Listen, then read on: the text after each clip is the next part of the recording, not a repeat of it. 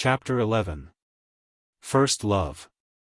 As Ursula passed from girlhood towards womanhood, gradually the cloud of self-responsibility gathered upon her. She became aware of herself, that she was a separate entity in the midst of an unseparated obscurity, that she must go somewhere, she must become something. And she was afraid, troubled. Why, oh why must one grow up, why must one inherit this heavy, numbing responsibility of living an undiscovered life?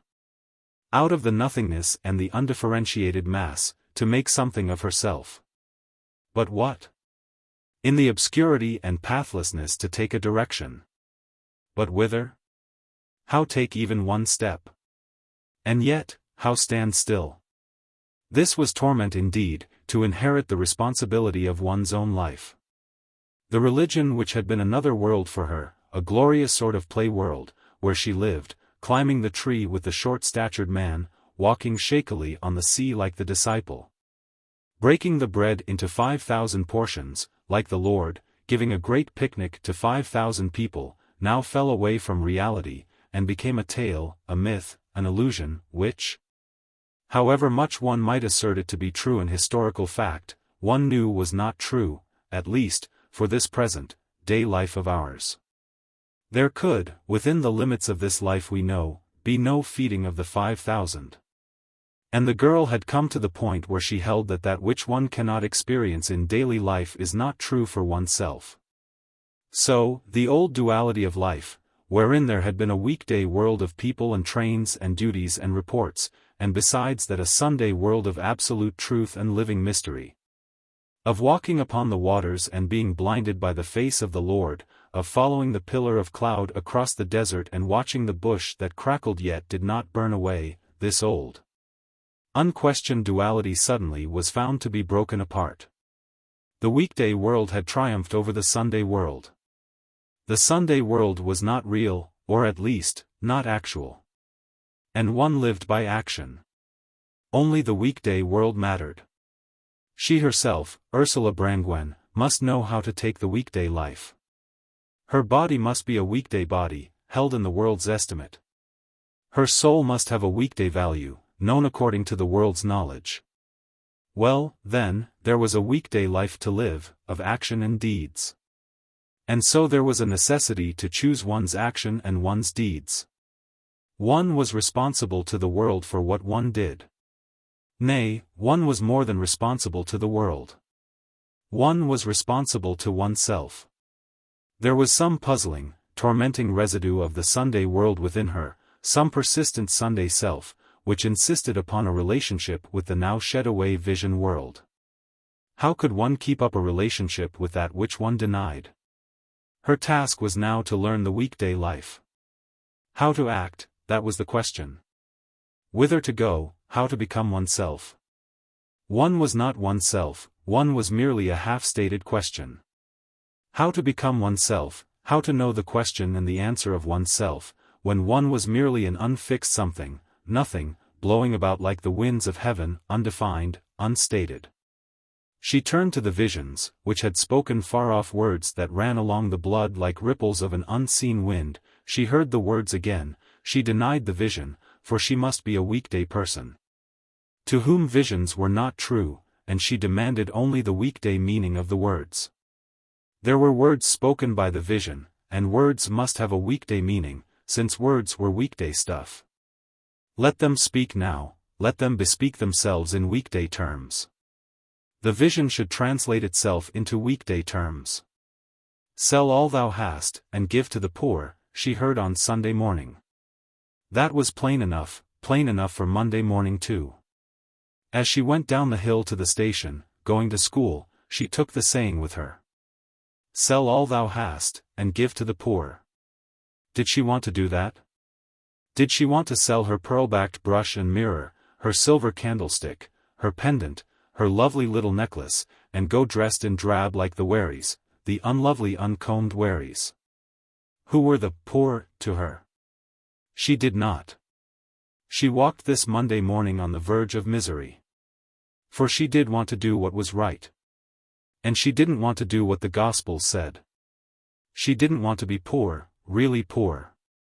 The thought was a horror to her, to live like the Wherries, so ugly, to be at the mercy of everybody. Sell that thou hast, and give to the poor. One could not do it in real life. How dreary and hopeless it made her. Nor could one turn the other cheek. Teresa slapped Ursula on the face. Ursula, in a mood of Christian humility, silently presented the other side of her face. Which Teresa, in exasperation at the challenge, also hit. Whereupon Ursula, with boiling heart, went meekly away. But anger, and deep, writhing shame tortured her, so she was not easy till she had again quarrelled with Teresa and had almost shaken her sister's head off. "That'll teach you," she said, grimly. And she went away, unchristian but clean. There was something unclean and degrading about this humble side of Christianity. Ursula suddenly revolted to the other extreme. "I hate the Wherries, and I wish they were dead. Why does my father leave us in the lurch like this, making us be poor and insignificant? Why is he not more? If we had a father as he ought to be, he would be Earl William Brangwen, and I should be the Lady Ursula. What right have I to be poor? Crawling along the lane like vermin? If I had my rights I should be seated on horseback in a green riding habit, and my groom would be behind me. And I should stop at the gates of the cottages, and inquire of the cottage woman who came out with a child in her arms, how did her husband, who had hurt his foot?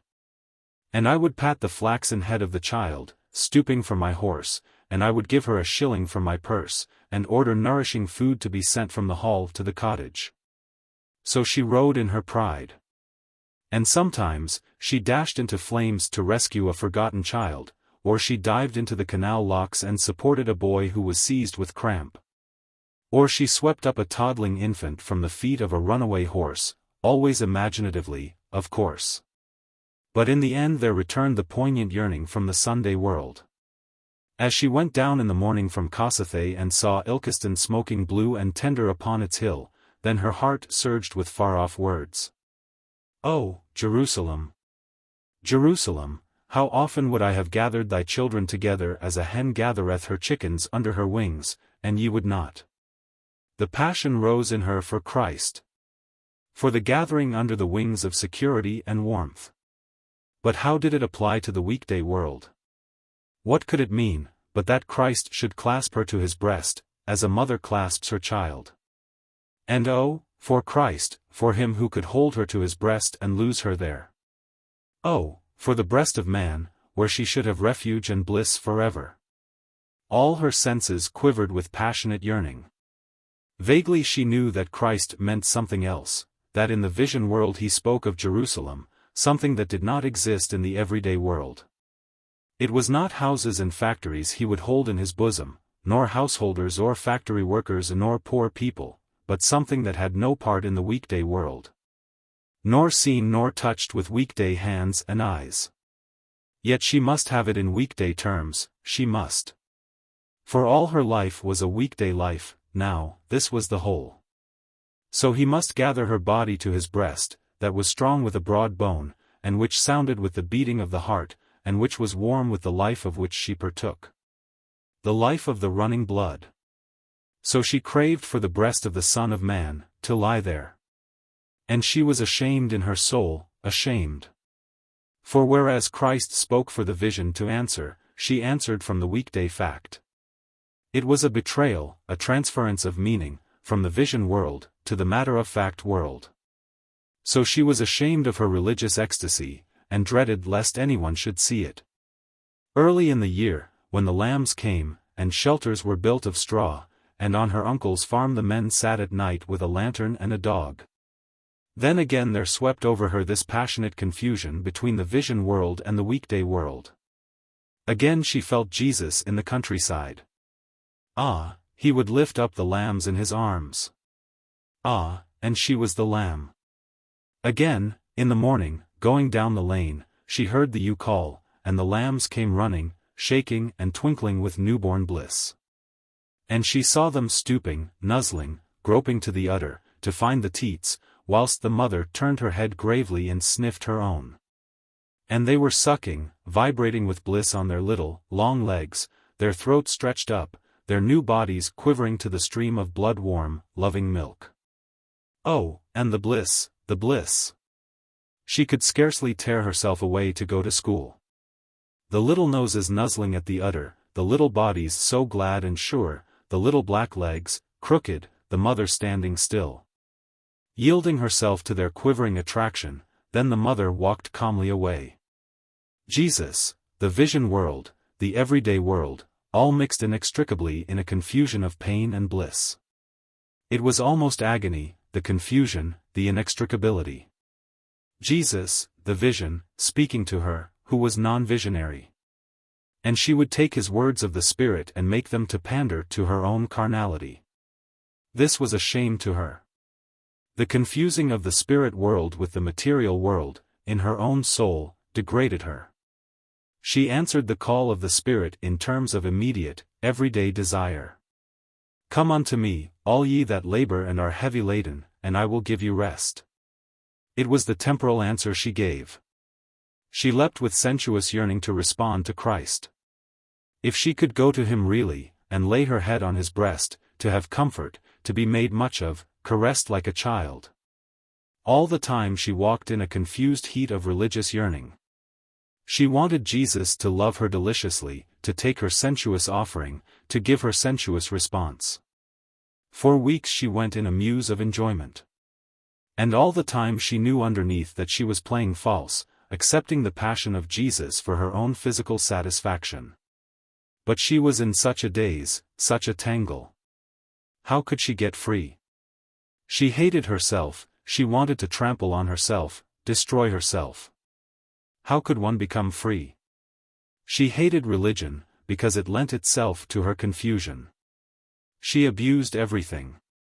She wanted to become hard, indifferent, brutally callous to everything but just the immediate need, the immediate satisfaction. To have a yearning towards Jesus, only that she might use him to pander to her own soft sensation, use him as a means of reacting upon herself, maddened her in the end. There was then no Jesus, no sentimentality. With all the bitter hatred of helplessness she hated sentimentality. At this period came the young Skrybensky. She was nearly 16 years old, a slim, smoldering girl, deeply reticent, yet lapsing into unreserved expansiveness now and then, when she seemed to give away her whole soul. But when in fact she only made another counterfeit of her soul for outward presentation. She was sensitive in the extreme, always tortured, always affecting a callous indifference to screen herself. She was at this time a nuisance on the face of the earth, with her spasmodic passion and her slumberous torment. She seemed to go with all her soul in her hands, yearning, to the other person. Yet all the while, deep at the bottom of her was a childish antagonism of distrust. She thought she loved everybody and believed in everybody. But because she could not love herself nor believe in herself, she mistrusted everybody with the mistrust of a serpent or a captured bird. Her starts of revulsion and hatred were more inevitable than her impulses of love. So she wrestled through her dark days of confusion, soulless, uncreated, unformed. One evening, as she was studying in the parlor, her head buried in her hands, she heard new voices in the kitchen speaking. At once, from its apathy, her excitable spirit started and strained to listen. It seemed to crouch, to lurk under cover, tense, glaring forth unwilling to be seen. There were two strange men's voices, one soft and candid, veiled with soft candor, the other veiled with easy mobility, running quickly.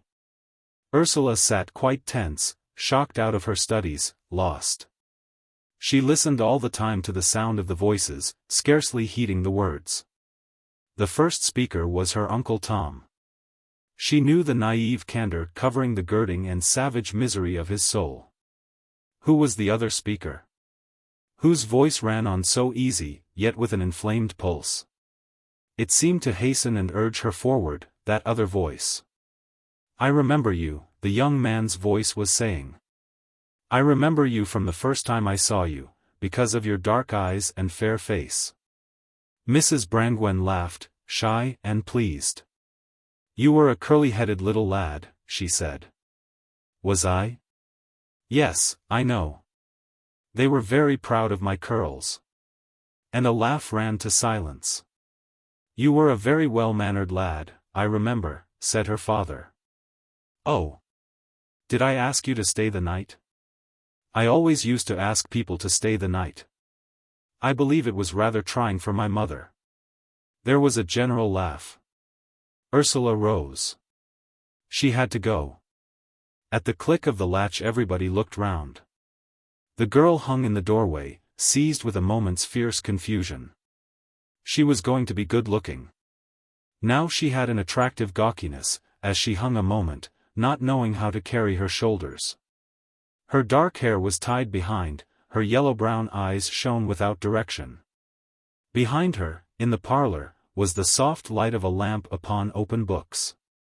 A superficial readiness took her to her Uncle Tom, who kissed her, greeting her with warmth, making a show of intimate possession of her. And at the same time leaving evident his own complete detachment. But she wanted to turn to the stranger. He was standing back a little, waiting. He was a young man with very clear grayish eyes that waited until they were called upon, before they took expression. Something in his self-possessed waiting moved her, and she broke into a confused, rather beautiful laugh as she gave him her hand, catching her breath like an excited child. His hand closed over hers very close, very near, he bowed, and his eyes were watching her with some attention. She felt proud, her spirit leapt to life. "You don't know Mr. Skrebensky, Ursula," came her Uncle Tom's intimate voice. She lifted her face with an impulsive flash to the stranger, as if to declare a knowledge, laughing her palpitating, excited laugh. His eyes became confused with roused lights, his detached attention changed to a readiness for her. He was a young man of 21, with a slender figure and soft brown hair brushed up on the German fashion straight from his brow. "Are you staying long?" she asked. "I've got a month's leave," he said, glancing at Tom Brangwen. "But I've various places I must go to, put in some time here and there." He brought her a strong sense of the outer world. It was as if she were set on a hill and could feel vaguely the whole world lying spread before her. "What have you a month's leave from?" she asked. "I'm in the engineers, in the army." "Oh!" she exclaimed, glad. "We're taking you away from your studies," said her Uncle Tom. "Oh, no," she replied quickly. Skrebensky laughed, young and inflammable. "She won't wait to be taken away," said her father. But that seemed clumsy. She wished he would leave her to say her own things. "Don't you like study?" asked Skrebensky, turning to her, putting the question from his own case. "I like some things," said Ursula. "I like Latin and French, and grammar." He watched her, and all his being seemed attentive to her, then he shook his head. "I don't," he said. "They say all the brains of the army are in the engineers. I think that's why I joined them, to get the credit of other people's brains." He said this quizzically and with chagrin. And she became alert to him. It interested her. Whether he had brains or not, he was interesting. His directness attracted her, his independent motion. She was aware of the movement of his life over against hers. "I don't think brains matter," she said. "What does matter then?" came her Uncle Tom's intimate, caressing, half-jeering voice. She turned to him. "It matters whether people have courage or not," she said. "Courage for what?" asked her uncle. "For everything."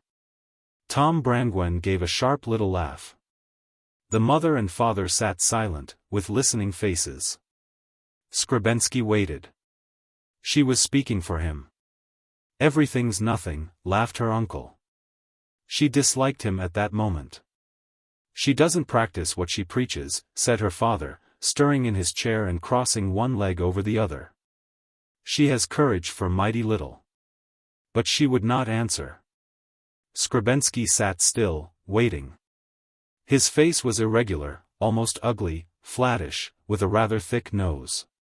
But his eyes were pellucid, strangely clear, his brown hair was soft and thick as silk, he had a slight mustache. His skin was fine, his figure slight, beautiful. Beside him, her Uncle Tom looked full-blown, her father seemed uncouth. Yet he reminded her of her father, only he was finer, and he seemed to be shining. And his face was almost ugly. He seemed simply acquiescent in the fact of his own being, as if he were beyond any change or question. He was himself. There was a sense of fatality about him that fascinated her. He made no effort to prove himself to other people. Let it be accepted for what it was, his own being. In its isolation it made no excuse or explanation for itself. So he seemed perfectly, even fatally established. He did not ask to be rendered before he could exist, before he could have relationship with another person. This attracted Ursula very much. She was so used to unsure people who took on a new being with every new influence. Her Uncle Tom was always more or less what the other person would have him. In consequence, one never knew the real Uncle Tom, only a fluid, unsatisfactory flux with a more or less consistent appearance. But, let Skrebensky do what he would, betray himself entirely, he betrayed himself always upon his own responsibility. He permitted no question about himself. He was irrevocable in his isolation. So Ursula thought him wonderful, he was so finely constituted, and so distinct, self-contained, self-supporting. This, she said to herself, was a gentleman, he had a nature like fate, the nature of an aristocrat. She laid hold of him at once for her dreams. Here was one such as those sons of God who saw the daughters of men, that they were fair. He was no son of Adam. Adam was servile. Had not Adam been driven cringing out of his native place, had not the human race been a beggar ever since, seeking its own being? But Anton Skrebensky could not beg. He was in possession of himself, of that, and no more. Other people could not really give him anything nor take anything from him. His soul stood alone. She knew that her mother and father acknowledged him. The house was changed. There had been a visit paid to the house. Once 3 angels stood in Abraham's doorway, and greeted him, and stayed and ate with him, leaving his household enriched forever when they went. The next day she went down to the marsh according to invitation. The 2 men were not come home. Then, looking through the window, she saw the dog-cart drive up, and Skrebensky leapt down. She saw him draw himself together, jump, laugh to her uncle, who was driving, then come towards her to the house. He was so spontaneous and revealed in his movements. He was isolated within his own clear, fine atmosphere, and as still as if fated. His resting in his own fate gave him an appearance of indolence, almost of languor. He made no exuberant movement. When he sat down, he seemed to go loose, languid. "We are a little late," he said. "Where have you been?" "We went to Derby to see a friend of my father's." "Who?" It was an adventure to her to put direct questions and get plain answers. She knew she might do it with this man. "Why, he is a clergyman too, he is my guardian, one of them." Ursula knew that Skrebensky was an orphan. "Where is really your home now?" she asked. "My home, I wonder. I am very fond of my Colonel Hepburn, then there are my aunts, but my real home, I suppose, is the army. Do you like being on your own?" His clear, greenish-gray eyes rested on her a moment, and, as he considered, he did not see her. "I suppose so," he said. "You see my father, well, he was never acclimatized here. He wanted, I don't know what he wanted, but it was a strain. And my mother, I always knew she was too good to me. I could feel her being too good to me, my mother. Then I went away to school so early. And I must say, the outside world was always more naturally a home to me than the vicarage, I don't know why." "Do you feel like a bird blown out of its own latitude?" she asked, using a phrase she had met. "No, no. I find everything very much as I like it." He seemed more and more to give her a sense of the vast world, a sense of distances and large masses of humanity. It drew her as a scent draws a bee from afar. But also it hurt her. It was summer, and she wore cotton frocks. The third time he saw her she had on a dress with fine blue and white stripes, with a white collar, and a large white hat. It suited her golden, warm complexion. "I like you best in that dress," he said, standing with his head slightly on one side, and appreciating her in a perceiving, critical fashion. She was thrilled with a new life. For the first time she was in love with a vision of herself. She saw as it were a fine little reflection of herself in his eyes. And she must act up to this, she must be beautiful. Her thoughts turned swiftly to clothes, her passion was to make a beautiful appearance. Her family looked on in amazement at the sudden transformation of Ursula. She became elegant, really elegant, in figured cotton frocks she made for herself, and hats she bent to her fancy. An inspiration was upon her. He sat with a sort of languor in her grandmother's rocking chair, rocking slowly, languidly, backward and forward, as Ursula talked to him. "You are not poor, are you?" she said. "Poor in money? I have about 150 a year of my own, so I am poor or rich, as you like. I am poor enough, in fact. But you will earn money? I shall have my pay, I have my pay now.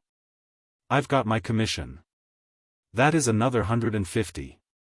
You will have more, though. I shan't have more than £200 a year for 10 years to come. I shall always be poor, if I have to live on my pay. Do you mind it? Being poor? Not now, not very much.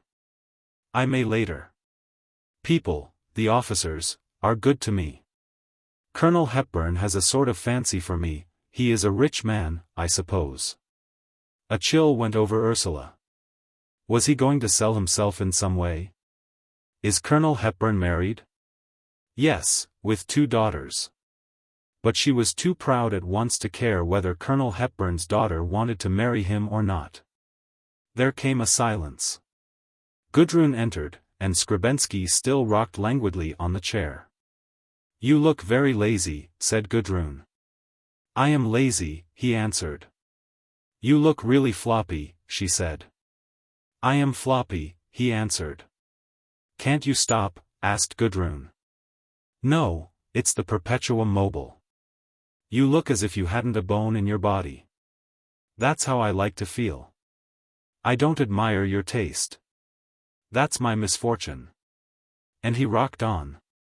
Gudrun seated herself behind him, and as he rocked back, she caught his hair between her finger and thumb, so that it tugged him as he swung forward again. He took no notice. There was only the sound of the rockers on the floor. In silence, like a crab, Gudrun caught a strand of his hair each time he rocked back. Ursula flushed, and sat in some pain. She saw the irritation gathering on his brow. At last he leapt up, suddenly, like a steel spring going off, and stood on the hearth-rug. "Damn it, why can't I rock?" he asked petulantly, fiercely. Ursula loved him for his sudden, steel-like start out of the languor. He stood on the hearth-rug fuming, his eyes gleaming with anger.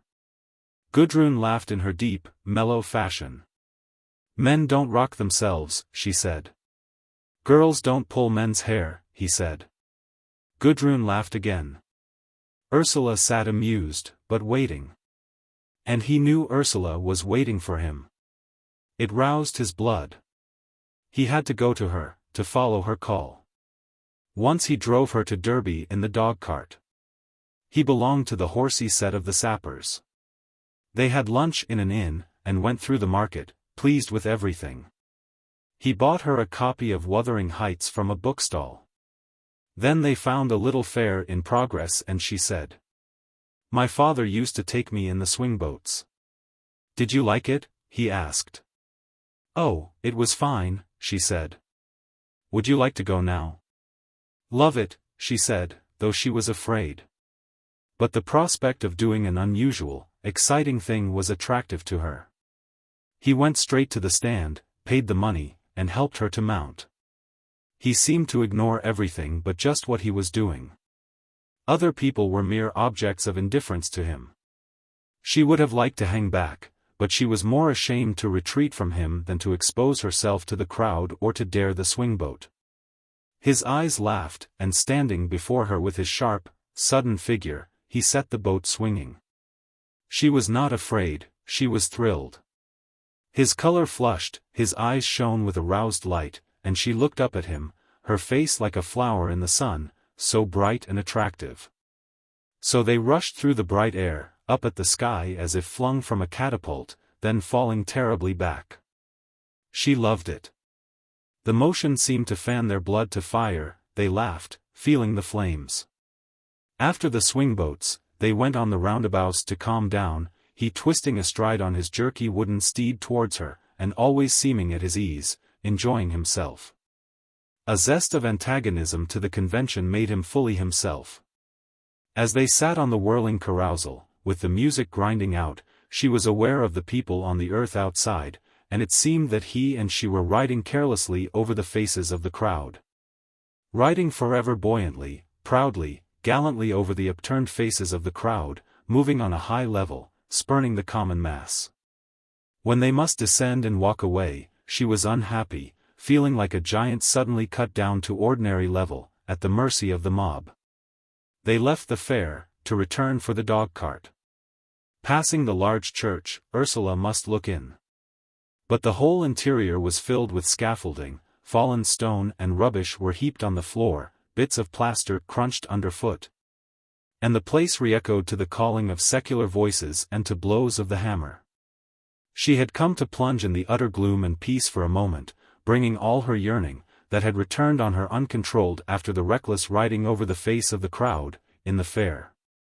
After pride, she wanted comfort, solace, for pride and scorn seemed to hurt her most of all.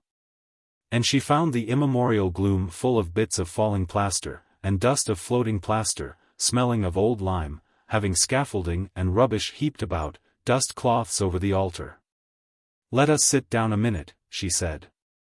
They sat unnoticed in the back pew, in the gloom, and she watched the dirty, disorderly work of bricklayers and plasterers. Workmen in heavy boots walking grinding down the aisles, calling out in a vulgar accent. "Hi, mate, has them corner Maldons come?" There were shouts of coarse answer from the roof of the church. The place echoed desolate. Skrebensky sat close to her. Everything seemed wonderful, if dreadful to her, the world tumbling into ruins, and she and he clambering unhurt, lawless over the face of it all. He sat close to her, touching her, and she was aware of his influence upon her. But she was glad. It excited her to feel the press of him upon her, as if his being were urging her to something. As they drove home, he sat near to her. And when he swayed to the cart, he swayed in a voluptuous, lingering way, against her, lingering as he swung away to recover balance. Without speaking, he took her hand across, under the wrap, and with his unseeing face lifted to the road, his soul intent, he began with his one hand to unfasten the buttons of her glove. To push back her glove from her hand, carefully laying bare her hand. And the close-working, instinctive subtlety of his fingers upon her hand sent the young girl mad with voluptuous delight. His hand was so wonderful, intent as a living creature skillfully pushing and manipulating in the dark underworld, removing her glove and laying bare her palm, her fingers.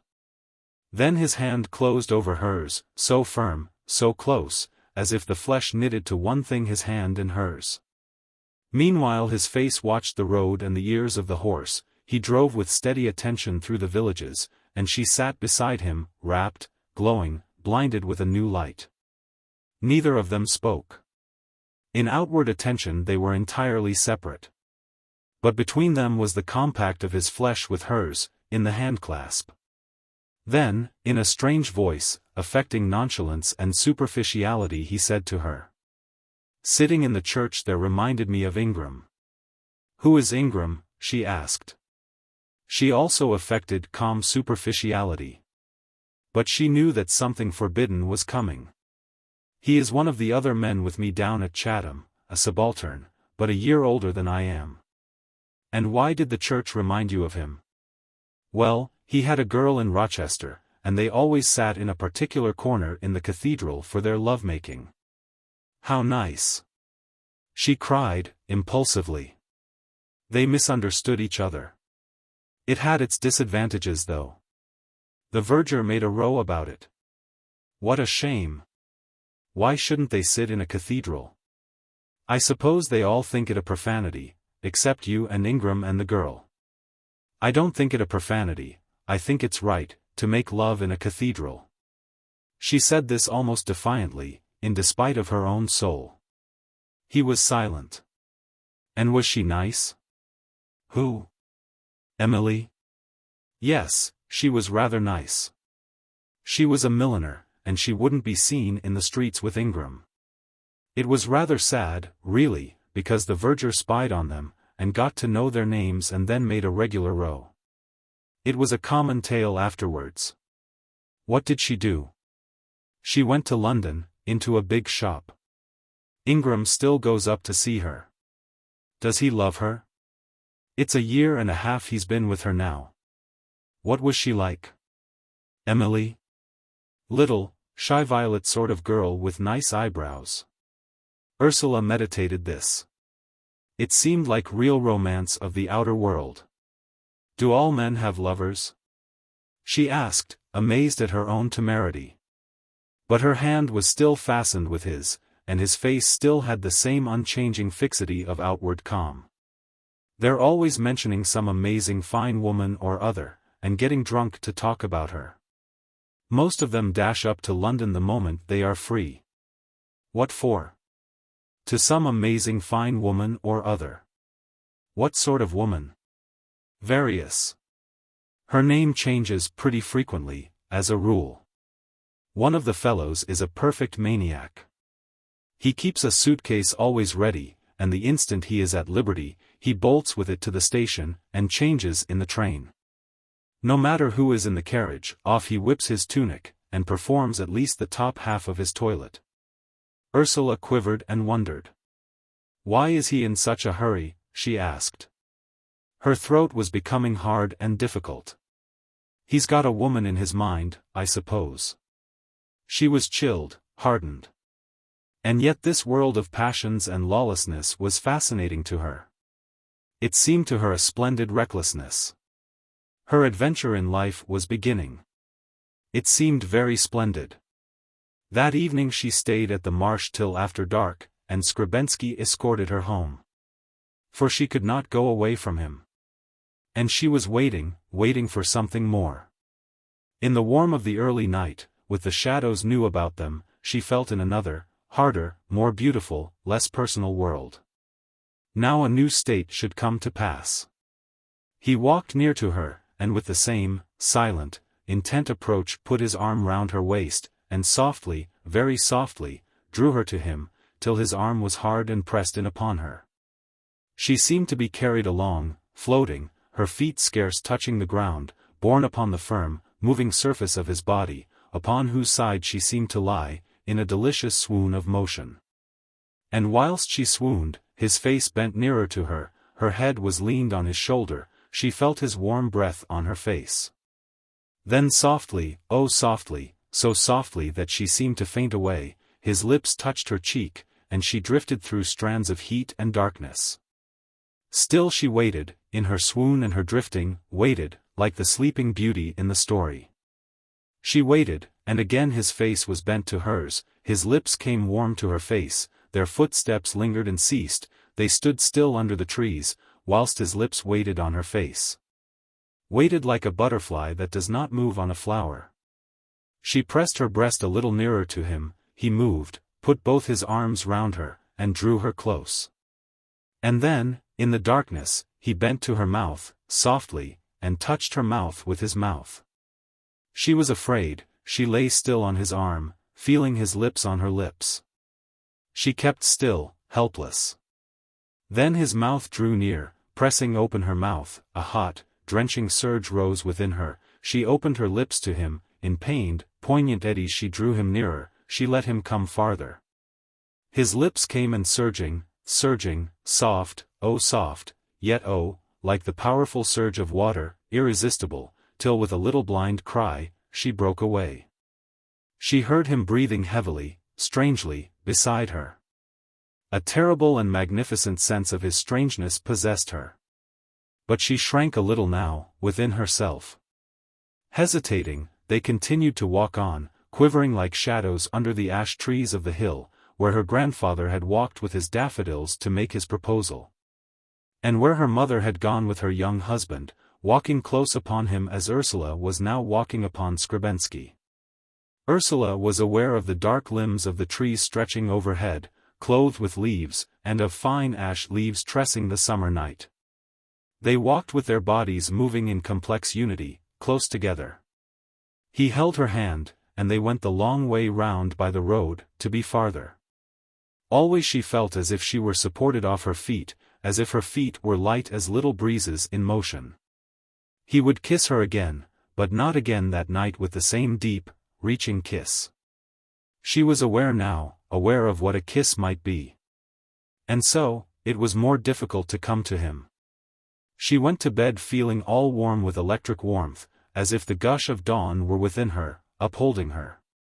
And she slept deeply, sweetly, oh, so sweetly. In the morning she felt sound as an ear of wheat, fragrant and firm and full. They continued to be lovers, in the first wondering state of unrealization. Ursula told nobody. She was entirely lost in her own world. Yet some strange affectation made her seek for a spurious confidence. She had at school a quiet, meditative, serious old friend called Ethel, and to Ethel must Ursula confide the story. Ethel listened absorbedly, with bowed, unbetraying head, whilst Ursula told her secret. Oh, it was so lovely, his gentle, delicate way of making love. Ursula talked like a practiced lover. "Do you think," asked Ursula, "it is wicked to let a man kiss you, real kisses, not flirting?" "I should think," said Ethel, "it depends. He kissed me under the ash trees on XIII Hill, do you think it was wrong?" "When?" "On Thursday night when he was seeing me home, but real kisses, real. He is an officer in the army."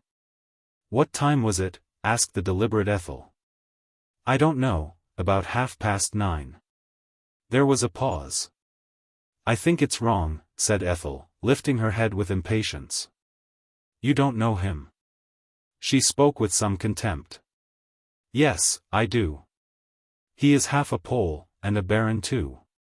In England he is equivalent to a lord. My grandmother was his father's friend.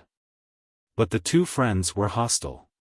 It was as if Ursula wanted to divide herself from her acquaintances, in asserting her connection with Anton, as she now called him. He came a good deal to XIII, because her mother was fond of him. Anna Brangwen became something of a grande dame with Skrebensky, very calm, taking things for granted. "Aren't the children in bed?" cried Ursula petulantly, as she came in with the young man. "They will be in bed in half an hour," said the mother. "There is no peace," cried Ursula. "The children must live, Ursula," said her mother. And Skrebensky was against Ursula in this. Why should she be so insistent? But then, as Ursula knew, he did not have the perpetual tyranny of young children about him. He treated her mother with great courtliness, to which Mrs. Brangwen returned an easy, friendly hospitality. Something pleased the girl in her mother's calm assumption of state. It seemed impossible to abate Mrs. Brangwen's position. She could never be beneath anyone in public relation. Between Brangwen and Skrebensky there was an unbridgeable silence. Sometimes the two men made a slight conversation, but there was no interchange. Ursula rejoiced to see her father retreating into himself against the young man. She was proud of Skrebensky in the house. His lounging, languorous indifference irritated her and yet cast a spell over her. She knew it was the outcome of a spirit of laissez-aller combined with profound young vitality. Yet it irritated her deeply. Notwithstanding, she was proud of him as he lounged in his lambent fashion in her home. He was so attentive and courteous to her mother and to herself all the time. It was wonderful to have his awareness in the room. She felt rich and augmented by it, as if she were the positive attraction and he the flow towards her. And his courtesy and his agreement might be all her mother's, but the lambent flicker of his body was for herself. She held it. She must ever prove her power. "I meant to show you my little woodcarving," she said. "I'm sure it's not worth showing, that," said her father. "Would you like to see it?" she asked, leaning towards the door. And his body had risen from the chair, though his face seemed to want to agree with her parents. "It is in the shed," she said. And he followed her out of the door, whatever his feelings might be. In the shed they played at kisses, really played at kisses. It was a delicious, exciting game. She turned to him, her face all laughing, like a challenge. And he accepted the challenge at once. He twined his hand full of her hair, and gently, with his hand wrapped round with hair behind her head, gradually brought her face nearer to his, whilst she laughed breathless with challenge. And his eyes gleamed with answer, with enjoyment of the game. And he kissed her, asserting his will over her, and she kissed him back, asserting her deliberate enjoyment of him. Daring and reckless and dangerous they knew it was, their game, each playing with fire, not with love. A sort of defiance of all the world possessed her in it, she would kiss him just because she wanted to. And a daredevilry in him, like a cynicism, a cut at everything he pretended to serve, retaliated in him. She was very beautiful then, so wide-opened, so radiant, so palpitating, exquisitely vulnerable and poignantly, wrongly, throwing herself to risk. It roused a sort of madness in him. Like a flower shaking and wide-opened in the sun, she tempted him and challenged him, and he accepted the challenge, something went fixed in him. And under all her laughing, poignant recklessness was the quiver of tears. That almost sent him mad, mad with desire, with pain, whose only issue was through possession of her body. So, shaken, afraid, they went back to her parents in the kitchen, and dissimulated. But something was roused in both of them that they could not now allay. It intensified and heightened their senses, they were more vivid, and powerful in their being.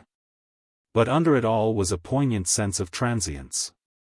It was a magnificent self-assertion on the part of both of them. He asserted himself before her, he felt himself infinitely male and infinitely irresistible, she asserted herself before him. She knew herself infinitely desirable, and hence infinitely strong. And after all, what could either of them get from such a passion but a sense of his or of her own maximum self, in contradistinction to all the rest of life? Wherein was something finite and sad, for the human soul at its maximum wants a sense of the infinite. Nevertheless, it was begun now, this passion, and must go on, the passion of Ursula to know her own maximum self, limited and so defined against him. She could limit and define herself against him, the male, she could be her maximum self, female, oh female, triumphant for one moment in exquisite assertion against the male. In supreme contradistinction to the male. The next afternoon, when he came, prowling, she went with him across to the church. Her father was gradually gathering in anger against him, her mother was hardening in anger against her. But the parents were naturally tolerant in action. They went together across the churchyard, Ursula and Skrebensky, and ran to hiding in the church. It was dimmer in there than the sunny afternoon outside, but the mellow glow among the bowed stone was very sweet. The windows burned in ruby and in blue, they made magnificent arras to their bower of secret stone. "What a perfect place for a rendezvous," he said, in a hushed voice, glancing round. She too glanced round the familiar interior. The dimness and stillness chilled her. But her eyes lit up with daring. Here she would assert her indomitable gorgeous female self, here she would open her female flower like a flame, in this dimness that was more passionate than light. They hung apart a moment, then willfully turned to each other for the desired contact. She put her arms round him, she cleaved her body to his, and with her hands pressed upon his shoulders, on his back, she seemed to feel right through him, to know his young, tense body right through. And it was so fine, so hard, yet so exquisitely subject and under her control. She reached him her mouth and drank his full kiss, drank it fuller and fuller. And it was so good, it was very, very good. She seemed to be filled with his kiss, filled as if she had drunk strong, glowing sunshine. She glowed all inside, the sunshine seemed to beat upon her heart underneath, she had drunk so beautifully. She drew away, and looked at him radiant, exquisitely, glowingly beautiful, and satisfied, but radiant as an illumined cloud. To him this was bitter, that she was so radiant and satisfied. She laughed upon him, blind to him, so full of her own bliss, never doubting but that he was the same as she was. And radiant as an angel she went with him out of the church, as if her feet were beams of light that walked on flowers for footsteps. He went beside her, his soul clenched, his body unsatisfied. Was she going to make this easy triumph over him? For him, there was now no self-bliss, only pain and confused anger. It was high summer, and the hay harvest was almost over. It would be finished on Saturday. On Saturday, however, Skrebensky was going away. He could not stay any longer. Having decided to go, he became very tender and loving to her, kissing her gently, with such soft, sweet, insidious closeness that they were both of them intoxicated. The very last Friday of his stay he met her coming out of school, and took her to tea in the town. Then he had a motor car to drive her home. Her excitement at riding in a motor car was greatest of all. He too was very proud of this last coup. He saw Ursula kindle and flare up to the romance of the situation. She raised her head like a young horse snuffing with wild delight. The car swerved round a corner, and Ursula was swung against Skrebensky. The contact made her aware of him. With a swift, foraging impulse she sought for his hand and clasped it in her own, so close, so combined, as if they were two children. The wind blew in on Ursula's face, the mud flew in a soft, wild rush from the wheels, the country was blackish-green, with the silver of new hay here and there, and masses of trees under a silver-gleaming sky. Her hand tightened on his with a new consciousness, troubled. They did not speak for some time, but sat, hand-fast, with averted, shining faces. And every now and then the car swung her against him. And they waited for the motion to bring them together. Yet they stared out of the windows, mute. She saw the familiar country racing by. But now, it was no familiar country, it was Wonderland. There was the hemlock stone standing on its grassy hill. Strange it looked on this wet, early summer evening, remote, in a magic land. Some rooks were flying out of the trees. Ah, if only she and Skrebensky could get out, dismount into this enchanted land where nobody had ever been before. Then they would be enchanted people, they would put off the dull, customary self. If she were wandering there, on that hill slope under a silvery, changing sky, in which many rooks melted like hurrying showers of blots. If they could walk past the wetted hay swaths, smelling the early evening, and pass into the wood where the honeysuckle scent was sweet on the cold tang in the air. And showers of drops fell when one brushed a bough, cold and lovely on the face. But she was here with him in the car, close to him, and the wind was rushing on her lifted, eager face, blowing back the hair. He turned and looked at her face clean as a chiseled thing, her hair chiseled back by the wind, her fine nose keen and lifted. It was agony to him, seeing her swift and clean-cut and virgin. He wanted to kill himself, and throw his detested carcass at her feet. His desire to turn round on himself and rend himself was an agony to him. Suddenly she glanced at him. He seemed to be crouching towards her, reaching, he seemed to wince between the brows. But instantly, seeing her lighted eyes and radiant face, his expression changed, his old reckless laugh shone to her. She pressed his hand in utter delight, and he abided. And suddenly she stooped and kissed his hand, bent her head and caught it to her mouth, in generous homage. And the blood burned in him. Yet he remained still, he made no move. She started. They were swinging into Kossuth. Skrebensky was going to leave her. But it was all so magic, her cup was so full of bright wine, her eyes could only shine. He tapped and spoke to the man. The car swung up by the yew trees. She gave him her hand and said goodbye, naive and brief as a schoolgirl. And she stood watching him go, her face shining. The fact of his driving on meant nothing to her, she was so filled by her own bright ecstasy. She did not see him go, for she was filled with light, which was of him. Bright with an amazing light as she was, how could she miss him? In her bedroom she threw her arms in the air in clear pain of magnificence. Oh, it was her transfiguration, she was beyond herself. She wanted to fling herself into all the hidden brightness of the air. It was there, if she could but meet it. But the next day she knew he had gone. Her glory had partly died down, but never from her memory. It was too real. Yet it was gone by, leaving a wistfulness.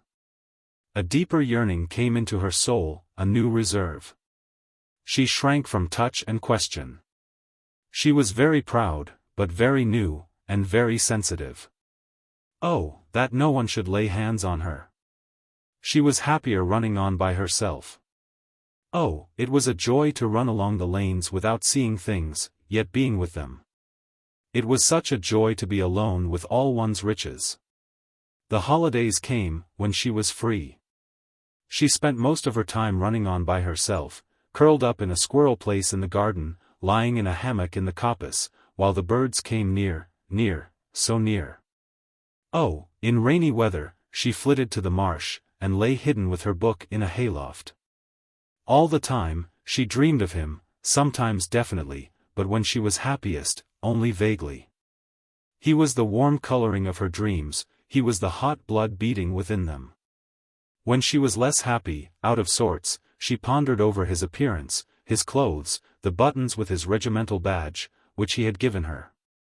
Or she tried to imagine his life in barracks. Or she conjured up a vision of herself as she appeared in his eyes. His birthday was in August, and she spent some pains on making him a cake. She felt that it would not be in good taste for her to give him a present. Their correspondence was brief, mostly an exchange of postcards, not at all frequent. But with her cake she must send him a letter. Dear Anton. The sunshine has come back specially for your birthday, I think. I made the cake myself, and wish you many happy returns of the day. Don't eat it if it is not good. Mother hopes you will come and see us when you are near enough. I am your sincere friend, Ursula Brangwen. It bored her to write a letter even to him. After all, writing words on paper had nothing to do with him and her. The fine weather had set in, the cutting machine went on from dawn till sunset, chattering round the fields. She heard from Skrebensky, he too was on duty in the country, on Salisbury Plain. He was now a second lieutenant in a field troop. He would have a few days off shortly, and would come to the marsh for the wedding. Fred Brangwen was going to marry a schoolmistress out of Ilkeston as soon as corn harvest was at an end. The dim blue and gold of a hot, sweet autumn saw the close of the corn harvest. To Ursula, it was as if the world had opened its softest purest flower, its chicory flower, its meadow saffron. The sky was blue and sweet, the yellow leaves down the lane seemed like free, wandering flowers as they chittered round the feet, making a keen, poignant, almost unbearable music to her heart. And the scents of autumn were like a summer madness to her. She fled away from the little, purple-red button chrysanthemums like a frightened dryad, the bright yellow little chrysanthemums smelled so strong, her feet seemed to dither in a drunken dance. Then her Uncle Tom appeared, always like the cynical Bacchus in the picture. He would have a jolly wedding, a harvest supper and a wedding feast in one, a tent in the home close, and a band for dancing, and a great feast out of doors. Fred demurred, but Tom must be satisfied. Also Laura, a handsome, clever girl, the bride, she also must have a great and jolly feast. It appealed to her educated sense. She had been to Salisbury Training College, knew folk songs and Morris dancing. So the preparations were begun, directed by Tom Brangwen. A marquee was set up on the home close, 2 large bonfires were prepared. Musicians were hired, feast made ready. Skrebensky was to come, arriving in the morning. Ursula had a new white dress of soft crepe, and a white hat. She liked to wear white. With her black hair and clear golden skin, she looked southern, or rather tropical, like a Creole. She wore no color whatsoever. She trembled that day as she appeared to go down to the wedding. She was to be a bridesmaid. Skrebensky would not arrive till afternoon. The wedding was at 2 o'clock. As the wedding party returned home, Skrebensky stood in the parlor at the Marsh. Through the window he saw Tom Brangwen, who was best man, coming up the garden path most elegant in cutaway coat and white slip and spats, with Ursula laughing on his arm. Tom Brangwen was handsome, with his womanish coloring and dark eyes and black close-cut mustache. But there was something subtly coarse and suggestive about him for all his beauty. His strange, bestial nostrils opened so hard and wide, and his well-shaped head almost disquieting in its nakedness, rather bald from the front, and all its soft fullness betrayed. Skrebensky saw the man rather than the woman. She saw only the slender, unchangeable youth waiting there inscrutable, like her fate. He was beyond her, with his loose, slightly horsey appearance, that made him seem very manly and foreign. Yet his face was smooth and soft and impressionable. She shook hands with him, and her voice was like the rousing of a bird startled by the dawn. "Isn't it nice," she cried, "to have a wedding?" There were bits of colored confetti lodged on her dark hair. Again the confusion came over him, as if he were losing himself and becoming all vague, undefined, inchoate. Yet he wanted to be hard, manly, horsey. And he followed her. There was a light tea, and the guests scattered. The real feast was for the evening. Ursula walked out with Skrebensky through the stackyard to the fields, and up the embankment to the canal side. The new corn stacks were big and golden as they went by. An army of white geese marched aside in braggart protest. Ursula was light as a white ball of down. Skrebensky drifted beside her, indefinite, his old form loosened, and another self, gray, vague, drifting out as from a bud. They talked lightly, of nothing. The blue way of the canal wound softly between the autumn hedges, on towards the greenness of a small hill. On the left was the whole black agitation of colliery and railway and the town which rose on its hill, the church tower topping all. The round white dot of the clock on the tower was distinct in the evening light. That way, Ursula felt, was the way to London, through the grim, alluring seethe of the town. On the other hand was the evening, mellow over the green water meadows and the winding alder trees beside the river, and the pale stretches of stubble beyond. There the evening glowed softly, and even a peewit was flapping in solitude and peace. Ursula and Anton Skrebensky walked along the ridge of the canal between. The berries on the hedges were crimson and bright red, above the leaves. The glow of evening and the wheeling of the solitary peewit and the faint cry of the birds came to meet the shuffling noise of the pits, the dark, fuming stress of the town opposite. And they too walked the blue strip of waterway, the ribbon of sky between. He was looking, Ursula thought, very beautiful, because of a flush of sunburn on his hands and face. He was telling her how he had learned to shoe horses and select cattle fit for killing. "Do you like to be a soldier?" she asked. "I am not exactly a soldier," he replied. "But you only do things for wars," she said. "Yes. Would you like to go to war?" Well, it would be exciting. If there were a war I would want to go." A strange, distracted feeling came over her, a sense of potent unrealities. "Why would you want to go?" "I should be doing something, it would be genuine. It's a sort of toy life as it is." "But what would you be doing if you went to war?" "I would be making railways or bridges, working like a nigger." "But you'd only make them to be pulled down again when the armies had done with them. It seems just as much a game." "If you call war a game." "What is it?" "It's about the most serious business there is, fighting." A sense of hard separateness came over her. "Why is fighting more serious than anything else?" she asked. "You either kill or get killed, and I suppose it is serious enough, killing.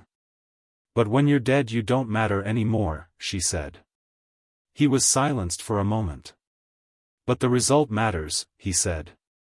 It matters whether we settle the Mahdi or not. Not to you, nor me, we don't care about Khartoum. You want to have room to live in, and somebody has to make room. But I don't want to live in the desert of Sahara, do you? She replied, laughing with antagonism.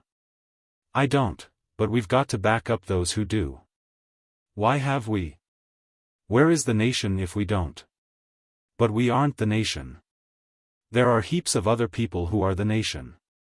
They might say they weren't either. Well, if everybody said it, there wouldn't be a nation. But I should still be myself, she asserted brilliantly. You wouldn't be yourself if there were no nation. Why not? Because you'd just be a prey to everybody and anybody. How a prey? They'd come and take everything you'd got. Well, they couldn't take much even then. I don't care what they take. I'd rather have a robber who carried me off than a millionaire who gave me everything you can buy. That's because you are a romanticist. Yes, I am. I want to be romantic. I hate houses that never go away, and people just living in the houses. It's all so stiff and stupid. I hate soldiers, they are stiff and wooden. What do you fight for, really? I would fight for the nation. For all that, you aren't the nation. What would you do for yourself?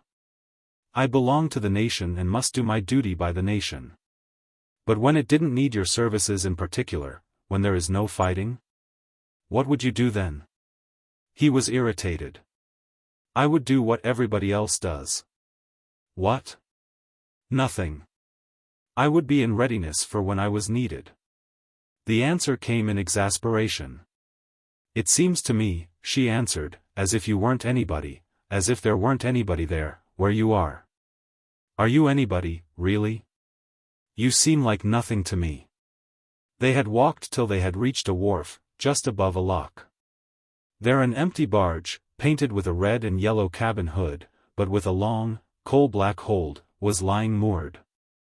A man, lean and grimy, was sitting on a box against the cabin side by the door, smoking, and nursing a baby that was wrapped in a drab shawl, and looking into the glow of evening. A woman bustled out, sent a pail dashing into the canal, drew her water, and bustled in again. Children's voices were heard. A thin blue smoke ascended from the cabin chimney, there was a smell of cooking. Ursula, white as a moth, lingered to look. Skrebensky lingered by her. The man glanced up. Good evening, he called, half impudent, half attracted. He had blue eyes which glanced impudently from his grimy face. Good evening, said Ursula, delighted. Isn't it nice now?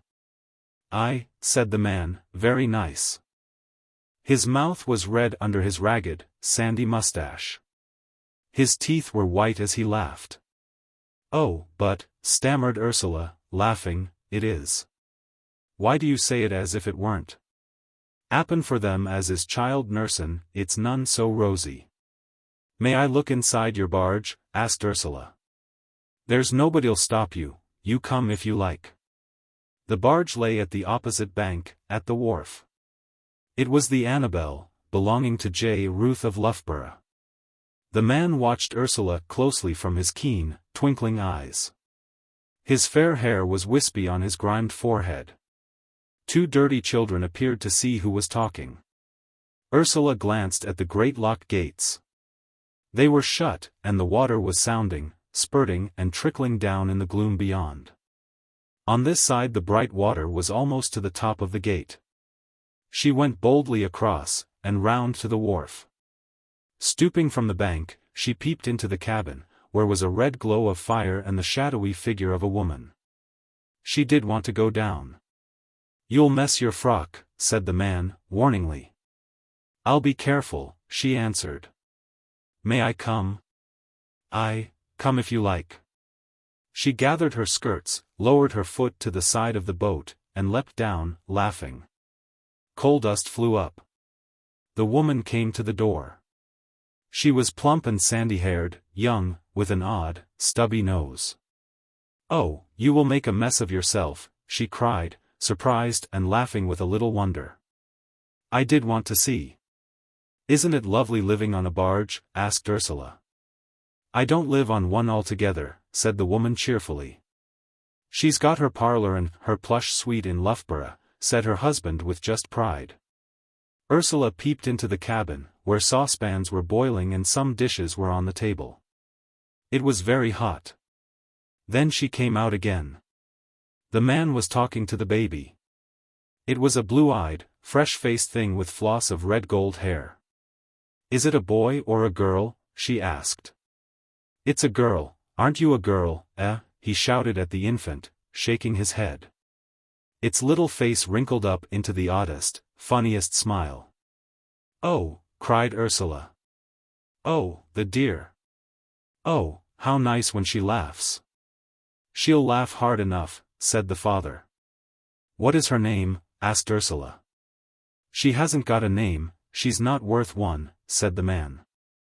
"Are you fag and oh nothing?" he shouted to the baby. The baby laughed. "No, we've been that busy, we've never took her to th registry office," came the woman's voice. "She was born on th boat here." "But you know what you're going to call her?" asked Ursula. "We did think of Gladys Emily," said the mother. "We thought of Nout th sort," said the father. "Hark at him. What do you want?" cried the mother in exasperation. "She'll be called Annabelle after th boat she was born on." "She's not, so there," said the mother, viciously defiant. The father sat in humorous malice, grinning. "Well, you'll see," he said. And Ursula could tell, by the woman's vibrating exasperation, that he would never give way. "They're all nice names," she said. "Call her Gladys Annabelle Emily." "Nay, that's heavy-laden, if you like," he answered. "You see," cried the woman. "He's that pig-headed. And she's so nice, and she laughs, and she hasn't even got a name," crooned Ursula to the child. "Let me hold her," she added. He yielded her the child, that smelt of babies. But it had such blue, wide, china-blue eyes, and it laughed so oddly, with such a taking grimace, Ursula loved it. She cooed and talked to it. It was such an odd, exciting child. "What's your name?" the man suddenly asked of her. "My name is Ursula, Ursula Brangwen," she replied. "Ursula," he exclaimed, dumbfounded. There was a Saint Ursula. "It's a very old name," she added hastily, in justification. "Hey, mother," he called. There was no answer. "Pem," he called, "can't why hear?" "What?" came the short answer. "What about, Ursula?" He grinned. "What about what?" came the answer, and the woman appeared in the doorway, ready for combat. "Ursula, it's the lass's name there," he said, gently. The woman looked the young girl up and down. Evidently she was attracted by her slim, graceful, new beauty, her effect of white elegance, and her tender way of holding the child. "Why, how do you write it?" the mother asked, awkward now she was touched. Ursula spelled out her name. The man looked at the woman. A bright, confused flush came over the mother's face, a sort of luminous shyness. "It's not a common name, is it?" she exclaimed, excited as by an adventure. "Are you goin' to have it then?" he asked. "I'd rather have it than Annabelle," she said, decisively. "And I'd rather have it than Gladys Emler," he replied. There was a silence. Ursula looked up. "Will you really call her Ursula?" she asked. "Ursula Ruth," replied the man, laughing vainly, as pleased as if he had found something. It was now Ursula's turn to be confused. "It does sound awfully nice," she said. "I must give her something. And I haven't got anything at all." She stood in her white dress, wondering, down there in the barge. The lean man sitting near to her watched her as if she were a strange being, as if she lit up his face. His eyes smiled on her, boldly, and yet with exceeding admiration underneath. "Could I give her my necklace?" she said. It was the little necklace made of pieces of amethyst and topaz and pearl and crystal, strung at intervals on a little golden chain, which her Uncle Tom had given her. She was very fond of it. She looked at it lovingly, when she had taken it from her neck. "Is it valuable?" the man asked her, curiously. "I think so," she replied.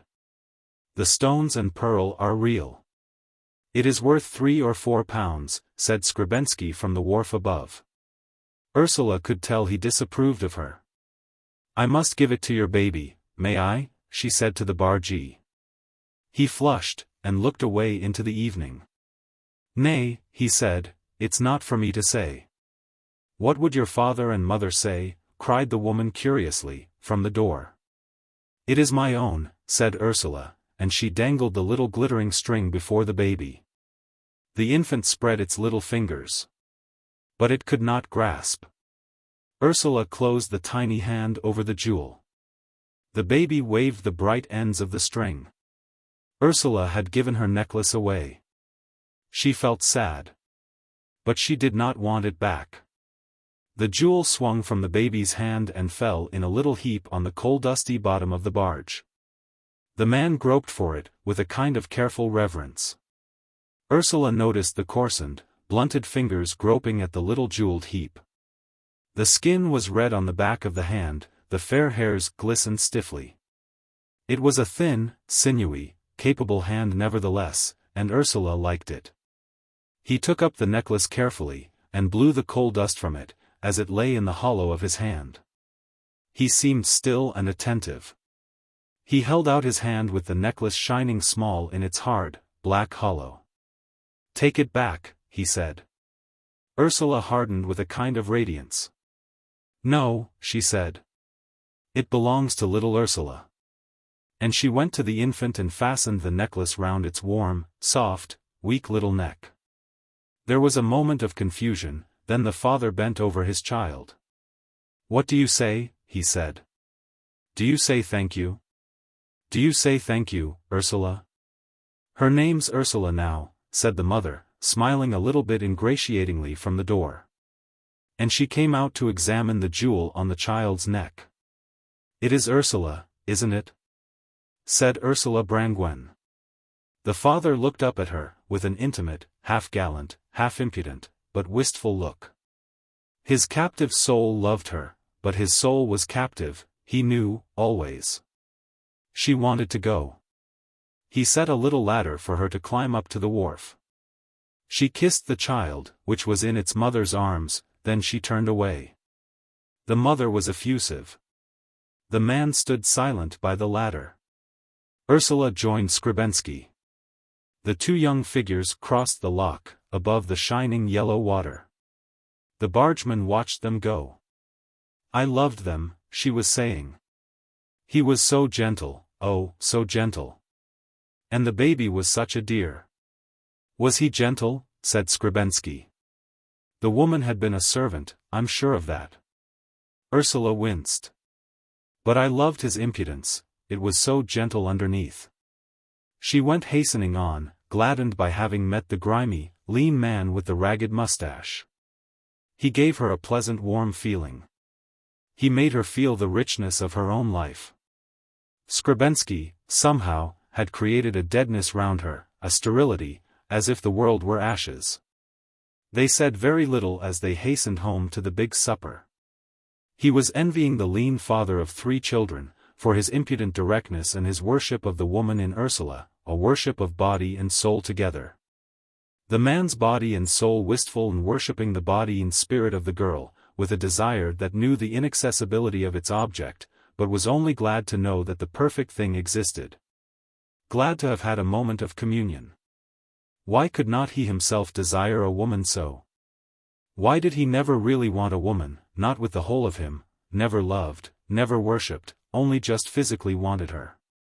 But he would want her with his body, let his soul do as it would. A kind of flame of physical desire was gradually beating up in the marsh, kindled by Tom Brangwen, and by the fact of the wedding of Fred, the shy, fair, stiff-set farmer with the handsome half-educated girl. Tom Brangwen, with all his secret power, seemed to fan the flame that was rising. The bride was strongly attracted by him, and he was exerting his influence on another beautiful, fair girl, chill and burning as the sea, who said witty things which he appreciated, making her glint with more, like phosphorescence. And her greenish eyes seemed to rock a secret, and her hands like mother of pearl seemed luminous, transparent, as if the secret were burning visible in them. At the end of supper, during dessert, the music began to play, violins, and flutes. Everybody's face was lit up. A glow of excitement prevailed. When the little speeches were over, and the port remained unreached for any more, those who wished were invited out to the open for coffee. The night was warm. Bright stars were shining, the moon was not yet up. And under the stars burned two great, red, flameless fires, and round these lights and lanterns hung, the marquee stood open before a fire, with its lights inside. The young people flocked out into the mysterious night. There was sound of laughter and voices, and a scent of coffee. The farm buildings loomed dark in the background. Figures, pale and dark, flitted about, intermingling.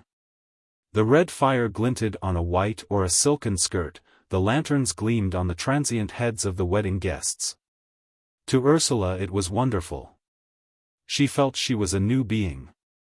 The darkness seemed to breathe like the sides of some great beast, the haystacks loomed half-revealed, a crowd of them, a dark, fecund lair just behind. Waves of delirious darkness ran through her soul. She wanted to let go. She wanted to reach and be amongst the flashing stars, she wanted to race with her feet and be beyond the confines of this earth. She was mad to be gone. It was as if a hound were straining on the leash, ready to hurl itself after a nameless quarry into the dark.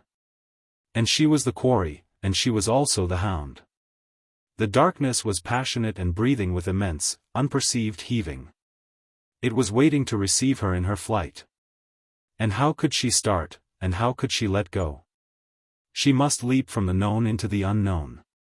Her feet and hands beat like a madness, her breast strained as if in bonds. The music began, and the bonds began to slip.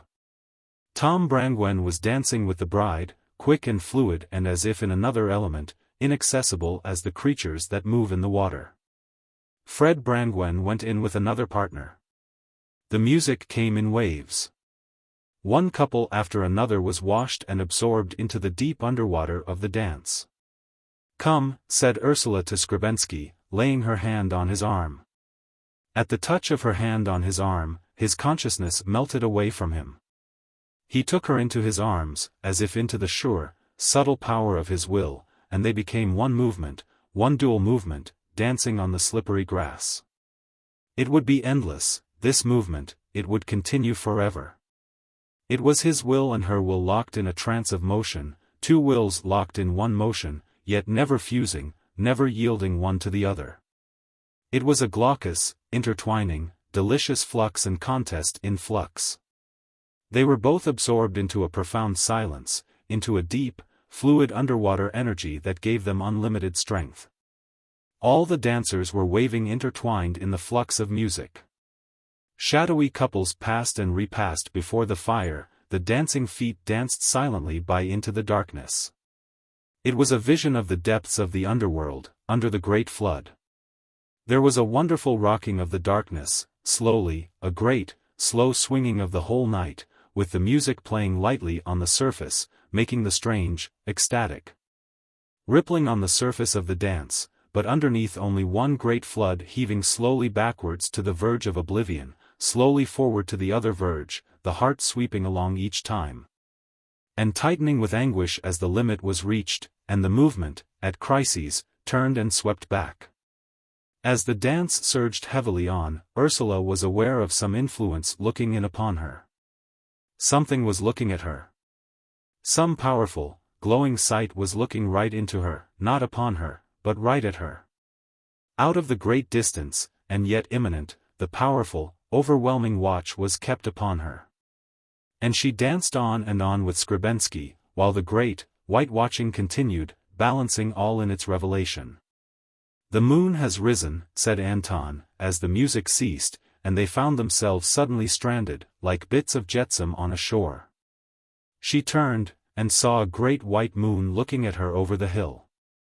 And her breast opened to it, she was cleaved like a transparent jewel to its light. She stood filled with the full moon, offering herself. Her two breasts opened to make way for it, her body opened wide like a quivering anemone, a soft, dilated invitation touched by the moon. She wanted the moon to fill into her, she wanted more communion with the moon, consummation. But Skrebensky put his arm round her, and led her away. He put a big, dark cloak round her, and sat holding her hand, whilst the moonlight streamed above the glowing fires. She was not there. Patiently she sat, under the cloak, with Skrebensky holding her hand.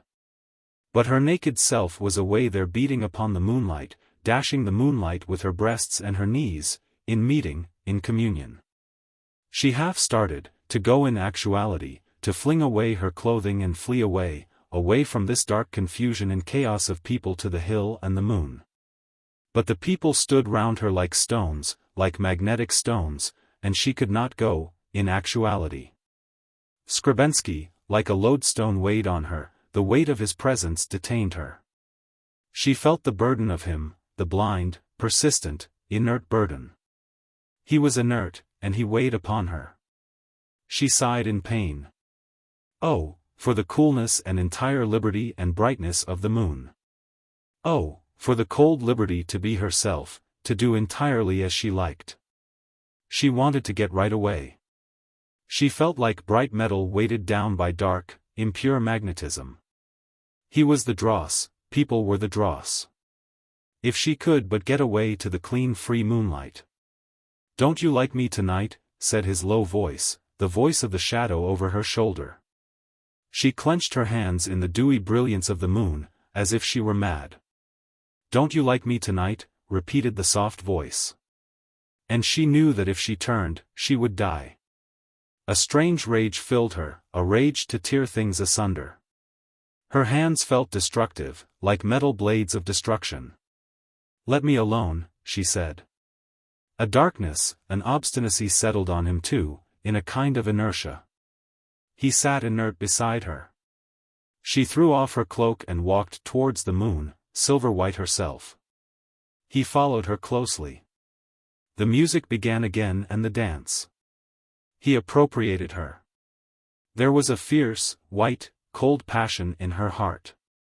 But he held her close, and danced with her. Always present, like a soft weight upon her, bearing her down, was his body against her as they danced. He held her very close, so that she could feel his body, the weight of him sinking, settling upon her, overcoming her life and energy, making her inert along with him. She felt his hands pressing behind her, upon her. But still in her body was the subdued, cold, indomitable passion. She liked the dance, it eased her, put her into a sort of trance. But it was only a kind of waiting, of using up the time that intervened between her and her pure being. She left herself against him, she let him exert all his power over her, to bear her down. She received all the force of his power. She even wished he might overcome her. She was cold and unmoved as a pillar of salt. His will was set and straining with all its tension to encompass him and compel her. If he could only compel her. He seemed to be annihilated. She was cold and hard and compact of brilliance as the moon itself, and beyond him as the moonlight was beyond him, never to be grasped or known. If he could only set a bond round her and compel her. So they danced 4 or 5 dances, always together, always his will becoming more tense, his body more subtle, playing upon her. And still he had not got her, she was hard and bright as ever, intact. But he must weave himself round her, enclose her in a net of shadow, of darkness, so she would be like a bright creature gleaming in a net of shadows, caught. Then he would have her, he would enjoy her. How he would enjoy her, when she was caught. At last, when the dance was over, she would not sit down, she walked away. He came with his arm round her, keeping her upon the movement of his walking. And she seemed to agree. She was bright as a piece of moonlight, as bright as a steel blade. He seemed to be clasping a blade that hurt him. Yet he would clasp her, if it killed him. They went towards the stackyard. There he saw, with something like terror, the great new stacks of corn glistening and gleaming, transfigured, silvery and present under the night blue sky, throwing dark, substantial shadows. But themselves majestic and dimly present. She, like glimmering gossamer, seemed to burn among them, as they rose like cold fires to the silvery bluish air. All was intangible, a burning of cold, glimmering, whitish steely fires. He was afraid of the great moon conflagration of the corn stacks rising above him. His heart grew smaller, it began to fuse like a bead. He knew he would die. She stood for some moments out in the overwhelming luminosity of the moon. She seemed a beam of gleaming power. She was afraid of what she was. Looking at him, at his shadowy, unreal, wavering presence, a sudden lust seized her, to lay hold of him and tear him and make him into nothing. Her hands and wrists felt immeasurably hard and strong, like blades. He waited there beside her like a shadow which she wanted to dissipate, destroy as the moonlight destroys a darkness, annihilate, have done with. She looked at him and her face gleamed bright and inspired. She tempted him. And an obstinacy in him made him put his arm round her and draw her to the shadow.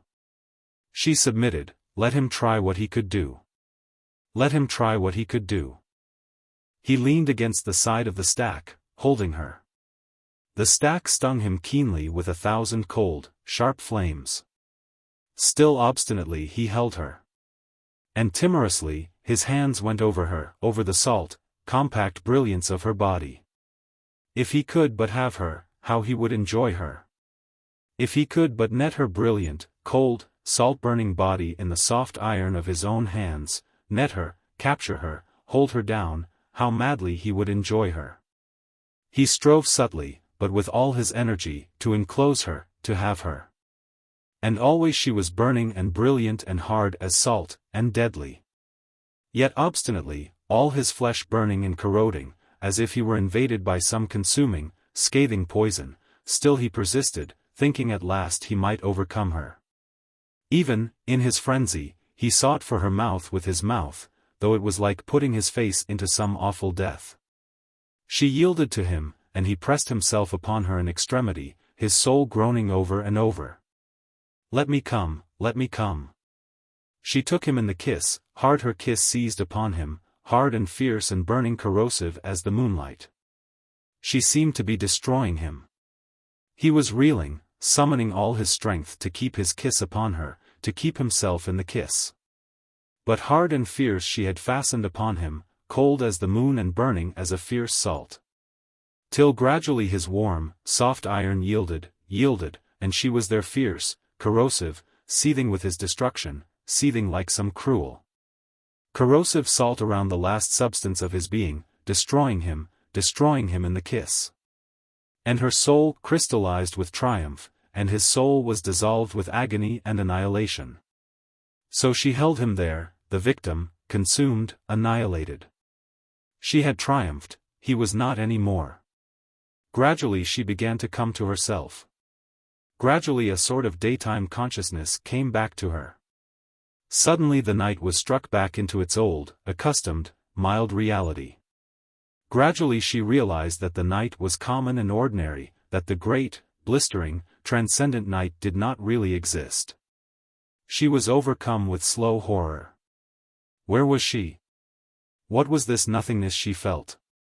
The nothingness was Skrebensky. Was he really there? Who was he? He was silent, he was not there. What had happened? Had she been mad? What horrible thing had possessed her? She was filled with overpowering fear of herself, overpowering desire that it should not be, that other burning, corrosive self. She was seized with a frenzied desire that what had been should never be remembered, never be thought of, never be for one moment allowed possible. She denied it with all her might. With all her might she turned away from it. She was good, she was loving. Her heart was warm, her blood was dark and warm and soft. She laid her hand caressively on Anton's shoulder. "Isn't it lovely?" she said, softly, coaxingly, caressingly. And she began to caress him to life again. For he was dead. And she intended that he should never know, never become aware of what had been. She would bring him back from the dead without leaving him one trace of fact to remember his annihilation by. She exerted all her ordinary, warm self, she touched him, she did him homage of loving awareness. And gradually he came back to her, another man. She was soft and winning and caressing. She was his servant, his adoring slave. And she restored the whole shell of him. She restored the whole form and figure of him. But the core was gone. His pride was bolstered up, his blood ran once more in pride. But there was no core to him, as a distinct male he had no core. His triumphant, flaming, overweening heart of the intrinsic male would never beat again. He would be subject now, reciprocal, never the indomitable thing with a core of overweening, unabatable fire. She had abetted that fire, she had broken him. But she caressed him. She would not have him remember what had been. She would not remember herself. "Kiss me, Anton, kiss me," she pleaded. He kissed her, but she knew he could not touch her. His arms were round her, but they had not got her. She could feel his mouth upon her, but she was not at all compelled by it. "Kiss me," she whispered, in acute distress, "kiss me." And he kissed her as she bade him, but his heart was hollow. She took his kisses, outwardly. But her soul was empty and finished. Looking away, she saw the delicate glint of oats dangling from the side of the stack, in the moonlight, something proud and royal, and quite impersonal. She had been proud with them, where they were, she had been also. But in this temporary warm world of the commonplace, she was a kind, good girl. She reached out yearningly for goodness and affection. She wanted to be kind and good. They went home through the night that was all pale and glowing around, with shadows and glimmerings and presences. Distinctly, she saw the flowers in the hedge bottoms, she saw the thin, raked sheaves flung white upon the thorny hedge. How beautiful it was. She thought with anguish how wildly happy she was tonight, since he had kissed her. But as he walked with his arm round her waist, she turned with a great offering of herself to the night that glistened tremendous, a magnificent godly moon white and candid as a bridegroom. Flowers silvery and transformed filling up the shadows. He kissed her again, under the yew trees at home, and she left him. She ran from the intrusion of her parents at home, to her bedroom, where, looking out on the moonlit country, she stretched up her arms, hard, in bliss, agony offering herself to the blonde, debonair presence of the night. But there was a wound of sorrow, she had hurt herself, as if she had bruised herself, in annihilating him. She covered up her two young breasts with her hands, covering them to herself. And covering herself with herself, she crouched in bed, to sleep. In the morning the sun shone, she got up strong and dancing. Skrebensky was still at the marsh. He was coming to church. How lovely, how amazing life was. On the fresh Sunday morning she went out to the garden, among the yellows and the deep vibrating reds of autumn, she smelled the earth and felt the gossamer. The cornfields across the country were pale and unreal, everywhere was the intense silence of the Sunday morning, filled with unacquainted noises. She smelled the body of the earth, it seemed to stir its powerful flank beneath her as she stood. In the bluish air came the powerful exudation, the peace was the peace of strong, exhausted breathing. The reds and yellows and the white gleam of stubble were the quivers and motion of the last subsiding transports and clear bliss of fulfillment. The church bells were ringing when he came. She looked up in keen anticipation at his entry. But he was troubled and his pride was hurt. He seemed very much clothed, she was conscious of his tailored suit. "Wasn't it lovely last night?" she whispered to him.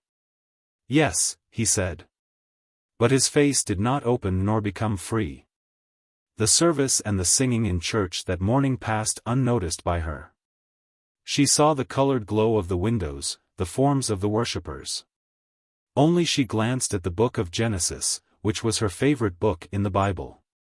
And God blessed Noah and his sons, and said unto them, Be fruitful and multiply and replenish the earth.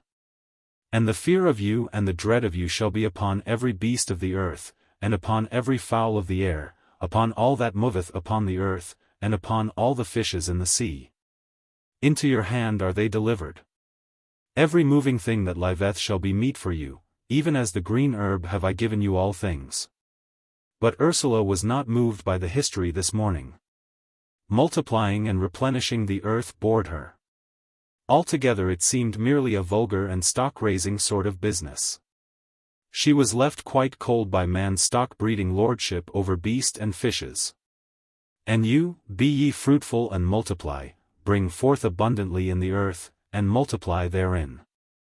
In her soul she mocked at this multiplication, every cow becoming 2 cows, every turnip 10 turnips.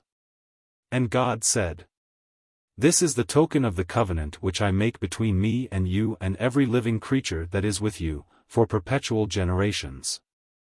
I do set my bow in the cloud, and it shall be a token of a covenant between me and the earth. And it shall come to pass, when I bring a cloud over the earth, that a bow shall be seen in the cloud. And I will remember my covenant, which is between me and you and every living creature of all flesh, and the waters shall no more become a flood to destroy all flesh. Destroy all flesh, why, flesh, in particular? Who was this Lord of flesh? After all, how big was the flood? Perhaps a few dryads and fauns had just run into the hills and the farther valleys and woods, frightened, but most had gone on blithely unaware of any flood at all. Unless the nymphs should tell them.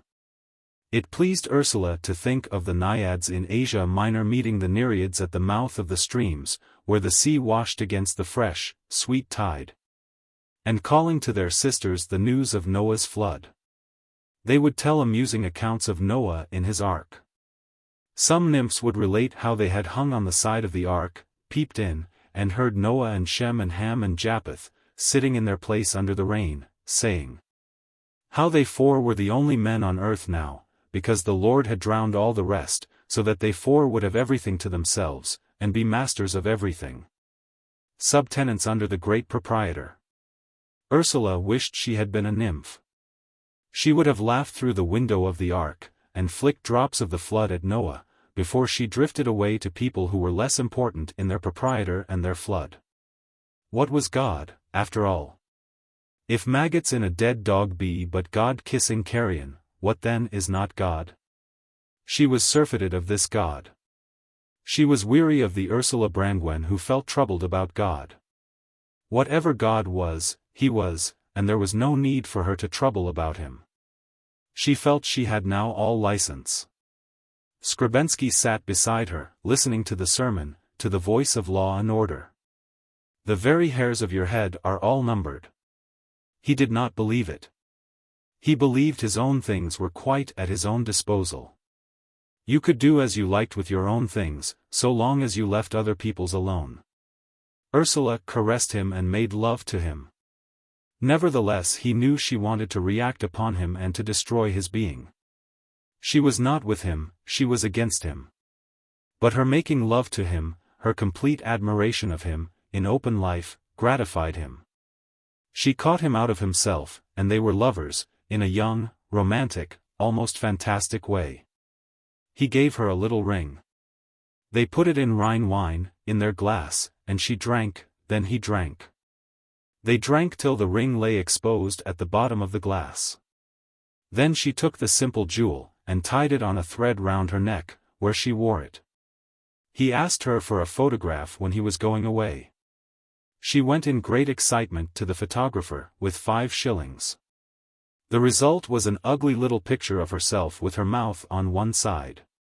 She wondered over it and admired it. He saw only the live face of the girl. The picture hurt him. He kept it, he always remembered it, but he could scarcely bear to see it.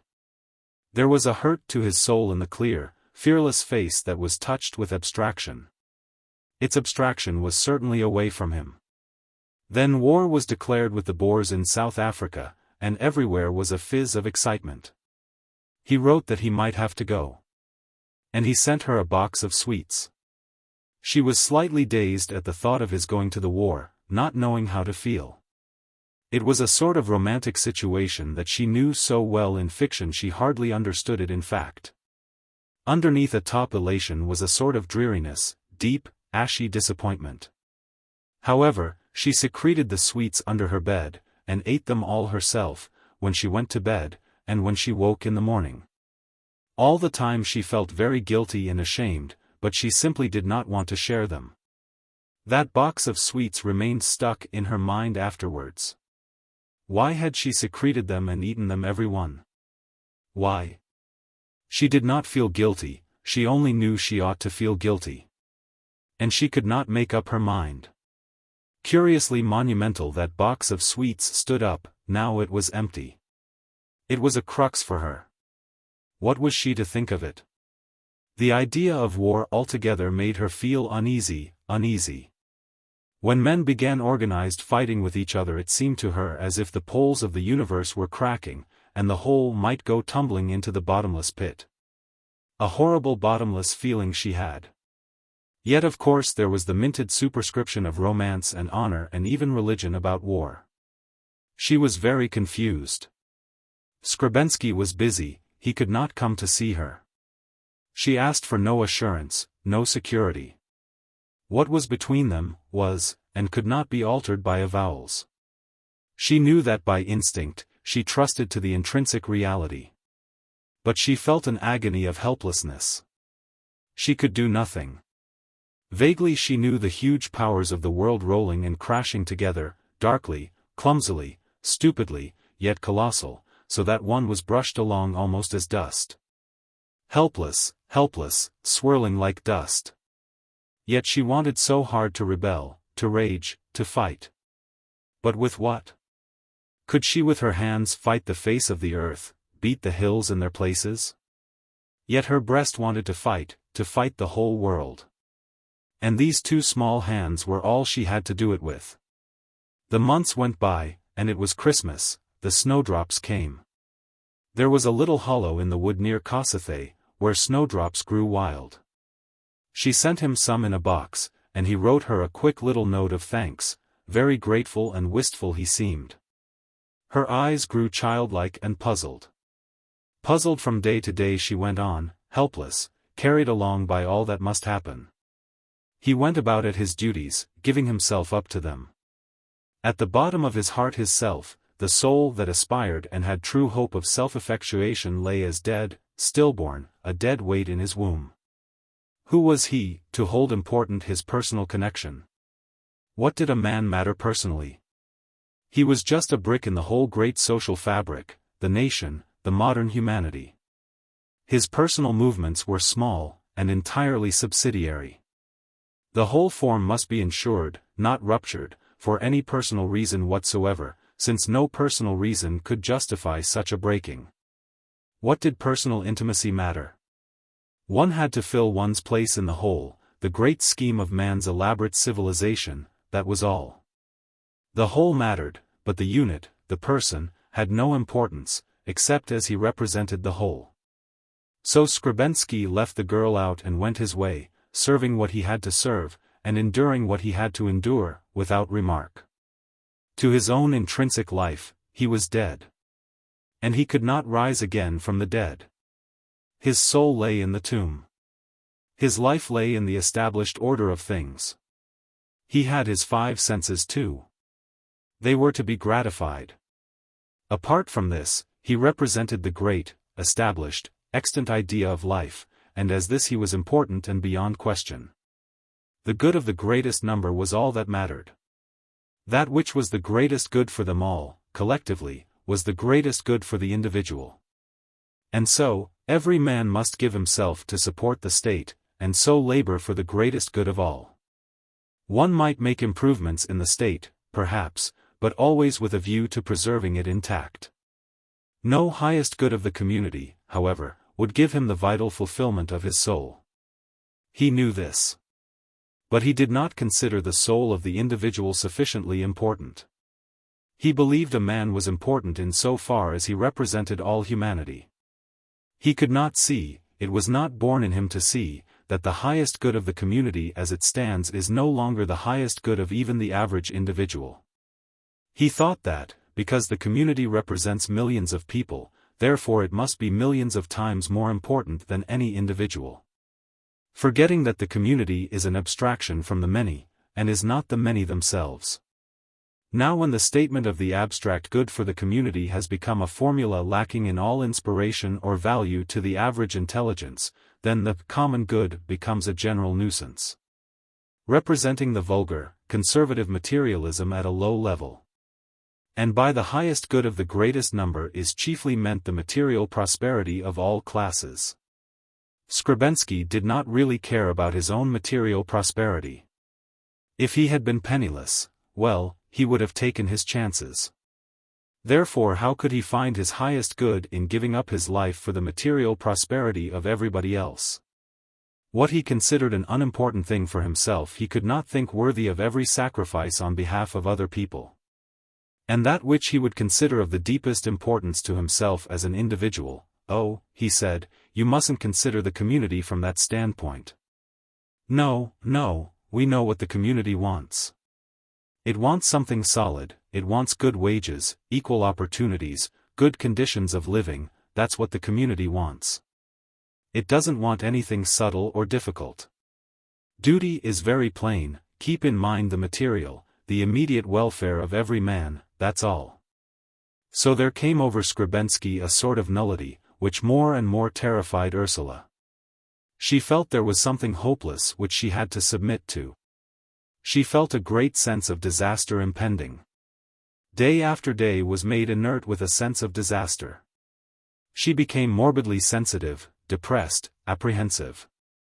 It was anguish to her when she saw one rook slowly flapping in the sky. That was a sign of ill omen. And the foreboding became so black and so powerful in her, that she was almost extinguished. Yet what was the matter? At the worst he was only going away. Why did she mind, what was it she feared? She did not know. Only she had a black dread possessing her. When she went at night and saw the big, flashing stars they seemed terrible, by day she was always expecting some charge to be made against her. He wrote in March to say that he was going to South Africa in a short time, but before he went, he would snatch a day at the marsh. As if in a painful dream, she waited suspended, unresolved. She did not know, she could not understand.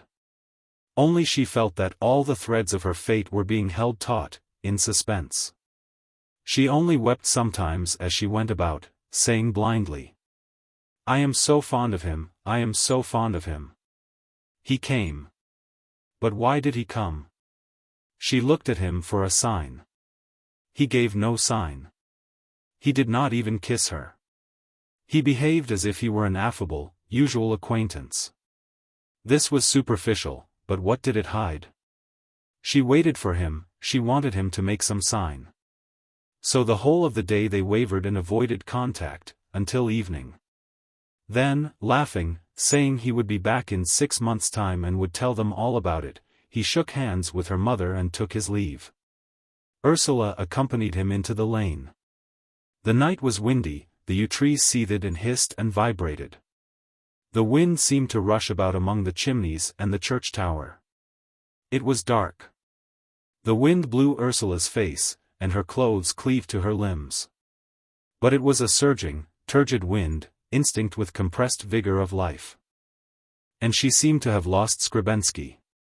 Out there in the strong, urgent night she could not find him. "Where are you?" she asked. "Here," came his bodiless voice. And groping, she touched him. A fire like lightning drenched them. "Anton," she said. "What?" he answered. She held him with her hands in the darkness, she felt his body again with hers. "Don't leave me, come back to me," she said. "Yes," he said, holding her in his arms. But the male in him was scotched by the knowledge that she was not under his spell nor his influence. He wanted to go away from her. He rested in the knowledge that tomorrow he was going away, his life was really elsewhere. His life was elsewhere, his life was elsewhere, the center of his life was not what she would have. She was different, there was a breach between them.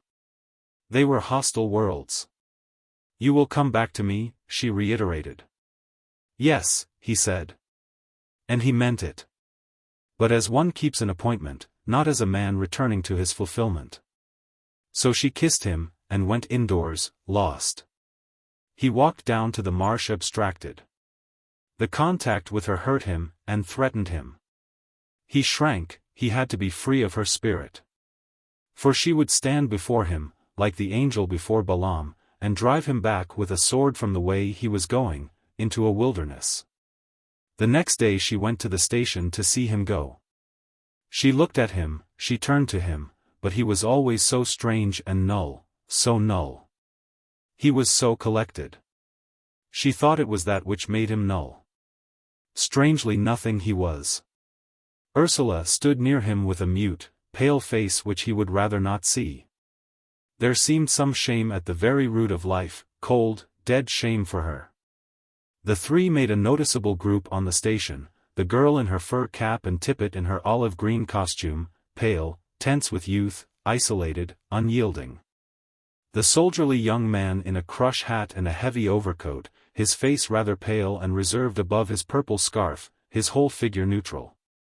Then the elder man, a fashionable bowler hat pressed low over his dark brows, his face warm-colored and calm, his whole figure curiously suggestive of full-blooded indifference. He was the eternal audience, the chorus, the spectator at the drama. In his own life he would have no drama. The train was rushing up. Ursula's heart heaved, but the ice was frozen too strong upon it. "Goodbye," she said, lifting her hand, her face laughing with her peculiar, blind, almost dazzling laugh. She wondered what he was doing, when he stooped and kissed her. He should be shaking hands and going. "Goodbye," she said again. He picked up his little bag and turned his back on her. There was a hurry along the train. Ah, here was his carriage. He took his seat. Tom Brangwen shut the door, and the two men shook hands as the whistle went. "Goodbye, and good luck," said Brangwen. "Thank you, goodbye." The train moved off. Skrebensky stood at the carriage window, waving, but not really looking to the two figures, the girl and the warm-colored, almost effeminately dressed man. Ursula waved her handkerchief. The train gathered speed, it grew smaller and smaller. Still it ran in a straight line. The speck of white vanished. The rear of the train was small in the distance. Still she stood on the platform, feeling a great emptiness about her. In spite of herself her mouth was quivering, she did not want to cry, her heart was dead cold. Her Uncle Tom had gone to an automatic machine, and was getting matches. "Would you like some sweets?" he said, turning round. Her face was covered with tears, she made curious, downward grimaces with her mouth, to get control. Yet her heart was not crying, it was cold and earthy. "What kind would you like, any?" persisted her uncle. "I should love some peppermint drops," she said, in a strange, normal voice, from her distorted face. But in a few moments she had gained control of herself, and was still, detached. "Let us go into the town," he said, and he rushed her into a train, moving to the town station. They went to a café to drink coffee, she sat looking at people in the street, and a great wound was in her breast, a cold imperturbability in her soul. This cold imperturbability of spirit continued in her now. It was as if some disillusion had frozen upon her, a hard disbelief. Part of her had gone cold, apathetic. She was too young, too baffled to understand, or even to know that she suffered much. And she was too deeply hurt to submit. She had her blind agonies, when she wanted him, she wanted him. But from the moment of his departure, he had become a visionary thing of her own. All her roused torment and passion and yearning she turned to him. She kept a diary, in which she wrote impulsive thoughts. Seeing the moon in the sky, her own heart surcharged, she went and wrote. If I were the moon, I know where I would fall down. It meant so much to her, that sentence. She put into it all the anguish of her youth and her young passion and yearning. She called to him from her heart wherever she went, her limbs vibrated with anguish towards him wherever she was, the radiating force of her soul seemed to travel to him, endlessly, endlessly. And in her soul's own creation, find him. But who was he, and where did he exist? In her own desire only. She received a postcard from him, and she put it in her bosom. It did not mean much to her, really. The second day, she lost it, and never even remembered she had had it, till some days afterwards. The long weeks went by. There came the constant bad news of the war. And she felt as if all, outside there in the world, were a hurt against her. And something in her soul remained cold, apathetic, unchanging. Her life was always only partial at this time, never did she live completely. There was the cold, unliving part of her. Yet she was madly sensitive. She could not bear herself. When a dirty, red-eyed old woman came begging of her in the street, she started away as from an unclean thing.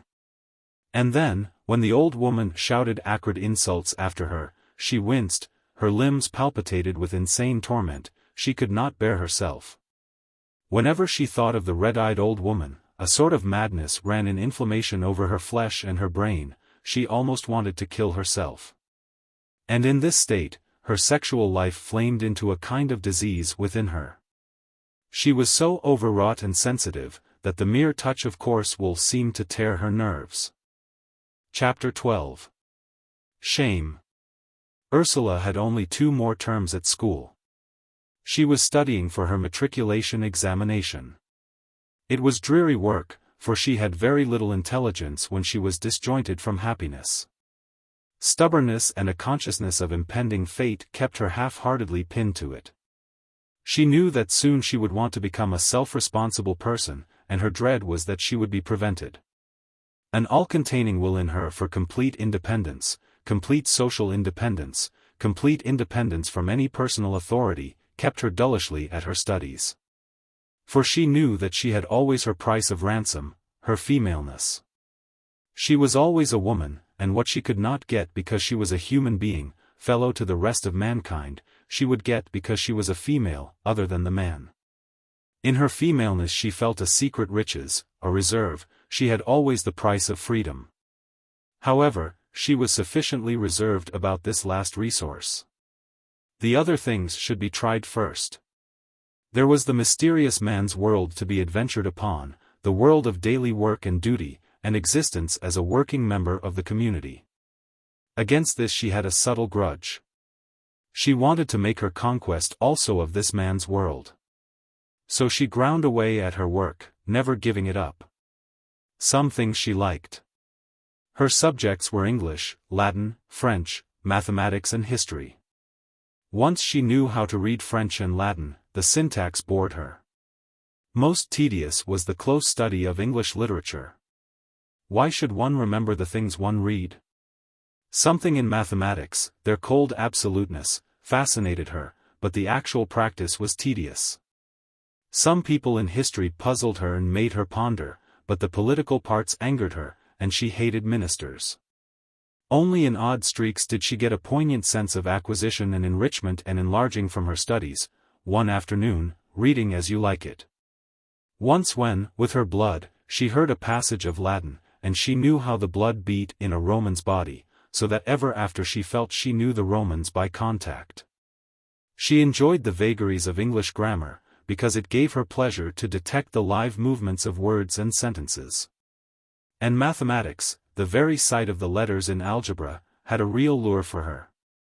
She felt so much and so confusedly at this time, that her face got a queer, wondering, half-scared look, as if she were not sure what might seize upon her at any moment out of the unknown.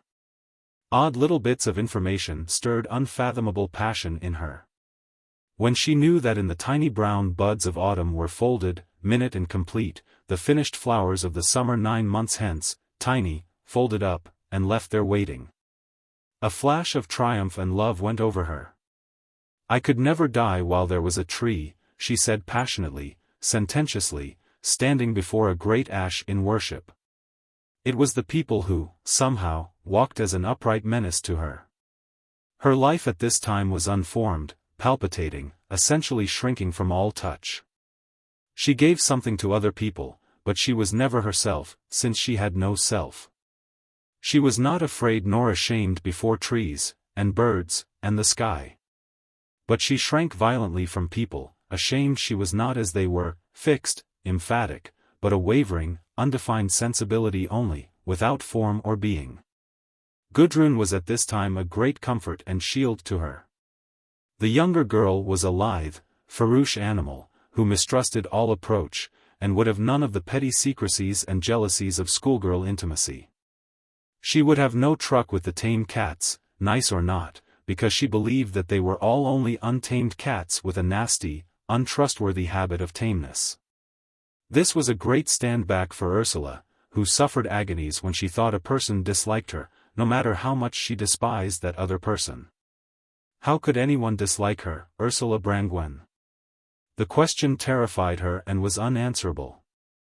She sought refuge in Gudrun's natural, proud indifference. It had been discovered that Gudrun had a talent for drawing. This solved the problem of the girl's indifference to all study. It was said of her, "She can draw marvelously." Suddenly Ursula found a queer awareness existed between herself and her class mistress, Miss Inger. The latter was a rather beautiful woman of 28, a fearless-seeming, clean type of modern girl whose very independence betrays her sorrow. She was clever, and expert in what she did, accurate, quick, commanding. To Ursula she had always given pleasure, because of her clear, decided, yet graceful appearance. She carried her head high, a little thrown back, and Ursula thought there was a look of nobility in the way she twisted her smooth brown hair upon her head. She always wore clean, attractive, well-fitting blouses, and a well-made skirt. Everything about her was so well-ordered, betraying a fine, clear spirit, that it was a pleasure to sit in her class. Her voice was just as ringing and clear, and with unwavering, finely touched modulation. Her eyes were blue, clear, proud. She gave one altogether the sense of a fine-mettled, scrupulously groomed person, and of an unyielding mind. Yet there was an infinite poignancy about her, a great pathos in her lonely, proudly closed mouth. It was after Skrebensky had gone that there sprang up between the mistress and the girl that strange awareness. Then the unspoken intimacy that sometimes connects two people who may never even make each other's acquaintance. Before, they had always been good friends, in the undistinguished way of the classroom, with the professional relationship of mistress and scholar always present. Now, however, another thing came to pass. When they were in the room together, they were aware of each other, almost to the exclusion of everything else. Winifred Inger felt a hot delight in the lessons when Ursula was present. Ursula felt her whole life begin when Miss Inger came into the room. Then, with the beloved, subtly intimate teacher present, the girl sat as within the rays of some enrichening sun, whose intoxicating heat poured straight into her veins. The state of bliss, when Miss Inger was present, was supreme in the girl, but always eager. As she went home, Ursula dreamed of the schoolmistress, made infinite dreams of things she could give her, of how she might make the elder woman adore her. Miss Inger was a Bachelor of Arts, who had studied at Newnham. She was a clergyman's daughter, of good family. But what Ursula adored so much was her fine, upright, athletic bearing, and her indomitably proud nature. She was proud and free as a man, yet exquisite as a woman. The girl's heart burned in her breast as she set off for school in the morning. So eager was her breast, so glad her feet, to travel towards the beloved. Ah, Miss Inger, how straight and fine was her back, how strong her loins, how calm and free her limbs. Ursula craved ceaselessly to know if Miss Inger cared for her. As yet no definite sign had been passed between the two. Yet surely Miss Inger loved her too, was fond of her, liked her at least more than the rest of the scholars in the class. Yet she was never certain. It might be that Miss Inger cared nothing for her. And yet, with blazing heart, Ursula felt that if only she could speak to her, touch her, she would know. The summer term came, and with it the swimming class. Miss Inger was to take the swimming class. Then Ursula trembled and was dazed with passion. Her hopes were soon to be realized. She would see Miss Inger in her bathing dress. The day came.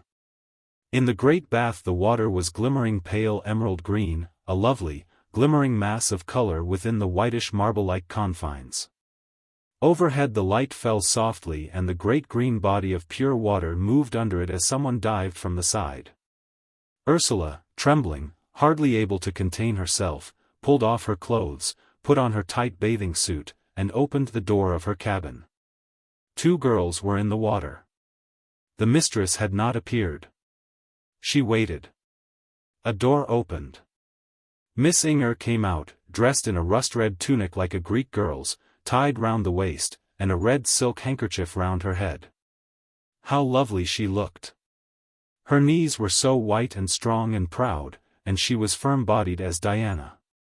She walked simply to the side of the bath, and with a negligent movement, flung herself in. For a moment Ursula watched the white, smooth, strong shoulders, and the easy arms swimming. Then she too dived into the water.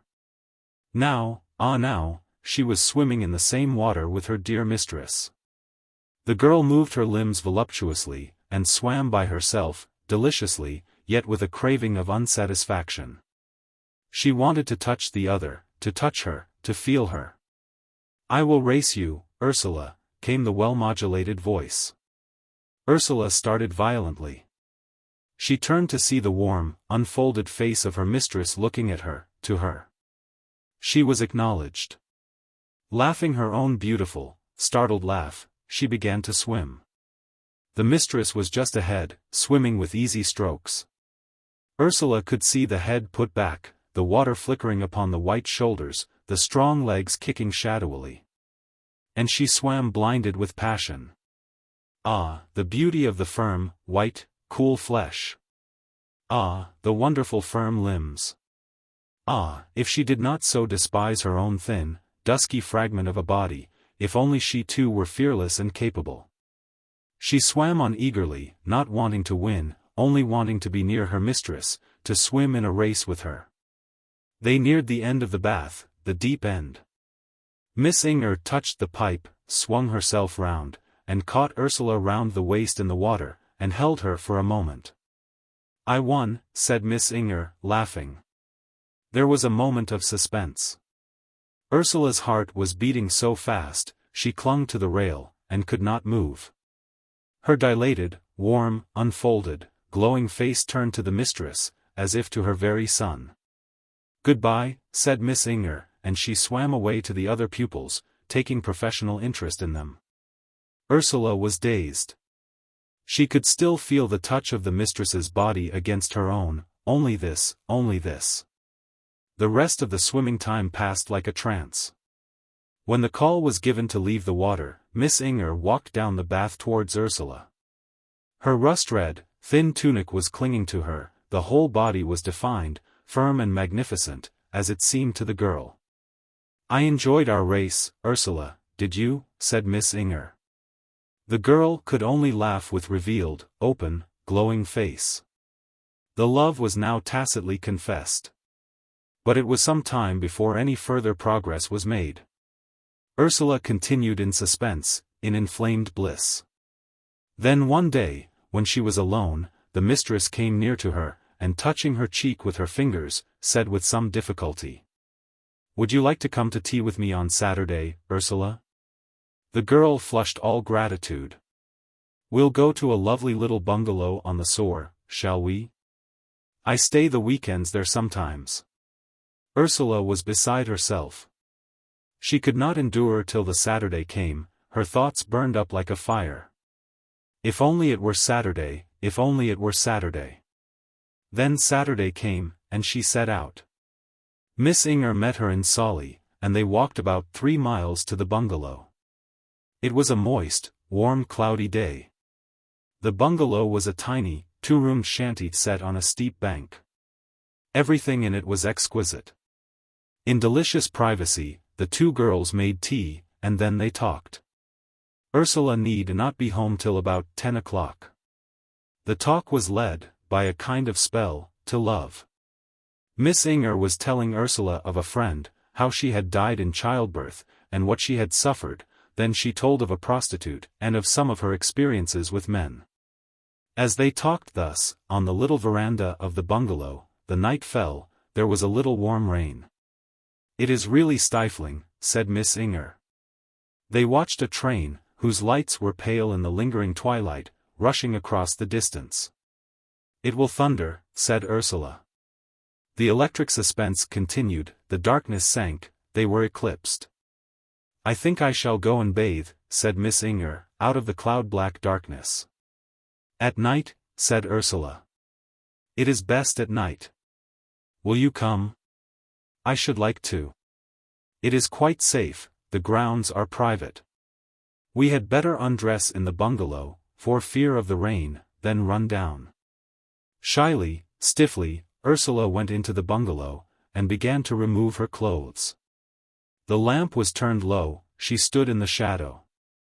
By another chair Winifred Inger was undressing. Soon the naked, shadowy figure of the elder girl came to the younger. "Are you ready?" she said. "One moment." Ursula could hardly speak. The other naked woman stood near, silent. Ursula was ready. They ventured out into the darkness, feeling the soft air of night upon their skins. "I can't see the path," said Ursula. "It is here," said the voice, and the wavering, pallid figure was beside her, a hand grasping her arm. And the elder held the younger close against her, close, as they went down, and by the side of the water, she put her arms round her, and kissed her. And she lifted her in her arms, close, saying, softly, "I shall carry you into the water." Ursula lay still in her mistress's arms, her forehead against the beloved, maddening breast. "I shall put you in," said Winifred. But Ursula twined her body about her mistress. After a while the rain came down on their flushed, hot limbs, startling, delicious. A sudden, ice-cold shower burst in a great weight upon them. They stood up to it with pleasure. Ursula received the stream of it upon her breasts and her limbs. It made her cold, and a deep, bottomless silence welled up in her, as if bottomless darkness were returning upon her. So the heat vanished away, she was chilled, as if from a waking up. She ran indoors, a chill, non-existent thing, wanting to get away. She wanted the light, the presence of other people, the external connection with the many. Above all she wanted to lose herself among natural surroundings. She took her leave of her mistress and returned home. She was glad to be on the station with a crowd of Saturday night people, glad to sit in the lighted, crowded railway carriage. Only she did not want to meet anybody she knew. She did not want to talk. She was alone, immune. All this stir and seethe of lights and people was but the rim, the shores of a great inner darkness and void. She wanted very much to be on the seething, partially illuminated shore, for within her was the void reality of dark space. For a time Miss Inger, her mistress, was gone. She was only a dark void, and Ursula was free as a shade walking in an underworld of extinction, of oblivion. Ursula was glad, with a kind of motionless, lifeless gladness, that her mistress was extinct, gone out of her. In the morning, however, the love was there again, burning, burning. She remembered yesterday, and she wanted more, always more. She wanted to be with her mistress. All separation from her mistress was a restriction from living. Why could she not go to her today? Why must she pace about revoked at XIII whilst her mistress was elsewhere? She sat down and wrote a burning, passionate love letter, she could not help it. The two women became intimate. Their lives seemed suddenly to fuse into one, inseparable. Ursula went to Winifred's lodging, she spent there her only living hours. Winifred was very fond of water, of swimming, of rowing. She belonged to various athletic clubs. Many delicious afternoons the two girls spent in a light boat on the river, Winifred always rowing. Indeed, Winifred seemed to delight in having Ursula in her charge, in giving things to the girl, in filling and enriching her life. So that Ursula developed rapidly during the few months of her intimacy with her mistress. Winifred had had a scientific education. She had known many clever people. She wanted to bring Ursula to her own position of thought. They took religion and rid it of its dogmas, its falsehoods. Winifred humanized it all. Gradually it dawned upon Ursula that all the religion she knew was but a particular clothing to a human aspiration. The aspiration was the real thing, the clothing was a matter almost of national taste or need. The Greeks had a naked Apollo, the Christians a white-robed Christ, the Buddhists a royal prince, the Egyptians their Osiris. Religions were local and religion was universal. Christianity was a local branch. There was as yet no assimilation of local religions into universal religion. In religion there were the two great motives of fear and love. The motive of fear was as great as the motive of love. Christianity accepted crucifixion to escape from fear. Do your worst to me, that I may have no more fear of the worst. But that which was feared was not necessarily all evil, and that which was loved not necessarily all good. Fear shall become reverence, and reverence is submission in identification. Love shall become triumph, and triumph is delight in identification. So much she talked of religion, getting the gist of many writings. In philosophy she was brought to the conclusion that the human desire is the criterion of all truth and all good. Truth does not lie beyond humanity, but is one of the products of the human mind and feeling. There is really nothing to fear. The motive of fear in religion is base, and must be left to the ancient worshippers of power, worship of Moloch. We do not worship power, in our enlightened souls. Power is degenerated to money and Napoleonic stupidity. Ursula could not help dreaming of Moloch. Her god was not mild and gentle, neither lamb nor dove. He was the lion and the eagle. Not because the lion and the eagle had power, but because they were proud and strong. They were themselves, they were not passive subjects of some shepherd, or pets of some loving woman, or sacrifices of some priest. She was weary to death of mild, passive lambs and monotonous doves. If the lamb might lie down with the lion, it would be a great honor to the lamb, but the lion's powerful heart would suffer in no diminishing. She loved the dignity and self-possession of lions. She did not see how lambs could love. Lambs could only be loved. They could only be afraid, and tremblingly submit to fear, and become sacrificial, or they could submit to love, and become beloveds. In both they were passive. Raging, destructive lovers, seeking the moment when fear is greatest, and triumph is greatest, the fear not greater than the triumph not greater than the fear. These were no lambs nor doves. She stretched her own limbs like a lion or a wild horse, her heart was relentless in its desires. It would suffer 1,000 deaths, but it would still be a lion's heart when it rose from death, a fiercer lion she would be, a surer, knowing herself different from and separate from the great conflicting universe that was not herself. Winifred Inger was also interested in the women's movement. The men will do no more, they have lost the capacity for doing, said the elder girl. They fuss and talk, but they are really inane. They make everything fit into an old, inert idea. Love is a dead idea to them. They don't come to one and love one, they come to an idea, and they say, "You are my idea," so they embrace themselves. As if I were any man's idea. As if I exist because a man has an idea of me. As if I will be betrayed by him, lend him my body as an instrument for his idea, to be a mere apparatus of his dead theory. But they are too fussy to be able to act, they are all impotent, they can't take a woman. They come to their own idea every time, and take that. They are like serpents trying to swallow themselves because they are hungry. Ursula was introduced by her friend to various women and men, educated, unsatisfied people. who still moved within the smug provincial society as if they were nearly as tame as their outward behavior showed, but who were inwardly raging and mad. It was a strange world the girl was swept into, like a chaos, like the end of the world. She was too young to understand it all. Yet the inoculation passed into her, through her love for her mistress. The examination came, and then school was over.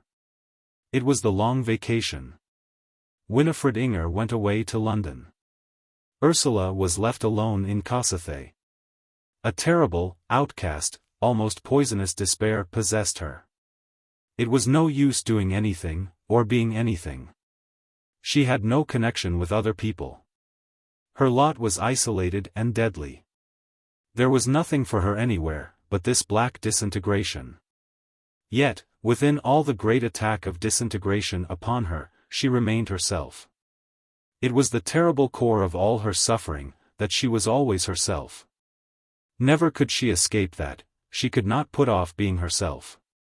She still adhered to Winifred Inger. But a sort of nausea was coming over her.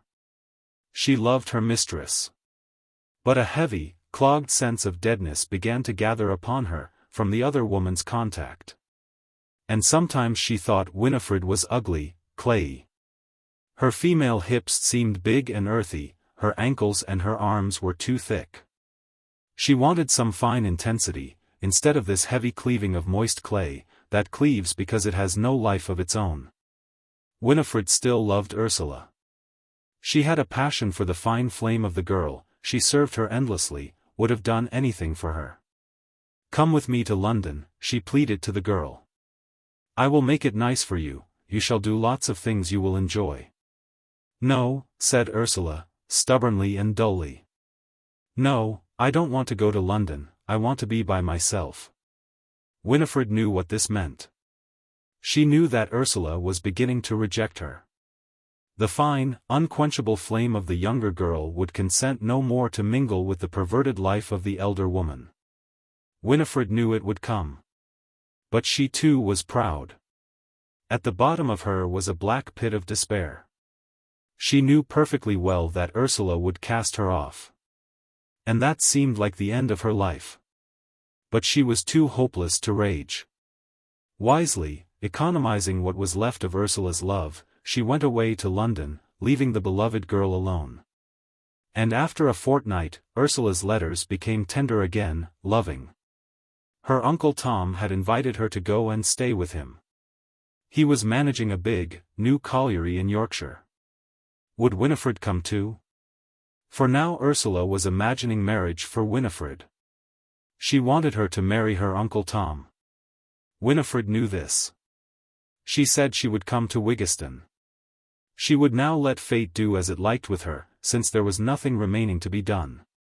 Tom Brangwen also saw Ursula's intention. He too was at the end of his desires. He had done the things he had wanted to. They had all ended in a disintegrated lifelessness of soul, which he hid under an utterly tolerant good humor. He no longer cared about anything on earth, neither man nor woman, nor God nor humanity. He had come to a stability of nullification.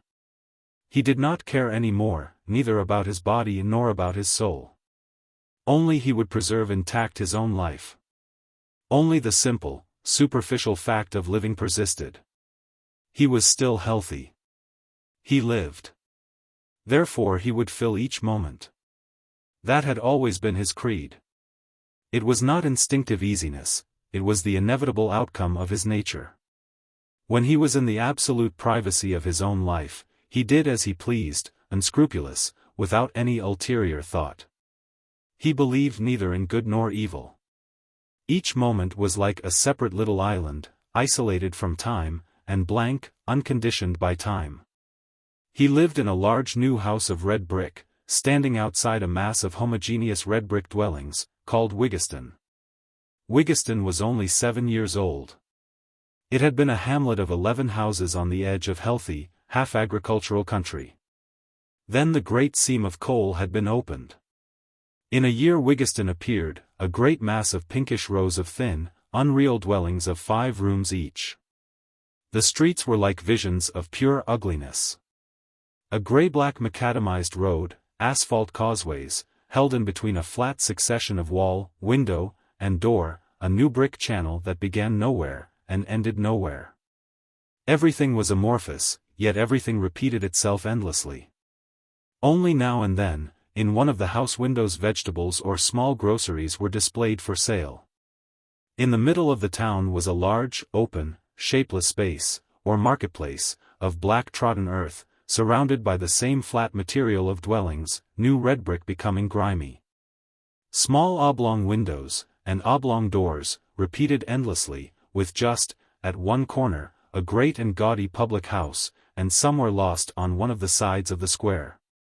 A large window opaque and darkish green, which was the post office. The place had the strange desolation of a ruin. Colliers hanging about in gangs and groups, or passing along the asphalt pavements heavily to work, seemed not like living people, but like specters. The rigidity of the blank streets, the homogeneous amorphous sterility of the whole suggested death rather than life. There was no meeting place, no center, no artery, no organic formation. There it lay, like the new foundations of a red brick confusion rapidly spreading, like a skin disease. Just outside of this, on a little hill, was Tom Brangwen's big, red brick house. It looked from the front upon the edge of the place, a meaningless squalor of ash pits and closets and irregular rows of the backs of houses. Each with its small activity made sorted by barren cohesion with the rest of the small activities. Farther off was the great colliery that went night and day. And all around was the country, green with two winding streams, ragged with gorse, and heath, the darker woods in the distance. The whole place was just unreal, just unreal. Even now, when he had been there for 2 years, Tom Brangwen did not believe in the actuality of the place. It was like some gruesome dream, some ugly, dead, amorphous mood become concrete. Ursula and Winifred were met by the motor car at the raw little station, and drove through what seemed to them like the horrible raw beginnings of something. The place was a moment of chaos perpetuated, persisting, chaos fixed and rigid. Ursula was fascinated by the many men who were there, groups of men standing in the streets, 4 or 5 men walking in a gang together, their dogs running behind or before. They were all decently dressed, and most of them rather gaunt. The terrible gaunt repose of their bearing fascinated her. Like creatures with no more hope, but which still live and have passionate being, within some utterly unliving shell, they passed meaninglessly along, with strange, isolated dignity. It was as if a hard, horny shell enclosed them all. Shocked and startled, Ursula was carried to her Uncle Tom's house. He was not yet at home. His house was simply, but well furnished. He had taken out a dividing wall, and made the whole front of the house into a large library, with one end devoted to his science. It was a handsome room, appointed as a laboratory and reading room, but giving the same sense of hard, mechanical activity mechanical yet inchoate. And looking out on the hideous abstraction of the town, and at the green meadows and rough country beyond, and at the great, mathematical colliery on the other side. They saw Tom Brangwen walking up the curved drive. He was getting stouter, but with his bowler hat worn well set down on his brows, he looked manly, handsome, curiously like any other man of action. His color was as fresh, his health as perfect as ever, he walked like a man rather absorbed. Winifred Inger was startled when he entered the library, his coat fastened and correct, his head bald to the crown, but not shiny, rather like something naked that one is accustomed to see covered. And his dark eyes liquid and formless. He seemed to stand in the shadow, like a thing ashamed. And the clasp of his hand was so soft and yet so forceful, that it chilled the heart. She was afraid of him, repelled by him, and yet attracted.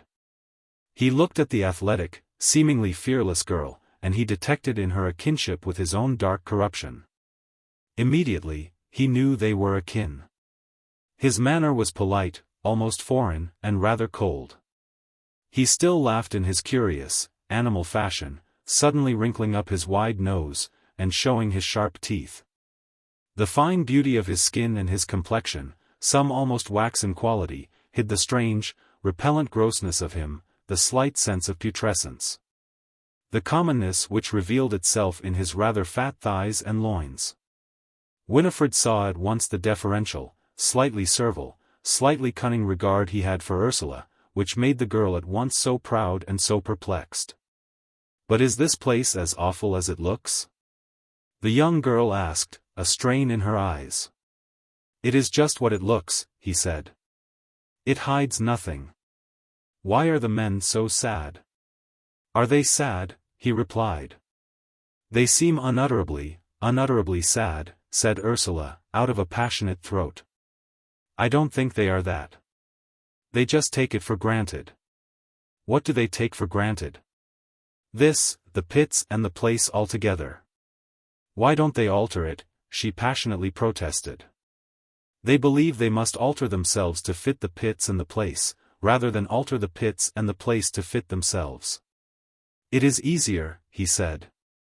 "And you agree with them," burst out his niece, unable to bear it. "You think like they do, that living human beings must be taken and adapted to all kinds of horrors. We could easily do without the pits." He smiled, uncomfortably, cynically. Ursula felt again the revolt of hatred from him.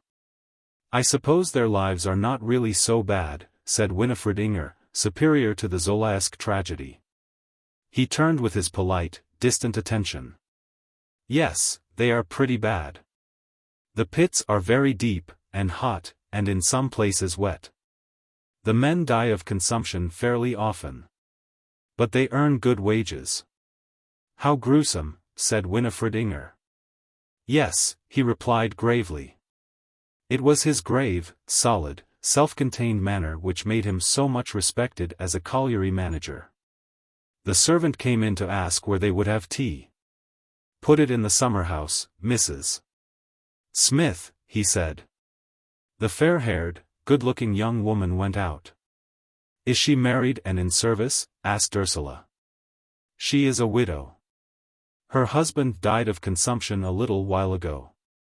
Brangwen gave a sinister little laugh. "He lay there in the house-place at her mother's, and 5 or 6 other people in the house, and died very gradually. I asked her if his death wasn't a great trouble to her. Well, she said, he was very fretful towards the last, never satisfied, never easy, always fretting, and never knowing what would satisfy him. So in one way it was a relief when it was over, for him and for everybody. They had only been married 2 years, and she has 1 boy. I asked her if she hadn't been very happy. Oh, yes, sir, we was very comfortable at first, till he took bad. Oh, we was very comfortable, oh, yes, but, you see, you get used to it. I've had my father and 2 brothers go off just the same. You get used to it. It's a horrible thing to get used to," said Winifred Inger, with a shudder. "Yes," he said, still smiling. "But that's how they are. She'll be getting married again directly. One man or another, it does not matter very much. They're all colliers." "What do you mean?" asked Ursula. "They're all colliers.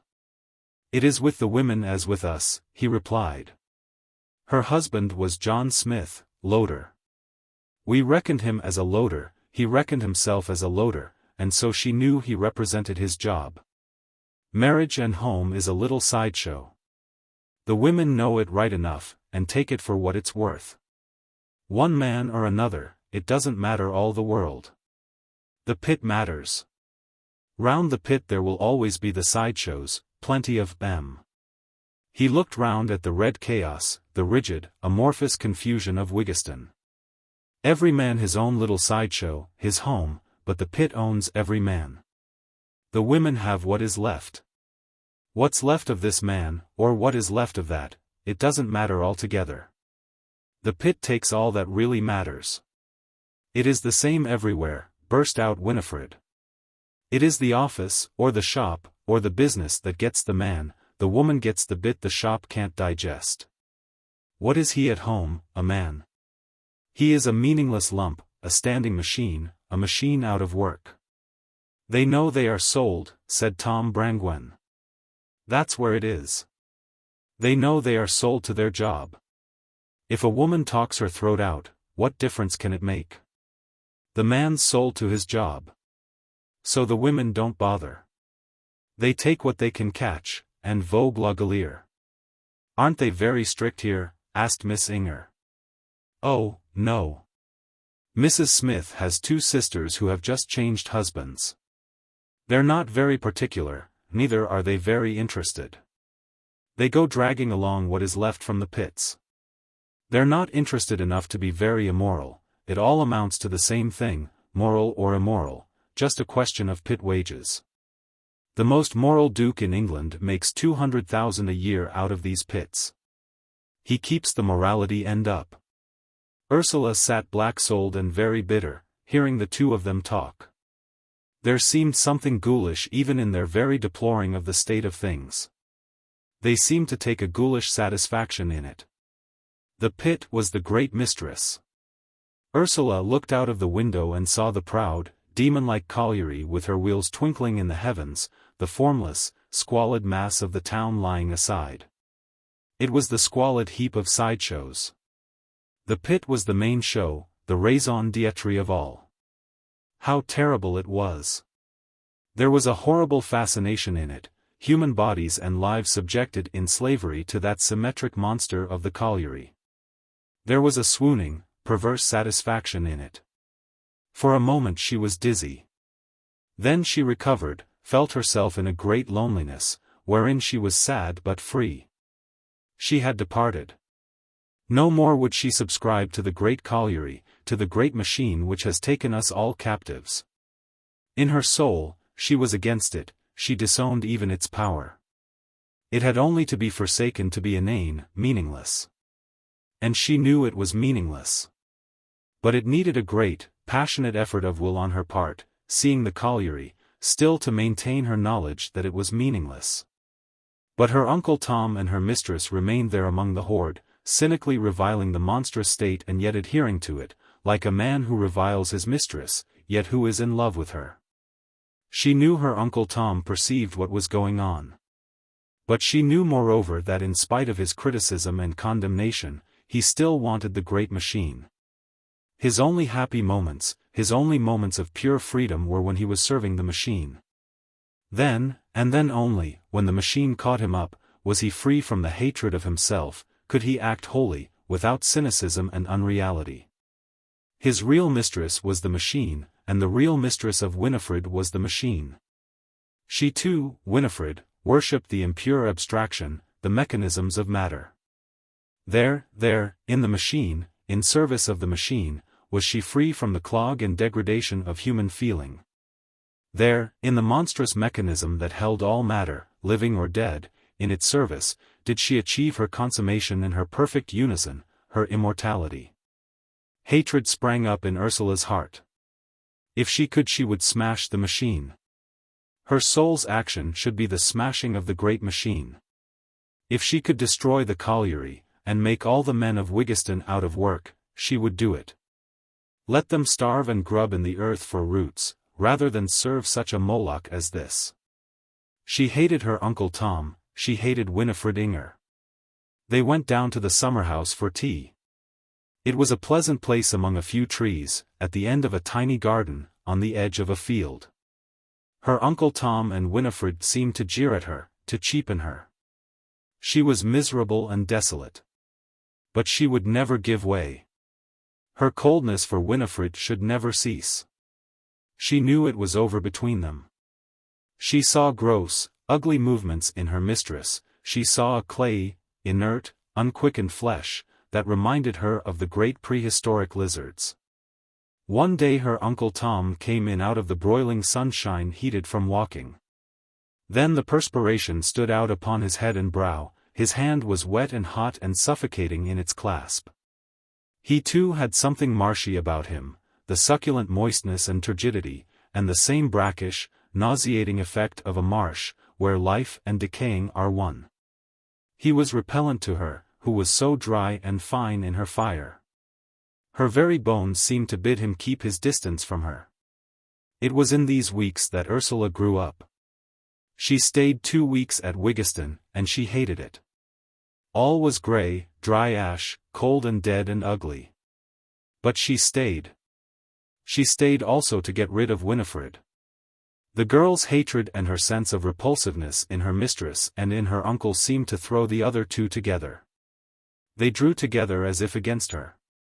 In hardness and bitterness of soul, Ursula knew that Winifred was become her uncle's lover. She was glad. She had loved them both. Now she wanted to be rid of them both. Their marshy, bittersweet corruption came sick and unwholesome in her nostrils. Anything, to get out of the foetid air. She would leave them both forever, leave forever their strange, soft, half-corrupt element. Anything to get away. One night Winifred came all burning into Ursula's bed, and put her arms round the girl, holding her to herself in spite of unwillingness, and said, "Dear, my dear, shall I marry Mr. Brangwen, shall I?" The clinging, heavy, muddy question weighed on Ursula intolerably. "Has he asked you?" she said, using all her might of hard resistance. "He's asked me," said Winifred. "Do you want me to marry him, Ursula?" "Yes," said Ursula. The arms tightened more on her. "I knew you did, my sweet, and I will marry him." "You're fond of him, aren't you?" "I've been awfully fond of him, ever since I was a child." I know. I can see what you like in him. He is a man by himself, he has something apart from the rest." "Yes," said Ursula. "But he's not like you, my dear, he's not as good as you. There's something even objectionable in him, his thick thighs." Ursula was silent. "But I'll marry him, my dear, it will be best. Now say you love me." A sort of profession was extorted out of the girl. Nevertheless her mistress went away sighing, to weep in her own chamber. In 2 days' time Ursula left Wigston. Miss Inger went to Nottingham. There was an engagement between her and Tom Brangwen, which the uncle seemed to vaunt as if it were an assurance of his validity. Brangwen and Winifred Inger continued engaged for another term. Then they married. Brangwen had reached the age when he wanted children. He wanted children. Neither marriage nor the domestic establishment meant anything to him. He wanted to propagate himself. He knew what he was doing. He had the instinct of a growing inertia, of a thing that chooses its place of rest in which to lapse into apathy, complete, profound indifference. He would let the machinery carry him. Husband, father, pit manager, warm clay lifted through the recurrent action of day after day by the great machine from which it derived its motion.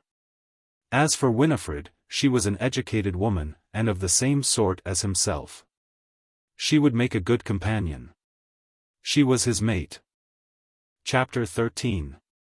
The Man's World. Ursula came back to XIII to fight with her mother. Her schooldays were over.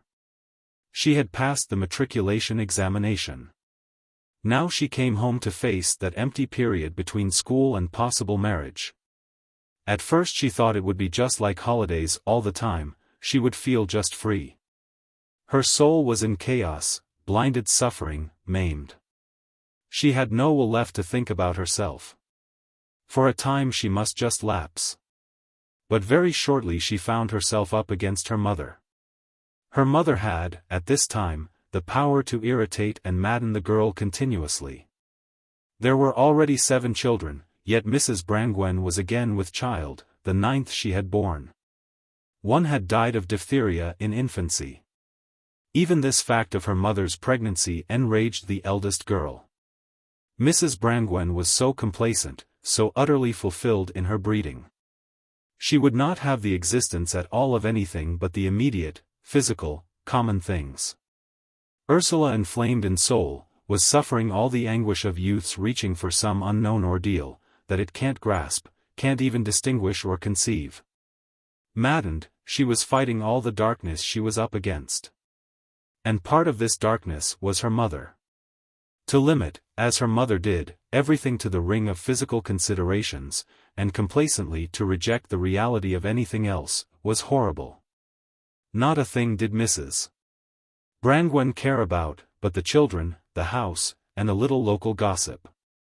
And she would not be touched, she would let nothing else live near her. She went about, big with child, slovenly, easy, having a certain lax dignity, taking her own time, pleasing herself, always doing things for the children. And feeling that she thereby fulfilled the whole of womanhood. This long trance of complacent childbearing had kept her young and undeveloped.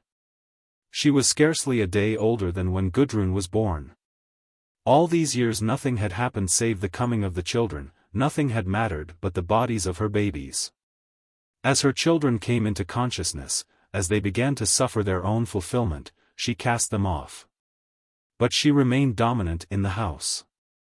Brangwen continued in a kind of rich drowse of physical heat, in connection with his wife. They were neither of them quite personal, quite defined as individuals, so much were they pervaded by the physical heat of breeding and rearing their young. How Ursula resented it, how she fought against the close, physical, limited life of herded domesticity. Calm, placid, unshakable as ever, Mrs. Brangwen went about in her dominance of physical maternity. There were battles. Ursula would fight for things that mattered to her. She would have the children less rude and tyrannical, she would have a place in the house. But her mother pulled her down. With all the cunning instinct of a breeding animal, Mrs. Brangwen ridiculed and held cheap Ursula's passions, her ideas, her pronunciations.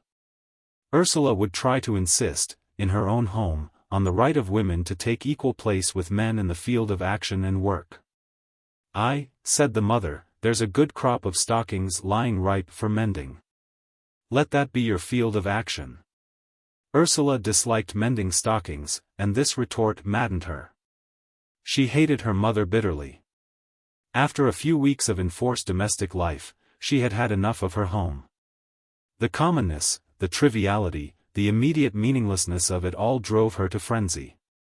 She talked and stormed ideas, she corrected and nagged at the children, she turned her back in silent contempt on her breeding mother, who treated her with supercilious indifference. As if she were a pretentious child and not to be taken seriously. Brangwen was sometimes dragged into the trouble.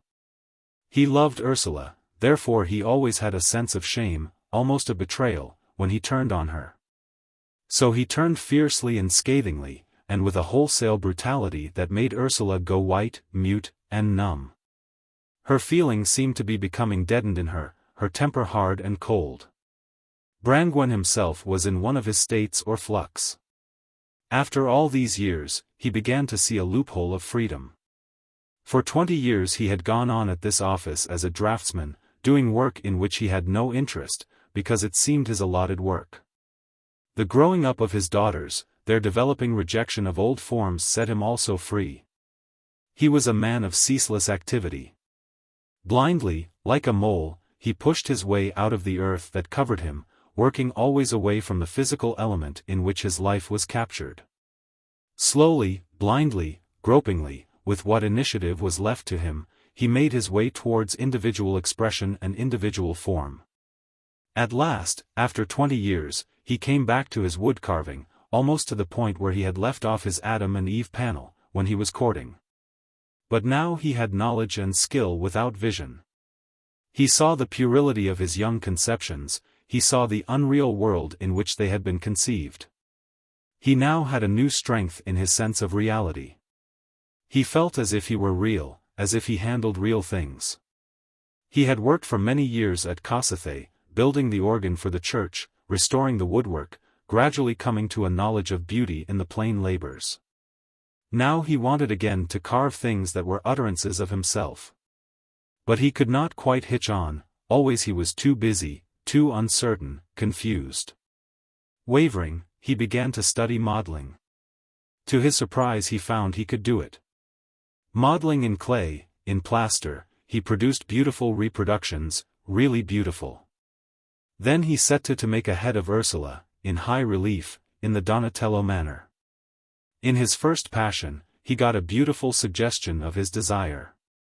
But the pitch of concentration would not come. With a little ash in his mouth he gave up. He continued to copy, or to make designs by selecting motives from classic stuff. He loved the Della Robbia and Donatello as he had loved Fra Angelico when he was a young man. His work had some of the freshness, the naive alertness of the early Italians. But it was only reproduction. Having reached his limit in modeling, he turned to painting. But he tried watercolor painting after the manner of any other amateur. He got his results but was not much interested. After one or two drawings of his beloved church, which had the same alertness as his modeling, he seemed to be incongruous with the modern atmospheric way of painting. So that his church tower stood up, really stood and asserted its standing, but was ashamed of its own lack of meaning, he turned away again. He took up jewelry, read Benvenuto Cellini, pored over reproductions of ornament, and began to make pendants in silver and pearl and matrix. The first things he did, in his start of discovery, were really beautiful. Those later were more imitative. But, starting with his wife, he made a pendant each for all his womenfolk. Then he made rings and bracelets. Then he took up beaten and chiseled metal work. When Ursula left school, he was making a silver bowl of lovely shape. How he delighted in it, almost lusted after it. All this time his only connection with the real outer world was through his winter evening classes, which brought him into contact with state education. About all the rest, he was oblivious, and entirely indifferent, even about the war. The nation did not exist to him. He was in a private retreat of his own, that had neither nationality, nor any great adherent. Ursula watched the newspapers, vaguely, concerning the war in South Africa. They made her miserable, and she tried to have as little to do with them as possible. But Skrebensky was out there. He sent her an occasional postcard. But it was as if she were a blank wall in his direction, without windows or outgoing. She adhered to the Skrebensky of her memory.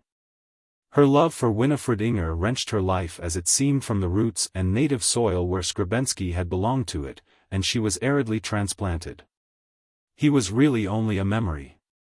She revived his memory with strange passion, after the departure of Winifred. He was to her almost the symbol of her real life.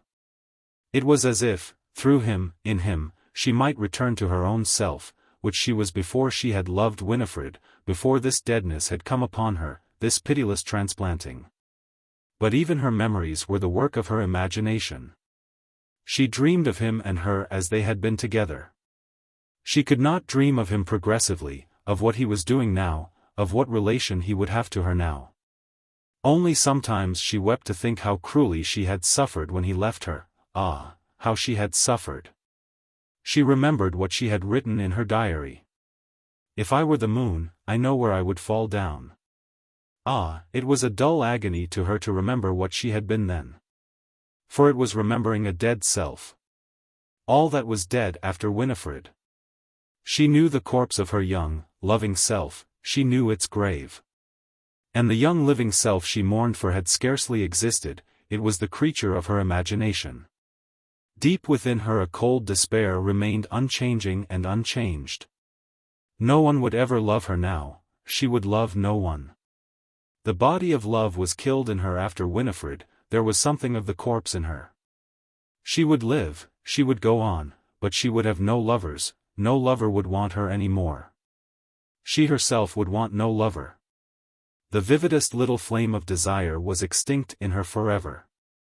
The tiny, vivid germ that contained the bud of her real self, her real love, was killed. She would go on growing as a plant, she would do her best to produce her minor flowers. But her leading flower was dead before it was born, all her growth was the conveying of a corpse of hope. The miserable weeks went on, in the poky house crammed with children.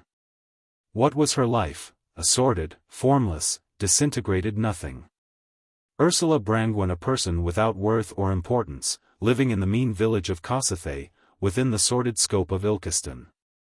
Ursula Brangwen, at 17, worthless and unvalued, neither wanted nor needed by anybody, and conscious herself of her own dead value. It would not bear thinking of. But still her dogged pride held its own. She might be defiled, she might be a corpse that should never be loved, she might be a poor rotten stock living upon the food that others provided. Yet she would give in to nobody.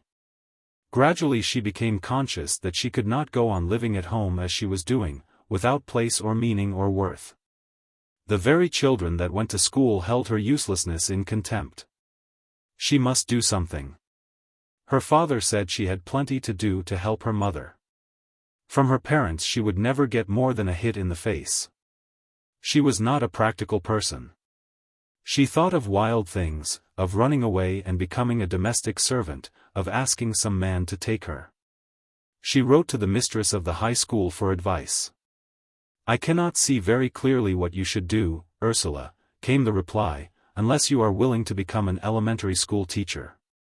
You have matriculated, and that qualifies you to take a post as uncertificated teacher in any school, at a salary of about £50 a year. I cannot tell you how deeply I sympathize with you in your desire to do something. You will learn that mankind is a great body of which you are one useful member, you will take your own place at the great task which humanity is trying to fulfill. That will give you a satisfaction and a self-respect which nothing else could give." Ursula's heart sank. It was a cold, dreary satisfaction to think of. Yet her cold will acquiesced. This was what she wanted. "You have an emotional nature," the letter went on, a quick natural response.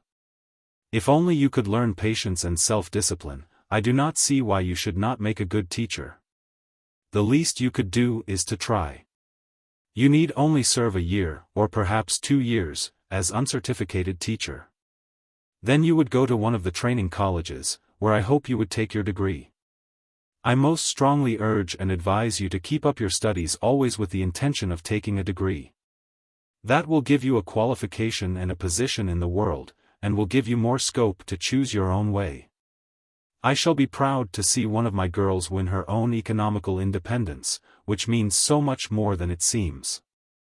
I shall be glad indeed to know that one more of my girls has provided for herself the means of freedom to choose for herself." It all sounded grim and desperate. Ursula rather hated it. But her mother's contempt and her father's harshness had made her raw at the quick. She knew the ignominy of being a hanger-on, she felt the festering thorn of her mother's animal estimation. At length she had to speak. Hard and shut down and silent within herself, she slipped out one evening to the workshed. She heard the tap-tap-tap of the hammer upon the metal. Her father lifted his head as the door opened. His face was ruddy and bright with instinct, as when he was a youth. His black mustache was cut close over his wide mouth, his black hair was fine and close as ever. But there was about him an abstraction, a sort of instrumental detachment from human things. He was a worker. He watched his daughter's hard, expressionless face. A hot anger came over his breast and belly. "What now?" he said. "Can't I?" she answered, looking aside, not looking at him. "Can't I go out to work?" "Go out to work, what for?" His voice was so strong, and ready, and vibrant. It irritated her. "I want some other life than this." A flash of strong rage arrested all his blood for a moment. "Some other life," he repeated. "Why, what other life do you want?" She hesitated. "Something else besides housework and hanging about. And I want to earn something." Her curious, brutal hardness of speech, and the fierce invincibility of her youth, which ignored him, made him also harden with anger. "And how do you think you're going to earn anything?" he asked. "I can become a teacher, I'm qualified by my matric." He wished her matric. In hell. "And how much are you qualified to earn by your matric?" he asked, jeering. £50 a year, she said. He was silent, his power taken out of his hand. He had always hugged a secret pride in the fact that his daughters need not go out to work. With his wife's money and his own they had 400 a year. They could draw on the capital if need be later on. He was not afraid for his old age. His daughters might be ladies. £50 a year was £1 a week, which was enough for her to live on independently. And what sort of a teacher do you think you'd make? You haven't the patience of a jacknat with your own brothers and sisters, let alone with a class of children. And I thought you didn't like dirty, board school brats. They're not all dirty. You'd find they're not all clean. There was silence in the workshop. The lamplight fell on the burned silver bowl that lay between him, on mallet and furnace and chisel. Brangwen stood with a queer, cat-like light on his face, almost like a smile. But it was no smile. "Can I try?" she said. "You can do what the deuce you like, and go where you like." Her face was fixed and expressionless and indifferent. It always sent him to a pitch of frenzy to see it like that. He kept perfectly still. Cold, without any betrayal of feeling, she turned and left the shed. He worked on, with all his nerves jangled. Then he had to put down his tools and go into the house. In a bitter tone of anger and contempt he told his wife. Ursula was present. There was a brief altercation, closed by Mrs. Brangwen saying, in a tone of biting superiority and indifference, "Let her find out what it's like. She'll soon have had enough." The matter was left there. But Ursula considered herself free to act. For some days she made no move. She was reluctant to take the cruel step of finding work, for she shrank with extreme sensitiveness and shyness from new contact, new situations. Then at length a sort of doggedness drove her. Her soul was full of bitterness. She went to the free library in Ilkeston, copied out addresses from the schoolmistress, and wrote for application forms. After 2 days she rose early to meet the postman. As she expected, there were 3 long envelopes. Her heart beat painfully as she went up with them to her bedroom. Her fingers trembled, she could hardly force herself to look at the long, official forms she had to fill in. The whole thing was so cruel, so impersonal. Yet it must be done. Name, surname first. In a trembling hand she wrote, Brangwen, Ursula. Age and date of birth. After a long time considering, she filled in that line. Qualifications, with date of examination. With a little pride she wrote, London matriculation examination. Previous experience and where obtained. Her heart sank as she wrote. None. Still there was much to answer. It took her 2 hours to fill in the 3 forms. Then she had to copy her testimonials from her headmistress and from the clergyman. At last, however, it was finished. She had sealed the 3 long envelopes. In the afternoon she went down to Ilkeston to post them. She said nothing of it all to her parents. As she stamped her long letters and put them into the box at the main post office she felt as if already she was out of the reach of her father and mother. As if she had connected herself with the outer, greater world of activity, the man-made world. As she returned home, she dreamed again in her own fashion her old, gorgeous dreams. One of her applications was to Gillingham, in Kent, one to Kingston-on-Thames, and one to Swanwick in Derbyshire. Gillingham was such a lovely name, and Kent was the Garden of England. So that, in Gillingham, an old village by the hop fields, where the sun shone softly, she came out of school in the afternoon into the shadow of the plane trees by the gate, and turned down the sleepy road towards the cottage where cornflowers poked their blue heads through the old wooden fence, and phlox stood built up of blossom beside the path. A delicate, silver-haired lady rose with delicate, ivory hands uplifted as Ursula entered the room, and, "Oh, my dear, what do you think?" "What is it, Mrs. Wetherall?" Frederick had come home. Nay, his manly step was heard on the stair, she saw his strong boots, his blue trousers, his uniformed figure, and then his face, clean and keen as an eagle's. And his eyes lit up with the glamour of strange seas that had woven through his soul, as he descended into the kitchen.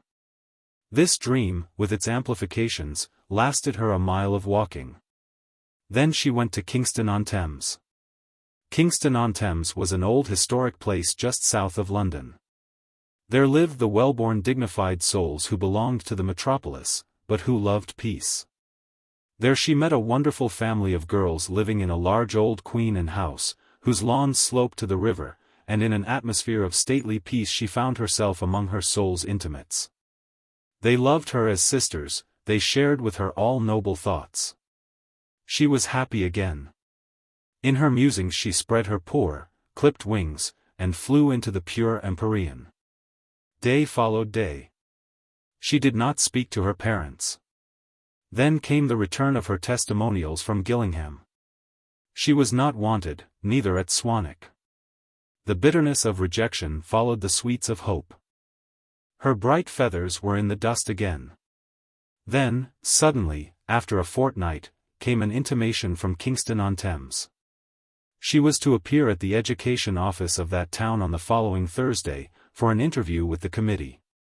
Her heart stood still. She knew she would make the committee accept her.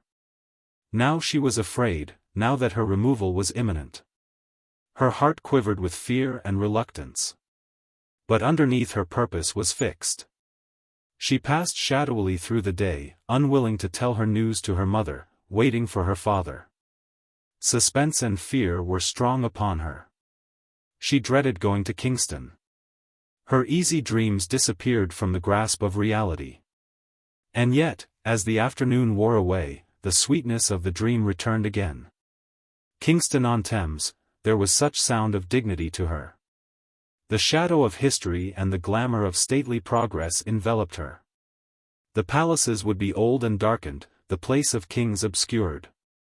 Yet it was a place of kings for her, Richard and Henry and Wolsey and Queen Elizabeth. She divined great lawns with noble trees, and terraces whose steps the water washed softly, where the swan sometimes came to earth. Still she must see the stately, gorgeous barge of the Queen float down, the crimson carpet put upon the landing stairs, the gentlemen in their purple velvet cloaks, bareheaded, standing in the sunshine grouped on either side waiting. Sweet Thames, run softly till I end my song. Evening came, her father returned home, sanguine and alert and detached as ever. He was less real than her fancies. She waited whilst he ate his tea. He took big mouthfuls, big bites, and ate unconsciously with the same abandon an animal gives to its food. Immediately after tea he went over to the church. It was choir practice, and he wanted to try the tunes on his organ. The latch of the big door clicked loudly as she came after him, but the organ rolled more loudly still. He was unaware. He was practicing the anthem. She saw his small, jet-black head and alert face between the candle flames, his slim body sagged on the music stool. His face was so luminous and fixed, the movements of his limbs seemed strange, apart from him. The sound of the organ seemed to belong to the very stone of the pillars, like sap running in them. Then there was a close of music and silence. "Father," she said. He looked round as if at an apparition.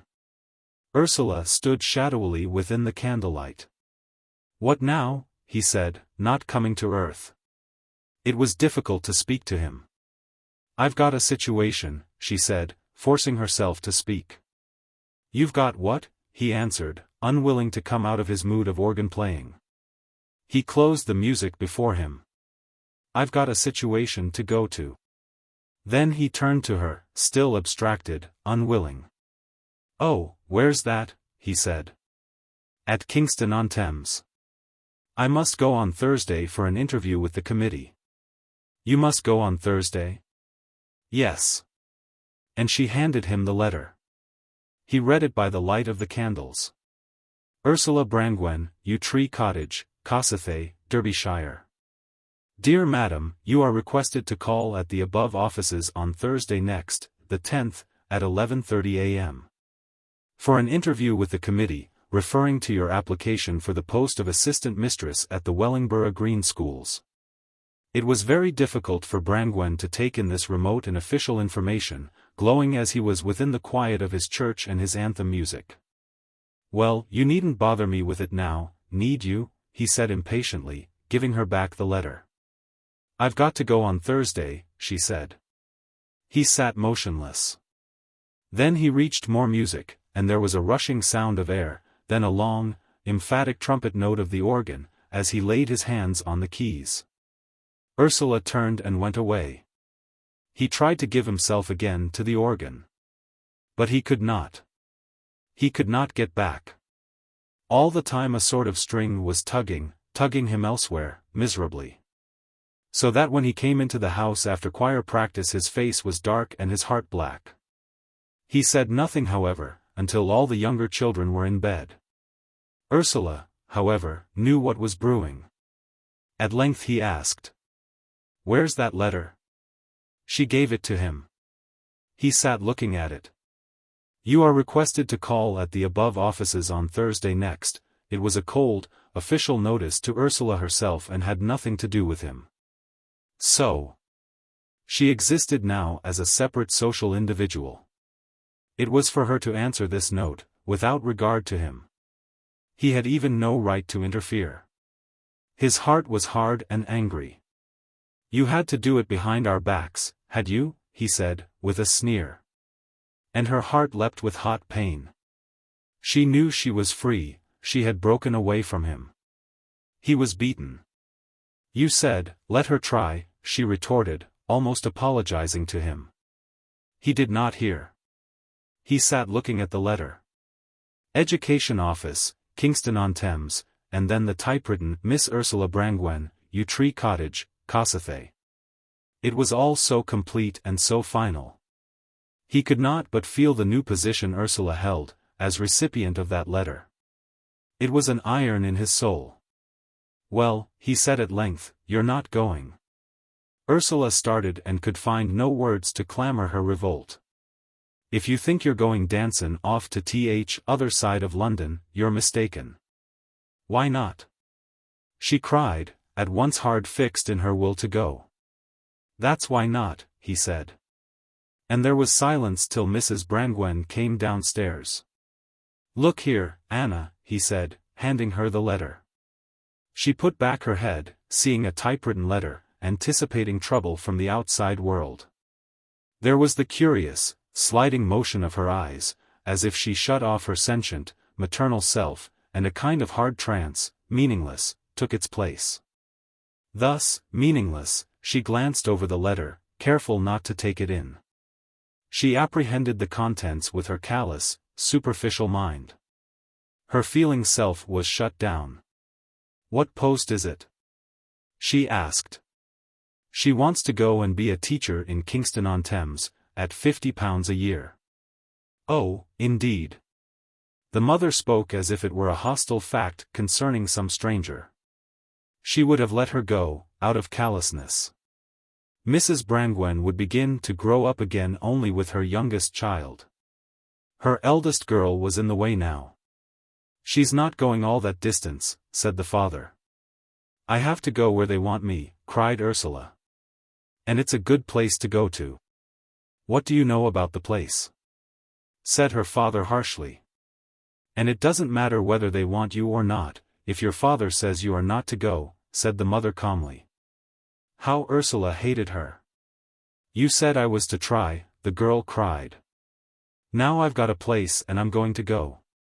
"You're not going all that distance," said her father. "Why don't you get a place at Ilkeston, where you can live at home?" asked Gudrun, who hated conflicts, who could not understand Ursula's uneasy way, yet who must stand by her sister. "There aren't any places in Ilkeston," cried Ursula. "And I'd rather go right away. If you'd asked about it, a place could have been got for you in Ilkeston. But you had to play Miss High and Mighty, and go your own way," said her father. "I've no doubt you'd rather go right away," said her mother, very caustic. "And I've no doubt you'd find other people didn't put up with you for very long either. You've too much opinion of yourself for your good." Between the girl and her mother was a feeling of pure hatred. There came a stubborn silence. Ursula knew she must break it. "Well, they've written to me, and I'll have to go," she said. "Where will you get the money from?" asked her father. "Uncle Tom will give it me," she said. Again there was silence. This time she was triumphant. Then at length her father lifted his head. His face was abstracted, he seemed to be abstracting himself, to make a pure statement. "Well, you're not going all that distance away," he said. "I'll ask Mr. Bird about a place here. I'm not going to have you by yourself at the other side of London." "But I've got to go to Kingston," said Ursula. "They've sent for me." "They'll do without you," he said. There was a trembling silence when she was on the point of tears. "Well," she said, low and tense, "you can put me off this, but I'm going to have a place. I'm not going to stop at home." "Nobody wants you to stop at home," he suddenly shouted, going livid with rage. She said no more. Her nature had gone hard and smiling in its own arrogance, in its own antagonistic indifference to the rest of them. This was the state in which he wanted to kill her. She went singing into the parlor. "C'est la mère Michel qui a perdu son chat. Que cri par la fenêtre tu est ce que le lui renda." During the next days Ursula went about bright and hard, singing to herself. Making love to the children, but her soul hard and cold with regard to her parents. Nothing more was said. The hardness and brightness lasted for 4 days. Then it began to break up. So at evening she said to her father, "Have you spoken about a place for me?" "I spoke to Mr. Burt." "What did he say?" "There's a committee meeting tomorrow. He'll tell me on Friday." So she waited till Friday. Kingston-on-Thames had been an exciting dream. Here she could feel the hard, raw reality. So she knew that this would come to pass. Because nothing was ever fulfilled, she found, except in the hard limited reality. She did not want to be a teacher in Ilkeston, because she knew Ilkeston and hated it. But she wanted to be free, so she must take her freedom where she could. On Friday her father said there was a place vacant in Brinsley Street School. This could most probably be secured for her, at once, without the trouble of application. Her heart halted. Brinsley Street was a school in a poor quarter, and she had had a taste of the common children of Ilkeston. They had shouted after her and thrown stones. Still, as a teacher, she would be in authority. And it was all unknown. She was excited. The very forest of dry, sterile brick had some fascination for her. It was so hard and ugly, so relentlessly ugly, it would purge her of some of her floating sentimentality. She dreamed how she would make the little, ugly children love her. She would be so personal. Teachers were always so hard and impersonal. There was no vivid relationship. She would make everything personal and vivid, she would give herself, she would give all her great stores of wealth to her children, she would make them so happy. And they would prefer her to any teacher on the face of the earth. At Christmas she would choose such fascinating Christmas cards for them, and she would give them such a happy party in one of the classrooms. The headmaster, Mr. Harby, was a short, thick-set, rather common man, she thought. But she would hold before him the light of grace and refinement, he would have her in such high esteem before long. She would be the gleaming sun of the school, the children would blossom like little weeds, the teachers like tall, hard plants would burst into rare flower. The Monday morning came.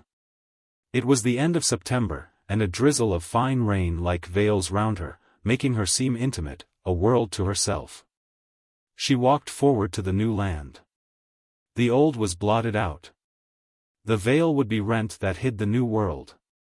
She was gripped hard with suspense as she went down the hill in the rain, carrying her dinner bag. Through the thin rain she saw the town, a black, extensive mount. She must enter in upon it. She felt at once a feeling of repugnance and of excited fulfillment. But she shrank. She waited at the terminus for the tram. Here it was beginning. Before her was the station to Nottingham, whence Teresa had gone to school half an hour before.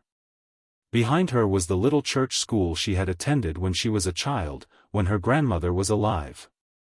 Her grandmother had been dead 2 years now. There was a strange woman at the marsh, with her Uncle Fred, and a small baby. Behind her was Cossethay, and blackberries were ripe on the hedges. As she waited at the tram terminus, she reverted swiftly to her childhood, her teasing grandfather, with his fair beard and blue eyes, and his big, monumental body. He had got drowned. Her grandmother, whom Ursula would sometimes say she had loved more than anyone else in the world, the little church school, the Phillips boys. One was a soldier in the Life Guards now, one was a collier. With a passion she clung to the past. But as she dreamed of it, she heard the tramcar grinding round a bend, rumbling dully. She saw it draw into sight, and hum nearer. It sidled round the loop at the terminus, and came to a standstill, looming above her. Some shadowy grey people stepped from the far end. The conductor was walking in the puddles, swinging round the pole. She mounted into the wet, comfortless tram, whose floor was dark with wet, whose windows were all steamed, and she sat in suspense. It had begun, her new existence. One other passenger mounted, a sort of charwoman with a drab, wet coat. Ursula could not bear the waiting of the tram.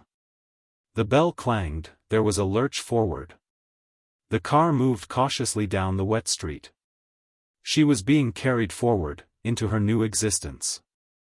Her heart burned with pain and suspense, as if something were cutting her living tissue. Often, oh often the tram seemed to stop, and wet, cloaked people mounted and sat mute and grey in stiff rows opposite her, their umbrellas between their knees. The windows of the tram grew more steamy, opaque. She was shut in with these unliving, spectral people. Even yet it did not occur to her that she was one of them. The conductor came down issuing tickets. Each little ring of his clipper sent a pang of dread through her. But her ticket surely was different from the rest. They were all going to work. She also was going to work. Her ticket was the same. She sat trying to fit in with them. But fear was at her bowels. She felt an unknown, terrible grip upon her.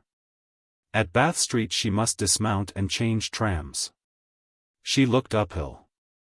It seemed to lead to freedom. She remembered the many Saturday afternoons she had walked up to the shops. How free and careless she had been. Ah, her tram was sliding gingerly downhill. She dreaded every yard of her conveyance. The car halted, she mounted hastily. She kept turning her head as the car ran on, because she was uncertain of the street. At last, her heart aflame of suspense, trembling, she rose. The conductor rang the bell brusquely. She was walking down a small, mean, wet street, empty of people. The school squatted low within its railed, asphalt yard, that shone black with rain. The building was grimy, and horrible, dry plants were shadowily looking through the windows. She entered the arched doorway of the porch. The whole place seemed to have a threatening expression, imitating the church's architecture, for the purpose of domineering, like a gesture of vulgar authority. She saw that one pair of feet had paddled across the flagstone floor of the porch. The place was silent, deserted, like an empty prison waiting the return of tramping feet. Ursula went forward to the teacher's room that burrowed in a gloomy hole. She knocked timidly. "Come in," called a surprised man's voice, as from a prison cell. She entered the dark little room that never got any sun. The gas was lighted naked and raw. At the table a thin man in shirt-sleeves was rubbing a paper on a jelly tray. He looked up at Ursula with his narrow, sharp face, said, "Good morning," then turned away again, and stripped the paper off the tray, glancing at the violet-colored writing transferred. Before he dropped the curled sheet aside among a heap. Ursula watched him fascinated. In the gaslight and gloom and the narrowness of the room, all seemed unreal. "Isn't it a nasty morning?" she said. "Yes," he said, "it's not much of weather." But in here it seemed that neither morning nor weather really existed. This place was timeless. He spoke in an occupied voice, like an echo. Ursula did not know what to say. She took off her waterproof. "Am I early?" she asked. The man looked first at a little clock, then at her.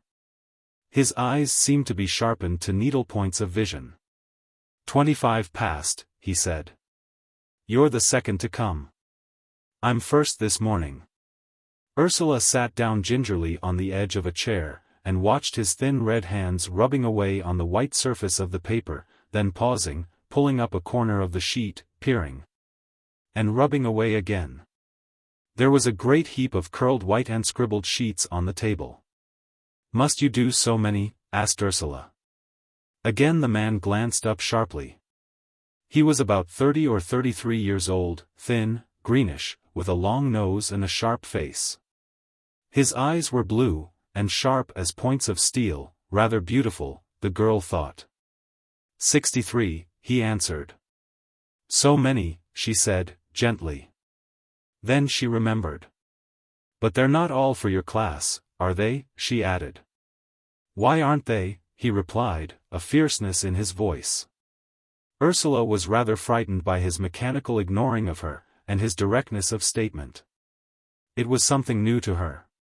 She had never been treated like this before, as if she did not count, as if she were addressing a machine. It is too many, she said sympathetically. You'll get about the same, he said. That was all she received. She sat rather blank, not knowing how to feel. Still she liked him. He seemed so cross. There was a queer, sharp, keen-edged feeling about him that attracted her and frightened her at the same time. It was so cold, and against his nature. The door opened, and a short, neutral-tinted young woman of about 28 appeared. Oh, Ursula, the newcomer exclaimed. You are here early. My word, I'll warrant you don't keep it up. That's Mr. Williamson's peg. This is yours. Standard 5 teacher always has this. Aren't you going to take your hat off? Miss Violet Harby removed Ursula's waterproof from the peg on which it was hung, to one a little farther down the row. She had already snatched the pins from her own stuff hat, and jammed them through her coat. She turned to Ursula, as she pushed up her frizzed, flat, dun-colored hair. Isn't it a beastly morning? She exclaimed, beastly. And if there's one thing I hate above another it's a wet Monday morning. Pack of kids trailing in anyhow nohow, and no holding them. She had taken a black pinafore from a newspaper package, and was tying it round her waist. You've brought an apron, haven't you? She said jerkily, glancing at Ursula.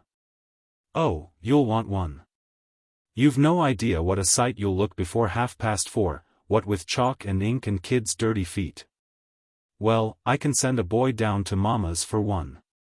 Oh, it doesn't matter, said Ursula. Oh, yes, I can send easily, cried Miss Harby. Ursula's heart sank. Everybody seemed so cocksure and so bossy.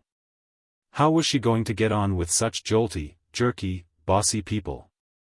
And Miss Harby had not spoken a word to the man at the table. She simply ignored him. Ursula felt the callous crude rudeness between the two teachers. The two girls went out into the passage. A few children were already clattering in the porch. Jim Richards, called Miss Harby, hard and authoritative. A boy came sheepishly forward. Shall you go down to our house for me, said Miss Harby, in a commanding, condescending, coaxing voice. She did not wait for an answer. Go down and ask Mama to send me one of my school peanuts, for Miss Brangwen, shall you? The boy muttered a sheepish, yes, miss, and was moving away. Hey, called Miss Harby. Come here, now what are you going for? What shall you say to Mama? A school peanut, muttered the boy. Please, Mrs. Harby, Miss Harby says will you send her another school pinafore for Miss Brangwen, because she's come without one. Yes, miss, muttered the boy, head ducked, and was moving off. Miss Harby caught him back, holding him by the shoulder. What are you going to say? Please, Mrs. Harby, Miss Harby wants a penny for Miss Brangwen, muttered the boy very sheepishly. Miss Brangwen, laughed Miss Harby, pushing him away.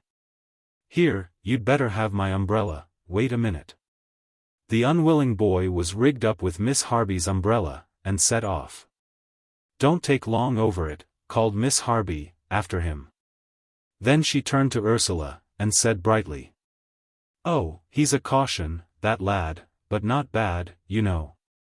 "No," Ursula agreed, weakly. The latch of the door clicked, and they entered the big room. Ursula glanced down the place. Its rigid, long silence was official and chilling. Halfway down was a glass partition, the doors of which were open. A clock ticked re-echoing, and Miss Harby's voice sounded double as she said, "This is the big room, standard 5, 6 and 7. Here's your place, 5. She stood in the near end of the great room. There was a small high teacher's desk facing a squadron of long benches, 2 high windows in the wall opposite. It was fascinating and horrible to Ursula. The curious, unliving light in the room changed her character. She thought it was the rainy morning. Then she looked up again, because of the horrid feeling of being shut in a rigid, inflexible air, away from all feeling of the ordinary day. And she noticed that the windows were of ribbed, suffused glass. The prison was round her now. She looked at the walls, color-washed, pale green and chocolate, at the large windows with frosy geraniums against the pale glass, at the long rows of desks, arranged in a squadron. And dread filled her. This was a new world, a new life, with which she was threatened. But still excited, she climbed into her chair at her teacher's desk. It was high, and her feet could not reach the ground, but must rest on the step. Lifted up there, off the ground, she was in office. How queer it all was. How different it was from the mist of rain blowing over XIII. As she thought of her own village, a spasm of yearning crossed her, it seemed so far off, so lost to her. She was here in this hard, stark reality. It was queer that she should call this the reality, which she had never known till today, and which now so filled her with dread and dislike, that she wished she might go away. This was the reality, and XIII, her beloved, beautiful, well-known XIII, which was as herself unto her, that was minor reality. This prison of a school was reality. Here, then, she would sit in state, the queen of scholars. Here she would realize her dream of being the beloved teacher bringing light and joy to her children. But the desks before her had an abstract angularity that bruised her sentiment and made her shrink. She winced, feeling she had been a fool in her anticipations. She had brought her feelings and her generosity to where neither generosity nor emotion were wanted. And already she felt rebuffed, troubled by the new atmosphere, out of place. She slid down, and they returned to the teacher's room. It was queer to feel that one ought to alter one's personality. She was nobody, there was no reality in herself, the reality was all outside of her, and she must apply herself to it. Mr. Harby was in the teacher's room, standing before a big, open cupboard, in which Ursula could see piles of pink blotting paper, heaps of shiny new books, boxes of chalk, and bottles of colored inks. It looked a treasure store. The schoolmaster was a short, sturdy man, with a fine head, and a heavy jowl. Nevertheless he was good-looking, with his shapely brows and nose, and his great, hanging mustache. He seemed absorbed in his work, and took no notice of Ursula's entry. There was something insulting in the way he could be so actively unaware of another person, so occupied. When he had a moment of absence, he looked up from the table and said good morning to Ursula. There was a pleasant light in his brown eyes.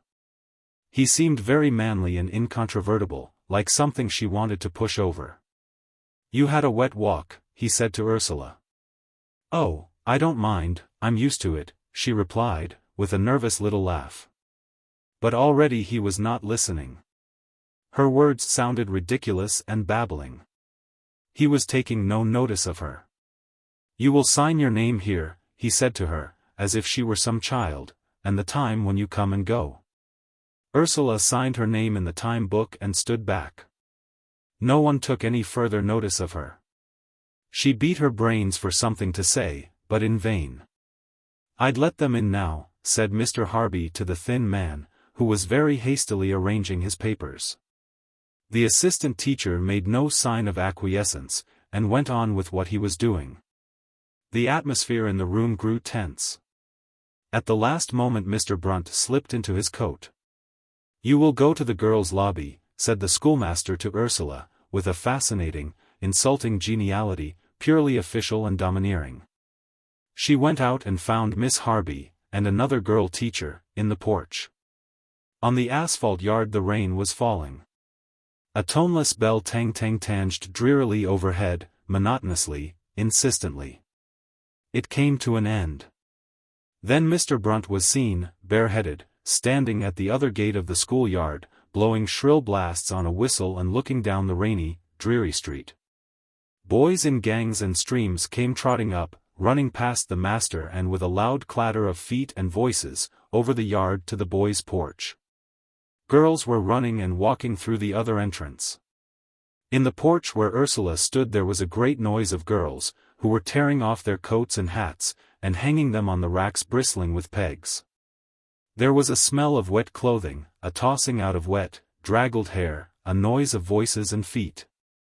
The mass of girls grew greater, the rage around the pegs grew steadier, the scholars tended to fall into little noisy gangs in the porch. Then Violet Harby clapped her hands, clapped them louder, with a shrill, "Quiet, girls, quiet." There was a pause. The hubbub died down but did not cease. "What did I say?" cried Miss Harby, shrilly. There was almost complete silence. Sometimes a girl, rather late, whirled into the porch and flung off her things. "Leaders, in place," commanded Miss Harby shrilly. Pairs of girls in pinafores and long hair stood separate in the porch. "Standard 4, 5, and 6, fall in," cried Miss Harby. There was a hubbub, which gradually resolved itself into 3 columns of girls, 2 and 2, standing smirking in the passage. In among the peg racks, other teachers were putting the lower classes into ranks. Ursula stood by her own standard 5. They were jerking their shoulders, tossing their hair, nudging, writhing, staring, grinning, whispering and twisting. A sharp whistle was heard, and standard 6, the biggest girls, set off, led by Miss Harby. Ursula, with her standard 5, followed after. She stood beside a smirking, grinning row of girls, waiting in a narrow passage. What she was herself she did not know. Suddenly the sound of a piano was heard, and standard 6 set off hollowly down the big room. The boys had entered by another door.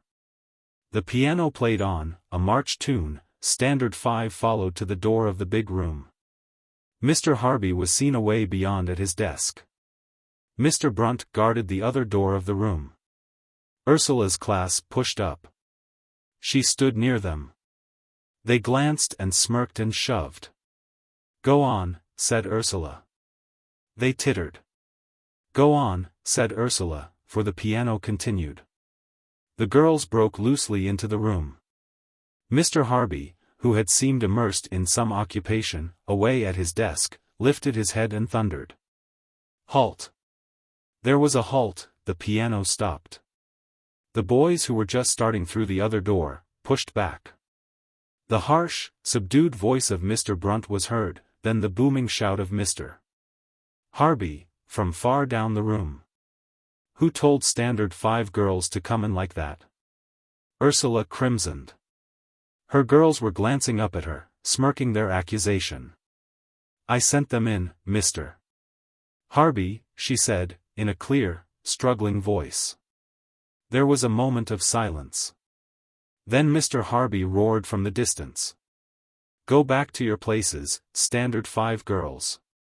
The girls glanced up at Ursula, accusing, rather jeering, fugitive. They pushed back. Ursula's heart hardened with ignominious pain. "Forward, march," came Mr. Brunt's voice, and the girls set off, keeping time with the ranks of boys. Ursula faced her class, some 55 boys and girls, who stood filling the ranks of the desks. She felt utterly non-existent. She had no place nor being there. She faced the block of children. Down the room she heard the rapid firing of questions. She stood before her class not knowing what to do. She waited painfully. Her block of children, 50 unknown faces, watched her, hostile, ready to jeer. She felt as if she were in torture over a fire of faces. And on every side she was naked to them. Of unutterable length and torture the seconds went by. Then she gathered courage. She heard Mr. Brunt asking questions in mental arithmetic. She stood near to her class, so that her voice need not be raised too much, and faltering, uncertain, she said, 7 hats at 2 halfpenny each? A grin went over the faces of the class, seeing her commence. She was red and suffering. Then some hands shot up like blades, and she asked for the answer. The day passed incredibly slowly. She never knew what to do. There came horrible gaps, when she was merely exposed to the children. And when, relying on some pert little girl for information, she had started a lesson, she did not know how to go on with it properly. The children were her masters. She deferred to them. She could always hear Mr. Brunt. Like a machine, always in the same hard, high, inhuman voice he went on with his teaching, oblivious of everything. And before this inhuman number of children she was always at bay. She could not get away from it. There it was, this class of 50 collective children, depending on her for command it hated and resented. It made her feel she could not breathe, she must suffocate, it was so inhuman. They were so many, that they were not children. They were a squadron. She could not speak as she would to a child, because they were not individual children, they were a collective, inhuman thing.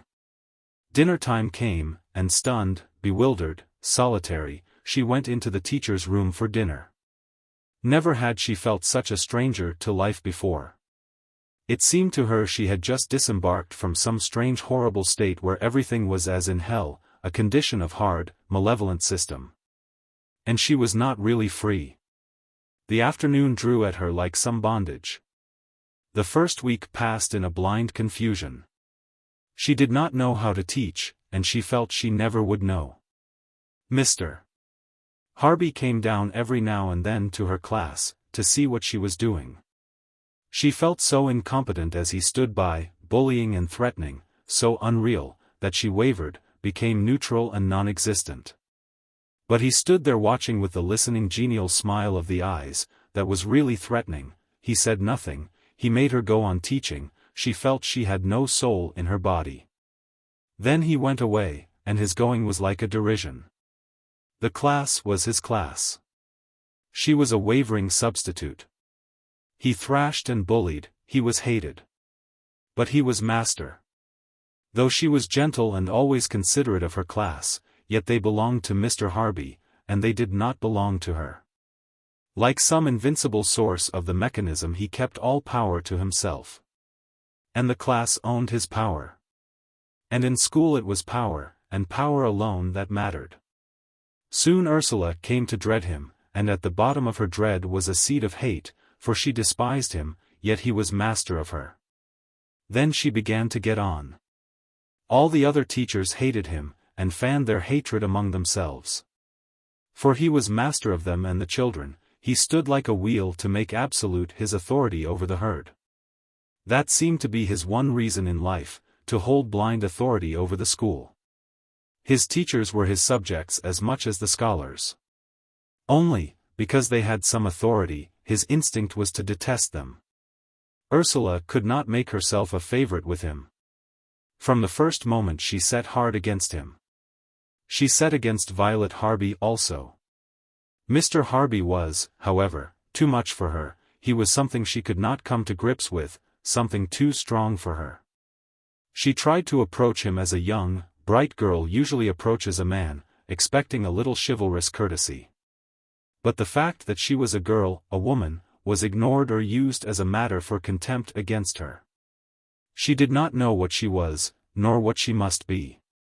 She wanted to remain her own responsive, personal self. So she taught on. She made friends with the Standard 3 teacher, Maggie Schofield. Miss Schofield was about 20 years old, a subdued girl who held aloof from the other teachers. She was rather beautiful, meditative, and seemed to live in another, lovelier world. Ursula took her dinner to school, and during the second week ate it in Miss Schofield's room. Standard 3 classroom stood by itself and had windows on two sides, looking on to the playground.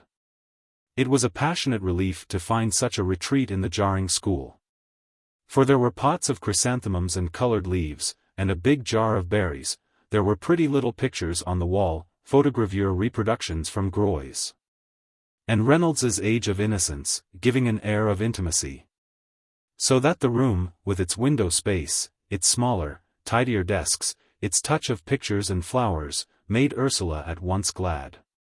Here at last was a little personal touch, to which she could respond. It was Monday. She had been at school a week and was getting used to the surroundings, though she was still an entire foreigner in herself. She looked forward to having dinner with Maggie. That was the bright spot in the day. Maggie was so strong and remote, walking with slow, sure steps down a hard road, carrying the dream within her. Ursula went through the class teaching as through a meaningless daze. Her class tumbled out at midday in haphazard fashion. She did not realize what host she was gathering against herself by her superior tolerance, her kindness and her laissez-aller. They were gone, and she was rid of them, and that was all. She hurried away to the teacher's room. Mr. Brunt was crouching at the small stove, putting a little rice pudding into the oven. He rose then, and attentively poked in a small saucepan on the hob with a fork. Then he replaced the saucepan lid. "Aren't they done?" asked Ursula gaily, breaking in on his tense absorption. She always kept a bright, blithe manner, and was pleasant to all the teachers. For she felt like the swan among the geese, of superior heritage and belonging. And her pride at being the swan in this ugly school was not yet abated.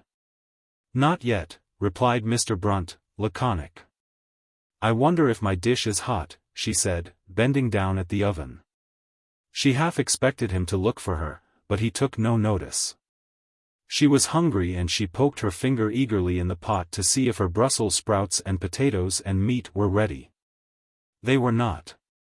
"Don't you think it's rather jolly bringing dinner?" she said to Mr. Brunt. "I don't know as I do," he said, spreading a serviette on a corner of the table, and not looking at her. "I suppose it is too far for you to go home?" "Yes," he said. Then he rose and looked at her.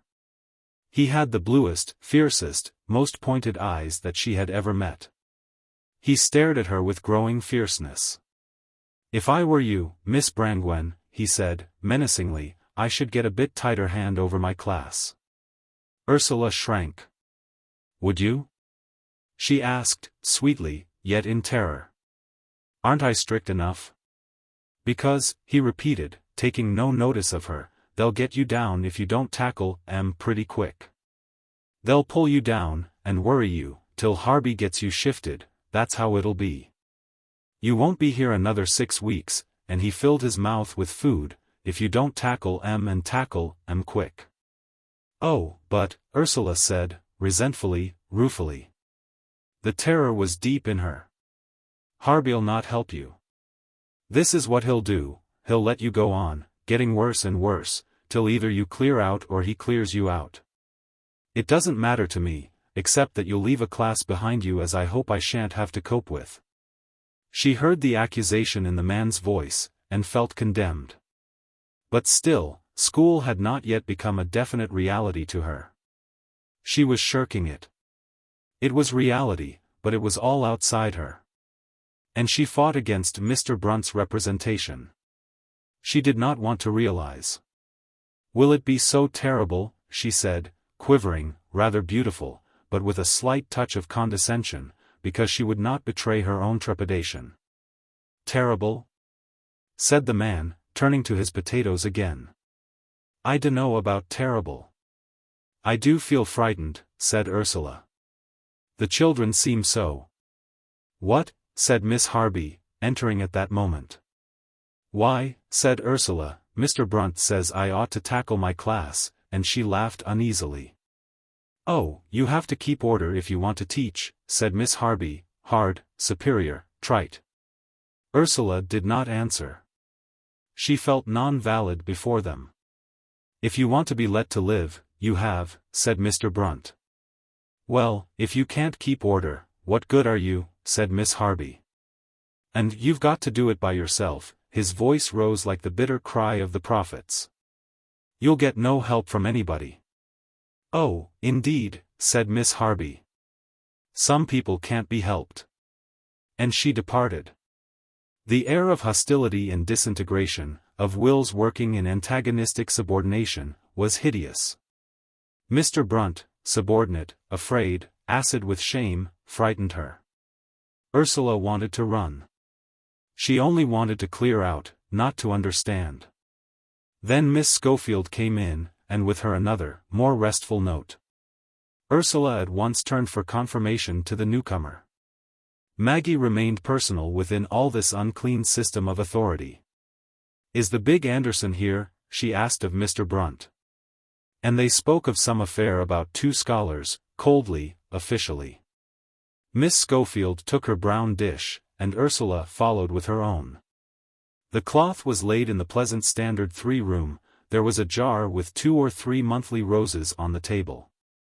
"It is so nice in here, you have made it different," said Ursula gaily. But she was afraid. The atmosphere of the school was upon her. "The big room," said Miss Schofield, it's misery to be in it." She too spoke with bitterness. She too lived in the ignominious position of an upper servant hated by the master above and the class beneath. She was, she knew, liable to attack from either side at any minute, or from both at once, for the authorities would listen to the complaints of parents. And both would turn round on the mongrel authority, the teacher. So there was a hard, bitter withholding in Maggie Schofield even as she poured out her savory mess of big golden beans and brown gravy. "It is vegetarian hot pot," said Miss Schofield. "Would you like to try it?" "I should love to," said Ursula. Her own dinner seemed coarse and ugly beside this savory, clean dish. "I've never eaten vegetarian things," she said, "but I should think they can be good." "I'm not really a vegetarian," said Maggie, "I don't like to bring meat to school." "No," said Ursula, "I don't think I do either." And again her soul rang an answer to a new refinement, a new liberty. If all vegetarian things were as nice as this, she would be glad to escape the slight uncleanness of meat. "How good," she cried. "Yes," said Miss Schofield, and she proceeded to tell her the receipt. The two girls passed on to talk about themselves. Ursula told all about the high school, and about her matriculation, bragging a little. She felt so poor here, in this ugly place. Miss Schofield listened with brooding, handsome face, rather gloomy. "Couldn't you have got to some better place than this?" she asked at length. "I didn't know what it was like," said Ursula, doubtfully. "Ah," said Miss Schofield, and she turned aside her head with a bitter motion. "Is it as horrid as it seems?" asked Ursula, frowning lightly, in fear. "It is," said Miss Schofield, bitterly. "It is hateful." Ursula's heart sank, seeing even Miss Schofield in the deadly bondage. "It is Mr. Harby," said Maggie Schofield, breaking forth. "I don't think I could live again in the big room, Mr. Brunt's voice and Mr. Harby, She turned aside her head with a deep hurt. Some things she could not bear. "Is Mr. Harby really horrid?" asked Ursula, venturing into her own dread. Why, he's just a bully," said Miss Schofield, raising her shamed dark eyes, that flamed with tortured contempt. "He's not bad as long as you keep in with him, and refer to him, and do everything in his way, but, it's all so mean. It's just a question of fighting on both sides, and those great louts." She spoke with difficulty and with increased bitterness. She had evidently suffered. Her soul was raw with ignominy. Ursula suffered in response. "But why is it so horrid?" she asked, helplessly. "You can't do anything," said Miss Schofield. "He's against you on one side and he sets the children against you on the other. The children are simply awful. You've got to make them do everything. Everything has got to come out of you. Whatever they learn, you've got to force it into them, and that's how it is. Ursula felt her heart fail inside her. Why must she grasp all this? Why must she force learning on 55 reluctant children, having all the time an ugly, rude jealousy behind her, ready to throw her to the mercy of the herd of children, who would like to rend her as a weaker representative of authority? A great dread of her task possessed her. She saw Mr. Brunt, Miss Harby, Miss Schofield, all the school teachers, drudging unwillingly at the graceless task of compelling many children into one disciplined, mechanical set, reducing the whole set to an automatic state of obedience and attention, and then of commanding their acceptance of various pieces of knowledge. The first great task was to reduce 60 children to one state of mind, or being. This state must be produced automatically, through the will of the teacher, and the will of the whole school authority, imposed upon the will of the children.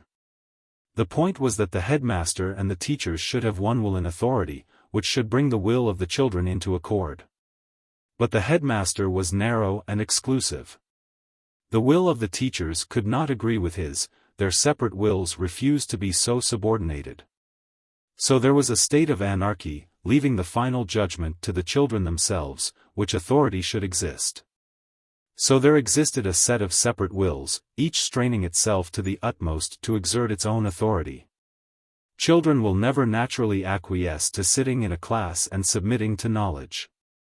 They must be compelled by a stronger, wiser will, against which will they must always strive to revolt.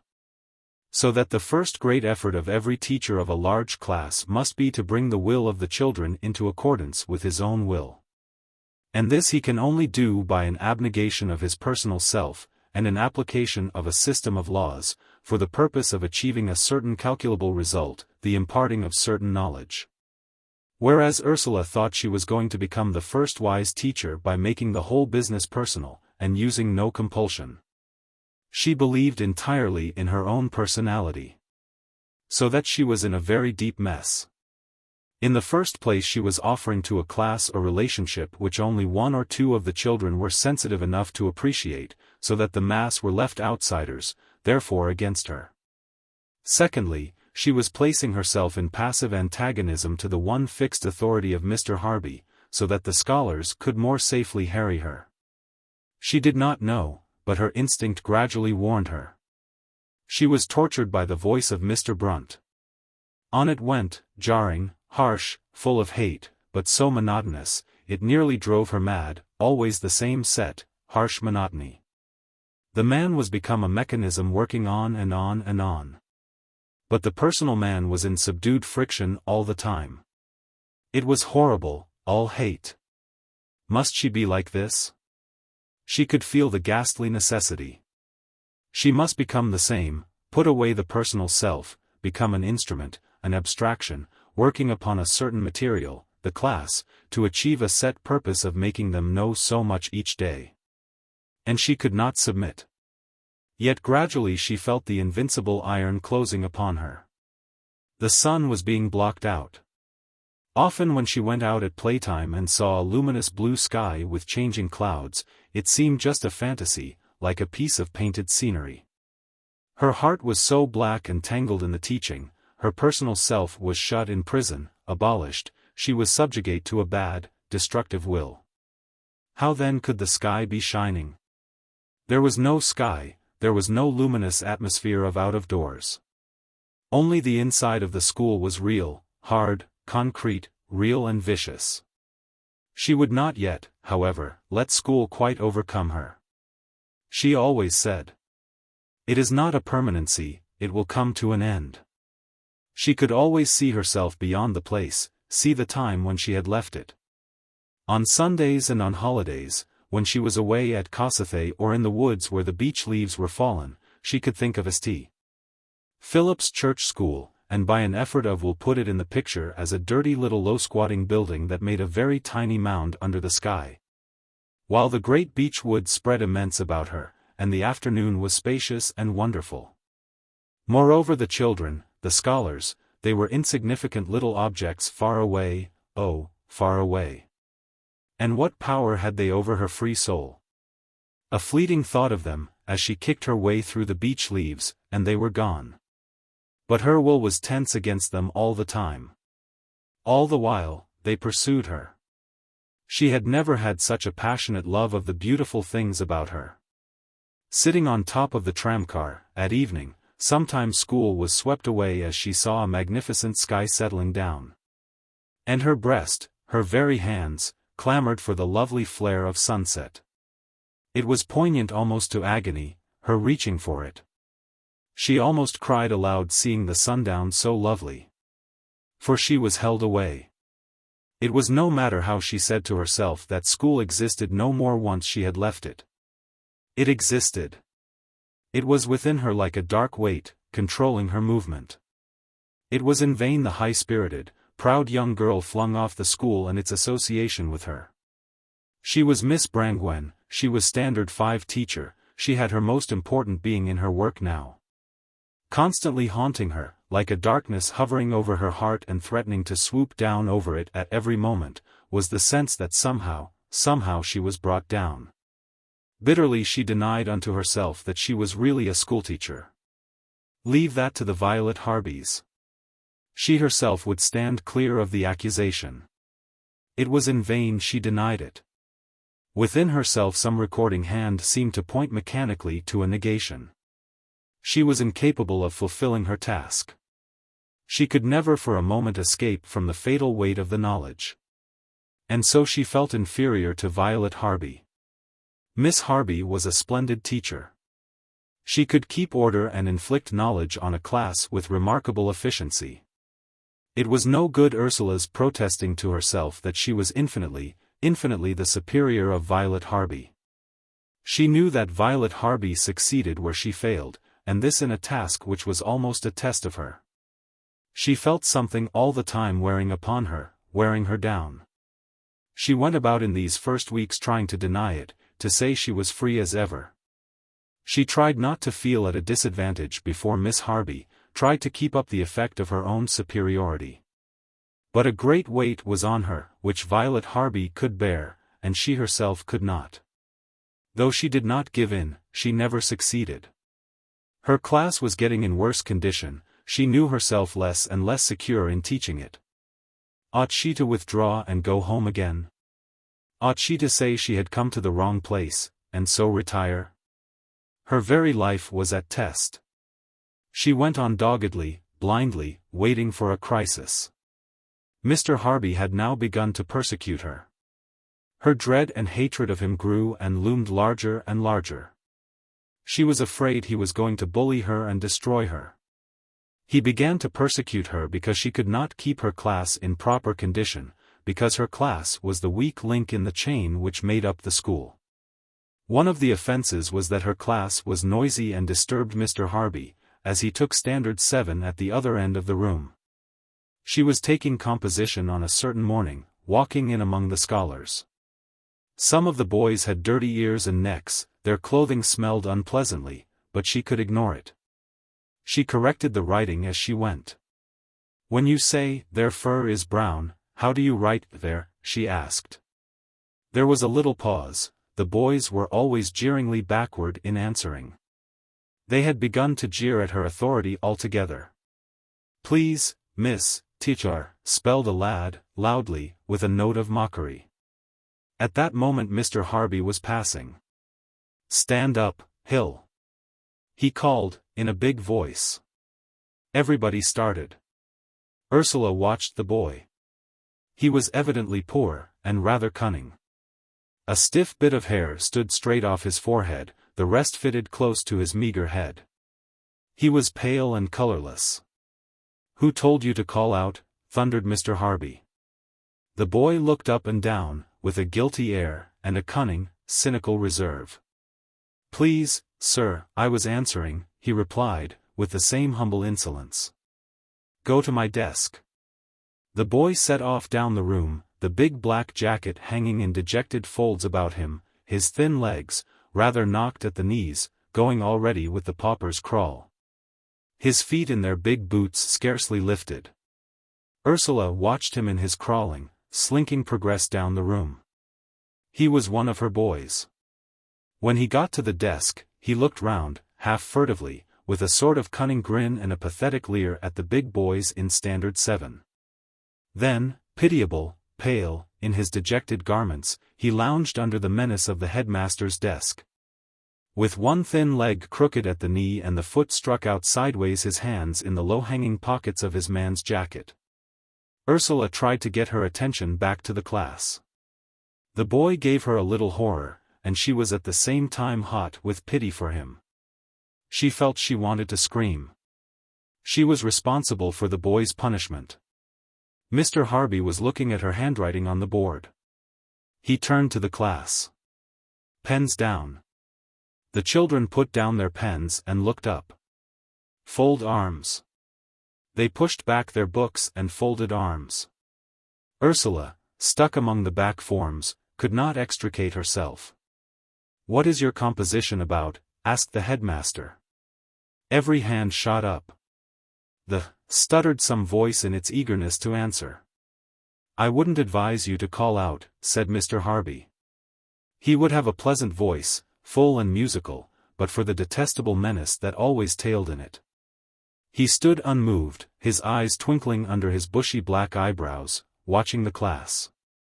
There was something fascinating in him, as he stood, and again she wanted to scream. She was all Jared, she did not know what she felt. "Well, Alice," he said. "The rabbit," piped a girl's voice. A very easy subject for Standard 5. Ursula felt a slight shame of incompetence.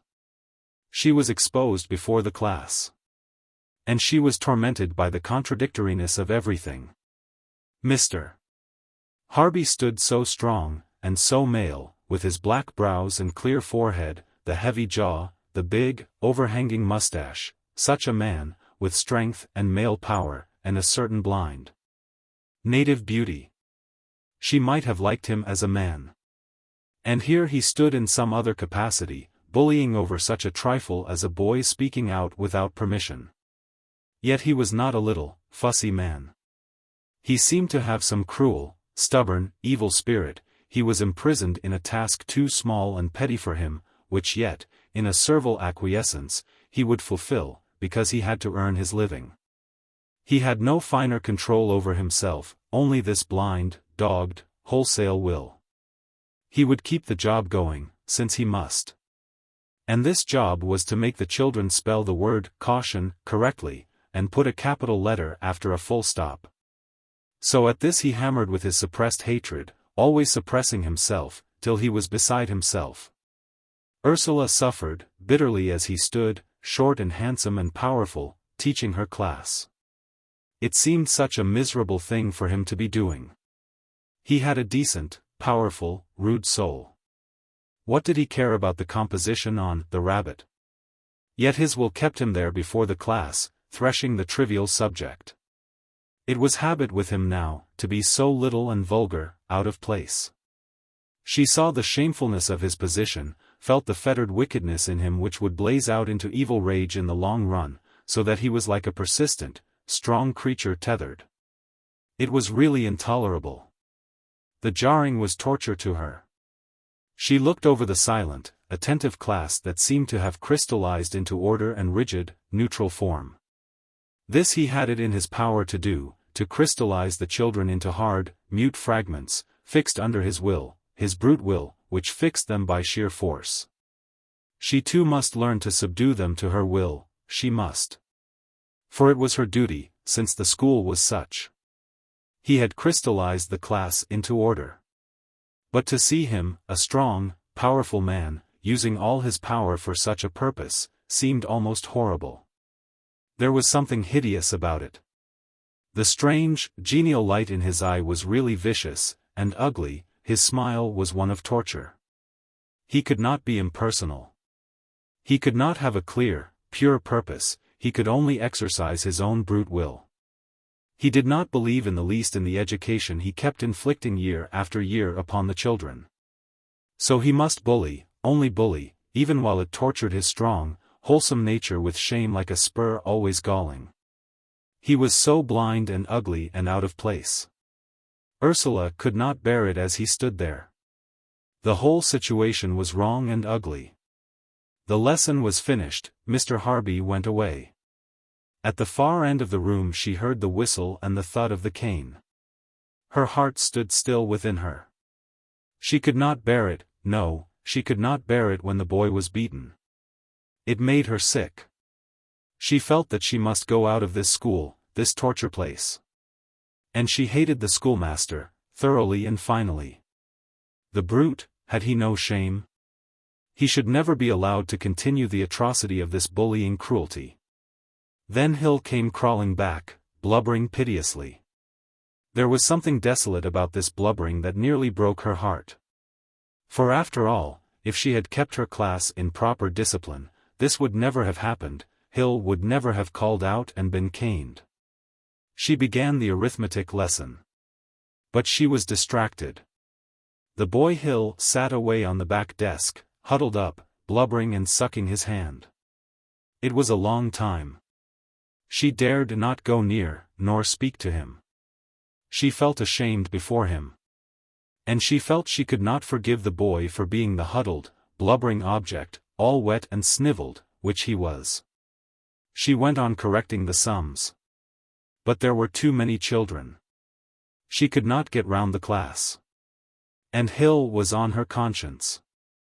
At last he had stopped crying, and sat bunched over his hands, playing quietly.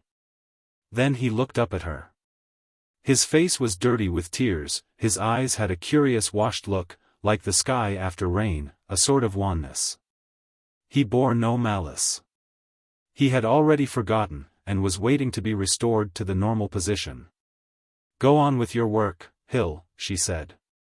The children were playing over their arithmetic, and, she knew, cheating thoroughly. She wrote another sum on the blackboard. She could not get round the class. She went again to the front to watch. Some were ready. Some were not. What was she to do? At last it was time for recreation. She gave the order to cease working, and in some way or other got her class out of the room. Then she faced the disorderly litter of blotted, uncorrected books, of broken rulers and chewed pens. And her heart sank in sickness. The misery was getting deeper.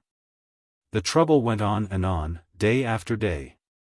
She had always piles of books to mark, myriads of errors to correct, a heart-wearying task that she loathed. And the work got worse and worse. When she tried to flatter herself that the composition grew more alive, more interesting, she had to see that the handwriting grew more and more slovenly, the books more filthy and disgraceful. She tried what she could, but it was of no use. But she was not going to take it seriously.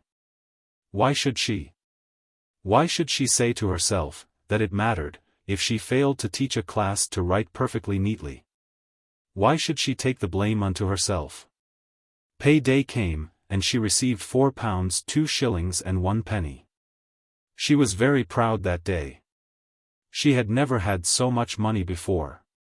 And she had earned it all herself. She sat on the top of the tramcar fingering the gold and fearing she might lose it. She felt so established and strong, because of it. And when she got home she said to her mother, "It is pay day today, mother." "Aye," said her mother, coolly. Then Ursula put down 50 shillings on the table. "That is my board," she said. "Aye," said her mother, letting it lie. Ursula was hurt. Yet she had paid her scot. She was free. She paid for what she had. There remained moreover 32 shillings of her own. She would not spend any, she who was naturally a spendthrift, because she could not bear to damage her fine gold. She had a standing ground now apart from her parents. She was something else besides the mere daughter of William and Anna Brangwen. She was independent. She earned her own living.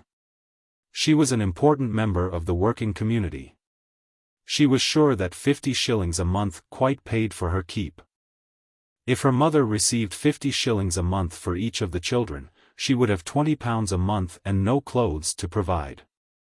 Very well then. Ursula was independent of her parents. She now adhered elsewhere. Now, the Board of Education was a phrase that rang significant to her, and she felt Whitehall far beyond her as her ultimate home. In the government, she knew which minister had supreme control over education, and it seemed to her that, in some way, he was connected with her, as her father was connected with her. She had another self, another responsibility.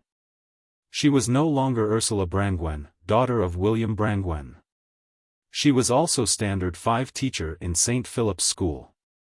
And it was a case now of being Standard 5 teacher, and nothing else. For she could not escape. Neither could she succeed. That was her horror. As the weeks passed on, there was no Ursula Brangwen, free and jolly. There was only a girl of that name obsessed by the fact that she could not manage her class of children. At weekends there came days of passionate reaction, when she went mad with the taste of liberty, when merely to be free in the morning. To sit down at her embroidery and stitch the colored silks was a passion of delight. For the prison house was always awaiting her. This was only a respite, as her chained heart knew well. So that she seized hold of the swift hours of the weekend, and wrung the last drop of sweetness out of them, in a little, cruel frenzy. She did not tell anybody how this state was a torture to her. She did not confide, either to Gudrun or to her parents, how horrible she found it to be a schoolteacher.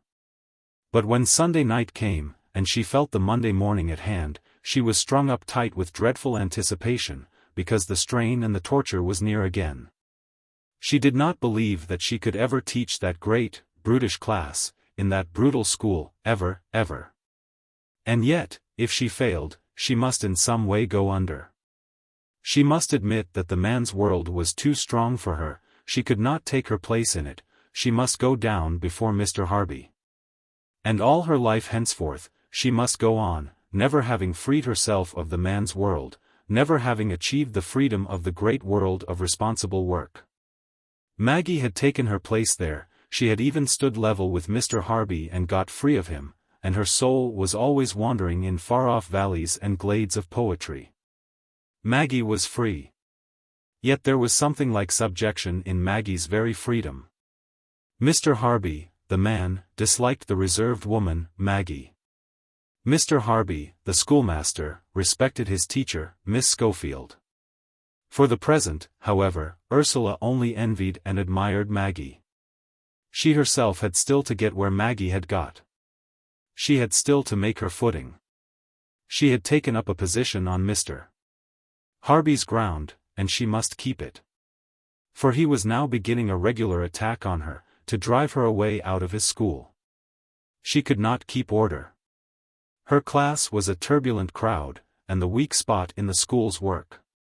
Therefore she must go, and someone more useful must come in her place, someone who could keep discipline. The headmaster had worked himself into an obsession of fury against her. He only wanted her gone.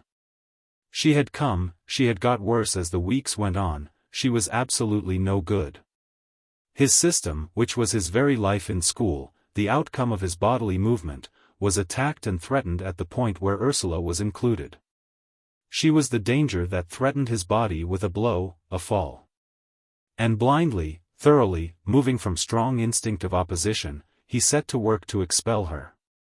When he punished one of her children as he had punished the boy Hill, for an offense against himself. He made the punishment extra heavy with the significance that the extra stroke came in because of the weak teacher who allowed all these things to be. When he punished for an offense against her, he punished lightly, as if offenses against her were not significant. Which all the children knew, and they behaved accordingly. Every now and again Mr. Harby would swoop down to examine exercise books. For a whole hour, he would be going round the class, taking book after book, comparing page after page. Whilst Ursula stood aside for all the remarks and fault-finding to be pointed at her through the scholars. It was true, since she had come, the composition books had grown more and more untidy, disorderly, filthy. Mr. Harby pointed to the pages done before her regime, and to those done after, and fell into a passion of rage. Many children he sent out to the front with their books. And after he had thoroughly gone through the silent and quivering class he caned the worst offenders well, in front of the others, thundering in real passion of anger and chagrin. Such a condition in a class, I can't believe it. It is simply disgraceful. I can't think how you have been let to get like it. Every Monday morning I shall come down and examine these books. So don't think that because there is nobody paying any attention to you, that you are free to unlearn everything you ever learned, and go back till you are not fit for Standard 3. I shall examine all books every Monday. Then in a rage, he went away with his cane, leaving Ursula to confront a pale, quivering class, whose childish faces were shut in blank resentment, fear, and bitterness, whose souls were full of anger and contempt for her rather than of the master, whose eyes looked at her with the cold, inhuman accusation of children. And she could hardly make mechanical words to speak to them. When she gave an order they obeyed with an insolent offhandedness, as if to say, "As for you, do you think we would obey you, but for the master?" She sent the blubbering, caned boys to their seats, knowing that they too jeered at her and her authority, holding her weakness responsible for what punishment had overtaken them. And she knew the whole position, so that even her horror of physical beating and suffering sank to a deeper pain, and became a moral judgment upon her, worse than any hurt. She must, during the next week, watch over her books, and punish any fault. Her soul decided it coldly. Her personal desire was dead for that day at least. She must have nothing more of herself in school. She was to be Standard 5 teacher only. That was her duty. In school, she was nothing but Standard 5 teacher. Ursula Brangwen must be excluded. So that, pale, shut, at last distant and impersonal, she saw no longer the child, how his eyes danced. Or how he had a queer little soul that could not be bothered with shaping handwriting so long as he dashed down what he thought. She saw no children, only the task that was to be done. And keeping her eyes there, on the task, and not on the child, she was impersonal enough to punish where she could otherwise only have sympathized, understood, and condoned. To approve where she would have been merely uninterested before. But her interest had no place any more. It was agony to the impulsive, bright girl of 17 to become distant and official, having no personal relationship with the children. For a few days, after the agony of the Monday, she succeeded, and had some success with her class. But it was a state not natural to her, and she began to relax. Then came another infliction. There were not enough pens to go round the class. She sent to Mr. Harby for more. He came in person. "Not enough pens, Miss Brangwen," he said, with the smile and calm of exceeding rage against her. "No, we are 6 short," she said, quaking. "Oh, how is that?" he said, menacingly. Then, looking over the class, he asked, "How many are there here today?" 52, said Ursula, but he did not take any notice, counting for himself. 52, he said. "And how many pens are there, Staples?" Ursula was now silent. He would not heed her if she answered, since he had addressed the monitor. "That's a very curious thing," said Mr. Harby, looking over the silent class with a slight grin of fury. All the childish faces looked up at him blank and exposed. A few days ago there were 60 pens for this class, now there are 48. What is 48 from 60, Williams? There was a sinister suspense in the question. A thin, ferret-faced boy in a sailor suit started up exaggeratedly. "Please, sir," he said. Then a slow, sly grin came over his face. He did not know. There was a tense silence. The boy dropped his head. Then he looked up again, a little cunning triumph in his eyes. 12, he said. "I would advise you to attend," said the headmaster dangerously. The boy sat down. 48 from 60 is 12, so there are 12 pens to account for. "Have you looked for them, Staples?" "Yes, sir." "Then look again." The scene dragged on. 2 pens were found, 10 were missing. Then the storm burst. Am I to have you thieving, besides your dirt and bad work and bad behavior? The headmaster began. Not content with being the worst behaved and dirtiest class in the school, you are thieves into the bargain, are you? It is a very funny thing. Pens don't melt into the air, pens are not in the habit of mizzling away into nothing. What has become of them then? They must be somewhere. What has become of them? For they must be found, and found by Standard 5. They were lost by Standard 5, and they must be found. Ursula stood and listened, her heart hard and cold. She was so much upset, that she felt almost mad. Something in her tempted her to turn on the headmaster and tell him to stop, about the miserable pens. But she did not. She could not. After every session, morning and evening, she had the pens counted. Still they were missing. And pencils and India rubbers disappeared. She kept the class staying behind, till the things were found. But as soon as Mr. Harby had gone out of the room, the boys began to jump about and shout, and at last they bolted in a body from the school. This was drawing near a crisis. She could not tell Mr. Harby because, while he would punish the class, he would make her the cause of the punishment, and her class would pay her back with disobedience and derision. Already there was a deadly hostility grown up between her and the children.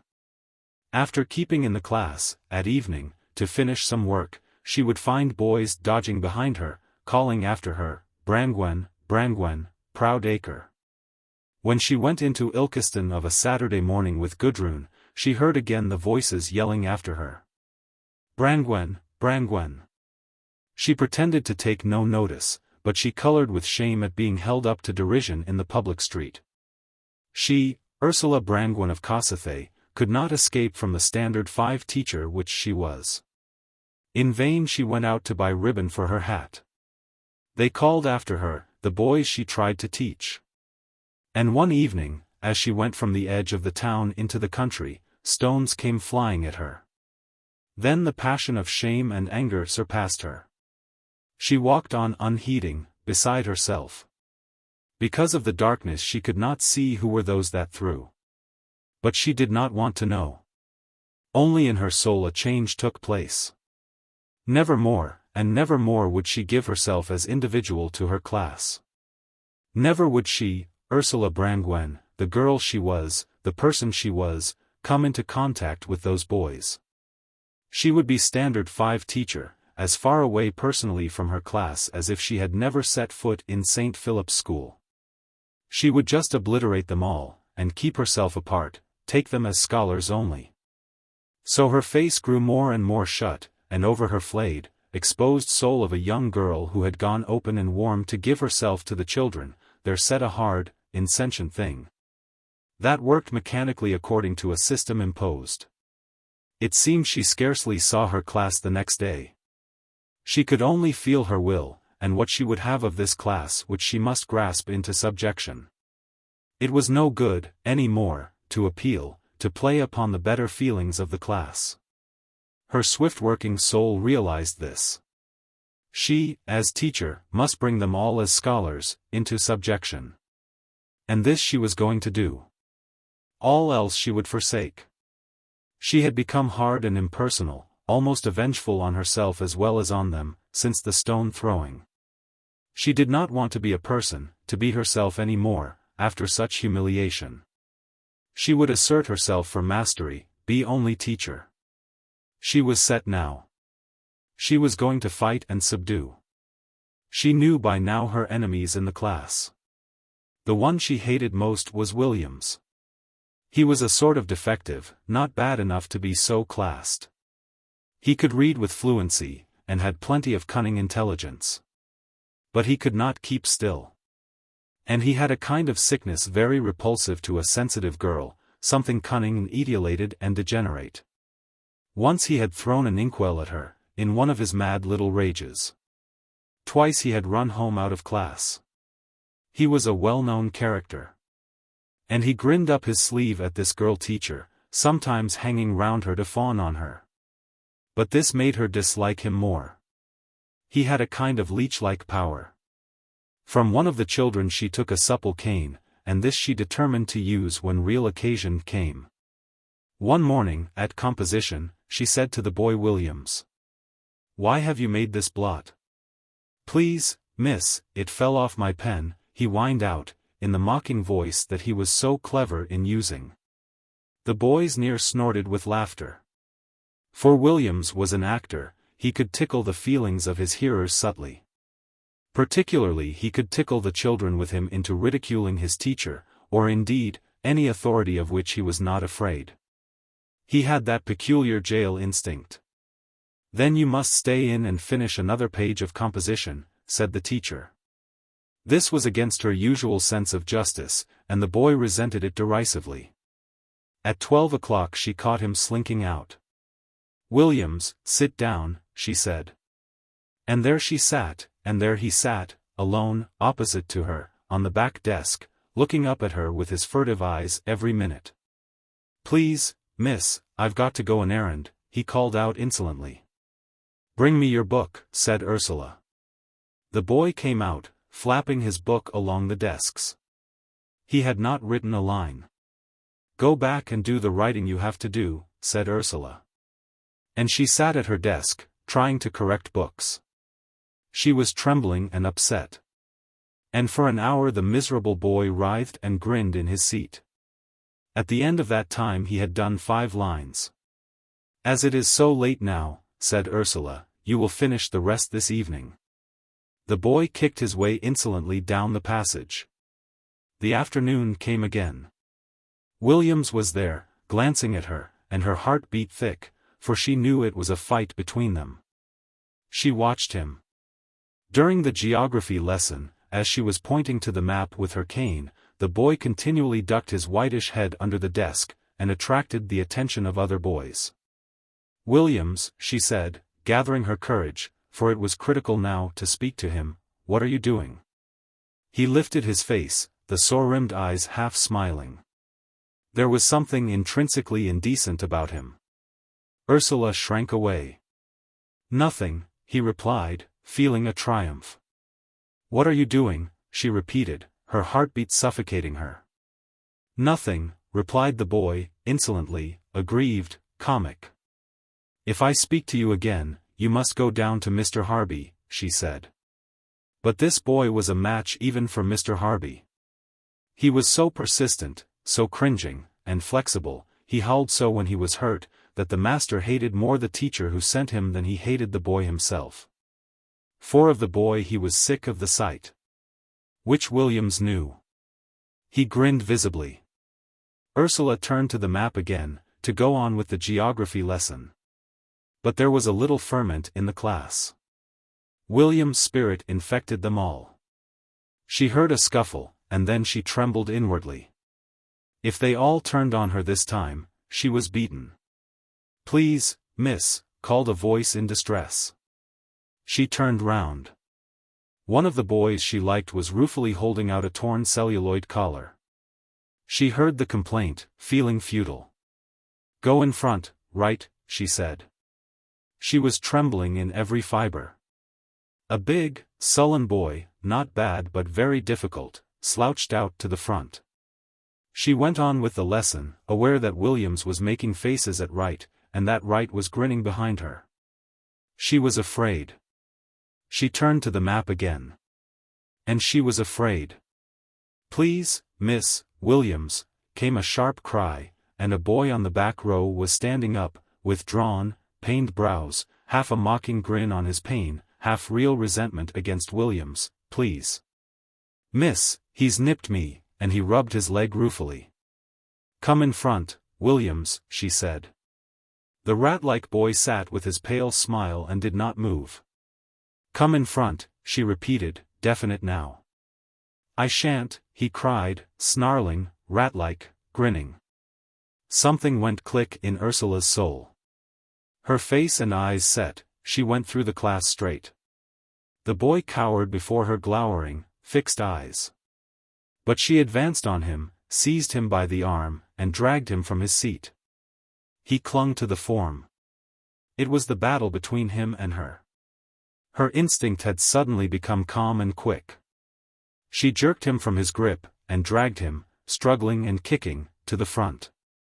He kicked her several times, and clung to the forms as he passed, but she went on. The class was on its feet in excitement. She saw it, and made no move. She knew if she let go the boy he would dash to the door. Already he had run home once out of her class. So she snatched her cane from the desk, and brought it down on him. He was writhing and kicking. She saw his face beneath her, white, with eyes like the eyes of a fish, stony, yet full of hate and horrible fear. And she loathed him, the hideous writhing thing that was nearly too much for her. In horror lest he should overcome her, and yet at the heart quite calm, she brought down the cane again and again, whilst he struggled making inarticulate noises, and lunging vicious kicks at her. With one hand she managed to hold him, and now and then the cane came down on him. He writhed, like a mad thing. But the pain of the strokes cut through his writhing, vicious, coward's courage, bit deeper, till at last, with a long whimper that became a yell, he went limp. She let him go, and he rushed at her, his teeth and eyes glinting. There was a second of agonized terror in her heart. He was a beast thing. Then she caught him, and the cane came down on him. A few times, madly, in a frenzy, he lunged and writhed, to kick her. But again the cane broke him, he sank with a howling yell on the floor, and like a beaten beast lay there yelling. Mr. Harby had rushed up towards the end of this performance. "What's the matter?" he roared. Ursula felt as if something were going to break in her. "I've thrashed him," she said, her breast heaving, forcing out the words on the last breath. The headmaster stood choked with rage, helpless. She looked at the writhing, howling figure on the floor. "Get up," she said. The thing writhed away from her. She took a step forward.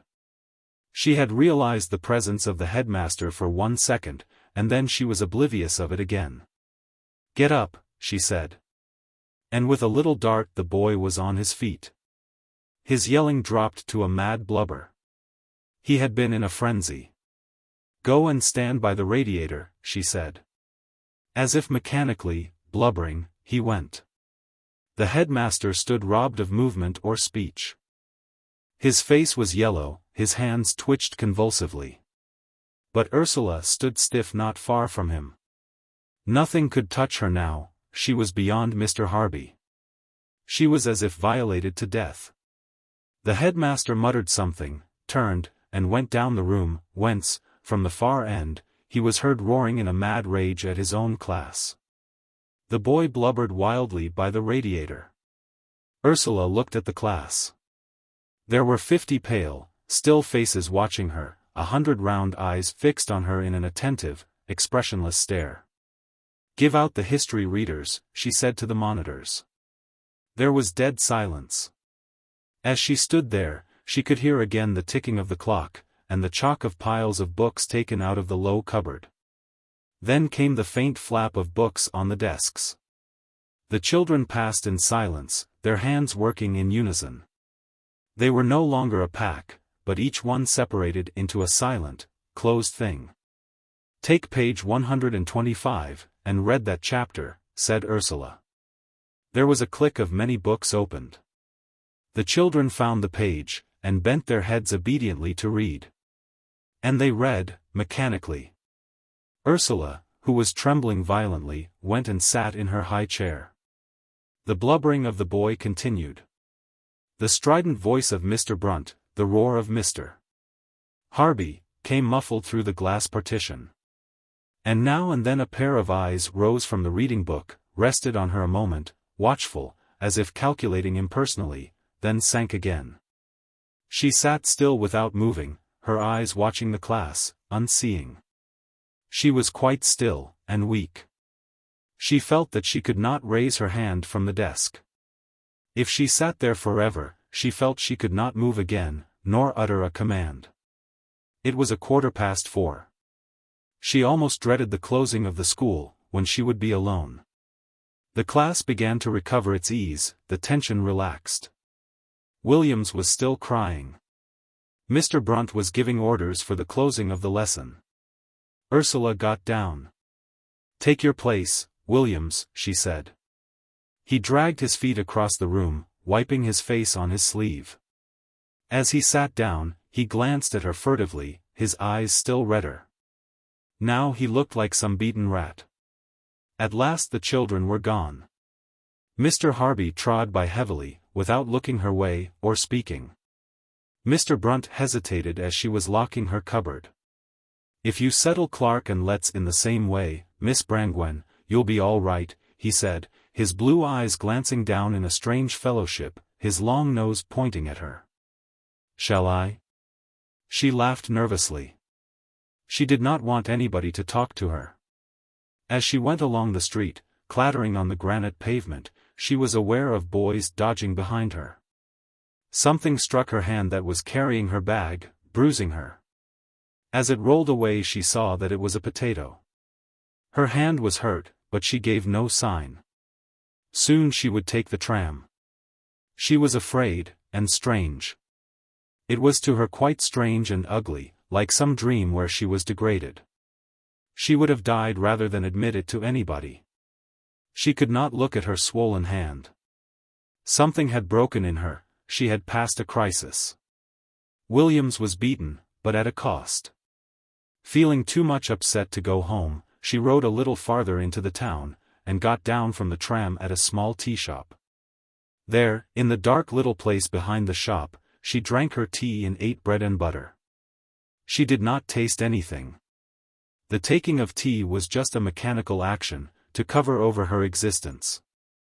There she sat in the dark, obscure little place, without knowing.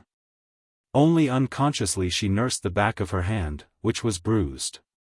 When finally she took her way home, it was sunset red across the west.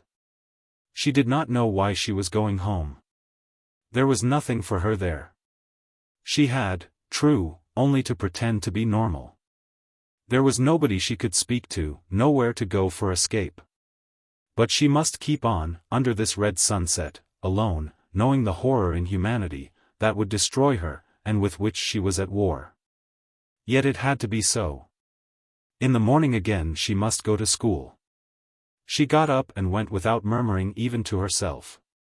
She was in the hands of some bigger, stronger, coarser will. School was fairly quiet. But she could feel the class watching her, ready to spring on her. Her instinct was aware of the class instinct to catch her if she were weak. But she kept cold and was guarded. Williams was absent from school. In the middle of the morning there was a knock at the door. Someone wanted the headmaster. Mr. Harby went out, heavily, angrily, nervously. He was afraid of irate parents. After a moment in the passage, he came again into school. "Sturgis," he called to one of his larger boys. "Stand in front of the class and write down the name of anyone who speaks. Will you come this way, Miss Brangwen?" He seemed vindicatively to seize upon her. Ursula followed him, and found in the lobby a thin woman with a whitish skin, not ill-dressed in a grey costume and a purple hat.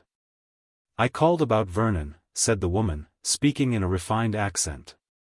There was about the woman altogether an appearance of refinement and of cleanliness, curiously contradicted by her half-beggar's deportment, and a sense of her being unpleasant to touch. Like something going bad inside.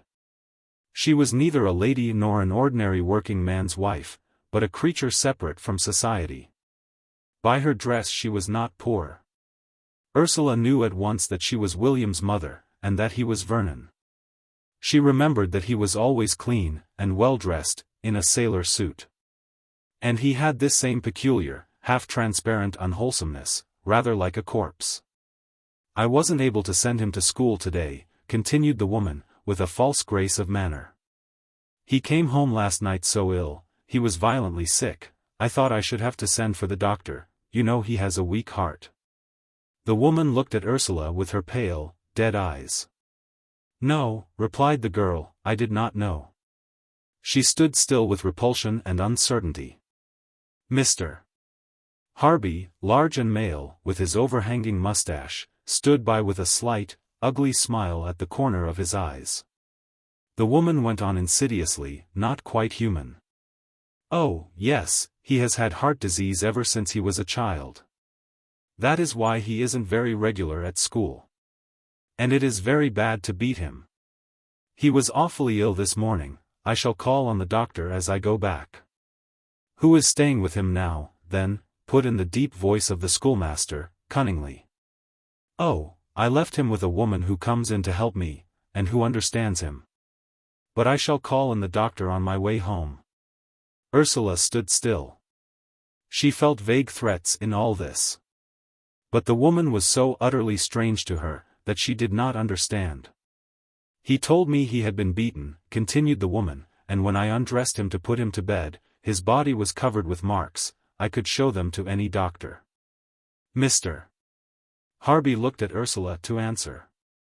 She began to understand. The woman was threatening to take out a charge of assault on her son against her. Perhaps she wanted money. I caned him, she said. He was so much trouble. I'm sorry if he was troublesome, said the woman, but he must have been shamefully beaten. I could show the marks to any doctor. I'm sure it isn't allowed, if it was known. I caned him while he kept kicking me, said Ursula, getting angry because she was half excusing herself. Mr.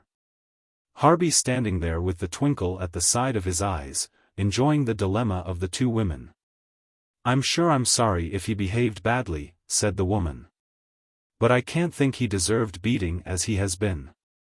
I can't send him to school, and really can't afford to pay the doctor. Is it allowed for the teachers to beat the children like that, Mr. Harby? The headmaster refused to answer. Ursula loathed herself, and loathed Mr. Harby with his twinkling cunning and malice on the occasion. The other miserable woman watched her chance. It is an expense to me, and I have a great struggle to keep my boy decent. Ursula still would not answer. She looked out at the asphalt yard, where a dirty rag of paper was blowing. And it isn't allowed to beat a child like that, I am sure, especially when he is delicate. Ursula stared with a set face on the yard, as if she did not hear. She loathed all this, and had ceased to feel or to exist. Though I know he is troublesome sometimes, but I think it was too much. His body is covered with marks. Mr. Harby stood sturdy and unmoved, waiting now to have done, with the twinkling, tiny wrinkles of an ironical smile at the corners of his eyes. He felt himself master of the situation. And he was violently sick. I couldn't possibly send him to school today. He couldn't keep his head up. Yet she had no answer. You will understand, sir, why he is absent, she said, turning to Mr. Harby. Oh, yes, he said, rough and offhand. Ursula detested him for his male triumph. And she loathed the woman. She loathed everything. You will try to have it remembered, sir, that he has a weak heart. He is so sick after these things. Yes, said the headmaster, I'll see about it. I know he is troublesome. The woman only addressed herself to the male now, but if you could have him punished without beating, he is really delicate. Ursula was beginning to feel upset. Harby stood in rather superb mastery, the woman cringing to him to tickle him as one tickles trout. I had come to explain why he was away this morning, sir. You will understand. She held out her hand. Harby took it and let it go, surprised and angry. Good morning, she said, and she gave her gloved, seedy hand to Ursula. She was not ill-looking, and had a curious insinuating way, very distasteful yet effective. Good morning, Mr. Harby, and thank you. The figure in the grey costume and the purple hat was going across the schoolyard with a curious lingering walk. Ursula felt a strange pity for her, and revulsion from her. She shuddered. She went into the school again. The next morning Williams turned up, looking paler than ever, very neat and nicely dressed in his sailor blouse. He glanced at Ursula with a half-smile, cunning, subdued, ready to do as she told him. There was something about him that made her shiver. She loathed the idea of having laid hands on him. His elder brother was standing outside the gate at playtime, a youth of about 15, tall and thin and pale. He raised his hat, almost like a gentleman. But there was something subdued, insidious about him too. "Who is it?" said Ursula. "It's the big Williams," said Violet Harby roughly. "She was here yesterday, wasn't she?" "Yes. It's no good her coming, her character's not good enough for her to make any trouble." Ursula shrank from the brutality and the scandal. But it had some vague, horrid fascination. How sordid everything seemed. She felt sorry for the queer woman with the lingering walk, and those queer, insidious boys. The Williams in her class was wrong somewhere. How nasty it was altogether. So the battle went on till her heart was sick. She had several more boys to subjugate before she could establish herself. And Mr. Harby hated her almost as if she were a man. She knew now that nothing but a thrashing would settle some of the big louts who wanted to play cat and mouse with her. Mr. Harby would not give them the thrashing if he could help it. For he hated the teacher, the stuck-up, insolent high school miss with her independence. "Now, Wright, what have you done this time?" he would say genially to the boy who was sent to him from Standard 5 for punishment. And he left the lad standing, lounging, wasting his time. So that Ursula would appeal no more to the headmaster, but, when she was driven wild, she seized her cane, and slashed the boy who was insolent to her, over head and ears and hands. And at length they were afraid of her, she had them in order. But she had paid a great price out of her own soul, to do this. It seemed as if a great flame had gone through her and burnt her sensitive tissue. She who shrank from the thought of physical suffering in any form, had been forced to fight and beat with a cane and rouse all her instincts to hurt. And afterwards she had been forced to endure the sound of their blubbering and desolation, when she had broken them to order. Oh, and sometimes she felt as if she would go mad. What did it matter if their books were dirty and they did not obey? She would rather, in reality, that they disobeyed the whole rules of the school, than that they should be beaten, broken, reduced to this crying, hopeless state. She would rather bear all their insults and insolences 1,000 times than reduce herself and them to this. Bitterly she repented having got beside herself, and having tackled the boy she had beaten. Yet it had to be so. She did not want to do it. Yet she had to. Oh, why had she leagued herself to this evil system where she must brutalize herself to live? Why had she become a schoolteacher? Why?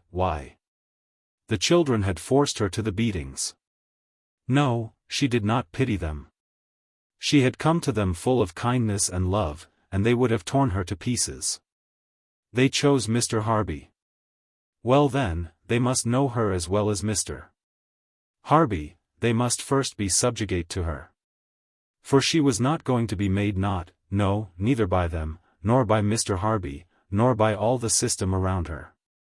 She was not going to be put down, prevented from standing free.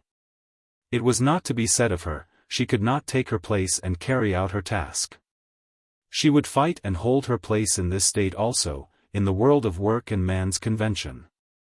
She was isolated now from the life of her childhood, a foreigner in a new life, of work and mechanical consideration. She and Maggie, in their dinner hours and their occasional teas at the little restaurant, discussed life and ideas. Maggie was a great suffragette, trusting in the vote. To Ursula the vote was never a reality.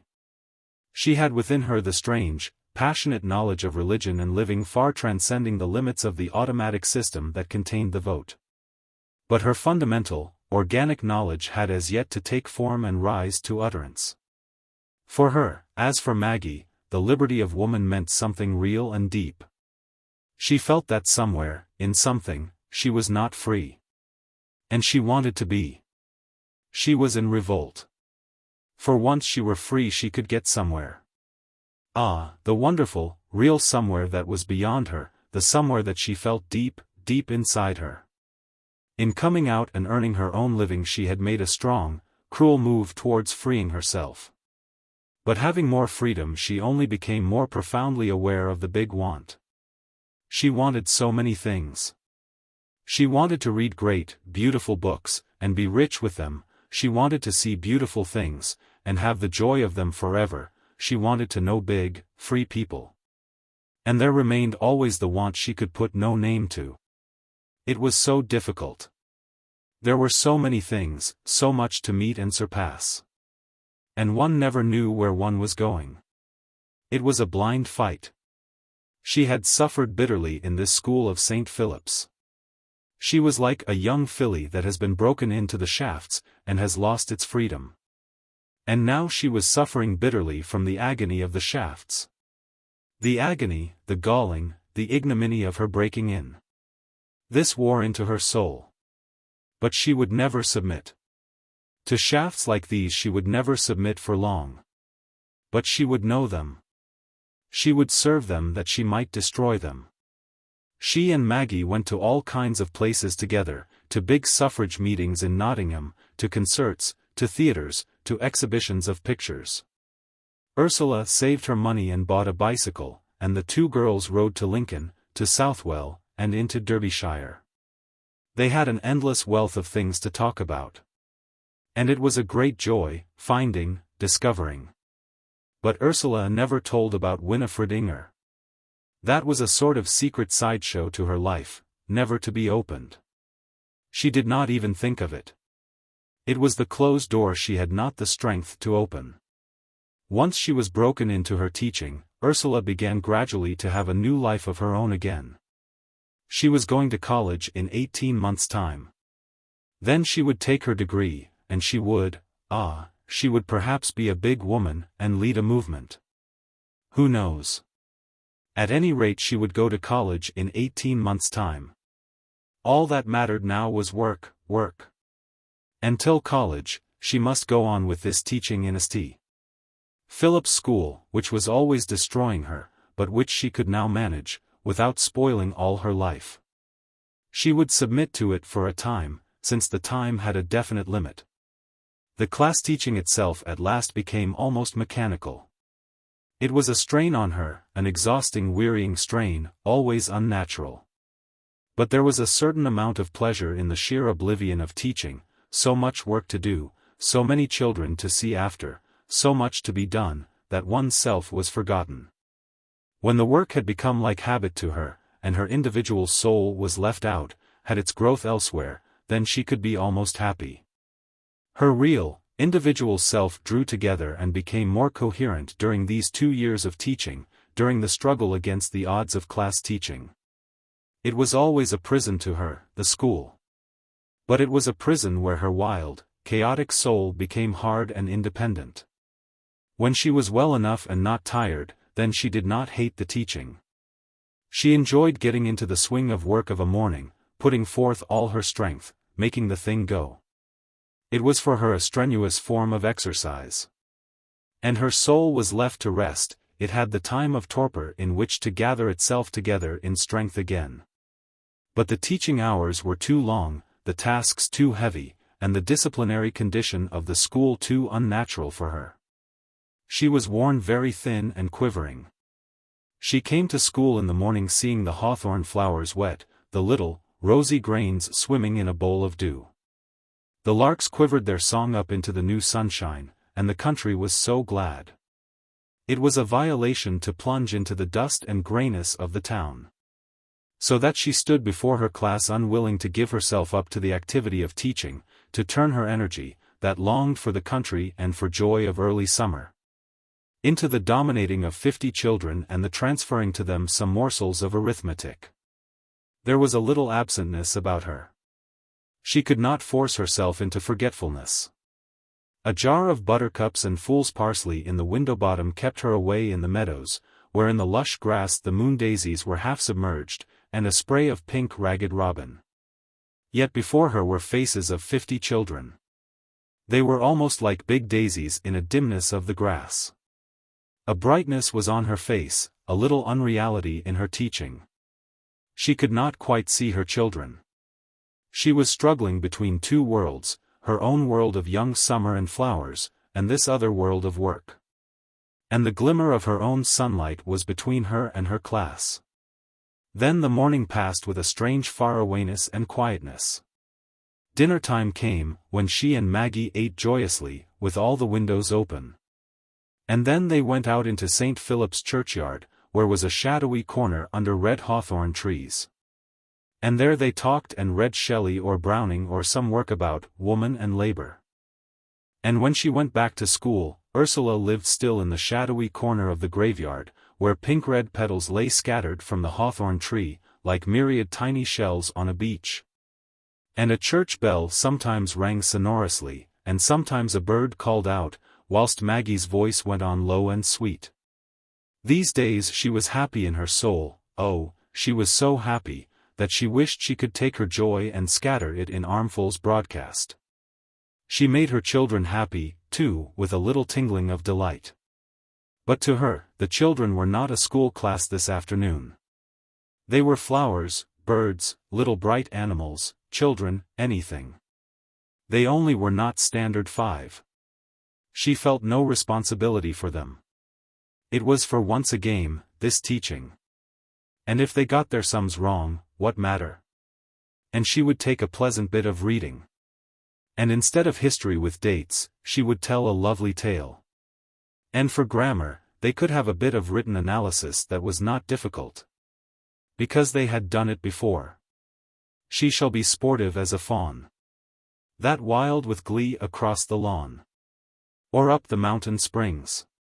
She wrote that from memory, because it pleased her. So the golden afternoon passed away and she went home happy.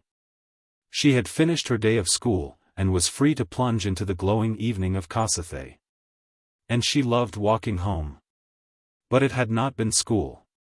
It had been playing at school beneath red hawthorn blossom. She could not go on like this. The quarterly examination was coming, and her class was not ready. It irritated her that she must drag herself away from her happy self, and exert herself with all her strength to compel this heavy class of children to work hard at arithmetic. They did not want to work, she did not want to compel them. And yet, some second conscience gnawed at her, telling her the work was not properly done. It irritated her almost to madness, and she let loose all the irritation in the class. Then followed a day of battle and hate and violence, when she went home raw, feeling the golden evening taken away from her, herself incarcerated in some dark, heavy place. And chained there with a consciousness of having done badly at work. What good was it that it was summer, that right till evening, when the corncrakes called, the larks would mount up into the light, to sing once more before nightfall? What good was it all, when she was out of tune, when she must only remember the burden and shame of school that day? And still, she hated school. Still she cried, she did not believe in it. Why should the children learn, and why should she teach them? It was all so much milling the wind. What folly was it that made life into this, the fulfilling of some stupid, factitious duty? It was all so made up, so unnatural. The school, the sums, the grammar, the quarterly examinations, the registers, it was all a barren nothing. Why should she give her allegiance to this world, and let it so dominate her, that her own world of warm sun and growing, sap-filled life was turned into nothing? She was not going to do it. She was not going to be a prisoner in the dry, tyrannical man-world. She was not going to care about it. What did it matter if her class did ever so badly in the quarterly examination? Let it, what did it matter? Nevertheless, when the time came, and the report on her class was bad, she was miserable, and the joy of the summer was taken away from her, she was shut up in gloom. She could not really escape from this world of system and work, out into her fields where she was happy. She must have her place in the working world, be a recognized member with full rights there. It was more important to her than fields and sun and poetry, at this time. But she was only the more its enemy. It was a very difficult thing, she thought, during the long hours of intermission in the summer holidays, to be herself, her happy self that enjoyed so much to lie in the sun. To play and swim and be content, and also to be a schoolteacher getting results out of a class of children. She dreamed fondly of the time when she need not be a teacher any more. But vaguely, she knew that responsibility had taken place in her forever, and as yet her prime business was to work.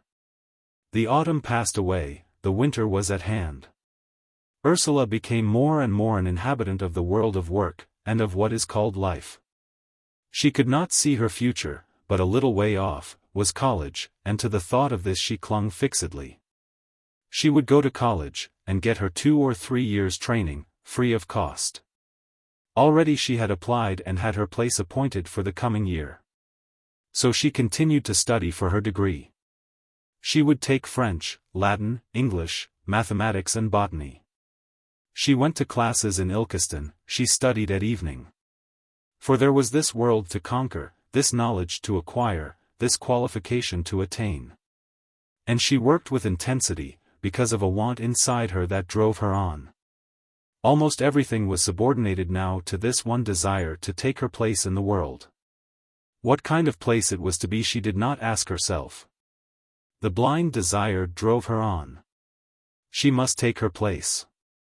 She knew she would never be much of a success as an elementary school teacher. But neither had she failed.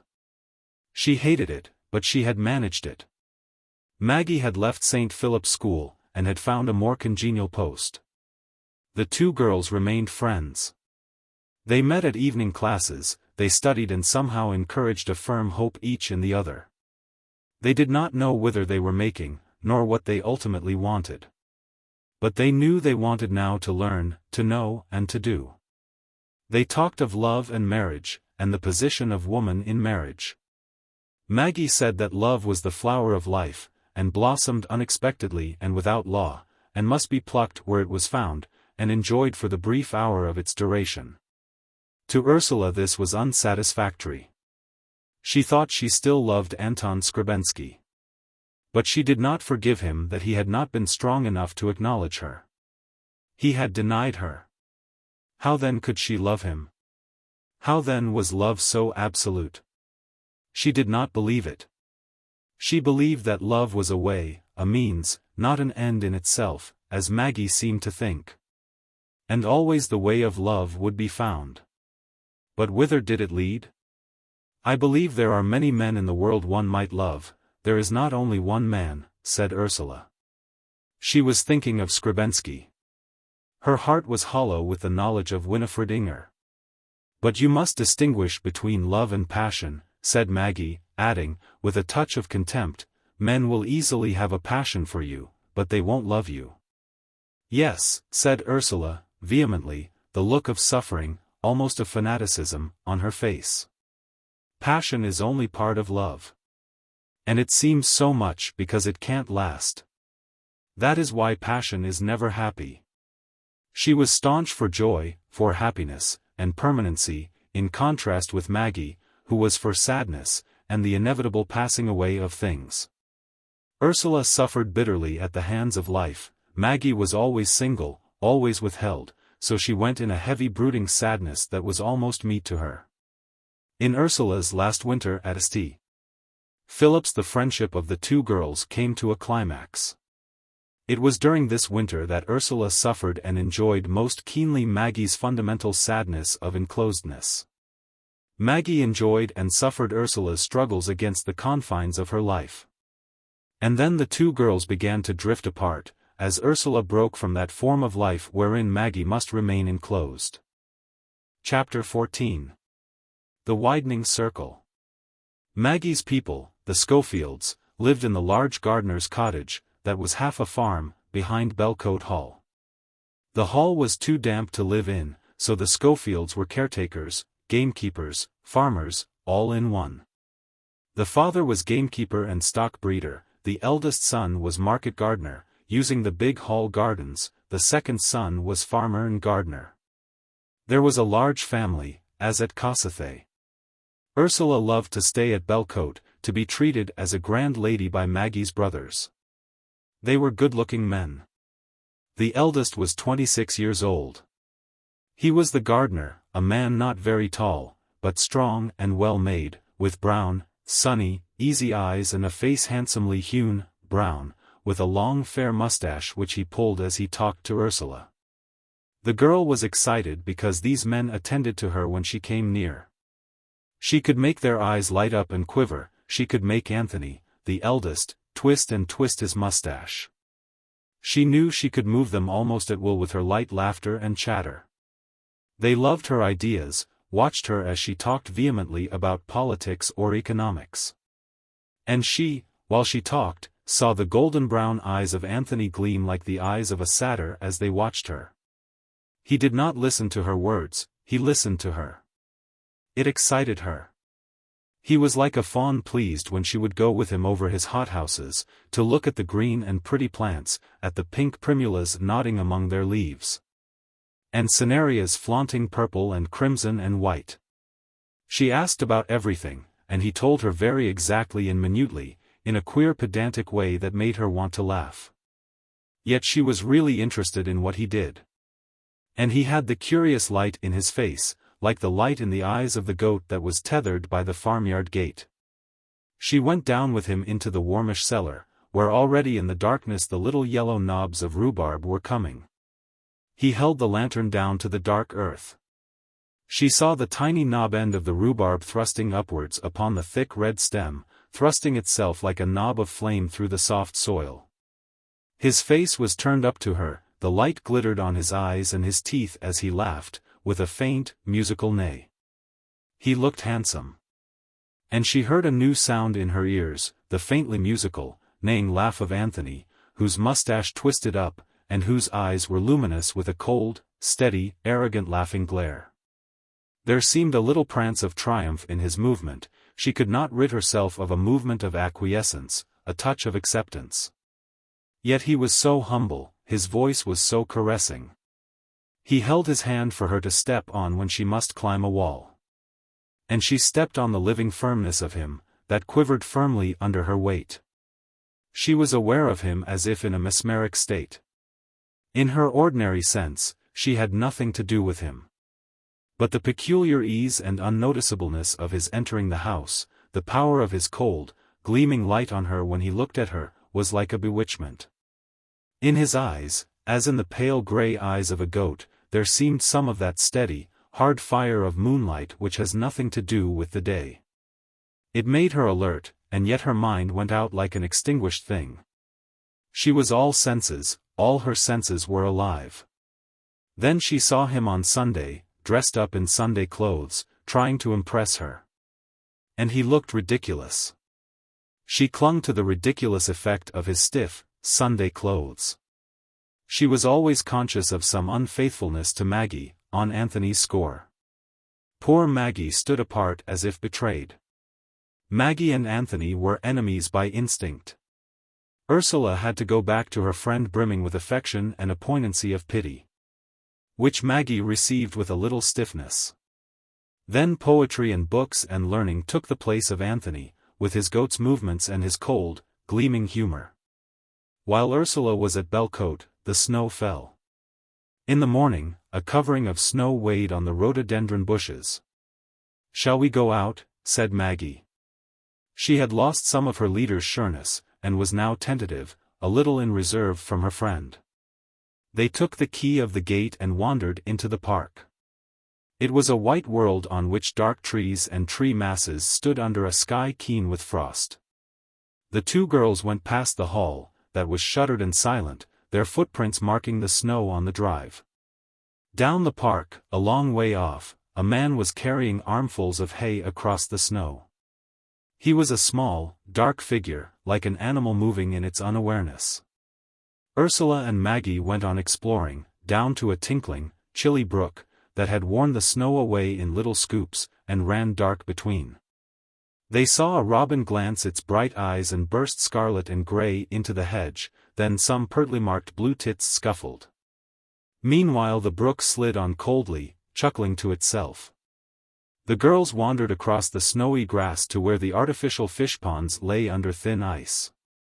There was a big tree with a thick trunk twisted with ivy, that hung almost horizontal over the ponds. Ursula climbed joyfully into this and sat amid bosses of bright ivy and dull berries. Some ivy leaves were like green spears held out, and tipped with snow. The ice was seen beneath them. Maggie took out a book, and sitting lower down the trunk began to read Coleridge's Christabel. Ursula half listened. She was wildly thrilled. Then she saw Anthony coming across the snow, with his confident, slightly strutting stride. His face looked brown and hard against the snow, smiling with a sort of tense confidence. "Hello," she called to him. A response went over his face, his head was lifted in an answering, jerking gesture. "Hello," he said. "You're like a bird in there." And Ursula's laugh rang out. She answered to the peculiar, reedy twang in his penetrating voice. She did not think of Anthony, yet she lived in a sort of connection with him, in his world. One evening she met him as she was coming down the lane, and they walked side by side. "I think it's so lovely here," she cried. "Do you?" he said. "I'm glad you like it." There was a curious confidence in his voice. "Oh, I love it. What more does one want than to live in this beautiful place, and make things grow in your garden? It is like the Garden of Eden." "Is it?" he said, with a little laugh. "Yes, well, it's not so bad." He was hesitating. The pale gleam was strong in his eyes, he was looking at her steadily, watching her, as an animal might. Something leaped in her soul. She knew he was going to suggest to her that she should be as he was. "Would you like to stay here with me?" he asked, tentatively. She blenched with fear and with the intense sensation of proffered license suggested to her. They had come to the gate. "How?" she asked. "You aren't alone here." "We could marry," he answered, in the strange, coldly gleaming insinuating tone that chilled the sunshine into moonlight. All substantial things seemed transformed. Shadows and dancing moonlight were real, and all cold, inhuman, gleaming sensations. She realized with something like terror that she was going to accept this. She was going inevitably to accept him. His hand was reaching out to the gate before them. She stood still. His flesh was hard and brown and final. She seemed to be in the grip of some insult. "I couldn't," she answered, involuntarily. He gave the same brief, neighing little laugh, very sad and bitter now, and slotted back the bar of the gate. Yet he did not open. For a moment they both stood looking at the fire of sunset that quivered among the purple twigs of the trees. She saw his brown, hard, well-hewn face gleaming with anger and humiliation and submission. He was an animal that knows that it is subdued. Her heart flamed with sensation of him, of the fascinating thing he offered her, and with sorrow, and with an inconsolable sense of loneliness. Her soul was an infant crying in the night. He had no soul. Oh, and why had she? He was the cleaner. She turned away, she turned round from him, and saw the east flushed strangely rose, the moon coming yellow and lovely upon a rosy sky, above the darkening, bluish snow. All this so beautiful, all this so lovely. He did not see it. He was one with it. But she saw it, and was one with it. Her seeing separated them infinitely. They went on in silence down the path, following their different fates. The trees grew darker and darker, the snow made only a dimness in an unreal world. And like a shadow, the day had gone into a faintly luminous, snowy evening, while she was talking aimlessly to him, to keep him at a distance, yet to keep him near her, and he walked heavily. He opened the garden gate for her quietly, and she was entering into her own pleasances, leaving him outside the gate. Then even whilst she was escaping, or trying to escape, this feeling of pain, came Maggie the next day, saying, "I wouldn't make Anthony love you, Ursula, if you don't want him. It is not nice." "But, Maggie, I never made him love me," cried Ursula, dismayed and suffering, and feeling as if she had done something base. She liked Anthony, though. All her life, at intervals, she returned to the thought of him and of that which he offered. But she was a traveler on the face of the earth, and he was an isolated creature living in the fulfillment of his own senses. She could not help it, that she was a traveler. She knew Anthony, that he was not one. But ultimately and finally, she must go on, seeking the goal that she knew she did draw nearer to. She was wearing away her second and last cycle at St. Philip's. As the months went she ticked them off, first October, then November, December, January. She was careful always to subtract a month from the remainder, for the summer holidays. She saw herself traveling round a circle, only an arc of which remained to complete. Then, she was in the open, like a bird tossed into midair, a bird that had learned in some measure to fly. There was college ahead, that was her midair, unknown, spacious. Come college, and she would have broken from the confines of all the life she had known. For her father was also going to move.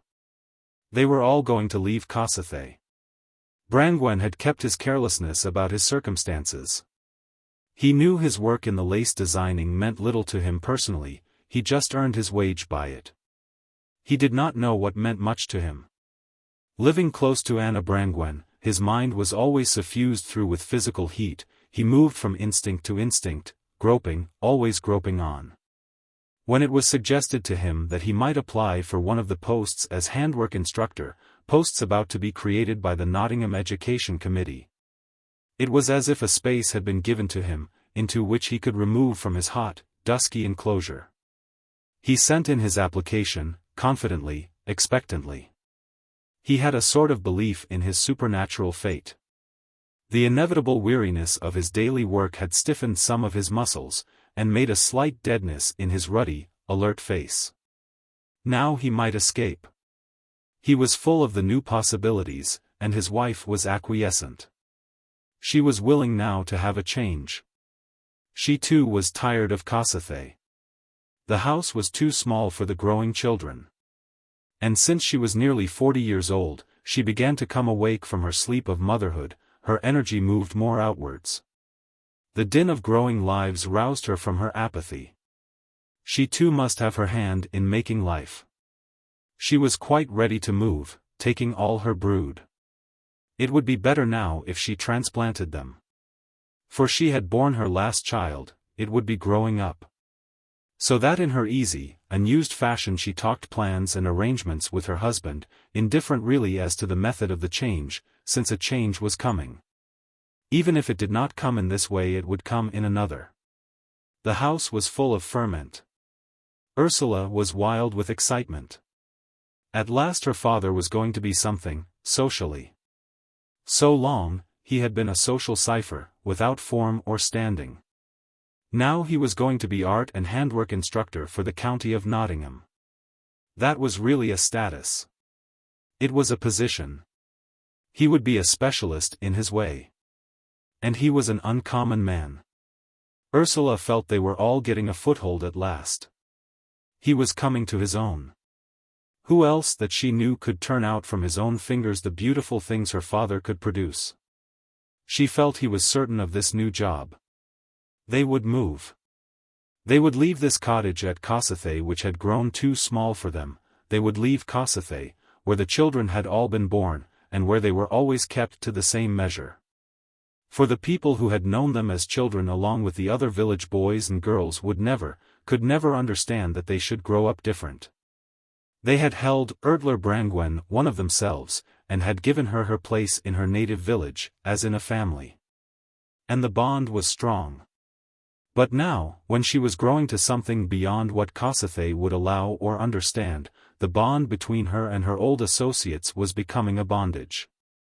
"Hello, Ursula, how are you going on?" they said when they met her. And it demanded of her in the old voice the old response. And something in her must respond and belong to people who knew her. But something else denied bitterly. What was true of her 10 years ago was not true now. And something else which she was, and must be, they could neither see nor allow. They felt it there nevertheless, something beyond them, and they were injured. They said she was proud and conceited, that she was too big for her shoes nowadays. They said, she needn't pretend, because they knew what she was. They had known her since she was born. They quoted this and that about her. And she was ashamed because she did feel different from the people she had lived amongst. It hurt her that she could not be at her ease with them any more. And yet, one's kite will rise on the wind as far as ever one has string to let it go. It tugs and will go, and one is glad the further it goes, even if everybody else is nasty about it. So XIII hampered her, and she wanted to go away, to be free to fly her kite as high as she liked. She wanted to go away, to be free to stand straight up to her own height. So that when she knew that her father had the new post, and that the family would move, she felt like skipping on the face of the earth, and making psalms of joy. The old, bound shell of XIII was to be cast off, and she was to dance away into the blue air. She wanted to dance and sing. She made dreams of the new place she would live in, where stately cultured people of high feeling would be friends with her, and she would live with the noble in the land. Moving to a large freedom of feeling. She dreamed of a rich, proud, simple girlfriend, who had never known Mr. Harby in his like, nor ever had a note in her voice of bondaged contempt and fear, as Maggie had. And she gave herself to all that she loved in XIII, passionately, because she was going away now. She wandered about to her favorite spots. There was a place where she went trespassing to find the snowdrops that grew wild. It was evening and the winter-darkened meadows were full of mystery. When she came to the woods, an oak tree had been newly chopped down in the dell. Pale drops of flowers glimmered many under the hazels, and by the sharp, golden splinters of wood that were splashed about, the grey-green blades of snowdrop leaves pricked unheeding. The drooping still little flowers were without heed. Ursula picked some lovingly, in an ecstasy.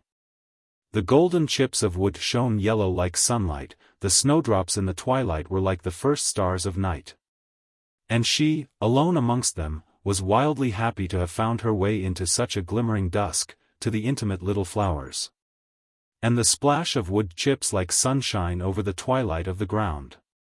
She sat down on the felled tree and remained a while remote. Going home, she left the purplish dark of the trees for the open lane, where the puddles shone long and jewel-like in the ruts. The land about her was darkened, and the sky a jewel overhead. Oh, how amazing it was to her! It was almost too much. She wanted to run, and sing, and cry out for very wildness and poignancy, but she could not run and sing and cry out in such a way as to cry out the deep things in her heart, so she was still. And almost sad with loneliness. At Easter she went again to Maggie's home, for a few days. She was, however, shy and fugitive. She saw Anthony, how suggestive he was to look on, and how his eyes had a sort of supplicating light, that was rather beautiful. She looked at him, and she looked again, for him to become real to her. But it was her own self that was occupied elsewhere. She seemed to have some other being. And she turned to spring and the opening buds. There was a large pear tree by a wall, and it was full, thronged with tiny, grey-green buds, myriads. She stood before it arrested with delight, and a realization went deep into her heart. There was so great a host in array behind the cloud of pale, dim green, so much to come forth, so much sunshine to pour down. So the weeks passed on, trance-like and pregnant. The pear tree at XIII burst into bloom against the cottage end, like a wave burst into foam. Then gradually the bluebells came, blue as water standing thin in the level places under the trees and bushes, flowing in more and more, till there was a flood of azure.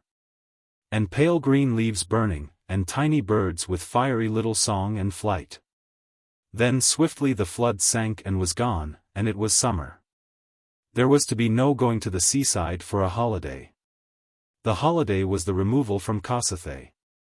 They were going to live near Wiley Green, which place was most central for Brangwen. It was an old, quiet village on the edge of the thronged colliery district. So that it served, in its quaintness of odd old cottages lingering in their sunny gardens, as a sort of bower or pleasaunce to the sprawling colliery townlet of Beldover. A pleasant walk round for the colliers on Sunday morning, before the public houses opened. In Wiley Green stood the grammar school where Brangwen was occupied for 2 days during the week, and where experiments in education were being carried on. Ursula wanted to live in Wiley Green on the remoter side, towards Southwell, and Sherwood Forest. There it was so lovely and romantic. But out into the world meant out into the world. Will Brangwen must become modern. He bought, with his wife's money, a fairly large house in the new, red-brick part of Beldover. It was a villa built by the widow of the late colliery manager, and stood in a quiet, new little side street near the large church. Ursula was rather sad. Instead of having arrived at distinction, they had come to new red-brick suburbia in a grimy, small town. Mrs. Brangwen was happy. The rooms were splendidly large, a splendid dining room, drawing room and kitchen, besides a very pleasant study downstairs. Everything was admirably appointed. The widow had settled herself in lavishly. She was a native of Beldover, and had intended to reign almost queen. Her bathroom was white and silver, her stairs were of oak, her chimney-pieces were massive and oaken, with bulging, columnar supports. Good and substantial, was the keynote. But Ursula resented the stout, inflated prosperity implied everywhere. She made her father promise to chisel down the bulging oaken chimney-pieces, chisel them flat. That sort of important paunch was very distasteful to her. Her father was himself long and loosely built. What had he to do with so much good and substantial importance? They bought a fair amount also of the widow's furniture. It was in common good taste, the great Wilton carpet, the large round table, the Chesterfield covered with glossy chintz in roses and birds. It was all really very sunny and nice, with large windows, and a view right across the shallow valley. After all, they would be, as one of their acquaintances said, among the elite of Beldover. They would represent culture.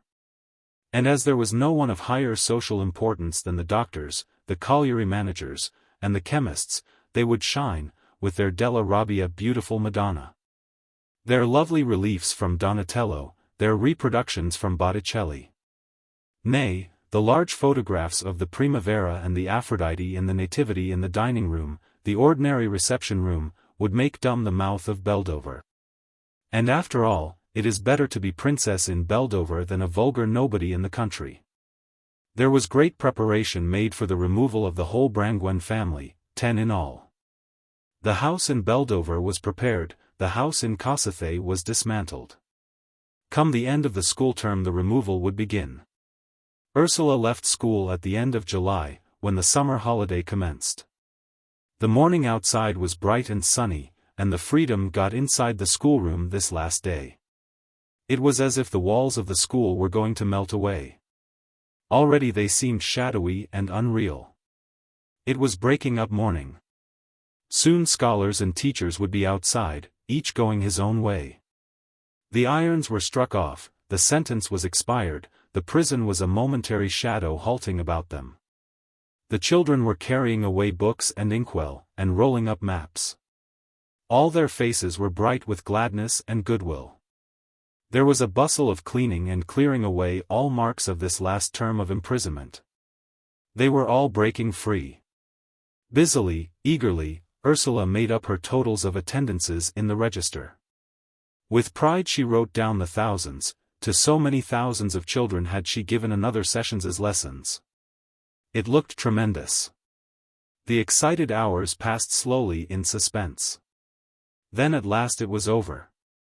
For the last time, she stood before her children whilst they said their prayers and sang a hymn. Then it was over. "Goodbye, children," she said. "I shall not forget you, and you must not forget me." "No, miss," cried the children in chorus, with shining faces. She stood smiling on them, moved, as they filed out. Then she gave her monitors their term sixpences, and they too departed. Cupboards were locked, blackboards washed, inkwells and dusters removed. The place stood bare and vacated. She had triumphed over it. It was a shell now. She had fought a good fight here, and it had not been altogether unenjoyable. She owed some gratitude even to this hard, vacant place, that stood like a memorial or a trophy. So much of her life had been fought for and won and lost here. Something of this school would always belong to her, something of her to it. She acknowledged it. And now came the leave-taking. In the teachers' room the teachers were chatting and loitering, talking excitedly of where they were going, to the Isle of Man, to Llandudno, to Yarmouth. They were eager, and attached to each other, like comrades leaving a ship. Then it was Mr. Harby's turn to make a speech to Ursula. He looked handsome, with his silver-grey temples and black brows, and his imperturbable male solidity. "Well," he said, "we must say goodbye to Miss Brangwen and wish her all good fortune for the future. I suppose we shall see her again some time, and hear how she is getting on." "Oh, yes," said Ursula, stammering, blushing, laughing. "Oh, yes, I shall come and see you." Then she realized that this sounded too personal, and she felt foolish. "Miss Schofield suggested these 2 books," he said, putting a couple of volumes on the table. "I hope you will like them." Ursula, feeling very shy, picked up the books. There was a volume of Swinburne's poetry, and a volume of Meredith's. "Oh, I shall love them," she said. "Thank you very much, thank you all so much, it is so." She stuttered to an end, and very red, turned the leaves of the books eagerly, pretending to be taking the first pleasure. But really seeing nothing. Mr. Harby's eyes were twinkling. He alone was at his ease, master of the situation. It was pleasing to him to make Ursula the gift, and for once extend good feeling to his teachers. As a rule, it was so difficult, each one was so strained in resentment under his rule. "Yes," he said, "we hoped you would like the choice." He looked with his peculiar, challenging smile for a moment, then returned to his cupboards. Ursula felt very confused. She hugged her books, loving them. And she felt that she loved all the teachers, and Mr. Harby. It was very confusing. At last she was out. She cast one hasty glance over the school buildings squatting on the asphalt yard in the hot, glistening sun, one look down the well-known road, and turned her back on it all. Something strained in her heart. She was going away. "Well, good luck," said the last of the teachers, as she shook hands at the end of the road. "We'll expect you back some day." He spoke in irony. She laughed, and broke away. She was free. As she sat on the top of the tram in the sunlight, she looked round her with tremendous delight. She had left something which had meant much to her. She would not go to school any more, and do the familiar things. Queer. There was a little pang amid her exultation, of fear, not of regret. Yet how she exulted this morning! She was tremulous with pride and joy. She loved the 2 books. They were tokens to her, representing the fruit and trophies of her 2 years which, thank God, were over. To Ursula Brangwen, with best wishes for her future, and in warm memory of the time she spent in St. Philip's School, was written in the headmaster's neat, scrupulous handwriting. She could see the careful hand holding the pen, the thick fingers with tufts of black hair on the back of each one. He had signed, all the teachers had signed. She liked having all their signatures. She felt she loved them all. They were her fellow workers. She carried away from the school a pride she could never lose. She had her place as comrade and sharer in the work of the school, her fellow teachers had signed to her, as one of them. And she was one of all workers, she had put in her tiny brick to the fabric man was building, she had qualified herself as co-builder. Then the day for the home removal came. Ursula rose early, to pack up the remaining goods. The carts arrived, lent by her uncle at the marsh, in the lull between hay and corn harvest. The goods roped in the cart, Ursula mounted her bicycle and sped away to Beldover. The house was hers. She entered its clean-scrubbed silence. The dining room had been covered with a thick rush matting, hard and of the beautiful, luminous, clean color of sun-dried reeds. The walls were pale gray, the doors were darker gray. Ursula admired it very much, as the sun came through the large windows, streaming in. She flung open doors and windows to the sunshine.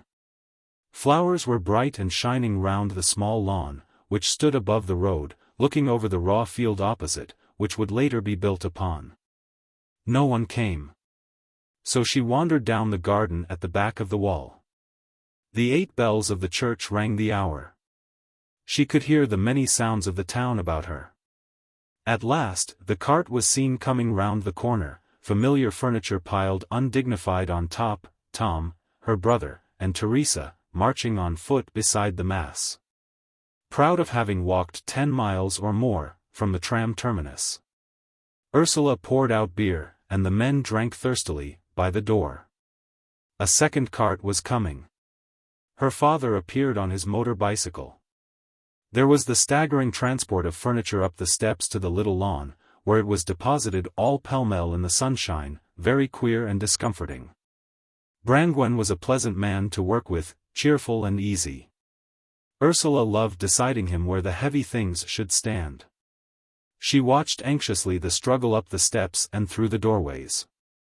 Then the big things were in, the cart set off again. Ursula and her father worked away carrying in all the light things that remained upon the lawn, and putting them in place. Dinner time came. They ate bread and cheese in the kitchen. "Well, we're getting on," said Brangwen, cheerfully. 2 more loads arrived. The afternoon passed away in a struggle with the furniture, upstairs.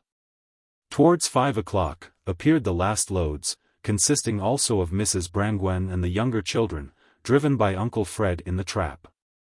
Gudrun had walked with Margaret from the station. The whole family had come. "There," said Brangwen, as his wife got down from the cart, "now we're all here." "Aye," said his wife pleasantly. And the very brevity, the silence of intimacy between the two made a home in the hearts of the children, who clustered round feeling strange in the new place. Everything was at 6s and 7s. But a fire was made in the kitchen, the hearthrug put down, the kettle set on the hob, and Mrs. Brangwen began toward sunset to prepare the first meal.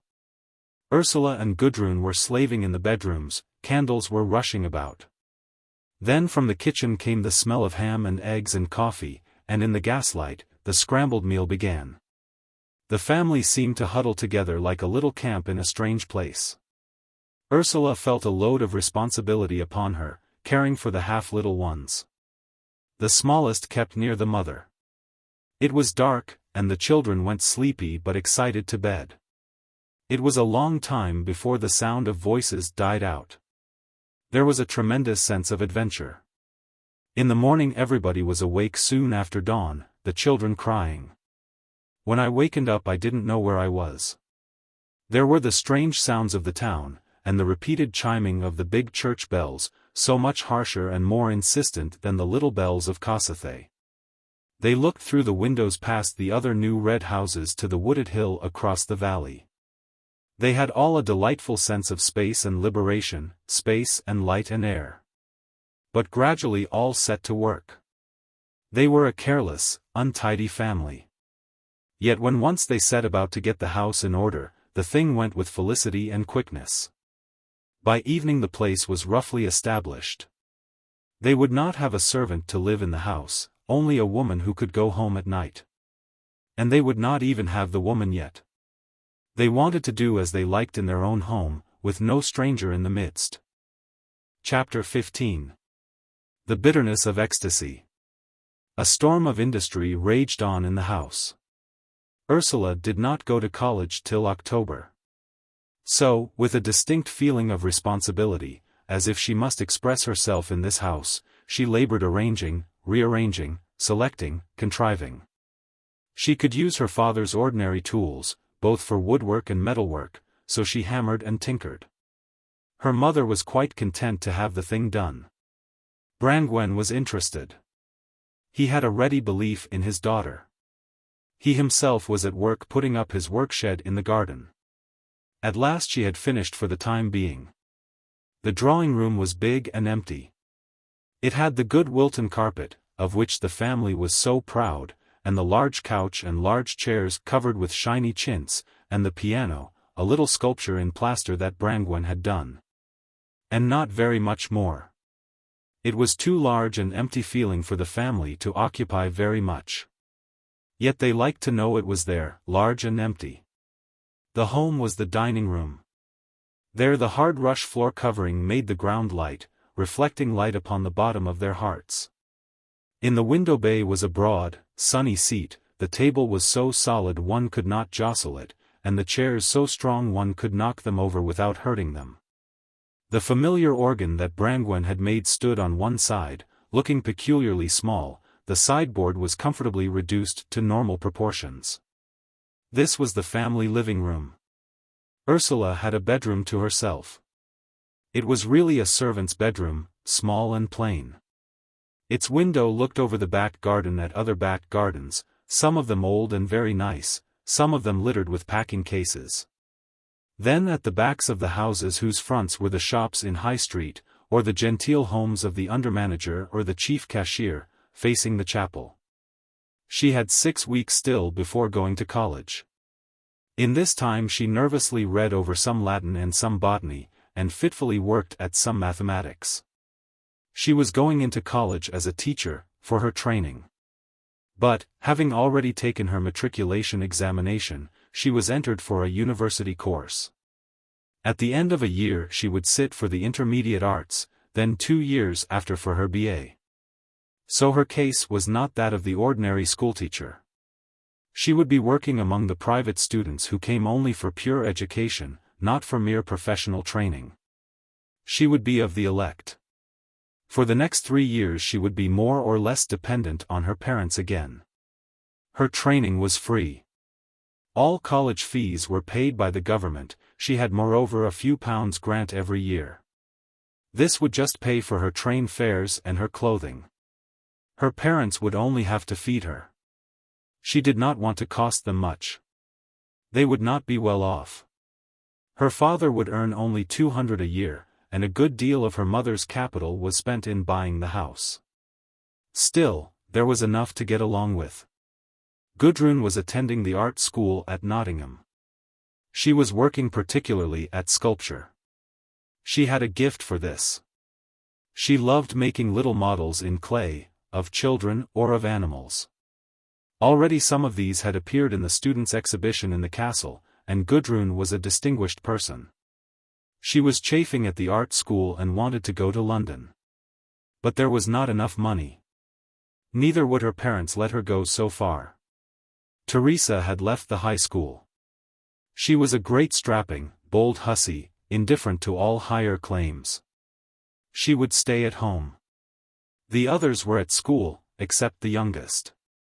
When term started, they would all be transferred to the grammar school at Wiley Green. Ursula was excited at making acquaintances in Beldover. The excitement soon passed. She had tea at the clergyman's, at the chemist's, at the other chemists', at the doctor's, at the undermanager's, then she knew practically everybody. She could not take people very seriously, though at the time she wanted to. She wandered the country, on foot and on her bicycle, finding it very beautiful in the forest direction, between Mansfield and Southwell and Worksop. But she was here only skirmishing for amusement. Her real exploration would begin in college. Term began. She went into town each day by train. The cloistered quiet of the college began to close around her. She was not at first disappointed. The big college built of stone, standing in the quiet street, with a rim of grass and lime trees all so peaceful, she felt it remote, a magic land. Its architecture was foolish, she knew from her father. Still, it was different from that of all other buildings. Its rather pretty, plaything, Gothic form was almost a style, in the dirty industrial town.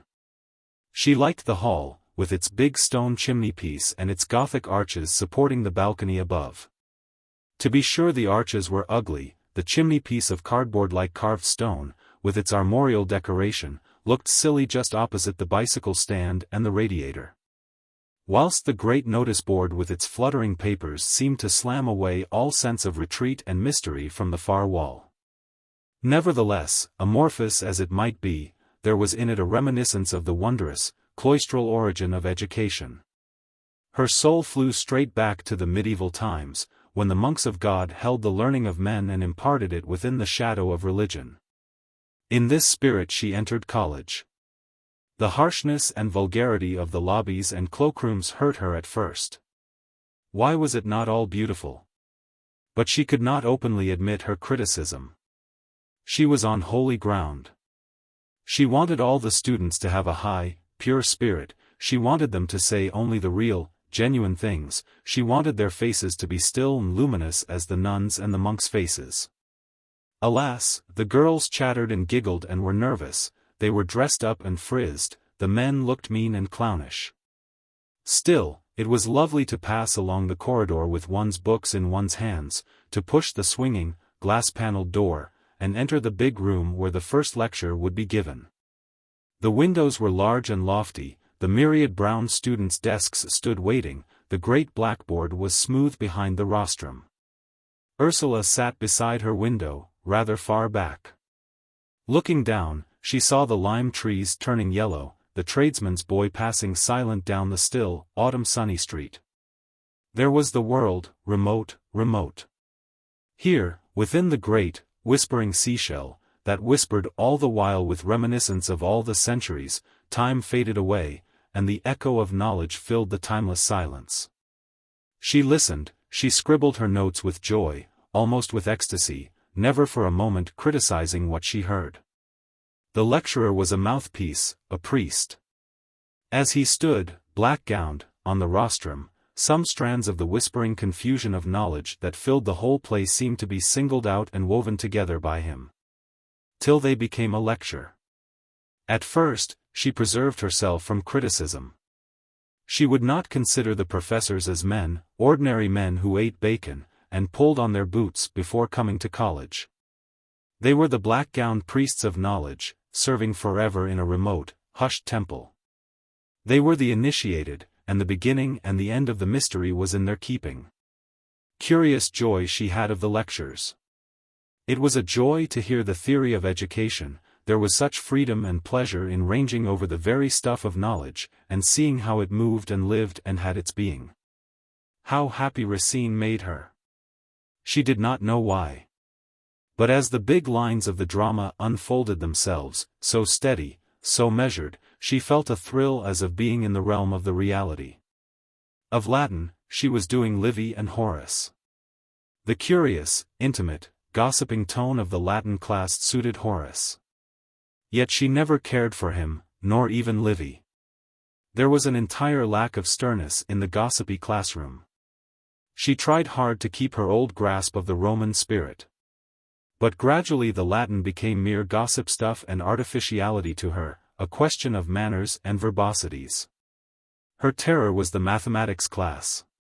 The lecturer went so fast, her heart beat excitedly, she seemed to be straining every nerve. And she struggled hard, during private study, to get the stuff into control. Then came the lovely, peaceful afternoons in the botany laboratory. There were few students. How she loved to sit on her high stool before the bench, with her pith and her razor and her material, carefully mounting her slides, carefully bringing her microscope into focus. Then turning with joy to record her observation, drawing joyfully in her book, if the slide were good. She soon made a college friend, a girl who had lived in Florence, a girl who wore a wonderful purple or figured scarf draped over a plain, dark dress. She was Dorothy Russell, daughter of a South Country advocate. Dorothy lived with a maiden aunt in Nottingham, and spent her spare moments slaving for the Women's Social and Political Union. She was quiet and intense, with an ivory face and dark hair looped plain over her ears. Ursula was very fond of her, but afraid of her. She seemed so old and so relentless towards herself. Yet she was only 22. Ursula always felt her to be a creature of fate, like Cassandra. The two girls had a close, stern friendship. Dorothy worked at all things with the same passion, never sparing herself. She came closest to Ursula during the botany hours. For she could not draw. Ursula made beautiful and wonderful drawings of the sections under the microscope, and Dorothy always came to learn the manner of the drawing. So the first year went by, in magnificent seclusion and activity of learning. It was strenuous as a battle, her college life, yet remote as peace. She came to Nottingham in the morning with Gudrun. The two sisters were distinguished wherever they went, slim, strong girls, eager and extremely sensitive. Gudrun was the more beautiful of the two, with her sleepy, half-languid girlishness that looked so soft, and yet was balanced and inalterable underneath. She wore soft, easy clothing, and hats which fell by themselves into a careless grace. Ursula was much more carefully dressed, but she was self-conscious, always falling into depths of admiration of somebody else, and modeling herself upon this other. And so producing a hopeless incongruity. When she dressed for practical purposes she always looked well. In winter, wearing a tweed coat and skirt and a small hat of black fur pulled over her eager, palpitant face. She seemed to move down the street in a drifting motion of suspense and exceeding sensitive receptivity. At the end of the first year Ursula got through her intermediate arts examination, and there came a lull in her eager activities. She slackened off, she relaxed altogether. Worn nervous and inflammable by the excitement of the preparation for the examination, and by the sort of exaltation which carried her through the crisis itself. She now fell into a quivering passivity, her will all loosened. The family went to Scarborough for a month. Gudrun and the father were busy at the handicraft holiday school there. Ursula was left a good deal with the children. But when she could, she went off by herself.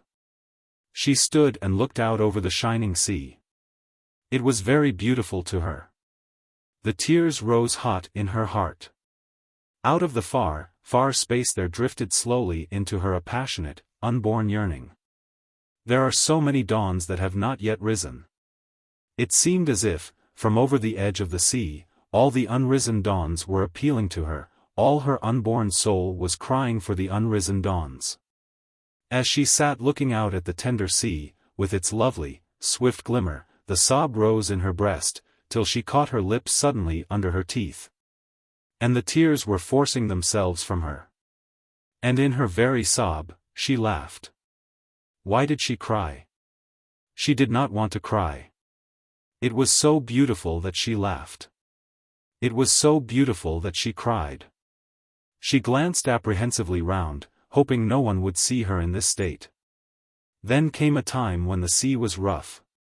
She watched the water traveling in to the coast, she watched a big wave running unnoticed, to burst in a shock of foam against a rock, enveloping all in a great white beauty, to pour away again. Leaving the rock emerged black and teeming. Oh, and if, when the wave burst into whiteness, it were only set free. Sometimes she loitered along the harbor, looking at the sea-brown sailors, who, in their close blue jerseys, lounged on the harbor wall, and laughed at her with impudent, communicative eyes. There was established a little relation between her and them. She never would speak to them or know any more of them. Yet as she walked by and they leaned on the seawall, there was something between her and them, something keen and delightful and painful. She liked best the young one whose fair, salty hair tumbled over his blue eyes. He was so new and fresh and salt and not of this world. From Scarborough she went to her Uncle Tom's. Winifred had a small baby, born at the end of the summer. She had become strange and alien to Ursula. There was an unmentionable reserve between the two women. Tom Brangwen was an attentive father, a very domestic husband. But there was something spurious about his domesticity. Ursula did not like him any more. Something ugly, blatant in his nature had come out now, making him shift everything over to a sentimental basis. A materialistic unbeliever, he carried it all off by becoming full of human feeling, a warm, attentive host, a generous husband, a model citizen. And he was clever enough to rouse admiration everywhere, and to take in his wife sufficiently. She did not love him. She was glad to live in a state of complacent self-deception with him, she worked according to him. Ursula was relieved to go home. She had still 2 peaceful years before her. Her future was settled for 2 years. She returned to college to prepare for her final examination. But during this year the glamour began to depart from college. The professors were not priests initiated into the deep mysteries of life and knowledge. After all, they were only middlemen handling wares they had become so accustomed to that they were oblivious of them. What was Latin? So much dry goods of knowledge. What was the Latin class altogether but a sort of second-hand curio shop, where one bought curios and learned the market value of curios, dull curios too, on the whole. She was as bored by the Latin curiosities as she was by Chinese and Japanese curiosities in the antique shops. Antiques, the very word made her soul fall flat and dead. The life went out of her studies, why, she did not know. But the whole thing seemed sham, spurious. Spurious Gothic arches, spurious peace, spurious Latinity, spurious dignity of France, spurious naivete of Chaucer. It was a second-hand dealer's shop, and one bought an equipment for an examination. This was only a little sideshow to the factories of the town. Gradually the perception stole into her. This was no religious retreat, no perception of pure learning. It was a little apprentice shop where one was further equipped for making money. The college itself was a little, slovenly laboratory for the factory. A harsh and ugly disillusion came over her again, the same darkness and bitter gloom from which she was never safe now, the realization of the permanent substratum of ugliness under everything. As she came to the college in the afternoon, the lawns were frothed with daisies, the lime trees hung tender and sunlit and green, and oh, the deep, white froth of the daisies was anguish to see. For inside the college, she knew she must enter the sham workshop.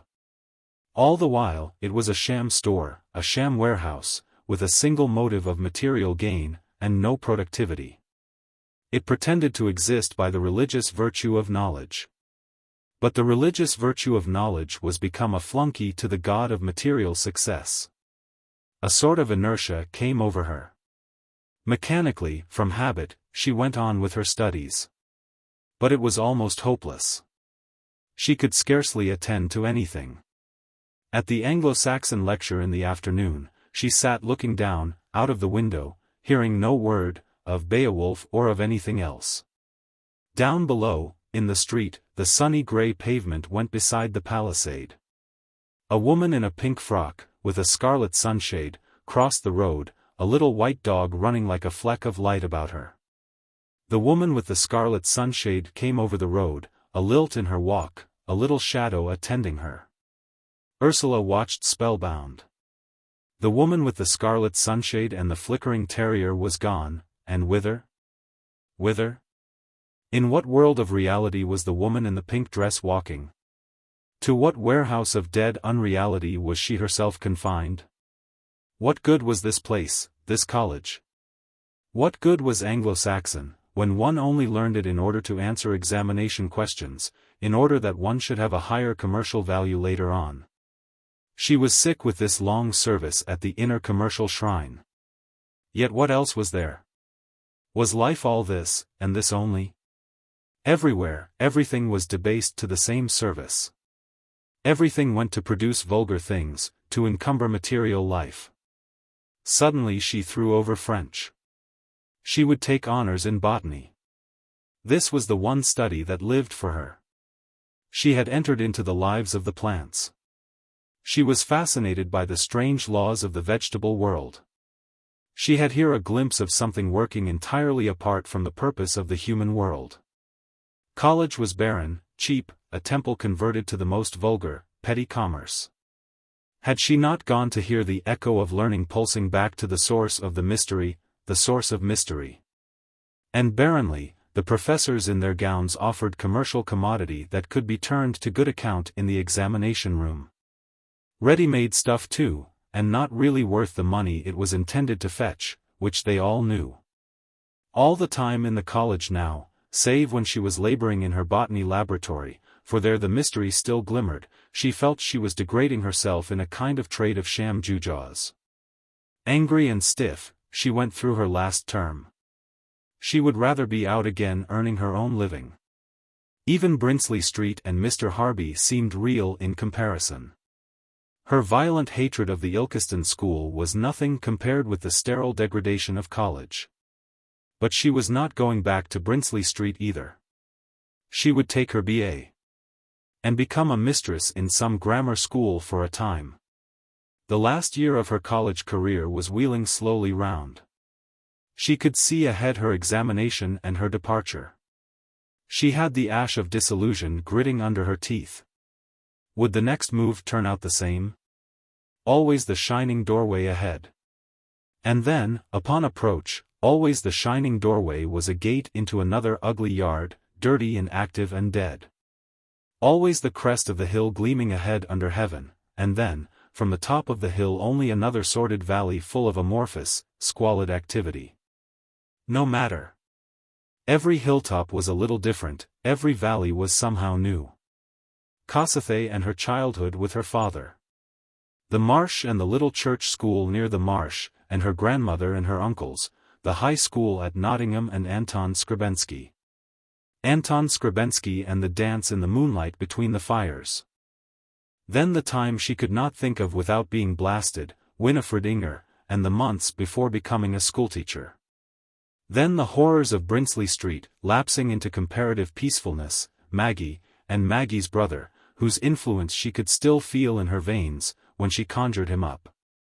Then college, and Dorothy Russell, who was now in France, then the next move into the world again. Already it was a history. In every phase she was so different. Yet she was always Ursula Brangwen. But what did it mean, Ursula Brangwen?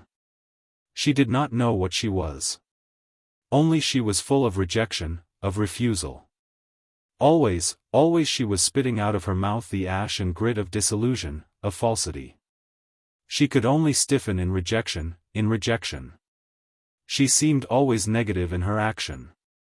That which she was, positively, was dark and unrevealed, it could not come forth. It was like a seed buried in dry ash. This world in which she lived was like a circle lighted by a lamp. This lighted area, lit up by man's completest consciousness, she thought was all the world, that here all was disclosed forever. Yet all the time, within the darkness she had been aware of points of light, like the eyes of wild beasts, gleaming, penetrating, vanishing. And her soul had acknowledged in a great heave of terror only the outer darkness. This inner circle of light in which she lived and moved. Wherein the trains rushed and the factories ground out their machine produce and the plants and the animals worked by the light of science and knowledge. Suddenly it seemed like the area under an arc lamp, wherein the moths and children played in the security of blinding light, not even knowing there was any darkness, because they stayed in the light. But she could see the glimmer of dark movement just out of range, she saw the eyes of the wild beast gleaming from the darkness, watching the vanity of the camp fire and the sleepers. She felt the strange, foolish vanity of the camp, which said, "Beyond our light and our order there is nothing." Turning their faces always inward towards the sinking fire of illuminating consciousness, which comprised sun and stars, and the Creator, and the system of righteousness. Ignoring always the vast darkness that wheeled round about, with half-revealed shapes lurking on the edge. And no man dared even throw a firebrand into the darkness.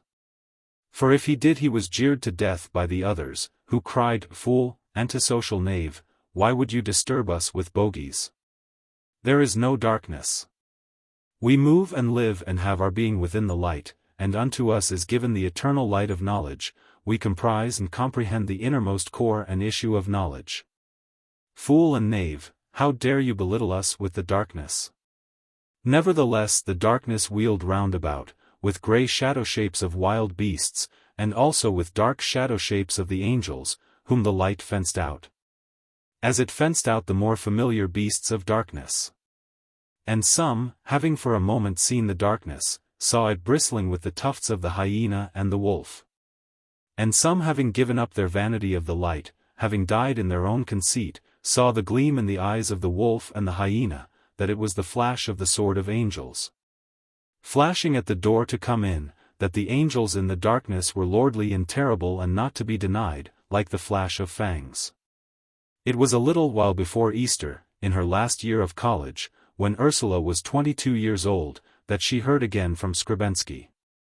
He had written to her once or twice from South Africa, during the first months of his service out there in the war, and since had sent her a postcard every now and then, at ever longer intervals. He had become a first lieutenant, and had stayed out in Africa. She had not heard of him now for more than 2 years. Often her thoughts returned to him. He seemed like the gleaming dawn, yellow, radiant, of a long, grey, ashy day. The memory of him was like the thought of the first radiant hours of morning. And here was the blank grey ashiness of later daytime. Ah, if he had only remained true to her, she might have known the sunshine, without all this toil and hurt and degradation of a spoiled day. He would have been her angel. He held the keys of the sunshine. Still he held them. He could open to her the gates of succeeding freedom and delight. Nay, if he had remained true to her, he would have been the doorway to her, into the boundless sky of happiness and plunging, inexhaustible freedom which was the paradise of her soul. Ah, the great range he would have opened to her, the illimitable endless space for self-realization and delight forever. The one thing she believed in was in the love she had held for him. It remained shining and complete, a thing to hark back to. And she said to herself, when present things seemed a failure, "Ah, I was fond of him," as if with him the leading flower of her life had died. Now she heard from him again. The chief effect was pain. The pleasure, the spontaneous joy was not there any longer. But her will rejoiced. Her will had fixed itself to him. And the old excitement of her dreams stirred and woke up. He was come, the man with the wondrous lips that could send the kiss wavering to the very end of all space. Was he come back to her? She did not believe. "My dear Ursula, I am back in England again for a few months before going out again, this time to India. I wonder if you still keep the memory of our times together. I have still got the little photograph of you. You must be changed since then, for it is about 6 years ago. I am fully 6 years older, I have lived through another life since I knew you at XIII. I wonder if you would care to see me. I shall come up to Derby next week, and I would call in Nottingham, and we might have tea together. Will you let me know? I shall look for your answer. Anton Skrebensky." Ursula had taken this letter from the rack in the hall at college, and torn it open as she crossed to the women's room. The world seemed to dissolve away from around her, she stood alone in clear air. Where could she go, to be alone? She fled away, upstairs, and through the private way to the reference library. Seizing a book, she sat down and pondered the letter. Her heart beat, her limbs trembled. As in a dream, she heard one gong sound in the college, then, strangely, another. The first lecture had gone by. Hurriedly she took one of her notebooks and began to write. "Dear Anton, yes, I still have the ring. I should be very glad to see you again. You can come here to college for me, or I will meet you somewhere in the town. Will you let me know? Your sincere friend." Trembling, she asked the librarian, who was her friend, if he would give her an envelope. She sealed and addressed her letter, and went out, bareheaded, to post it. When it was dropped into the pillar box, the world became a very still, pale place, without confines. She wandered back to college, to her pale dream, like a first wan light of dawn. Skrebensky came one afternoon the following week. Day after day, she had hurried swiftly to the letter rack on her arrival at college in the morning, and during the intervals between lectures.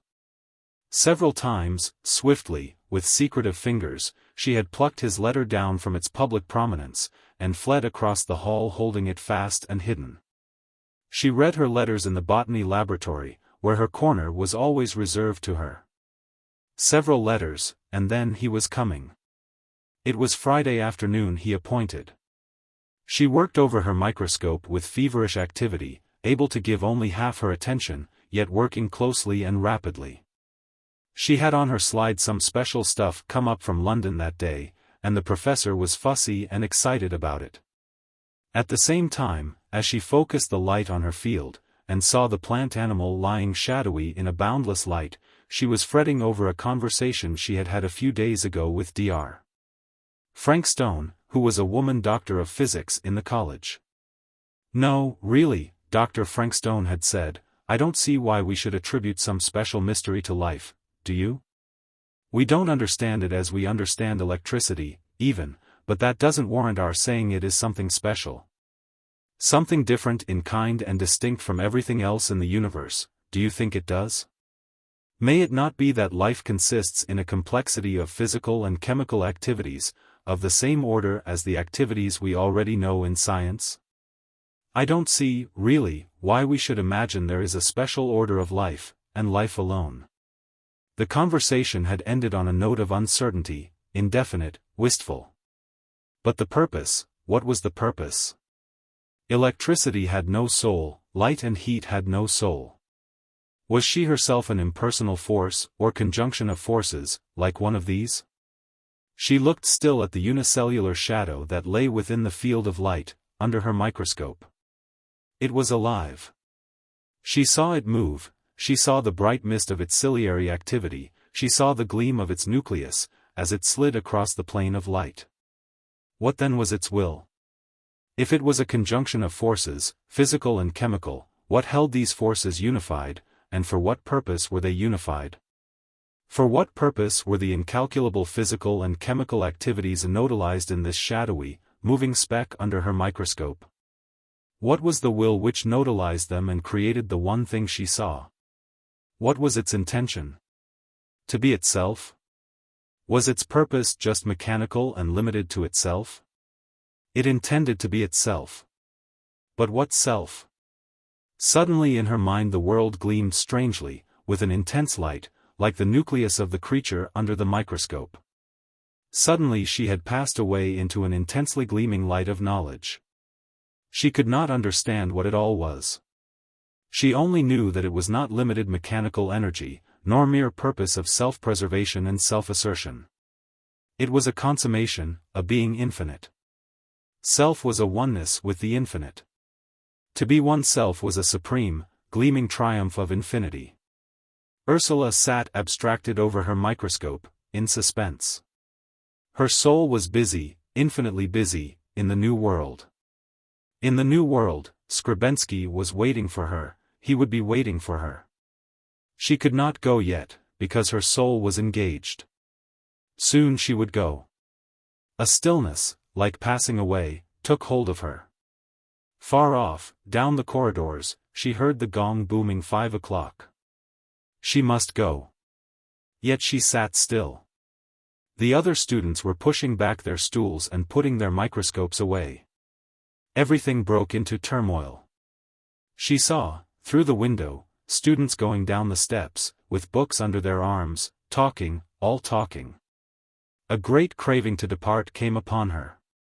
She wanted also to be gone. She was in dread of the material world, and in dread of her own transfiguration. She wanted to run to meet Skrebensky, the new life, the reality. Very rapidly she wiped her slides and put them back, cleared her place at the bench, active, active, active. She wanted to run to meet Skrebensky, hasten, hasten. She did not know what she was to meet. But it would be a new beginning. She must hurry. She flitted down the corridor on swift feet, her razor and notebooks and pencil in one hand, her pinafore over her arm. Her face was lifted and tense with eagerness. He might not be there. Issuing from the corridor, she saw him at once. She knew him at once. Yet he was so strange. He stood with the curious self-effacing diffidence which so frightened her in well-bred young men whom she knew. He stood as if he wished to be unseen. He was very well dressed. She would not admit to herself the chill like a sunshine of frost that came over her. This was he, the key, the nucleus to the new world. He saw her coming swiftly across the hall, a slim girl in a white flannel blouse and dark skirt, with some of the abstraction and gleam of the unknown upon her, and he started, excited. He was very nervous. Other students were loitering about the hall. She laughed, with a blind, dazzled face, as she gave him her hand. He too could not perceive her. In a moment she was gone, to get her outdoor things. Then again, as when she had been at school, they walked out into the town to tea. And they went to the same tea shop. She knew a great difference in him. The kinship was there, the old kinship, but he had belonged to a different world from hers. It was as if they had cried a state of truce between him and her, and in this truce they had met. She knew, vaguely, in the first minute, that they were enemies come together in a truce. Every movement and word of his was alien to her being. Yet still she loved the fine texture of his face, of his skin. He was rather browner, physically stronger. He was a man now. She thought his manliness made the strangeness in him. When he was only a youth, fluid, he was nearer to her. She thought a man must inevitably set into this strange separateness, cold otherness of being. He talked, but not to her. She tried to speak to him, but she could not reach him. He seemed so balanced and sure, he made such a confident presence. He was a great rider, so there was about him some of a horseman's sureness and habitual definiteness of decision, also some of the horseman's animal darkness. Yet his soul was only the more wavering, vague. He seemed made up of a set of habitual actions and decisions. The vulnerable, variable quick of the man was inaccessible. She knew nothing of it. She could only feel the dark, heavy fixity of his animal desire. This dumb desire on his part had brought him to her. She was puzzled, hurt by some hopeless fixity in him, that terrified her with a cold feeling of despair. What did he want? His desires were so underground. Why did he not admit himself? What did he want? He wanted something that should be nameless. She shrank in fear. Yet she flashed with excitement. In his dark, subterranean male soul, he was kneeling before her, darkly exposing himself. She quivered, the dark flame ran over her. He was waiting at her feet. He was helpless, at her mercy. She could take or reject. If she rejected him, something would die in him. For him it was life or death. And yet, all must be kept so dark, the consciousness must admit nothing. "How long," she said, "are you staying in England?" "I am not sure, but not later than July, I believe." Then they were both silent. He was here, in England, for 6 months. They had a space of 6 months between them. He waited. The same iron rigidity, as if the world were made of steel, possessed her again. It was no use turning with flesh and blood to this arrangement of forged metal. Quickly, her imagination adjusted itself to the situation. "Have you an appointment in India?" she asked.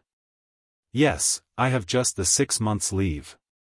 "Will you like being out there?" "I think so, there's a good deal of social life, and plenty going on, hunting, polo, and always a good horse, and plenty of work, any amount of work." He was always sidetracking his own soul. She could see him so well out there, in India, one of the governing class, superimposed upon an old civilization, lord and master of a clumsier civilization than his own. It was his choice. He would become again an aristocrat, invested with authority and responsibility, having a great helpless populace beneath him. One of the ruling class, his whole being would be given over to the fulfilling and the executing of the better idea of the state. And in India, there would be real work to do. The country did need the civilization which he himself represented, it did need his roads and bridges, and the enlightenment of which he was part. He would go to India. But that was not her road. Yet she loved him, the body of him, whatever his decisions might be. He seemed to want something of her. He was waiting for her to decide of him. It had been decided in her long ago, when he had kissed her first.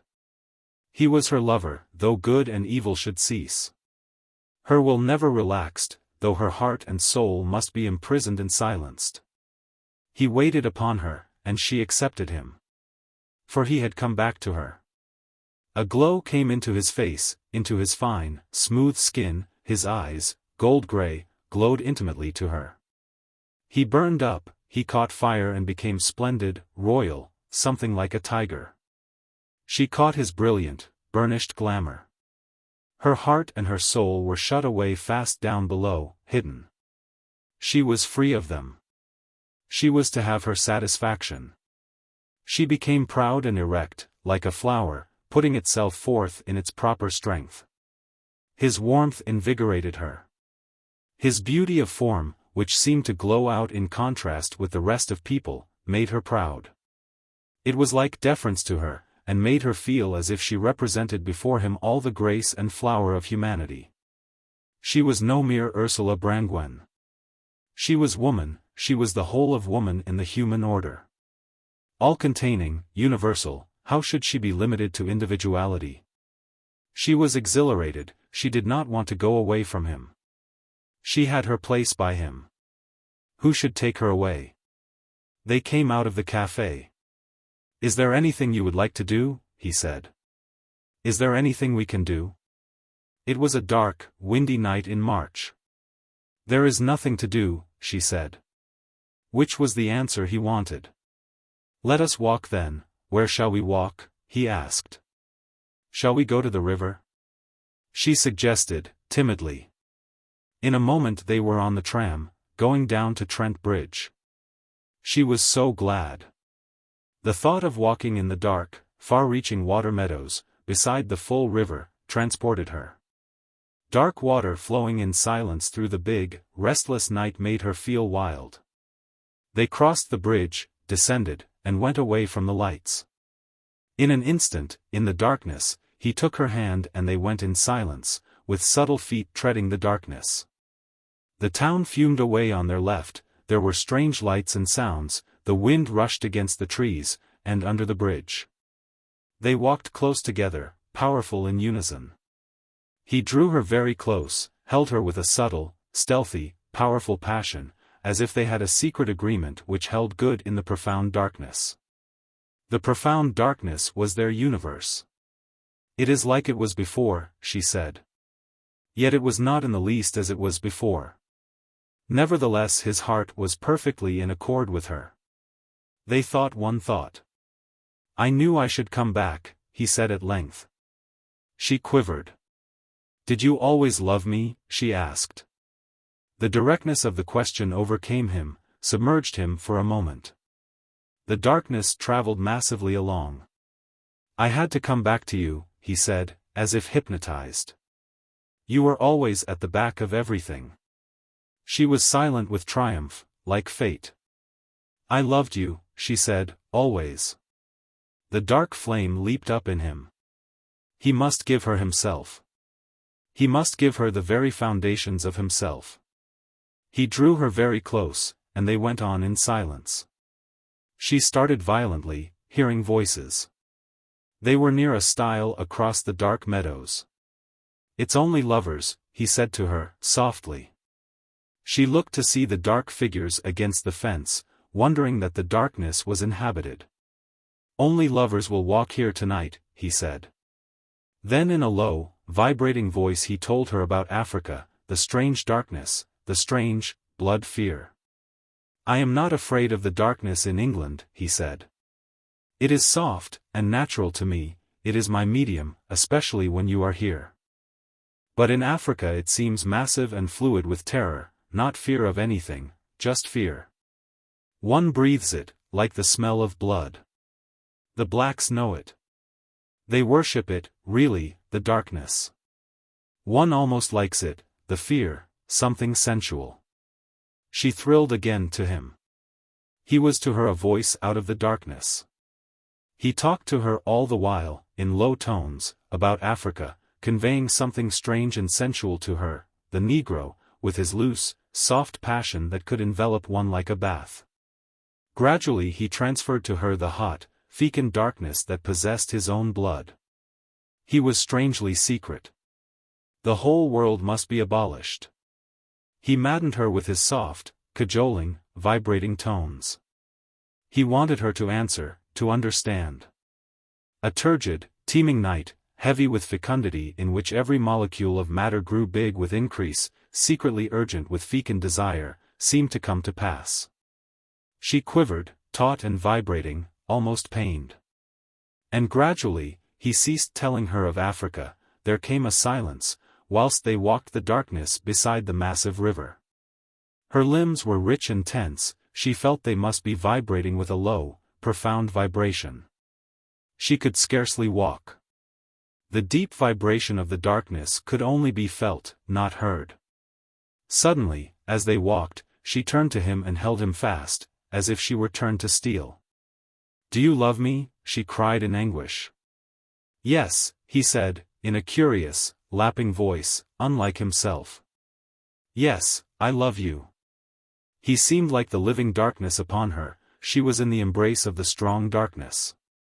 He held her enclosed, soft, unutterably soft, and with the unrelaxing softness of fate, the relentless softness of fecundity. She quivered, and quivered, like a tense thing that is struck. But he held her all the time, soft, unending, like darkness closed upon her, omnipresent as the night. He kissed her, and she quivered as if she were being destroyed, shattered. The lighted vessel vibrated, and broke in her soul, the light fell, struggled, and went dark. She was all dark, will-less, having only the receptive will. He kissed her with his soft, enveloping kisses, and she responded to them completely, her mind, her soul gone out.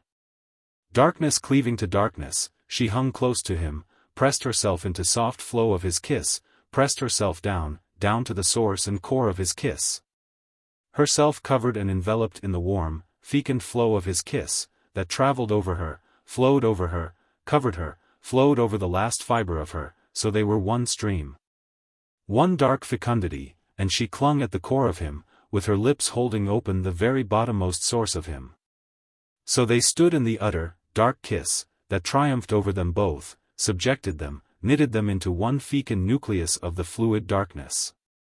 It was bliss, it was the nucleolating of the fecund darkness. Once the vessel had vibrated till it was shattered, the light of consciousness gone, then the darkness reigned, and the unutterable satisfaction. They stood enjoying the unmitigated kiss, taking it, giving to it endlessly, and still it was not exhausted. Their veins fluttered, their blood ran together as one stream. Till gradually a sleep, a heaviness settled on them, a drowse, and out of the drowse, a small light of consciousness woke up. Ursula became aware of the night around her, the water lapping and running full just near, the trees roaring and soughing in gusts of wind. She kept near to him, in contact with him, but she became ever more and more herself. And she knew she must go to catch her train. But she did not want to draw away from contact with him. At length they roused and set out. No longer they existed in the unblemished darkness. There was the glitter of a bridge, the twinkle of lights across the river, the big flare of the town in front and on their right.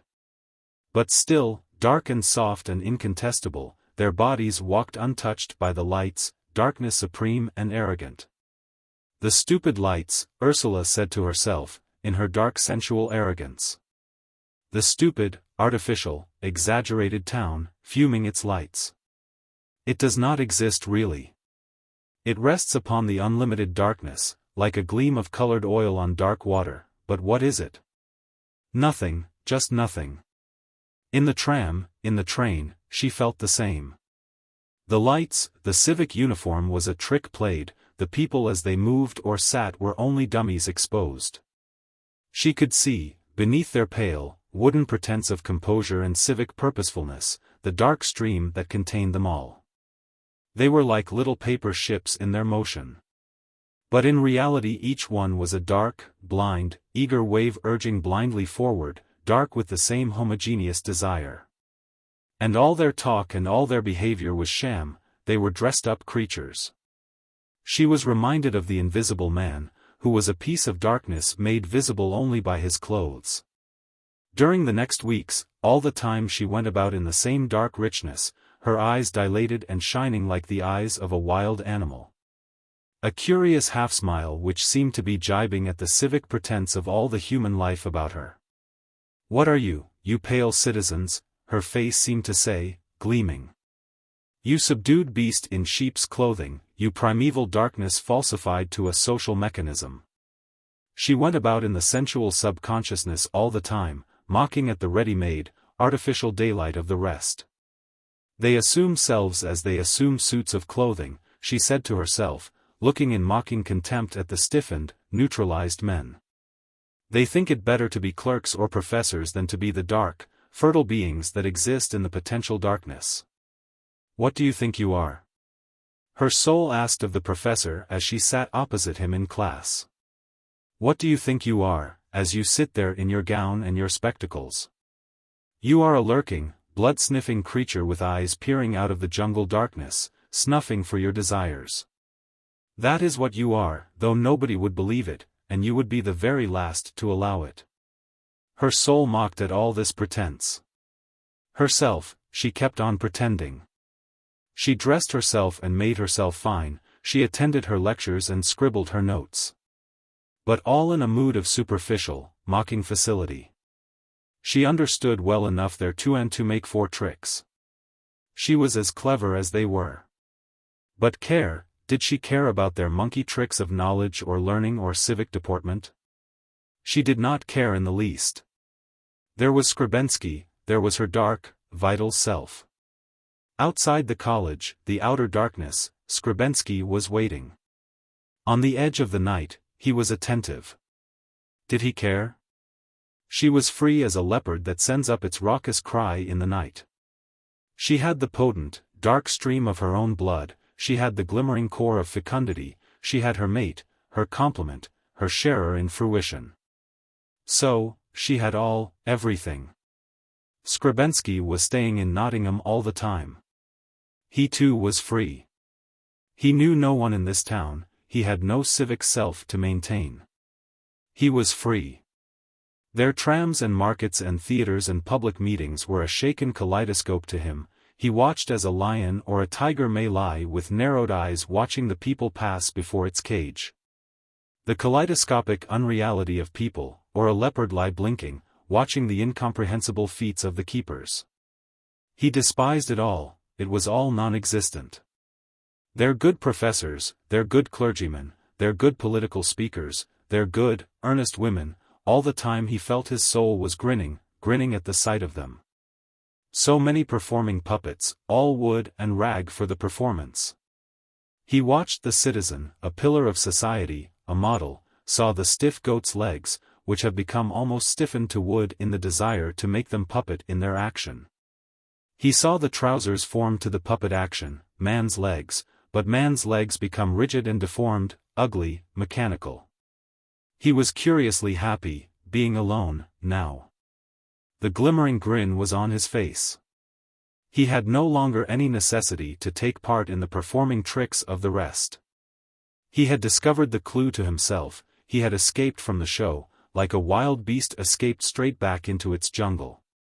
Having a room in a quiet hotel, he hired a horse and rode out into the country, staying sometimes for the night in some village, and returning the next day. He felt rich and abundant in himself. Everything he did was a voluptuous pleasure to him, either to ride on horseback, or to walk, or to lie in the sun, or to drink in a public house. He had no use for people, nor for words. He had an amused pleasure in everything, a great sense of voluptuous richness in himself, and of the fecundity of the universal night he inhabited. The puppet shapes of people, their wood mechanical voices, he was remote from them. For there were always his meetings with Ursula. Very often, she did not go to college in the afternoon, but walked with him instead. Or he took a motor car or a dog cart and they drove into the country, leaving the car and going away by themselves into the woods. He had not taken her yet. With subtle, instinctive economy, they went to the end of each kiss, each embrace, each pleasure in intimate contact, knowing subconsciously that the last was coming. It was to be their final entry into the source of creation. She took him home, and he stayed a weekend at Beldover with her family. She loved having him in the house. Strange how he seemed to come into the atmosphere of her family, with his laughing, insidious grace. They all loved him, he was kin to them. His raillery, his warm, voluptuous mocking presence was meat and joy to the Brangwen household. For this house was always quivering with darkness. They put off their puppet form when they came home, to lie and drowse in the sun. There was a sense of freedom amongst them all, of the undercurrent of darkness among them all. Yet here, at home, Ursula resented it. It became distasteful to her. And she knew that if they understood the real relationship between her and Skrebensky, her parents, her father in particular, would go mad with rage. So subtly, she seemed to be like any other girl who is more or less courted by a man. And she was like any other girl. But in her, the antagonism to the social imposition was for the time complete and final. She waited, every moment of the day, for his next kiss. She admitted it to herself in shame and bliss. Almost consciously, she waited. He waited, but, until the time came, more unconsciously. When the time came that he should kiss her again, a prevention was an annihilation to him. He felt his flesh go grey, he was heavy with a corpse-like inanition, he did not exist, if the time passed unfulfilled. He came to her finally in a superb consummation. It was very dark, and again a windy, heavy night. They had come down the lane towards Beldover, down to the valley. They were at the end of their kisses, and there was the silence between them. They stood as at the edge of a cliff, with a great darkness beneath. Coming out of the lane along the darkness, with the dark space spreading down to the wind, and the twinkling lights of the station below, the far-off windy chuff of a shunting train. The tiny clink-clink-clink of the wagons blown between the wind, the light of Beldover Edge twinkling upon the blackness of the hill opposite, the glow of the furnaces along the railway to the right. Their steps began to falter. They would soon come out of the darkness into the lights. It was like turning back. It was unfulfillment. Two quivering, unwilling creatures, they lingered on the edge of the darkness, peering out at the lights and the machine glimmer beyond. They could not turn back to the world, they could not. So lingering along, they came to a great oak tree by the path. In all its budding mass it roared to the wind, and its trunk vibrated in every fiber, powerful, indomitable. "We will sit down," he said. And in the roaring circle under the tree, that was almost invisible yet whose powerful presence received them, they lay a moment looking at the twinkling lights on the darkness opposite.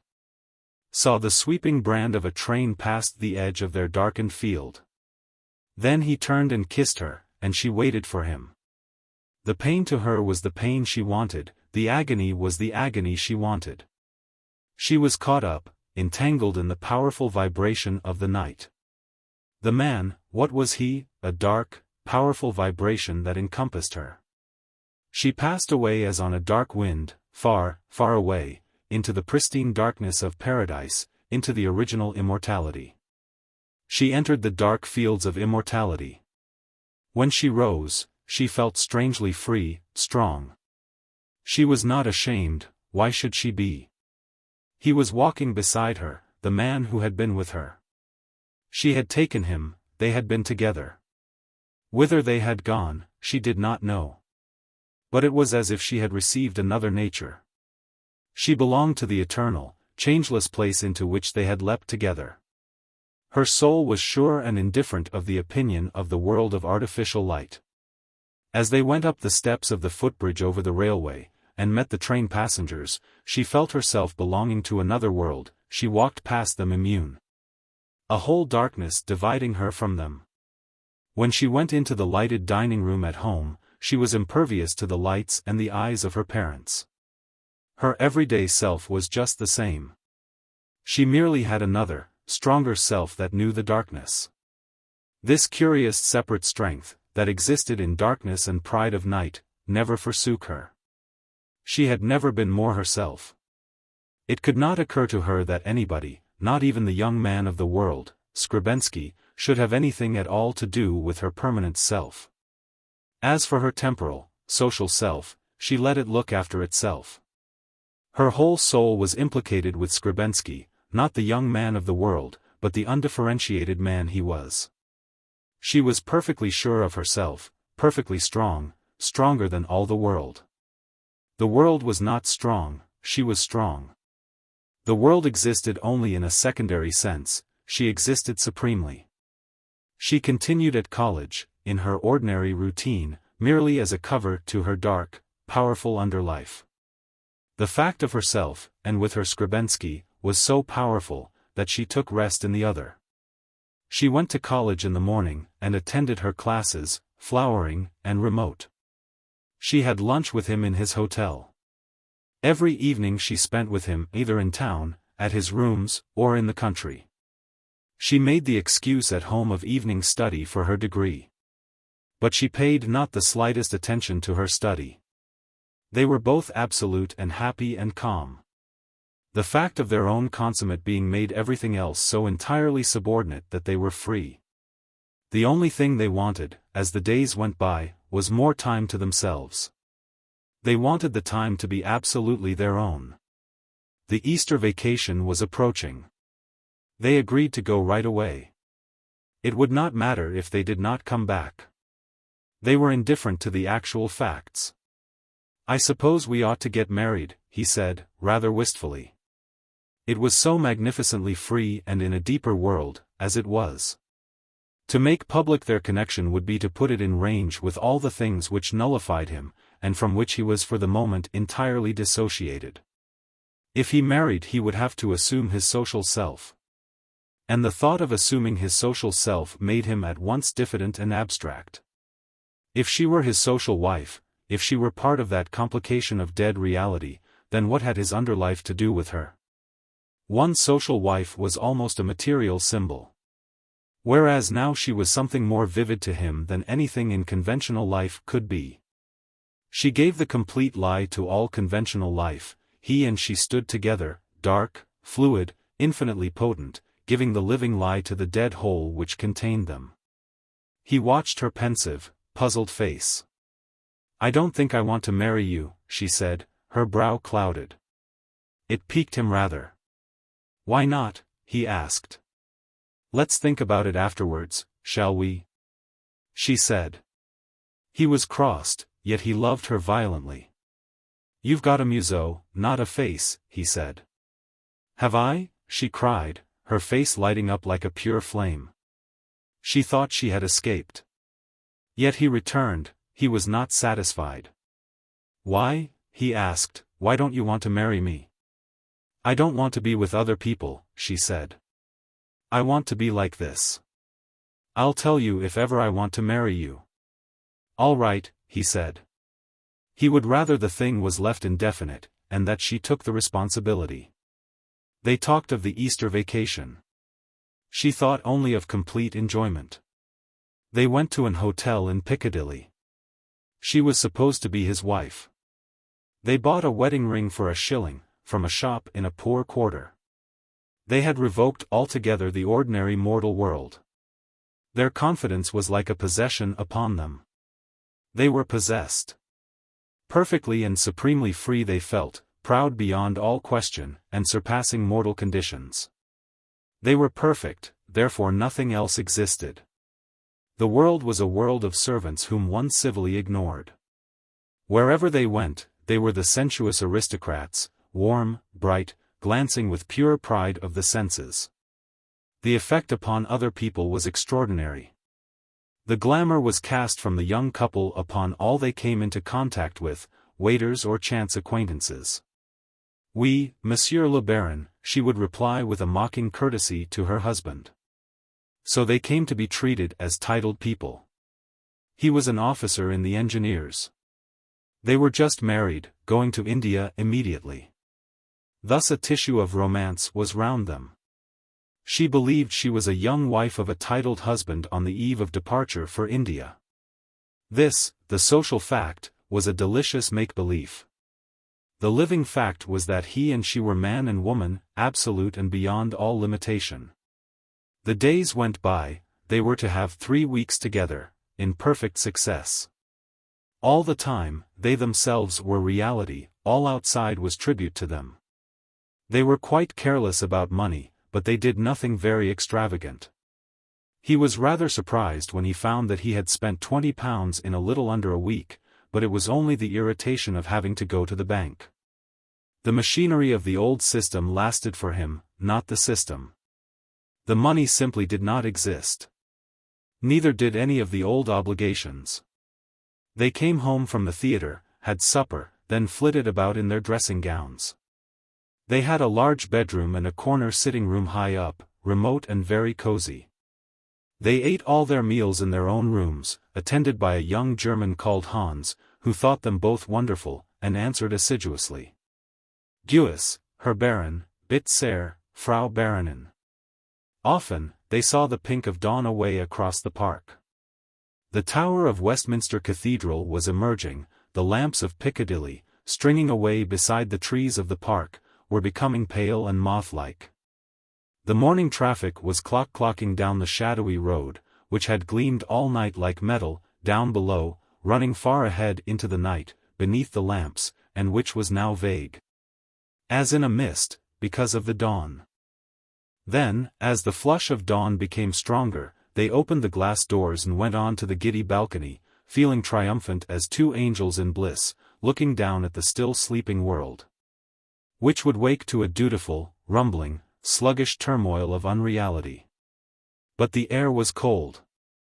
They went into their bedroom, and bathed before going to bed, leaving the partition doors of the bathroom open, so that the vapor came into the bedroom and faintly dimmed the mirror. She was always in bed first. She watched him as he bathed, his quick, unconscious movements, the electric light glinting on his wet shoulders. He stood out of the bath, his hair all washed flat over his forehead, and pressed the water out of his eyes. He was slender, and, to her, perfect, a clean, straight-cut youth, without a grain of superfluous body. The brown hair on his body was soft and fine and adorable. He was all beautifully flushed, as he stood in the white bath apartment. He saw her warm, dark, lit-up face watching him from the pillow, yet he did not see it, it was always present, and was to him as his own eyes. He was never aware of the separate being of her. She was like his own eyes and his own heart beating to him. So he went across to her, to get his sleeping suit. It was always a perfect adventure to go near to her. She put her arms round him, and snuffed his warm, softened skin. "Scent," she said. "Soap," he answered. "Soap," she repeated, looking up with bright eyes. They were both laughing, always laughing. Soon they were fast asleep till midday, close together, sleeping one sleep. Then they awoke to the ever-changing reality of their state. They alone inhabited the world of reality. All the rest lived on a lower sphere. Whatever they wanted to do, they did. They saw a few people, Dorothy, whose guest she was supposed to be, and a couple of friends of Skrebensky, young Oxford men, who called her Mrs. Skrebensky with entire simplicity. They treated her, indeed, with such respect, that she began to think she was really quite of the whole universe, of the old world as well as of the new. She forgot she was outside the pale of the old world. She thought she had brought it under the spell of her own, real world. And so she had. In such ever-changing reality the weeks went by. All the time, they were an unknown world to each other. Every movement made by the one was a reality and an adventure to the other. They did not want outside excitements. They went to very few theaters. They were often in their sitting room high up over Piccadilly, with windows open on two sides, and the door open onto the balcony, looking over the Green Park. Or down upon the minute travelling of the traffic. Then suddenly, looking at a sunset, she wanted to go. She must be gone. She must be gone at once. And in 2 hours' time they were at Charing Cross taking train for Paris. Paris was his suggestion. She did not care where it was. The great joy was in setting out. And for a few days she was happy in the novelty of Paris. Then, for some reason, she must call in Rouen on the way back to London. He had an instinctive mistrust of her desire for the place. But, perversely, she wanted to go there. It was as if she wanted to try its effect upon her. For the first time, in Rouen, he had a cold feeling of death, not afraid of any other man, but of her. She seemed to leave him. She followed after something that was not him. She did not want him. The old streets, the cathedral, the age and the monumental peace of the town took her away from him. She turned to it as if to something she had forgotten, and wanted. This was now the reality. This great stone cathedral slumbering there in its mass, which knew no transience nor heard any denial. It was majestic in its stability, its splendid absoluteness. Her soul began to run by itself. He did not realize, nor did she. Yet in Rouen he had the first deadly anguish, the first sense of the death towards which they were wandering. And she felt the first heavy yearning, heavy hopeless warning, almost like a deep, uneasy sinking into apathy, hopelessness. They returned to London. But still they had 2 days. He began to tremble, he grew feverish with the fear of her departure. She had in her some fatal prescience, that made her calm. What would be, would be. He remained fairly easy, however, still in his state of heightened glamour, till she had gone, and he had turned away from St. Pancras, and sat on the tramcar going up Pimlico to the Angel, to Moorgate Street on Sunday evening.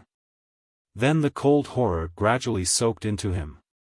He saw the horror of the city road, he realized the ghastly cold sordidness of the tramcar in which he sat. Cold, stark, ashen sterility had him surrounded. Where then was the luminous, wonderful world he belonged to by rights? How did he come to be thrown on this refuse heap where he was? He was as if mad. The horror of the brick buildings, of the tramcar, of the ashen-grey people in the street made him reeling and blind as if drunk. He went mad. He had lived with her in a close, living, pulsing world, where everything pulsed with rich being. Now he found himself struggling amid an ashen-dry, cold world of rigidity, dead walls and mechanical traffic, and creeping, spectre-like people. The life was extinct, only ash moved and stirred or stood rigid, there was a horrible, clattering activity, a rattle like the falling of dry slag, cold and sterile. It was as if the sunshine that fell were unnatural light exposing the ash of the town, as if the lights at night were the sinister gleam of decomposition. Quite mad, beside himself, he went to his club and sat with a glass of whiskey, motionless, as if turned to clay. He felt like a corpse that is inhabited with just enough life to make it appear as any other of the spectral, unliving beings which we call people in our dead language. Her absence was worse than pain to him. It destroyed his being. Dead, he went on from lunch to tea. His face was all the time fixed and stiff and colorless, his life was a dry, mechanical movement. Yet even he wondered slightly at the awful misery that had overcome him. How could he be so ash-like and extinct? He wrote her a letter. I have been thinking that we must get married before long. My pay will be more when I get out to India, we shall be able to get along. Or if you don't want to go to India, I could very probably stay here in England. But I think you would like India. You could ride, and you would know just everybody out there. Perhaps if you stay on to take your degree, we might marry immediately after that. I will write to your father as soon as I hear from you. He went on, disposing of her. If only he could be with her. All he wanted now was to marry her, to be sure of her. Yet all the time he was perfectly hopeless, cold, extinct, without emotion or connection. He felt as if his life were dead. His soul was extinct. The whole being of him had become sterile, he was a spectre, divorced from life. He had no fullness, he was just a flat shape. Day by day the madness accumulated in him. The horror of not being possessed him. He went here, there, and everywhere. But whatever he did, he knew that only the cipher of him was there, nothing was filled in. He went to the theater.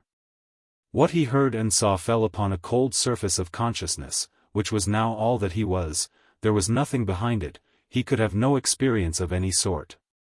Mechanical registering took place in him, no more. He had no being, no contents. Neither had the people he came into contact with. They were mere permutations of known quantities. There was no roundness or fullness in this world he now inhabited, everything was a dead-shape mental arrangement, without life or being. Much of the time, he was with friends and comrades. Then he forgot everything. Their activities made up for his own negation, they engaged his negative horror. He only became happy when he drank, and he drank a good deal. Then he was just the opposite to what he had been. He became a warm, diffuse, glowing cloud, in a warm, diffuse formless fashion. Everything melted down into a rosy glow, and he was the glow, and everything was the glow, everybody else was the glow, and it was very nice, very nice. He would sing songs, it was so nice. Ursula went back to Beldover shut and firm. She loved Skrebensky, of that she was resolved. She would allow nothing else.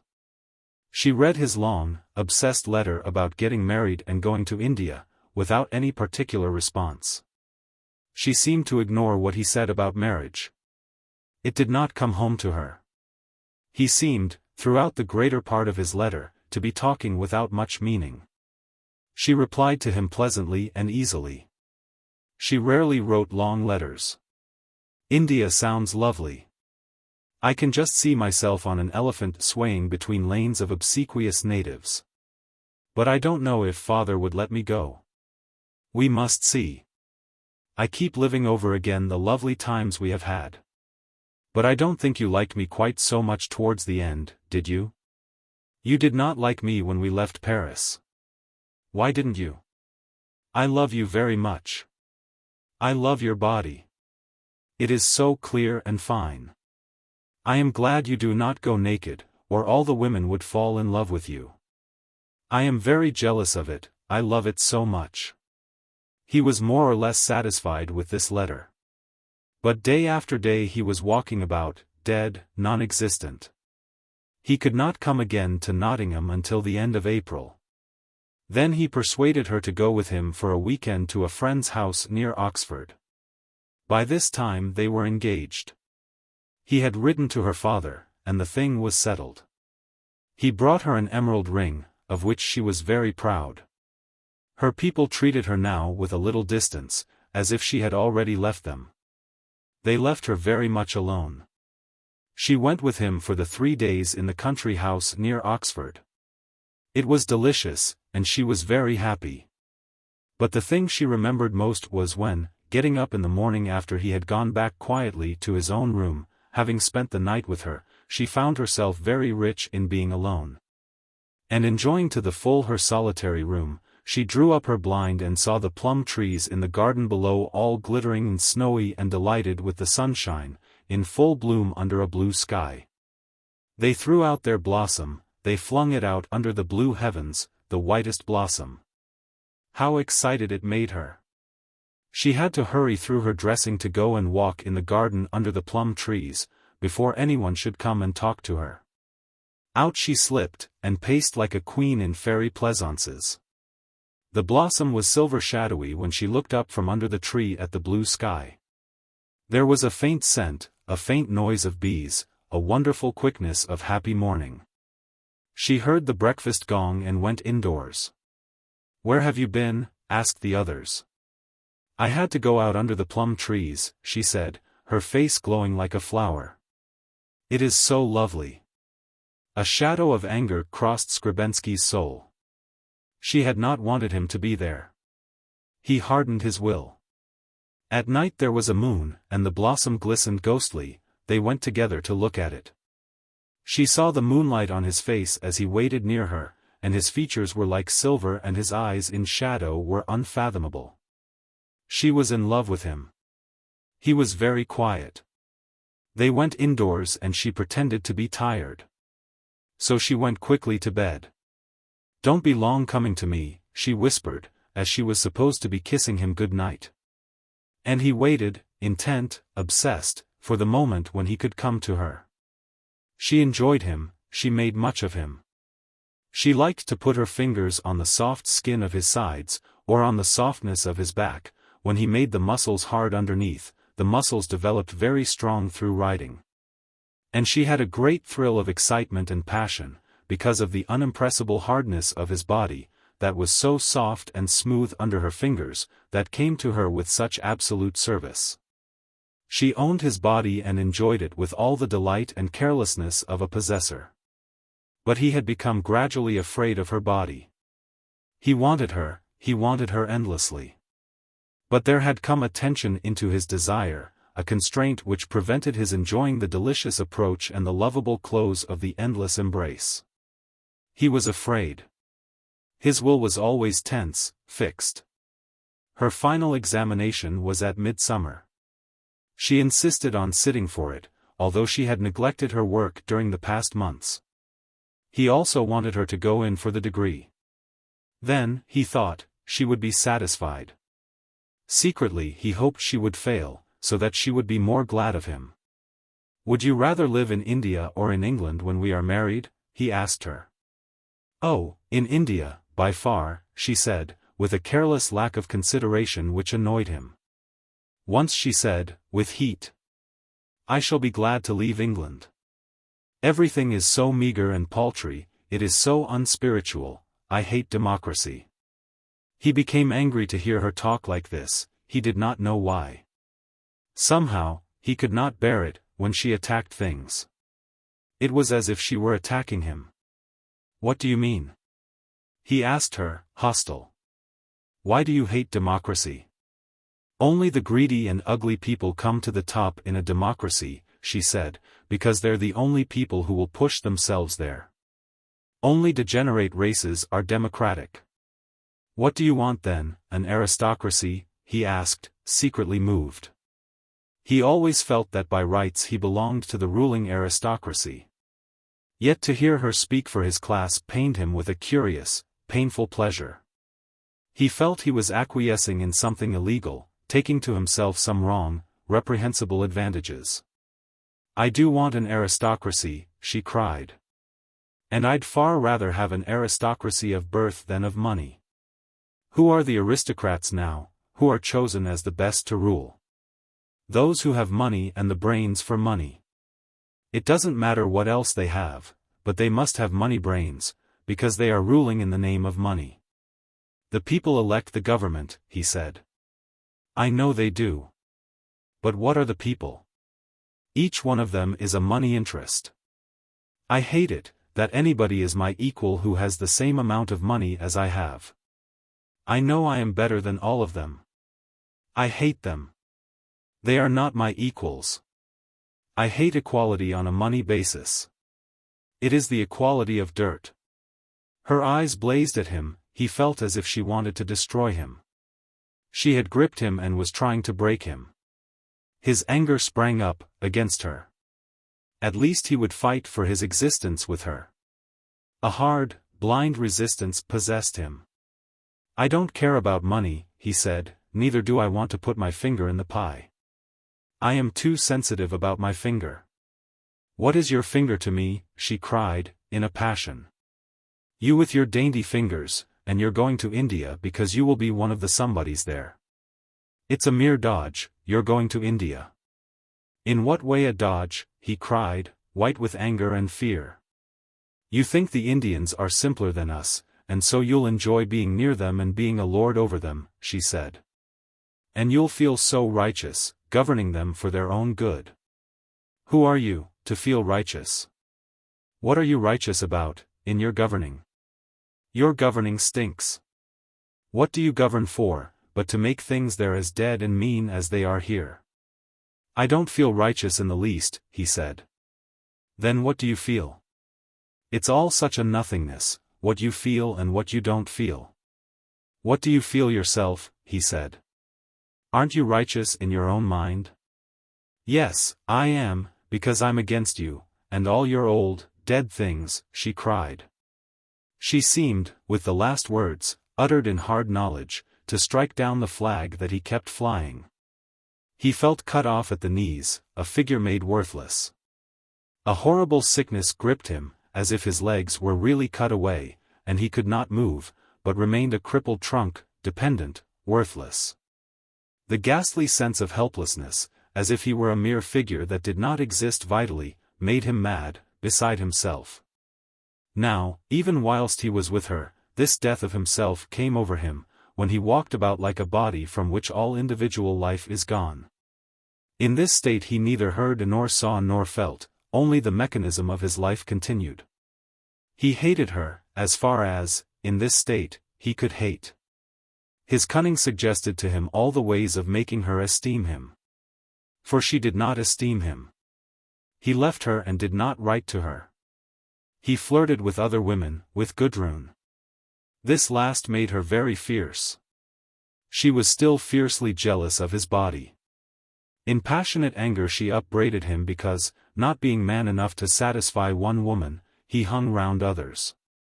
"Don't I satisfy you?" he asked of her, again going white to the throat.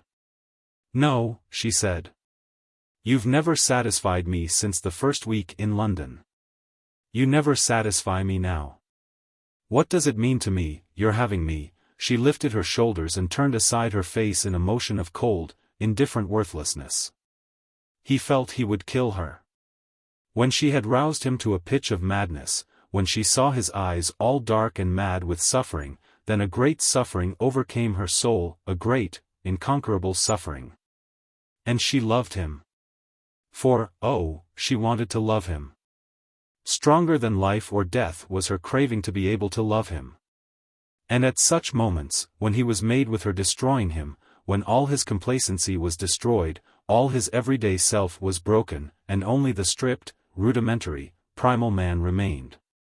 Demented with torture, her passion to love him became love, she took him again, they came together in an overwhelming passion, in which he knew he satisfied her. But it all contained a developing germ of death. After each contact, her anguished desire for him or for that which she never had from him was stronger, her love was more hopeless. After each contact his mad dependence on her was deepened, his hope of standing strong in taking her in his own strength was weakened. He felt himself a mere attribute of her. Whitsuntide came, just before her examination. She was to have a few days of rest.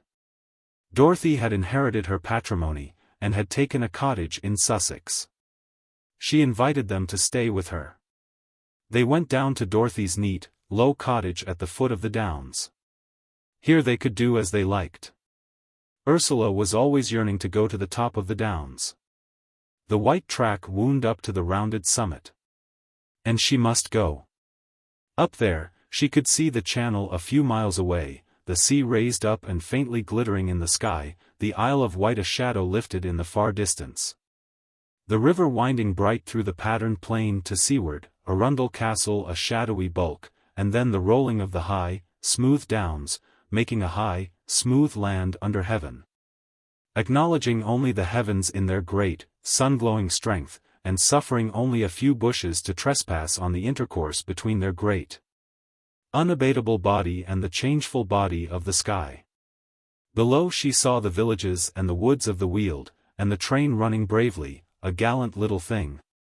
Running with all the importance of the world over the water meadows and into the gap of the downs, waving its white steam, yet all the while so little. So little, yet its courage carried it from end to end of the earth, till there was no place where it did not go. Yet the downs, in magnificent indifference, bearing limbs and body to the sun, drinking sunshine and sea wind and sea-wet cloud into its golden skin, with superb stillness and calm of being. Was not the Downs still more wonderful? The blind, pathetic, energetic courage of the train as it steamed tinily away through the patterned levels to the sea's dimness, so fast and so energetic, made her weep. Where was it going? It was going nowhere, it was just going. So blind, so without goal or aim, yet so hasty. She sat on an old prehistoric earthwork and cried, and the tears ran down her face. The train had tunneled all the earth, blindly, and uglily. And she lay face downwards on the downs, that were so strong, that cared only for their intercourse with the everlasting skies, and she wished she could become a strong mound smooth under the sky. Bosom and limbs bared to all winds and clouds and bursts of sunshine. But she must get up again and look down from her foothold of sunshine, down and away at the patterned, level earth, with its villages and its smoke and its energy. So short-sighted the train seemed, running to the distance, so terrifying in their littleness the villages, with such pettiness in their activity. Skrebensky wandered dazed, not knowing where he was or what he was doing with her. All her passion seemed to be to wander up there on the downs, and when she must descend to earth, she was heavy. Up there she was exhilarated and free. She would not love him in a house any more. She said she hated houses, and particularly she hated beds. There was something distasteful in his coming to her bed. She would stay the night on the downs, up there, he with her. It was midsummer, the days were glamorously long. At about 10:30, when the bluey-black darkness had at last fallen, they took rugs and climbed the steep track to the summit of the downs, he and she. Up there, the stars were big, the earth below was gone into darkness. She was free up there with the stars. Far out they saw tiny yellow lights, but it was very far out, at sea, or on land. She was free up among the stars. She took off her clothes, and made him take off all his, and they ran over the smooth, moonless turf, a long way, more than a mile from where they had left their clothing, running in the dark. Soft wind, utterly naked as the downs themselves. Her hair was loose and blue about her shoulders, she ran swiftly, wearing sandals when she set off on the long run to the dew pond. In the round dew pond the stars were untroubled. She ventured softly into the water, grasping at the stars with her hands. And then suddenly she started back, running swiftly. He was there, beside her, but only on sufferance. He was a screen for her fears. He served her. She took him, she clasped him, clenched him close, but her eyes were open looking at the stars. It was as if the stars were lying with her and entering the unfathomable darkness of her womb. Fathoming her at last. It was not him. The dawn came. They stood together on a high place, an earthwork of the Stone Age men, watching for the light. It came over the land. But the land was dark. She watched a pale rim on the sky, away against the darkened land.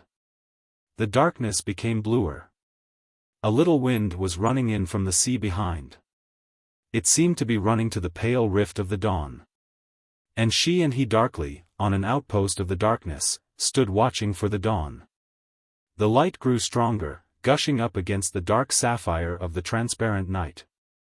The light grew stronger, whiter, then over it hovered a flush of rose. A flush of rose, and then yellow, pale, new-created yellow, the whole quivering and poising momentarily over the fountain on the sky's rim. The rose hovered and quivered, burned, fused to flame, to a transient red, while the yellow urged out in great waves, thrown from the ever-increasing fountain. Great waves of yellow flinging into the sky, scattering its spray over the darkness, which became bluer and bluer, paler, till soon it would itself be a radiance, which had been darkness. The sun was coming. There was a quivering, a powerful terrifying swim of molten light. Then the molten source itself surged forth, revealing itself. The sun was in the sky, too powerful to look at. And the ground beneath lay so still, so peaceful. Only now and again a cock crew. Otherwise, from the distant yellow hills to the pine trees at the foot of the downs, everything was newly washed into being, in a flood of new, golden creation. It was so unutterably still and perfect with promise, the golden-lighted, distinct land, that Ursula's soul rocked and wept. Suddenly he glanced at her. The tears were running over her cheeks, her mouth was working strangely. "What is the matter?" he asked. After a moment's struggle with her voice. "It is so beautiful," she said, looking at the glowing, beautiful land. It was so beautiful, so perfect, and so unsullied. He too realized what England would be in a few hours' time, a blind, sordid, strenuous activity, all for nothing, fuming with dirty smoke and running trains and groping in the bowels of the earth. All for nothing.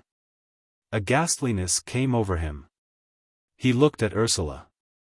Her face was wet with tears, very bright, like a transfiguration in the refulgent light. Nor was his the hand to wipe away the burning, bright tears. He stood apart, overcome by a cruel ineffectuality. Gradually a great, helpless sorrow was rising in him. But as yet he was fighting it away, he was struggling for his own life.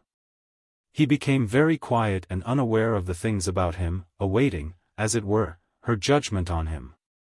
They returned to Nottingham. The time of her examination came. She must go to London. But she would not stay with him in an hotel.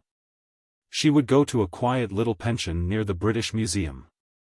Those quiet residential squares of London made a great impression on her mind. They were very complete.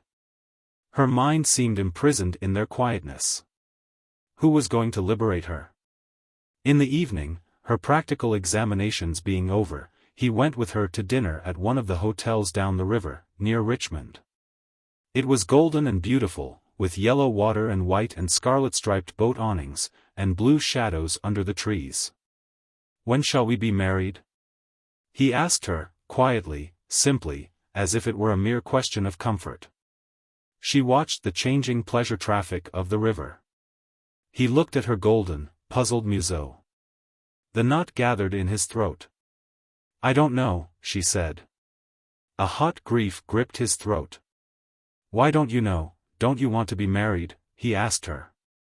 Her head turned slowly, her face, puzzled, like a boy's face, expressionless because she was trying to think, looked towards his face. She did not see him, because she was preoccupied. She did not quite know what she was going to say. "I don't think I want to be married," she said, and her naive, troubled, puzzled eyes rested a moment on his, then traveled away, preoccupied. "Do you mean never, or not just yet?" he asked. The knot in his throat grew harder, his face was drawn as if he were being strangled. "I mean never," she said, out of some far self which spoke for once beyond her. His drawn, strangled face watched her blankly for a few moments, then a strange sound took place in his throat. She started, came to herself, and, horrified, saw him. His head made a queer motion, the chin jerked back against the throat, the curious, crowing, hiccuping sound came again, his face twisted like insanity, and he was crying. Crying blind and twisted as if something were broken which kept him in control. "Tony, don't," she cried, starting up. It tore every one of her nerves to see him. He made groping movements to get out of his chair. But he was crying uncontrollably, noiselessly, with his face twisted like a mask, contorted and the tears running down the amazing grooves in his cheeks. Blindly, his face always this horrible working mask, he groped for his hat, for his way down from the terrace. It was 8 o'clock, but still brightly light. The other people were staring. In great agitation, part of which was exasperation, she stayed behind, paid the waiter with a half-sovereign, took her yellow silk coat, then followed Skrebensky. She saw him walking with brittle, blind steps along the path by the river. She could tell by the strange stiffness and brittleness of his figure that he was still crying. Hurrying after him, running, she took his arm. "Tony," she cried, "don't. Why are you like this? What are you doing this for? Don't. It's not necessary." He heard, and his manhood was cruelly, coldly defaced. Yet it was no good. He could not gain control of his face. His face, his breast, were weeping violently, as if automatically. His will, his knowledge had nothing to do with it. He simply could not stop. She walked holding his arm, silent with exasperation and perplexity and pain. He took the uncertain steps of a blind man, because his mind was blind with weeping. "Shall we go home? Shall we have a taxi?" she said. He could pay no attention. Very flustered, very agitated, she signaled indefinitely to a taxicab that was going slowly by. The driver saluted and drew up. She opened the door and pushed Skrebensky in, then took her own place. Her face was uplifted, the mouth closed down, she looked hard and cold and ashamed. She winced as the driver's dark red face was thrust round upon her, a full-blooded, animal face with black eyebrows and a thick, short-cut mustache. "Where to, lady?" he said, his white teeth showing. Again for a moment she was flustered. 40, Rutland Square, she said. He touched his cap and stolidly set the car in motion. He seemed to have a league with her to ignore Skrebensky. The latter sat as if trapped within the taxicab, his face still working, whilst occasionally he made quick slight movements of the head, to shake away his tears. He never moved his hands. She could not bear to look at him. She sat with face uplifted and averted to the window. At length, when she had regained some control over herself, she turned again to him.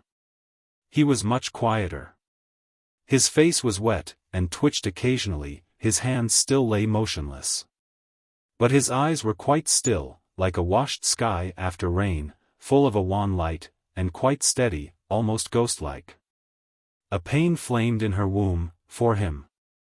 "I didn't think I should hurt you," she said, laying her hand very lightly, tentatively, on his arm. "The words came without my knowing. They didn't mean anything, really." He remained quite still, hearing, but washed all wan and without feeling. She waited, looking at him, as if he were some curious, not understandable creature.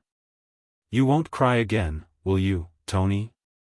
Some shame and bitterness against her burned him in the question. She noticed how his mustache was sodden wet with tears. Taking her handkerchief, she wiped his face. The driver's heavy, stolid back remained always turned to them, as if conscious but indifferent. Skrebensky sat motionless whilst Ursula wiped his face, softly, carefully, and yet clumsily, not as well as he would have wiped it himself. Her handkerchief was too small. It was soon wet through. She groped in his pocket for his own. Then, with its more ample capacity, she carefully dried his face. He remained motionless all the while. Then she drew his cheek to hers and kissed him. His face was cold. Her heart was hurt. She saw the tears welling quickly to his eyes again. As if he were a child, she again wiped away his tears. By now she herself was on the point of weeping. Her underlip was caught between her teeth. So she sat still, for fear of her own tears, sitting close by him, holding his hand warm and close and loving. Meanwhile the car ran on, and a soft, midsummer dusk began to gather. For a long while they sat motionless. Only now and again her hand closed more closely, lovingly, over his hand, then gradually relaxed. The dusk began to fall. 1 or 2 lights appeared. The driver drew up to light his lamps. Skrebensky moved for the first time, leaning forward to watch the driver. His face had always the same still, clarified, almost childlike look, impersonal. They saw the driver's strange, full, dark face peering into the lamps under drawn brows. Ursula shuddered. It was the face almost of an animal, yet of a quick, strong, wary animal that had them within its knowledge, almost within its power. She clung closer to Skrebensky. "My love?" she said to him, questioningly, when the car was again running in full motion. He made no movement or sound. He let her hold his hand, he let her reach forward, in the gathering darkness, and kiss his still cheek. The crying had gone by, he would not cry any more. He was whole and himself again. "My love," she repeated, trying to make him notice her. But as yet he could not. He watched the road. They were running by Kensington Gardens. For the first time his lips opened. "Shall we get out and go into the park?" he asked. "Yes," she said, quietly, not sure what was coming. After a moment he took the tube from its peg. She saw the stout, strong, self-contained driver lean his head. "Stop at Hyde Park Corner." The dark head nodded, the car ran on just the same. Presently they pulled up. Skrebensky paid the man. Ursula stood back. She saw the driver salute as he received his tip, and then, before he set the car in motion, turn and look at her, with his quick, powerful, animal's look. His eyes very concentrated and the whites of his eyes flickering. Then he drove away into the crowd. He had let her go. She had been afraid. Skrebensky turned with her into the park. A band was still playing and the place was thronged with people. They listened to the ebbing music, then went aside to a dark seat, where they sat closely, hand in hand. Then at length, as out of the silence, she said to him, wondering, "What hurt you so?" She really did not know, at this moment. "When you said you wanted never to marry me," he replied, with a childish simplicity. "But why did that hurt you so?" she said. "You needn't mind everything I say so particularly." "I don't know, I didn't want to do it," he said, humbly, ashamed. She pressed his hand warmly. They sat close together, watching the soldiers go by with their sweethearts, the lights trailing in myriads down the great thoroughfares that beat on the edge of the park. "I didn't know you cared so much," she said, also humbly. "I didn't," he said. "I was knocked over myself, but I care, all the world." His voice was so quiet and colorless, it made her heart go pale with fear. "My love," she said, drawing near to him. But she spoke out of fear, not out of love. "I care all the world, I care for nothing else, neither in life nor in death," he said, in the same steady, colorless voice of essential truth. "Than for what?" she murmured duskily. "Than for you, to be with me." And again she was afraid. Was she to be conquered by this? She cowered close to him, very close to him. They sat perfectly still, listening to the great, heavy, beating sound of the town, the murmur of lovers going by, the footsteps of soldiers. She shivered against him. "You are cold," he said. "A little. We will go and have some supper." He was now always quiet and decided and remote, very beautiful. He seemed to have some strange, cold power over her. They went to a restaurant, and drank Chianti. But his pale, wan look did not go away. "Don't leave me tonight," he said at length, looking at her, pleading. He was so strange and impersonal, she was afraid. "But the people of my place," she said, quivering. "I will explain to them, they know we are engaged." She sat pale and mute. He waited. "Shall we go?" he said at length. "Where?" "To an hotel." Her heart was hardened. Without answering, she rose to acquiesce. But she was now cold and unreal. Yet she could not refuse him. It seemed like fate, a fate she did not want. They went to an Italian hotel somewhere, and had a somber bedroom with a very large bed, clean, but somber.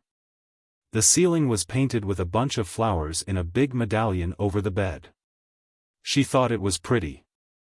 He came to her, and cleaved to her very close, like steel cleaving and clinching on to her. Her passion was roused, it was fierce but cold. But it was fierce, and extreme, and good, their passion this night. He slept with her fast in his arms. All night long he held her fast against him. She was passive, acquiescent. But her sleep was not very deep nor very real. She woke in the morning to a sound of water dashed on a courtyard, to sunlight streaming through a lattice. She thought she was in a foreign country. And Skrebensky was there an incubus upon her. She lay still, thinking, whilst his arm was round her, his head against her shoulders, his body against hers, just behind her. He was still asleep. She watched the sunshine coming in bars through the persiennes, and her immediate surroundings again melted away. She was in some other land, some other world, where the old restraints had dissolved and vanished, where one moved freely, not afraid of one's fellow men, nor wary, nor on the defensive, but calm. Indifferent, at one's ease. Vaguely, in a sort of silver light, she wandered at large and at ease. The bonds of the world were broken. This world of England had vanished away. She heard a voice in the yard below calling. "O Giovan, O Giovan." And she knew she was in a new country, in a new life. It was very delicious to lie thus still, with one's soul wandering freely and simply in the silver light of some other, simpler, more finely natural world. But always there was a foreboding waiting to command her. She became more aware of Skrebensky. She knew he was waking up. She must modify her soul, depart from her further world, for him. She knew he was awake. He lay still, with a concrete stillness, not as when he slept. Then his arm tightened almost convulsively upon her, and he said, half timidly, "Did you sleep well?" "Very well." "So did I." There was a pause. "And do you love me?" he asked. She turned and looked at him searchingly. He seemed outside her. "I do," she said. But she said it out of complacency and a desire not to be harried. There was a curious breach of silence between them, which frightened him. They lay rather late, then he rang for breakfast. She wanted to be able to go straight downstairs and away from the place, when she got up. She was happy in this room, but the thought of the publicity of the hall downstairs rather troubled her. A young Italian, a Sicilian, dark and slightly pockmarked, buttoned up in a sort of grey tunic, appeared with the tray. His face had an almost African imperturbability, impassive, incomprehensible. "One might be in Italy," Skrebensky said to him, genially. A vacant look, almost like fear, came on the fellow's face. He did not understand. "This is like Italy," Skrebensky explained. The face of the Italian flashed with a non-comprehending smile. He finished setting out the tray, and was gone. He did not understand, he would understand nothing. He disappeared from the door like a half-domesticated wild animal. It made Ursula shudder slightly, the quick, sharp-sighted, intent animality of the man. Skrebensky was beautiful to her this morning, his face softened and transfused with suffering and with love, his movements very still and gentle. He was beautiful to her, but she was detached from him by a chill distance. Always she seemed to be bearing up against the distance that separated them. But he was unaware. This morning he was transfused and beautiful. She admired his movements, the way he spread honey on his roll, or poured out the coffee. When breakfast was over, she lay still again on the pillows, whilst he went through his toilet. She watched him, as he sponged himself, and quickly dried himself with the towel. His body was beautiful, his movements intent and quick. She admired him and she appreciated him without reserve. He seemed completed now. He aroused no fruitful fecundity in her. He seemed added up, finished. She knew him all round, not on any side did he lead into the unknown. Poignant, almost passionate appreciation she felt for him, but none of the dreadful wonder, none of the rich fear, the connection with the unknown, or the reverence of love. He was, however, unaware this morning. His body was quiet and fulfilled, his veins complete with satisfaction. He was happy, finished. Again she went home. But this time he went with her. He wanted to stay by her. He wanted her to marry him. It was already July. In early September he must sail for India. He could not bear to think of going alone. She must come with him. Nervously, he kept beside her. Her examination was finished, her college career was over.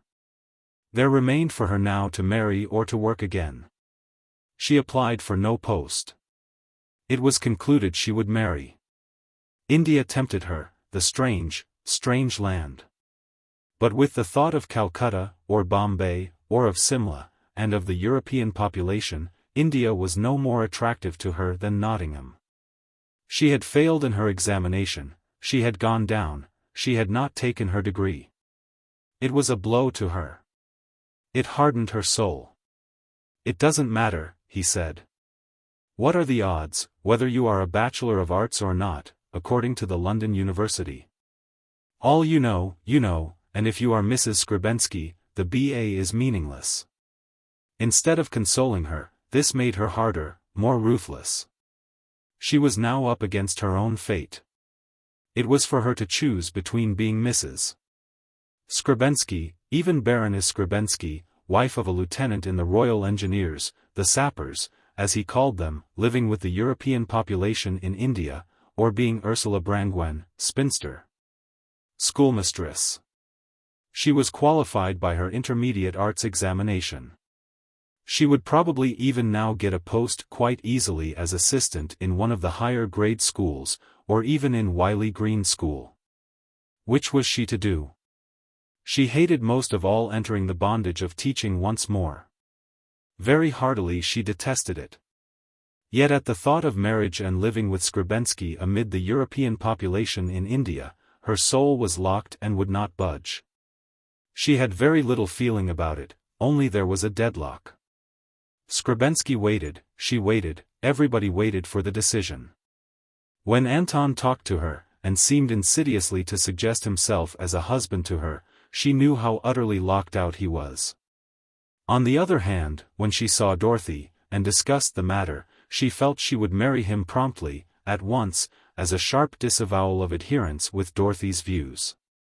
The situation was almost ridiculous. "But do you love him?" asked Dorothy. "It isn't a question of loving him," said Ursula. "I love him well enough, certainly more than I love anybody else in the world. And I shall never love anybody else the same again. We have had the flower of each other. But I don't care about love. I don't value it. I don't care whether I love or whether I don't, whether I have love or whether I haven't. What is it to me?"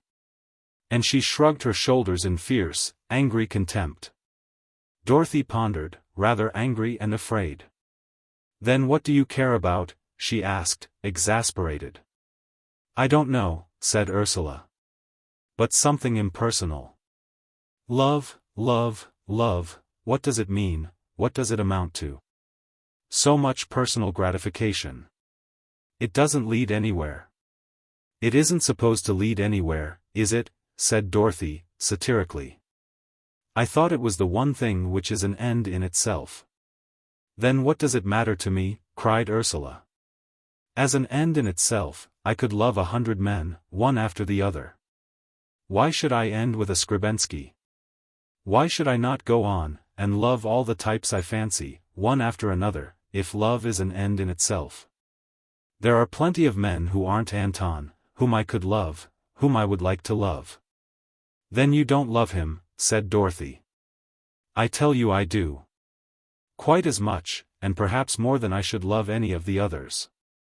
Only there are plenty of things that aren't in Anton that I would love in the other men." "What, for instance?" "It doesn't matter.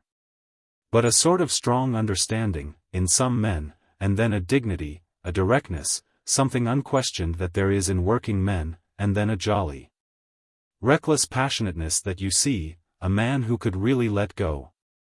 Dorothy could feel that Ursula was already hankering after something else, something that this man did not give her. "The question is, what do you want?" propounded Dorothy. "Is it just other men?" Ursula was silenced. This was her own dread. Was she just promiscuous? "Because if it is," continued Dorothy, "you'd better marry Anton. The other can only end badly." So out of fear of herself Ursula was to marry Skrebensky. He was very busy now, preparing to go to India. He must visit relatives and contract business. He was almost sure of Ursula now. She seemed to have given in. And he seemed to become again an important, self-assured man. It was the first week in August, and he was one of a large party in a bungalow on the Lincolnshire coast. It was a tennis, golf, motorcar, motorboat party, given by his great-aunt, a lady of social pretensions. Ursula was invited to spend the week with the party. She went rather reluctantly. Her marriage was more or less fixed for the 28th of the month. They were to sail for India on September the 5th. One thing she knew, in her subconsciousness, and that was, she would never sail for India. She and Anton, being important guests on account of the coming marriage, had rooms in the large bungalow. It was a big place, with a great central hall, 2 smaller writing rooms, and then 2 corridors from which opened 8 or 9 bedrooms. Skrebensky was put on one corridor, Ursula on the other. They felt very lost, in the crowd. Being lovers, however, they were allowed to be out alone together as much as they liked. Yet she felt very strange, in this crowd of strange people, uneasy, as if she had no privacy. She was not used to these homogeneous crowds. She was afraid. She felt different from the rest of them, with their hard, easy, shallow intimacy, that seemed to cost them so little. She felt she was not pronounced enough. It was a kind of hold-your-own unconventional atmosphere. She did not like it. In crowds, in assemblies of people, she liked formality. She felt she did not produce the right effect. She was not effective, she was not beautiful, she was nothing. Even before Skrebensky she felt unimportant, almost inferior. He could take his part very well with the rest. He and she went out into the night. There was a moon behind clouds, shedding a diffused light, gleaming now and again in bits of smoky mother-of-pearl. So they walked together on the wet, ribbed sands near the sea, hearing the run of the long, heavy waves, that made a ghostly whiteness and a whisper. He was sure of himself. As she walked, the soft silk of her dress, she wore a blue shantung, full-skirted, blew away from the sea and flapped and clung to her legs. She wished it would not. Everything seemed to give her away, and she could not rouse herself to deny, she was so confused. He would lead her away to a pocket in the sand hills, secret amid the grey thorn bushes and the grey, glassy grass. He held her close against him, felt all her firm, unutterably desirable mold of body through the fine fibre of the silk that fell about her limbs. The silk, slipping fierily on the hidden, yet revealed roundness and firmness of her body, her loins, seemed to run in him like fire, make his brain burn like brimstone. She liked it, the electric fire of the silk under his hands upon her limbs, the fire flew over her, as he drew nearer and nearer to discovery. She vibrated like a jet of electric, firm fluid in response. Yet she did not feel beautiful. All the time, she felt she was not beautiful to him, only exciting. She let him take her, and he seemed mad, mad with excited passion. But she, as she lay afterwards on the cold, soft sand, looking up at the blotted, faintly luminous sky, felt that she was as cold now as she had been before. Yet he, breathing heavily, seemed almost savagely satisfied. He seemed revenged. A little wind wafted the sea grass and passed over her face. Where was the supreme fulfillment she would never enjoy? Why was she so cold, so unroused, so indifferent? As they went home, and she saw the many, hateful lights of the bungalow, of several bungalows in a group, he said softly, "Don't lock your door." "I'd rather, here," she said. "No, don't. We belong to each other. Don't let us deny it." She did not answer. He took her silence for consent. He shared his room with another man. "I suppose," he said, "it won't alarm the house if I go across to happier regions." "So long as you don't make a great row going, and don't try the wrong door," said the other man, turning in to sleep. Skrebensky went out in his wide-striped sleeping suit. He crossed the big dining hall, whose low firelight smelled of cigars and whiskey and coffee, entered the other corridor and found Ursula's room. She was lying awake, wide-eyed and suffering. She was glad he had come, if only for consolation. It was consolation to be held in his arms, to feel his body against hers. Yet how foreign his arms and body were. Yet still, not so horribly foreign and hostile as the rest of the house felt to her. She did not know how she suffered in this house. She was healthy and exorbitantly full of interest. So she played tennis and learned golf, she rowed out and swam in the deep sea, and enjoyed it very much indeed, full of zest. Yet all the time, among those others, she felt shocked and wincing, as if her violently sensitive nakedness were exposed to the hard, brutal, material impact of the rest of the people. The days went by unmarked, in a full, almost strenuous enjoyment of one's own physique. Skrebensky was one among the others, till evening came, and he took her for himself. She was allowed a great deal of freedom and was treated with a good deal of respect, as a girl on the eve of marriage, about to depart for another continent. The trouble began at evening. Then a yearning for something unknown came over her, a passion for something she knew not what. She would walk the foreshore alone after dusk, expecting something, as if she had gone to a rendezvous. The salt, bitter passion of the sea, its indifference to the earth, its swinging, definite motion, its strength, its attack, and its salt burning, seemed to provoke her to a pitch of madness, tantalizing her with vast suggestions of fulfillment. And then, for personification, would come Skrebensky, whom she knew, whom she was fond of, who was attractive, but whose soul could not contain her in its waves of strength, nor his breast compel her in burning, salty passion. One evening they went out after dinner, across the low golf links to the dunes and the sea. The sky had small, faint stars, all was still and faintly dark. They walked together in silence, then ploughed, laboring, through the heavy loose sand of the gap between the dunes. They went in silence under the even, faint darkness, in the darker shadow of the sandhills. Suddenly, cresting the heavy, sandy pass, Ursula lifted her head, and shrank back, momentarily frightened. There was a great whiteness confronting her, the moon was incandescent as a round furnace door, out of which came the high blast of moonlight, over the seaward half of the world, a dazzling, terrifying glare of white light. They shrank back for a moment into shadow, uttering a cry. He felt his chest laid bare, where the secret was heavily hidden. He felt himself fusing down to nothingness, like a bead that rapidly disappears in an incandescent flame. "How wonderful!" cried Ursula, in low, calling tones. "How wonderful!" And she went forward, plunging into it. He followed behind. She too seemed to melt into the glare, towards the moon. The sands were as ground silver, the sea moved in solid brightness, coming towards them, and she went to meet the advance of the flashing, buoyant water. She gave her breast to the moon, her belly to the flashing, heaving water. He stood behind, encompassed, a shadow ever dissolving. She stood on the edge of the water, at the edge of the solid, flashing body of the sea, and the wave rushed over her feet.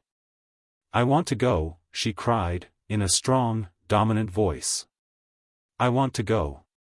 He saw the moonlight on her face, so she was like metal, he heard her ringing, metallic voice, like the voice of a harpy to him. She prowled, ranging on the edge of the water like a possessed creature, and he followed her. He saw the froth of the wave followed by the hard, bright water swirl over her feet and her ankles. She swung out her arms, to balance. He expected every moment to see her walk into the sea, dressed as she was, and be carried swimming out. But she turned, she walked to him. "I want to go," she cried again, in the high, hard voice, like the scream of gulls. "Where?" he asked. "I don't know." And she seized hold of his arm, held him fast, as if captive, and walked him a little way by the edge of the dazzling, dazing water.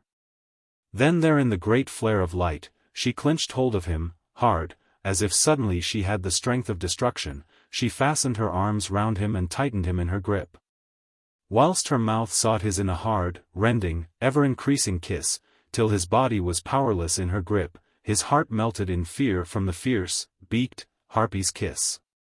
The water washed again over their feet, but she took no notice.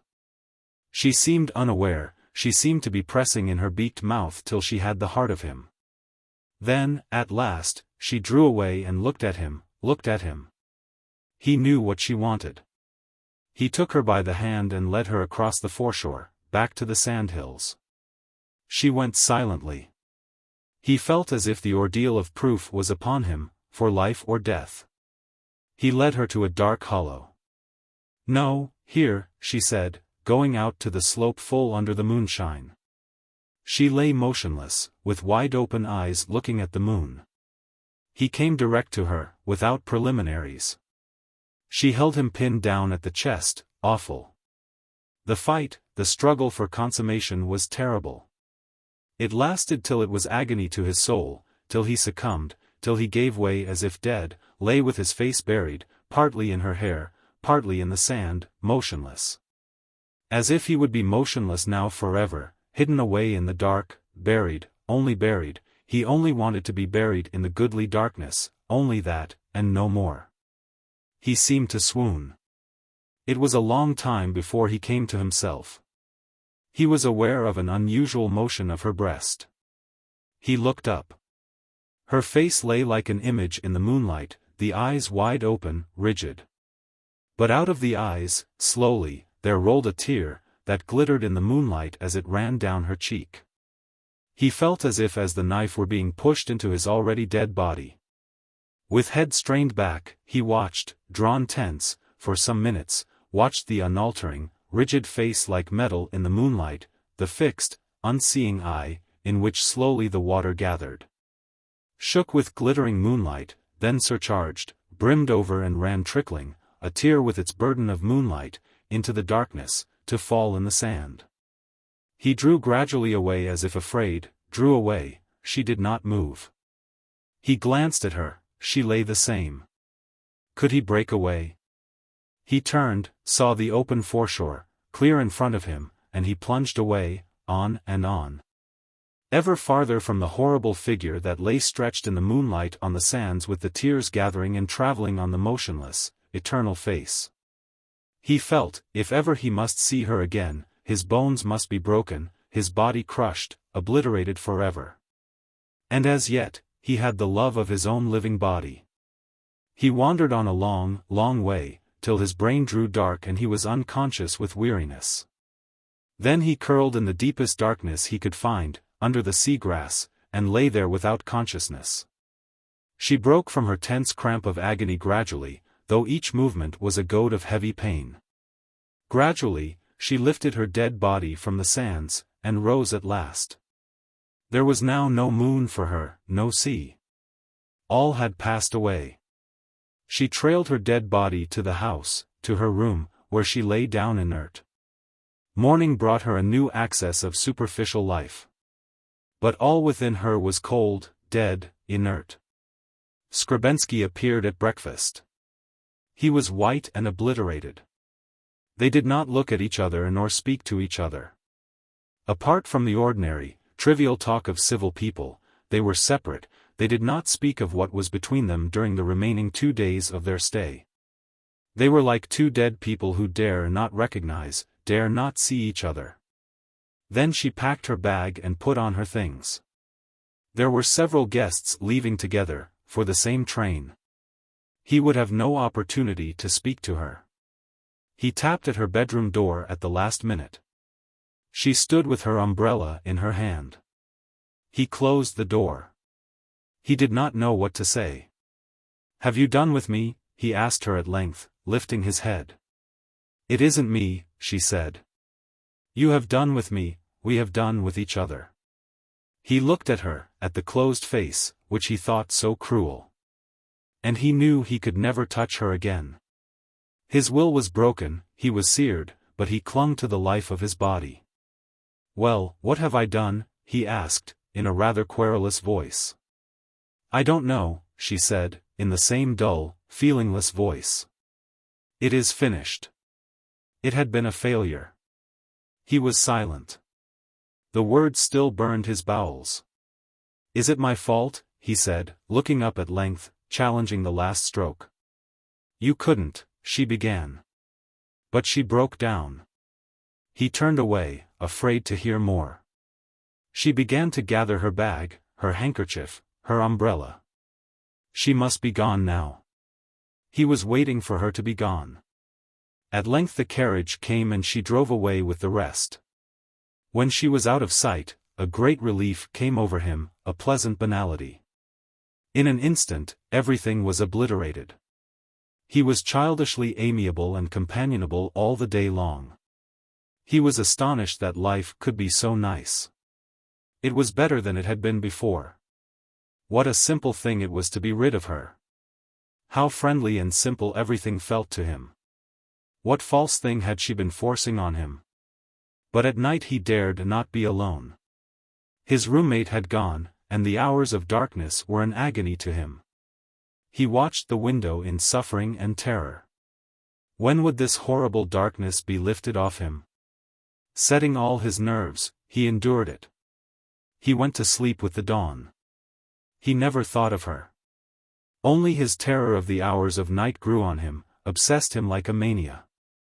He slept fitfully, with constant wakings of anguish. The fear wore away the core of him. His plan was to sit up very late, drink in company until 1 or 1:30 in the morning.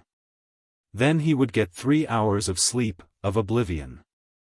It was light by 5 o'clock. But he was shocked almost to madness if he opened his eyes on the darkness. In the daytime he was all right, always occupied with the thing of the moment, adhering to the trivial present, which seemed to him ample and satisfying. No matter how little and futile his occupations were, he gave himself to them entirely, and felt normal and fulfilled. He was always active, cheerful, gay, charming, trivial. Only he dreaded the darkness and silence of his own bedroom, when the darkness should challenge him upon his own soul. That he could not bear, as he could not bear to think about Ursula. He had no soul, no background. He never thought of Ursula, not once, he gave her no sign. She was the darkness, the challenge, the horror.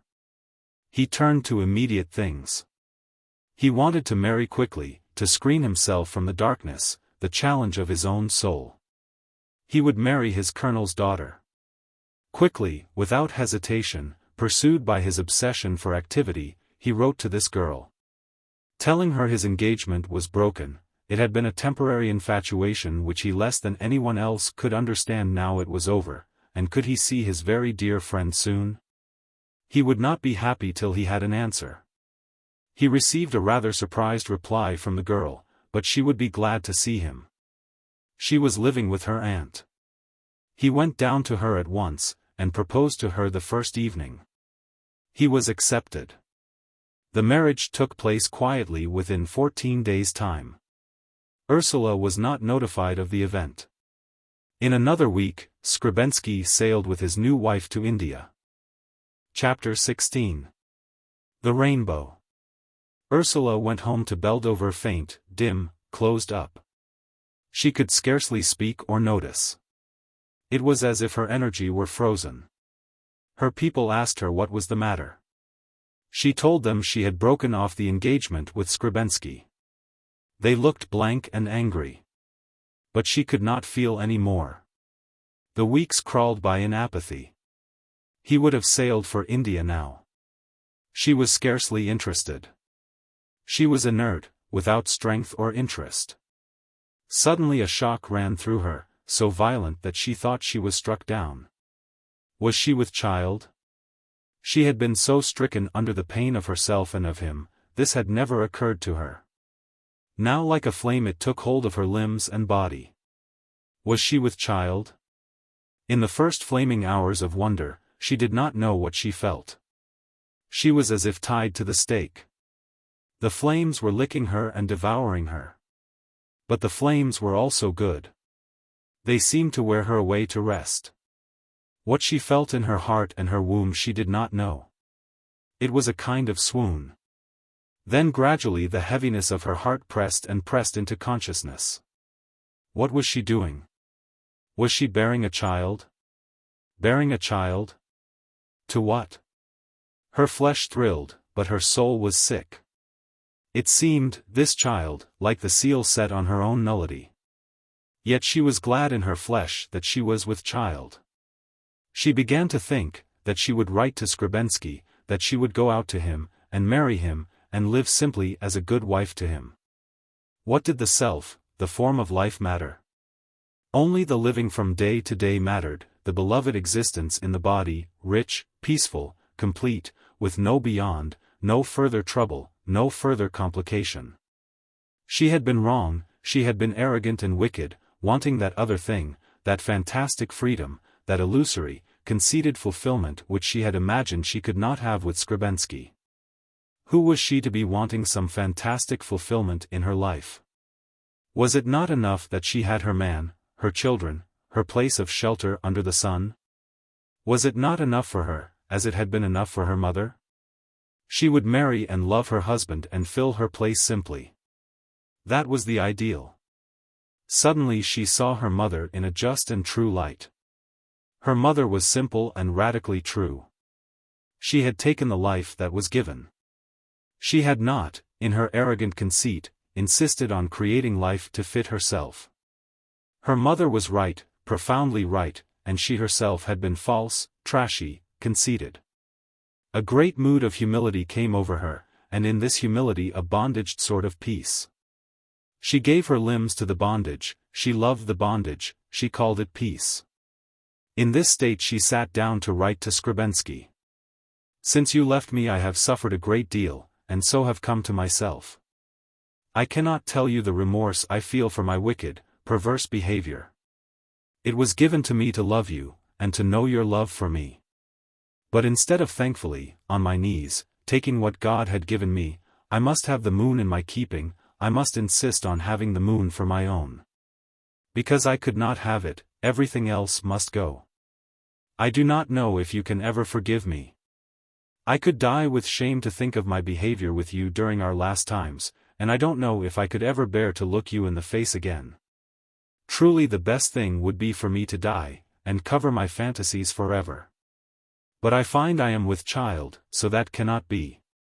It is your child, and for that reason I must revere it and submit my body entirely to its welfare, entertaining no thought of death, which once more is largely conceit.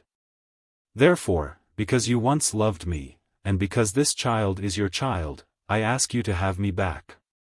If you will cable me one word, I will come to you as soon as I can. I swear to you to be a dutiful wife, and to serve you in all things.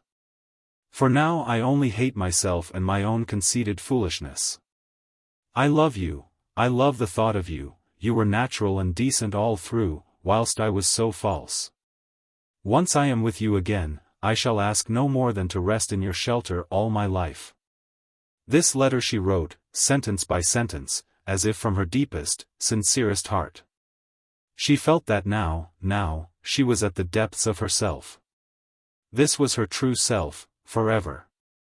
With this document she would appear before God at the judgment day. For what had a woman but to submit? What was her flesh but for childbearing, her strength for her children and her husband, the giver of life? At last she was a woman. She posted her letter to his club, to be forwarded to him in Calcutta. He would receive it soon after his arrival in India, within 3 weeks of his arrival there. In a month's time she would receive word from him. Then she would go. She was quite sure of him. She thought only of preparing her garments and of living quietly, peacefully, till the time when she should join him again and her history would be concluded forever. The peace held like an unnatural calm for a long time. She was aware, however, of a gathering restiveness, a tumult impending within her. She tried to run away from it. She wished she could hear from Skrebensky, in answer to her letter, so that her course should be resolved, she should be engaged in fulfilling her fate. It was this inactivity which made her liable to the revulsion she dreaded. It was curious how little she cared about his not having written to her before. It was enough that she had sent her letter. She would get the required answer, that was all. One afternoon in early October, feeling the seething rising to madness within her, she slipped out in the rain, to walk abroad, lest the house should suffocate her. Everywhere was drenched wet and deserted, the grimed houses glowed dull red, the but houses burned scarlet in a gleam of light, under the glistening, blackish-purple slates. Ursula went on towards Wiley Green. She lifted her face and walked swiftly, seeing the passage of light across the shallow valley, seeing the colliery and its clouds of steam for a moment visionary in dim brilliance. Away in the chaos of rain. Then the veils closed again. She was glad of the rain's privacy and intimacy. Making on towards the wood, she saw the pale gleam of wily water through the cloud below. She walked the open space where hawthorn trees streamed like hair on the wind and round bushes were presences slowing through the atmosphere. It was very splendid, free and chaotic.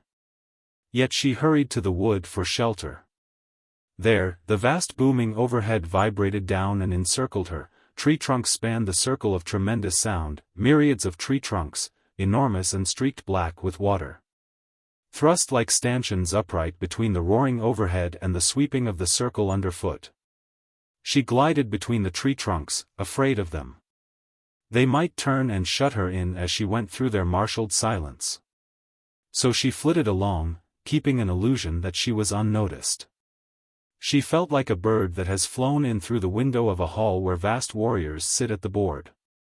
Between their grave, booming ranks she was hastening, assuming she was unnoticed, till she emerged, with beating heart, through the far window and out into the open, upon the vivid green, marshy meadow.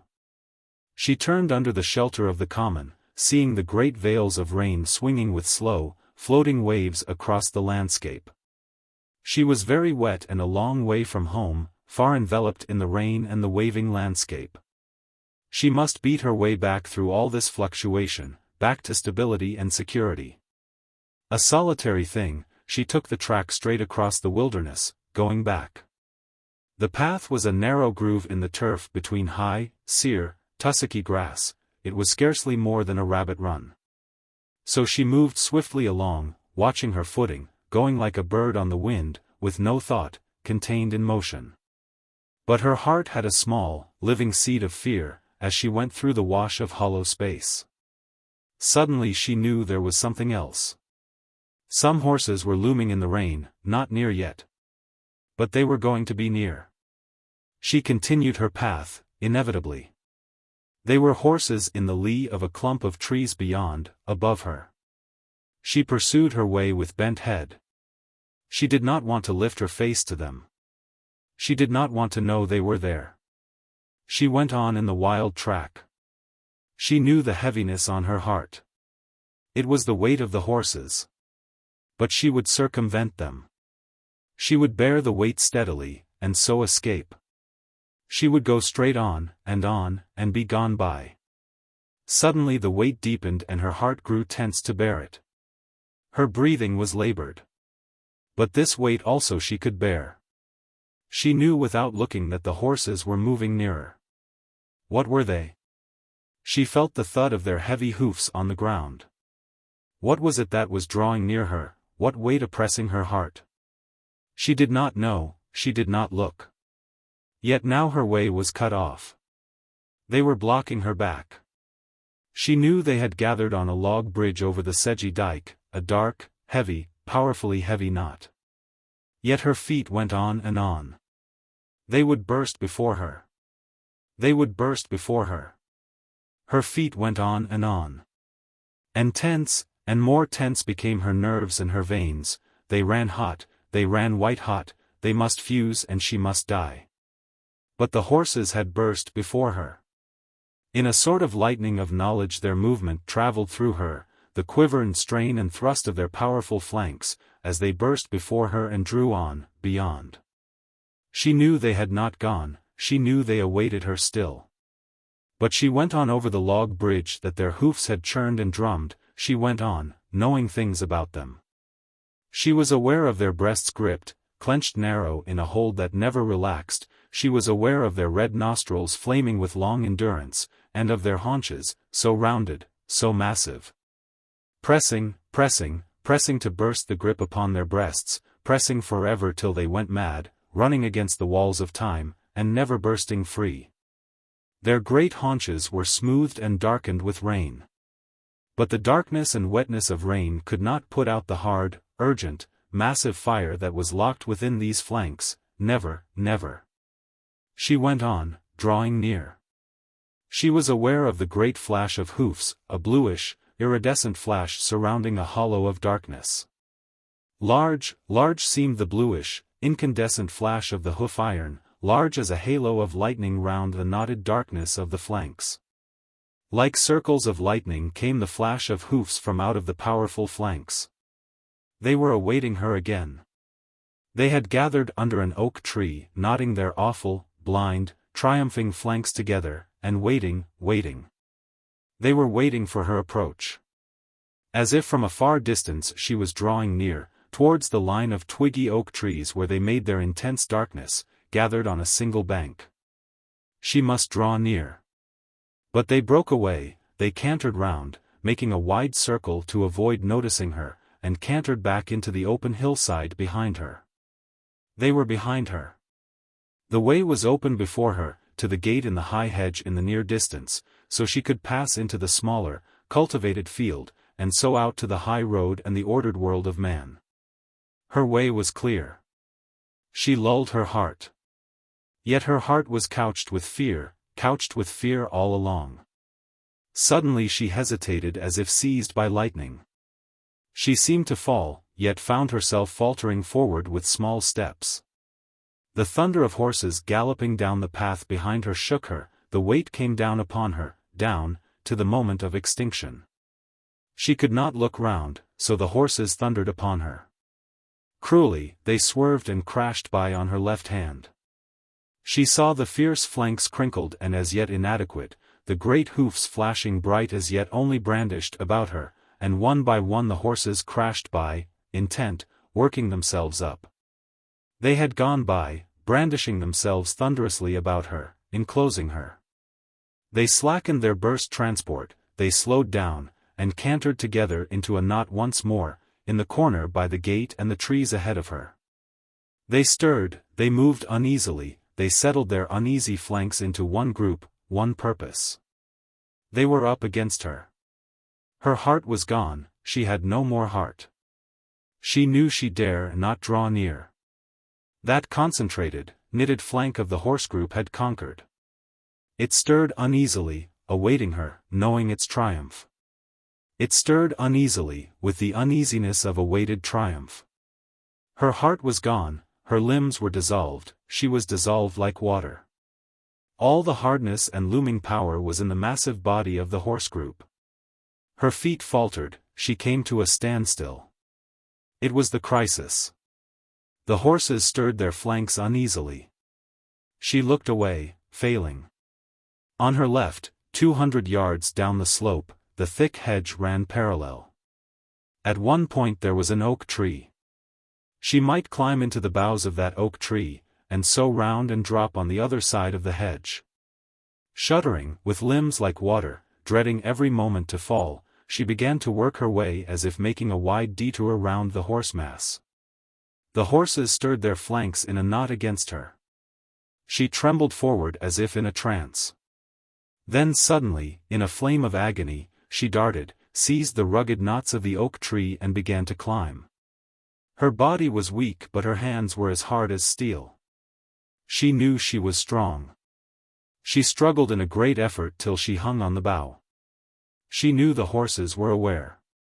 She gained her foothold on the bough. The horses were loosening their knot, stirring, trying to realize. She was working her way round to the other side of the tree.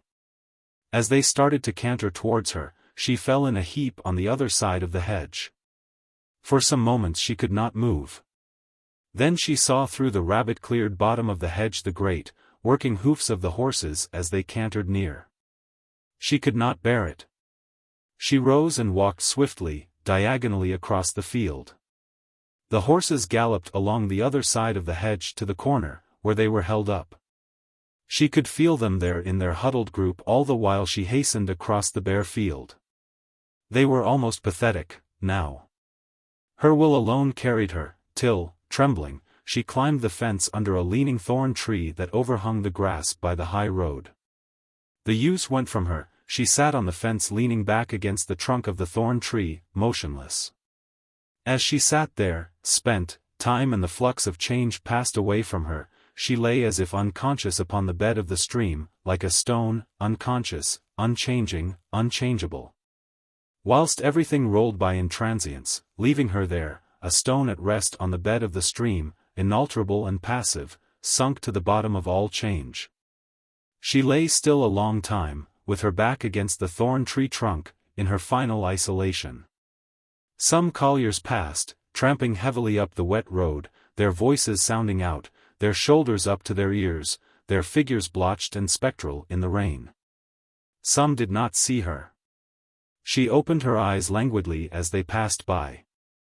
Then one man going alone saw her. The whites of his eyes showed in his black face as he looked in wonderment at her. He hesitated in his walk, as if to speak to her, out of frightened concern for her. How she dreaded his speaking to her, dreaded his questioning her. She slipped from her seat and went vaguely along the path, vaguely. It was a long way home. She had an idea that she must walk for the rest of her life, wearily, wearily. Step after step, step after step, and always along the wet, rainy road between the hedges. Step after step, step after step, the monotony produced a deep, cold sense of nausea in her. How profound was her cold nausea, how profound!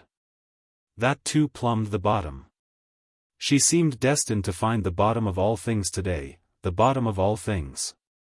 Well, at any rate she was walking along the bottommost bed. She was quite safe, if she had to go on and on forever, seeing this was the very bottom, and there was nothing deeper.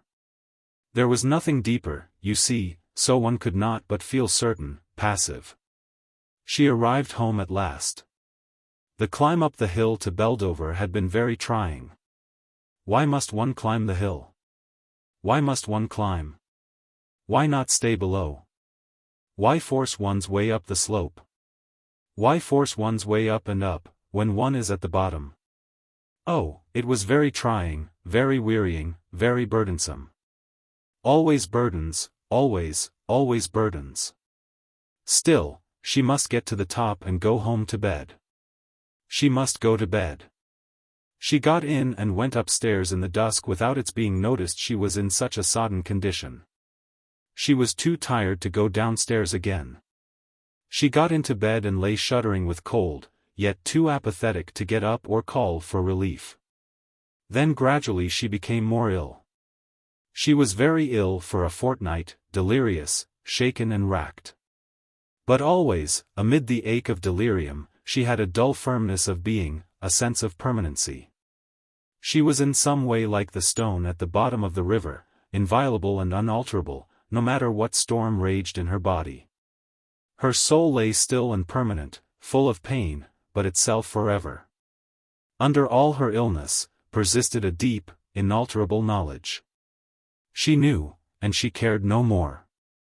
Throughout her illness, distorted into vague forms, persisted the question of herself and Skrebensky, like a gnawing ache that was still superficial, and did not touch her isolated, impregnable core of reality.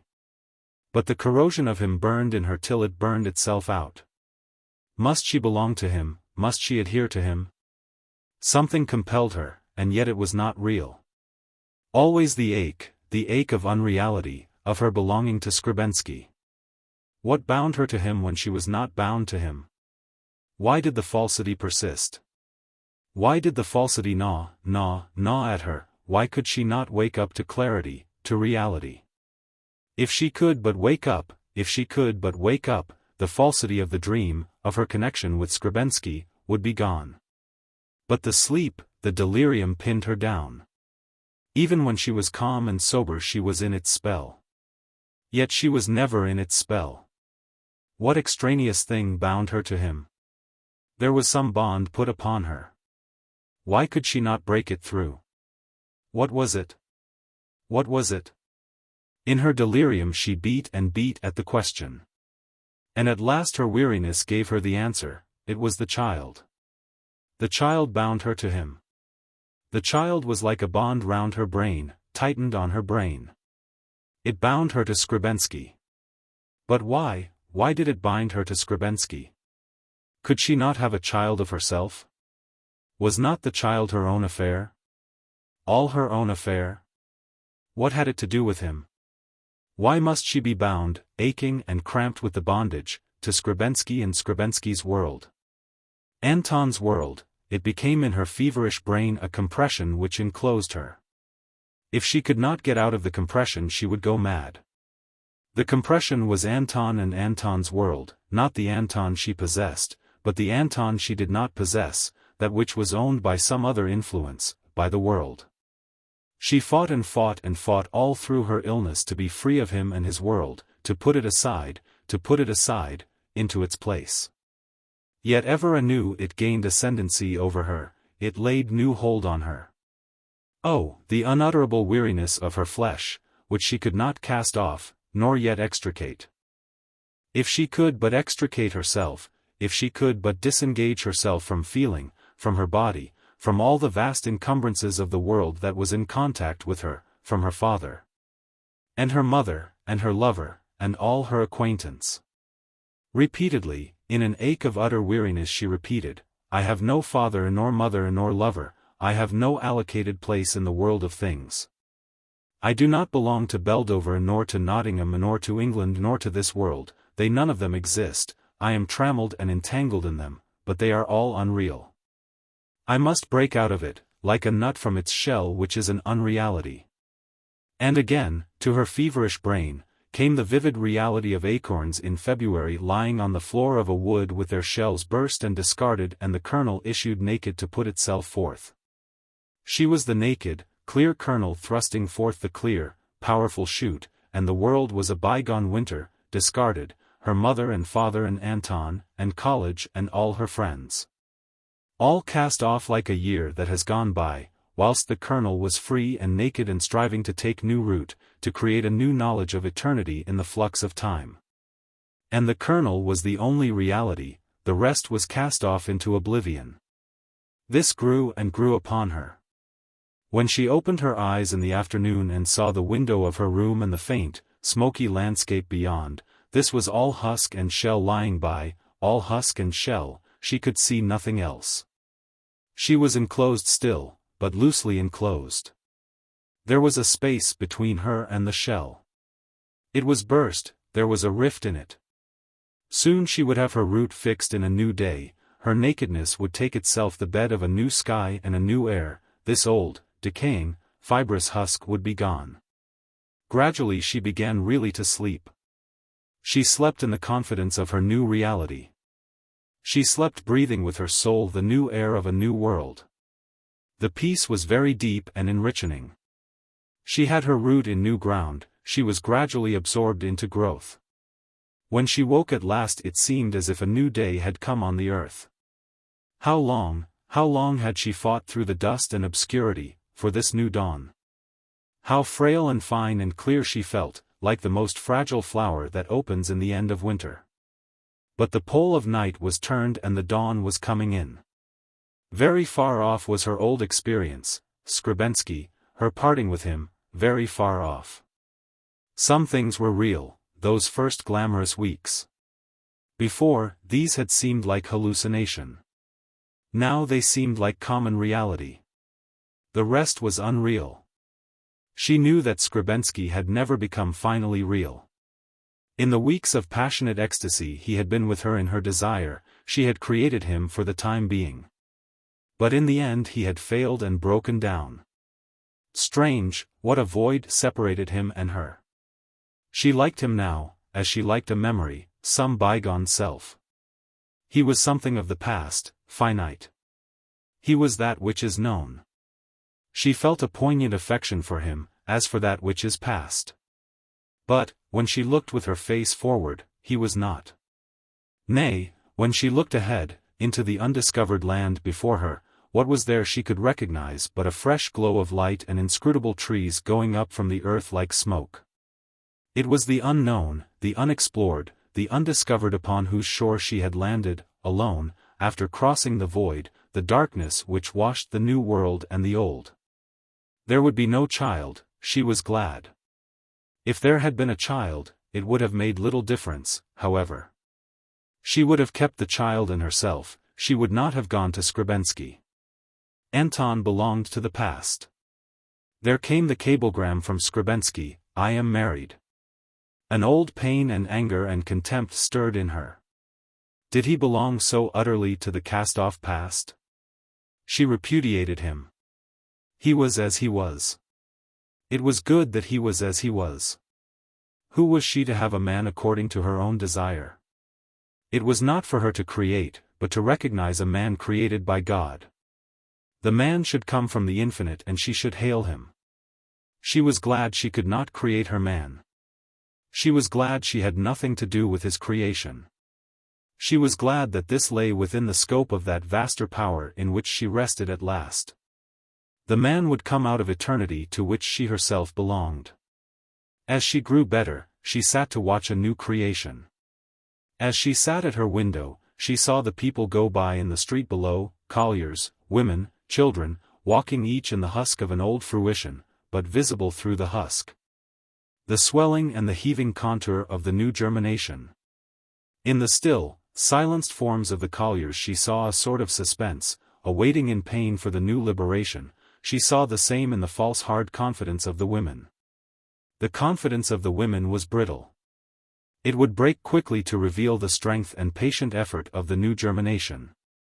In everything she saw she grasped and groped to find the creation of the living God, instead of the old, hard barren form of bygone living.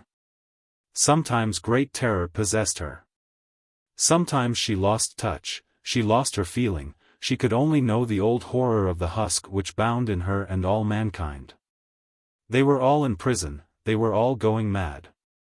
She saw the stiffened bodies of the colliers, which seemed already enclosed in a coffin, she saw their unchanging eyes, the eyes of those who are buried alive, she saw the hard, cutting edges of the new houses, which seemed to spread over the hillside in their insentient triumph, the triumph of horrible, amorphous angles and straight lines.